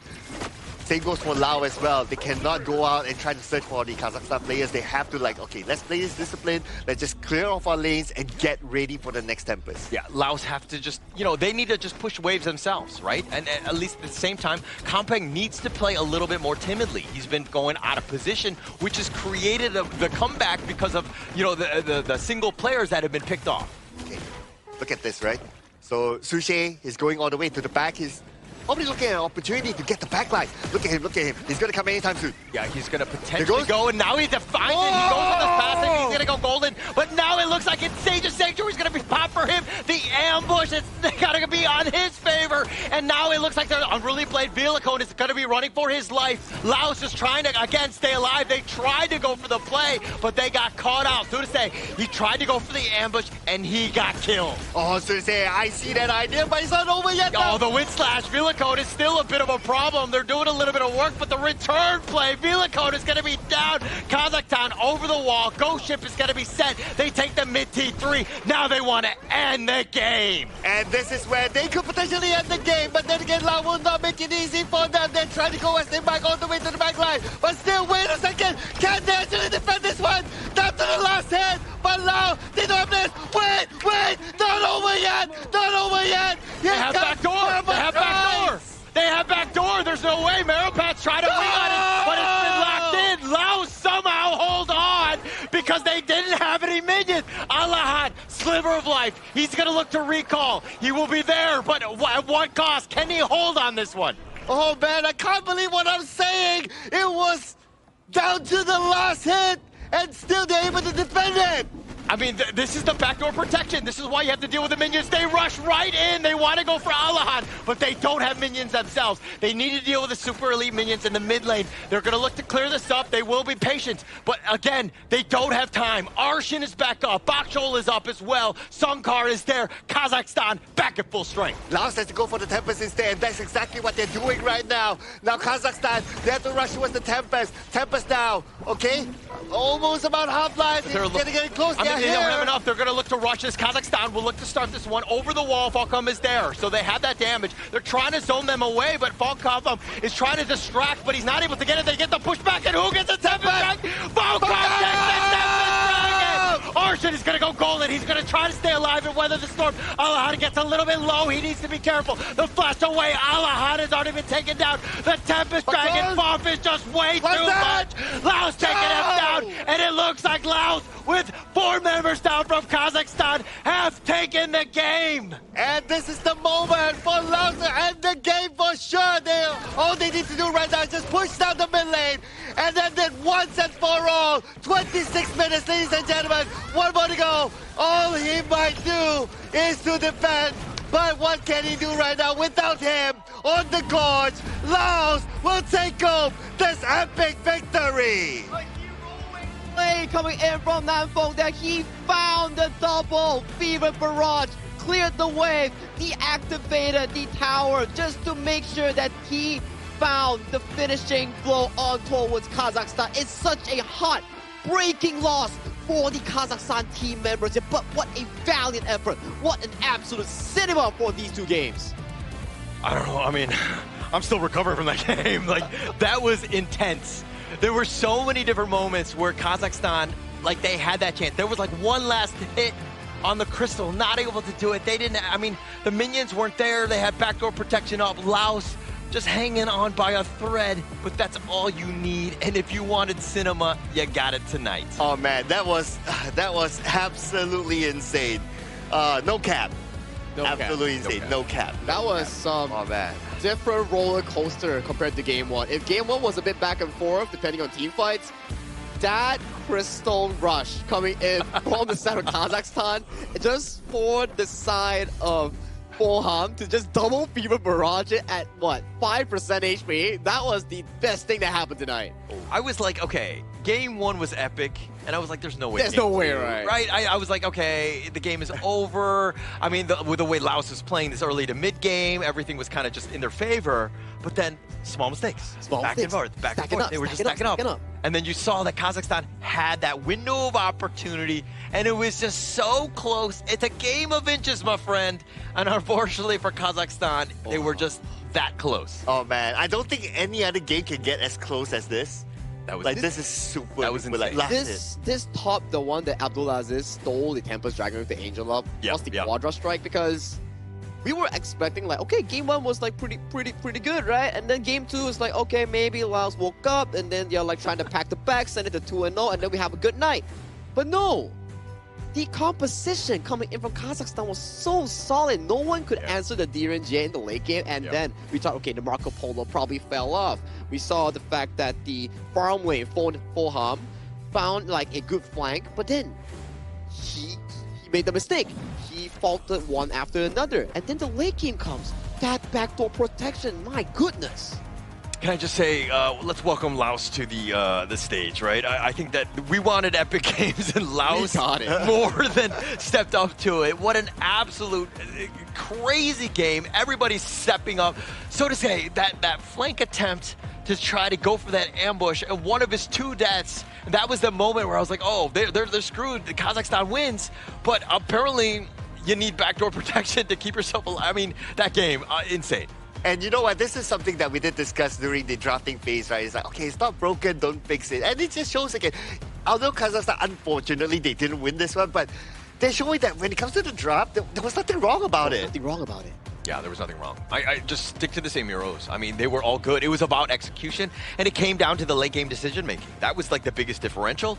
I mean, it was so close. We saw multiple Tempest Dragons. We saw, you know, my heart rate go up and down at the same time. I think I died like 3 times on that game, but still, like, I had more deaths than Sosuke. I think this is the grand venture coming in from Poham on that Marco Polo. When it's a good Fever Barrage, it's really good. It's even under the circumstance when Kazakhstan secured the Tempest Dragon, they still managed to win over that buff. And in the final few moments, that's where this Marco Polo, this double-edged sword actually shined for Laos.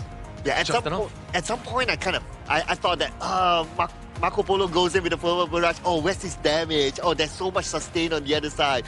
But the key thing wasn't his damage onto the opponents. The key thing was his damage onto the minions. Yeah, the wave clear. Yeah, the wave multiple clear. time. It really came back to just like who cleared the minion wave first. Yeah. Right? That was like the biggest differential. That's how close it was. And the minion waves, after 20 minutes, every single minute it passes by, it grows by strength. So if in any case, one single minion marches to a single tower, it can take it on in less than 5 seconds. So that's how strong minions are post 20 minutes. And you can start to see Bagzol, Boham, 300,000 damage dealt in this game alone. Have you ever had 300,000 damage? I don't in a think game? so. Yeah, right? Like, this is like the longest game thus far. I think it's like 26 plus minutes of the Asia Games qualifier thus far. But seeing 300,000, I don't think I've ever seen that number from one single player. Again, we'll have to verify. Maybe I did, but this is as crazy as it gets of a game. I'm glad that you don't pass the question to me because it's irrelevant. For my role, that is. For my role. But yes, I mean, it's a long game. This could be the longest game so far. No, it was. It is, It was. right? Wait, did we have like another double Tempest Dragon game before this? We did have double Tempest, but I think the actual timing of this one Okay, was, we'll have to check that yeah. out. 26-19. So for this exact game, right, look at this roller coaster, right? Like, you guys were wondering, like, okay,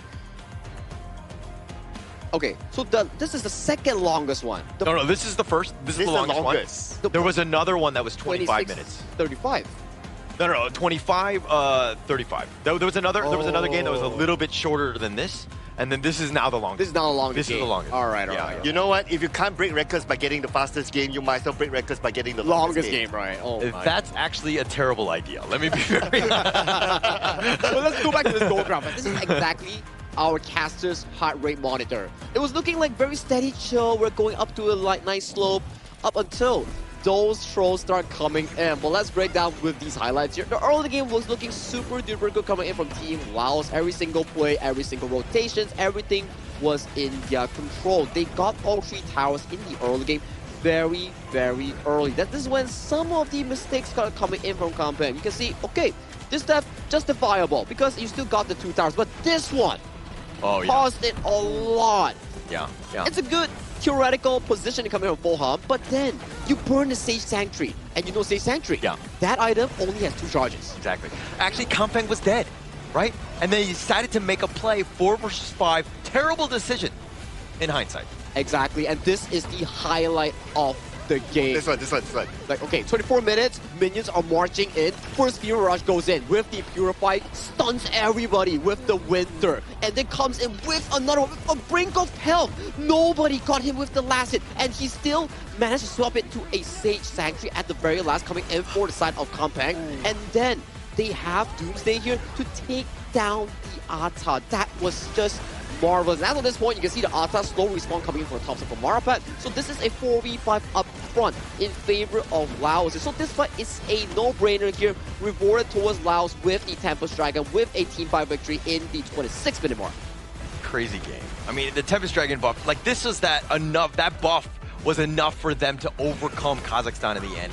Kazakhstan's team fight was very good. They were doing such a great job, but it got to that point where Laos needed any sort of edge to, again, win that team fight. And our MVP, of course. Has to be him. Has to be him. If it's not him, I'm out of here, right? Fokam, congratulations, you're the MVP with a KD of 858 and the damage output of 37.3%, damage taken 10.5%, and a total goal of 23.3%. But what made him the MVP was that wave clearance. That play. Double Fever Barrage. That was just absolute insanity coming in for the side of Fulham here. Well deserved, the miracle boy in this game too. And just enough. And taking 10.5% of the damage taken, that's phenomenal of your positioning, right? You're able to stay alive and to use those Fever Barrages at the right moment, plus you have the Celestial Melee. That's the dream, man. Wow. What a way to end the day, man. This is an insane series here. I was thinking that we're going to go to a 3rd Tempest Dragon game in Game 3. I don't know if my heart would allow that. I would have to call my doctor. But I think that, I mean, look, I do want to see more. I think that we would have been blessed if we were able to see like a best of 5 because these two teams, the way that they're at and how competitive they are, this is what Honor of Kings Esports is all about, these type of games. Yeah, nothing is decided at the finishing of the draft. Everything is executed well when you do it well as a 5-man unit in Honor of Kings. And this time alone, who executed it better? It was Laos. And nothing is decided until the crystal breaks. Exactly. That one last, man. I mean, imagine if like you're Kazakhstan, you go back, you review your board, you'd be like, why didn't you hit the crystal? Or why didn't you hit the crystal? Why did all those small things will pop up, right? God. Oh man, heartbreaking.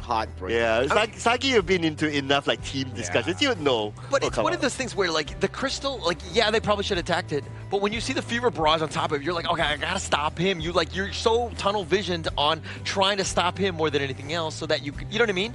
Like it's more about the player, and the timing and the way things worked was just like really unfortunate for Kazakhstan here. I think this comes into a question or a discussion where experience really matters. True. Like, let's say some more experienced regions or countries or teams, something like Philippines, Indonesia, they've been through a lot. Yeah. So these moments, they are more calm and composed, whereas Kazakhstan, although they have limited experience, but their gameplay is really good up there, really high up there. It's just that the experience factor to compose themselves, to calm themselves in these moments, it just isn't there. Yeah, not just yet. I think we saw that on both sides.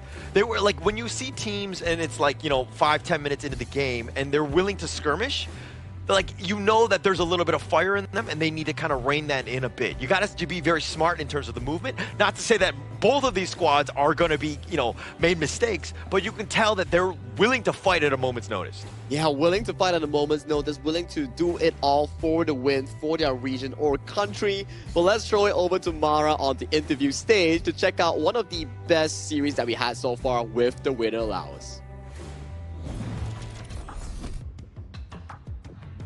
After 26 minutes and 19 seconds, Team Laos takes the victory. That was the longest game so far in this competition. And in that game number 2, oh my gosh, everybody was screaming. We didn't know what was going to happen. In the early beginning of the game, it looked like you had control. But then at one point, your opponent, Team Kazakhstan, almost made a comeback to a point that the high ground tower had very little life yet. Tell us what was going through your minds, the communication, what was happening with the team at that point? The game 2, right? Yes. Yeah. We so confident we can beat them, end them early. Yeah. And what about when you had very little life yet on your high ground tower?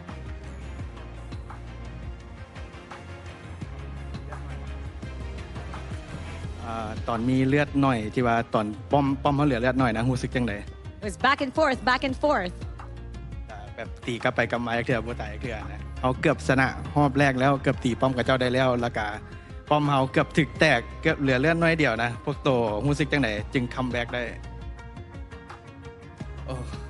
We just in communication we just say all in what we have. Yeah. Were you nervous? Yeah, what was yeah. happening? What was going through your mind? What were you feeling? He feeling nervous and the team says stick to the plan and they say go all in. And it worked? It works. It worked. Congratulations. That was one of the most intense matchup ever. But even game number 1 was quite good. It was a very close game. Your opponent, Team Kazakhstan, their composition excelled in locking down and chain crowd control. But even with that, your team still managed to escape, re-engage, and reposition. How was Team Laos so effective in executing against that style of composition? โตเฮ็ดแผนจังไดจึงชนะกับเจ้าได้แบบในเกมอินเทนที่แบบเกือบเสียแล้วเกมแรกนะเฮ็ดจังไดจึงคัมแบ็กได้ For the first game, this is our first match. Yeah, we still a little bit excited and yeah, we still believe in our heroes, our fans. And it was great. It was great. Congratulations with that first 2-0 sweep, even though it's your debut. That was so great. And for sure, everybody that's watching at home right now, they're going wild and they're congratulating you as well. What would you like to say to everybody watching? Thank you for watching. And yeah, we can do it. Definitely you can, especially with what we've seen. Once again, congratulations. Thank you. Thank you. And what do you guys think about that? Let us know down below in the comment section. But we're going to be talking about that a little bit more with the casters. Lead the gorge. And you can definitely do it, Team Laos, because that was an insane game and a absolute cinema that both Team Laos and also Kazakhstan delivered us in that for a treat. Because, guys, we've been through like, what, 2 days of full 2-0s, and then coming into the third day, we got our first 3-game series in the first series, and then coming into the last series. Double Tempest game, but it's okay, Double Tempest is fine. But to that extent of having that close of an end, oh my god, that's just a treat, man. That's the first game that they played on stage. And Oh, you're yeah. thinking like, oh, is every series going to be like this for Laos? Like, I mean, I'm all for it, but I think that it was just really exciting, right? I think that having that opportunity and to do that, the things that they did, the way that they did it, it was unmatched, right? We've been like for 3 days. I mean, we saw some competitive games, but that one was just absolute cinema. Based on what you just said, now I know who's going to cast all the Laos games. Oh, God. Okay. Yeah, I mean, I got to check the schedule. We're going to have to see. Yeah, it seems like every Tempest game, every third game and all that is all holler. I mean, it's a good news, right? If viewers want like Tempest Dragon intense games, they can always watch for Hollis like casting schedule, and you'll always get some good games all over the board. So this is going to be Group A. There won't be much change except for the fact that Uzbekistan has defeated Pakistan coming in for the first series of the day, looking at a 1-1 here, currently leading the pack along with Philippines and Indonesia. And Group B, we have Nepal getting their win against Jordan here, putting them much more ahead of the curve, with Myanmar coming second, Kyrgyzstan finding a fresh win to tie up the score at 1-1, and Jordan, UAE still yet to find their first win. Coming to Group C, this group has been a group of fantastic games. Vietnam still sits comfortably as the group leader, but Laos' debut today with Kazakhstan was an absolute banger, and Saudi Arabia and India still has to find their first dub in the group. And coming to Group D, I don't think we had any games today in Group D,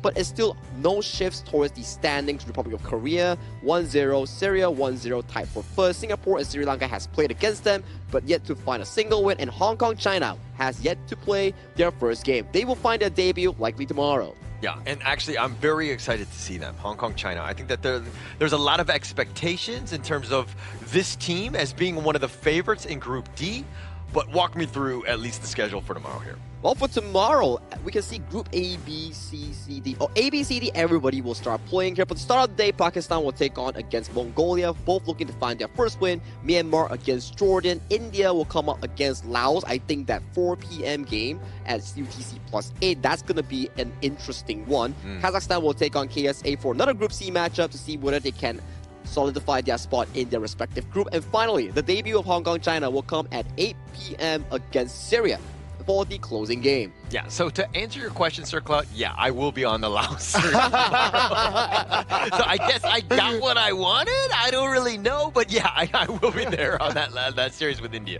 And you know what? Before we started watching today, right? My thought was like, okay, tomorrow's schedule. I looked at it. It's like, oh, it's going to be Hong Kong, China's debut. I look forward to seeing them.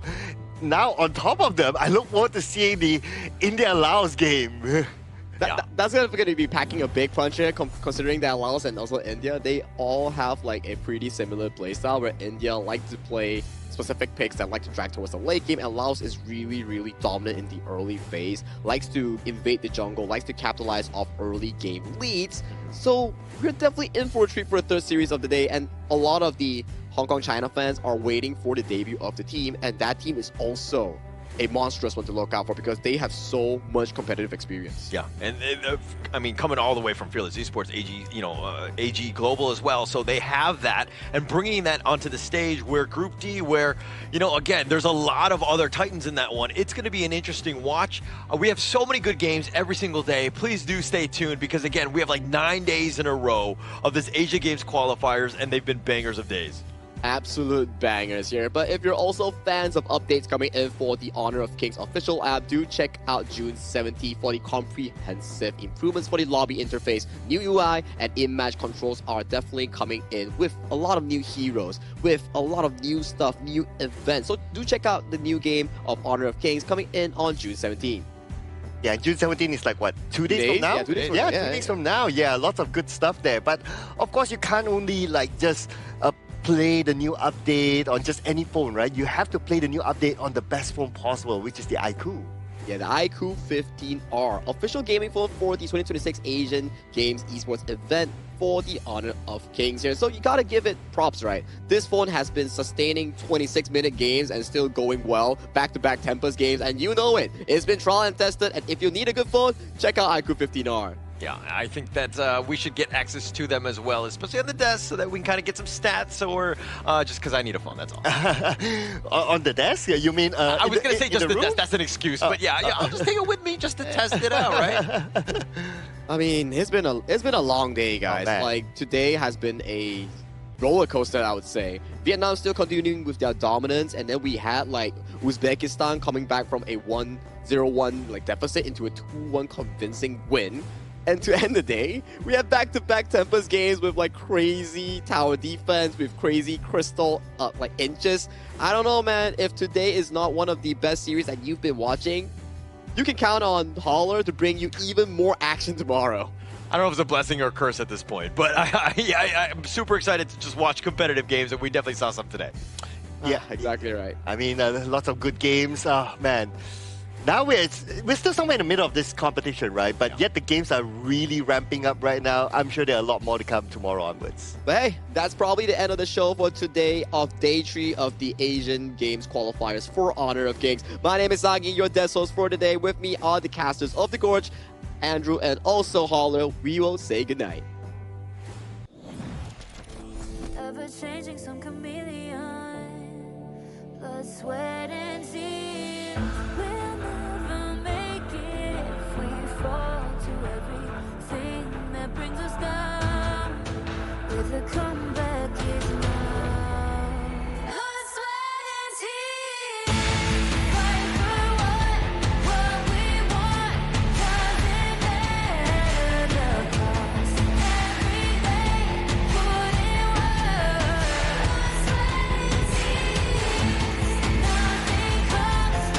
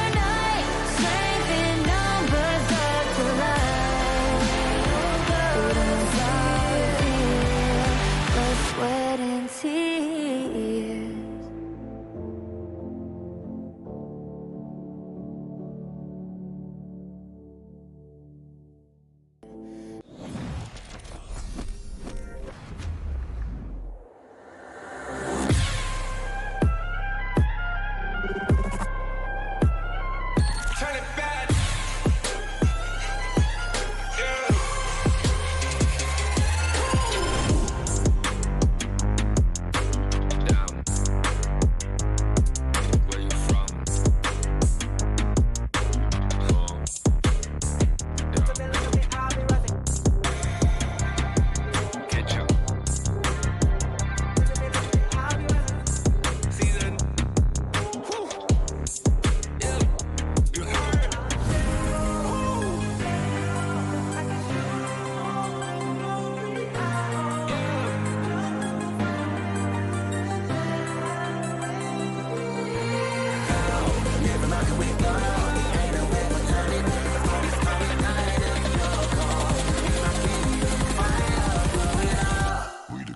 It's an honor showtime.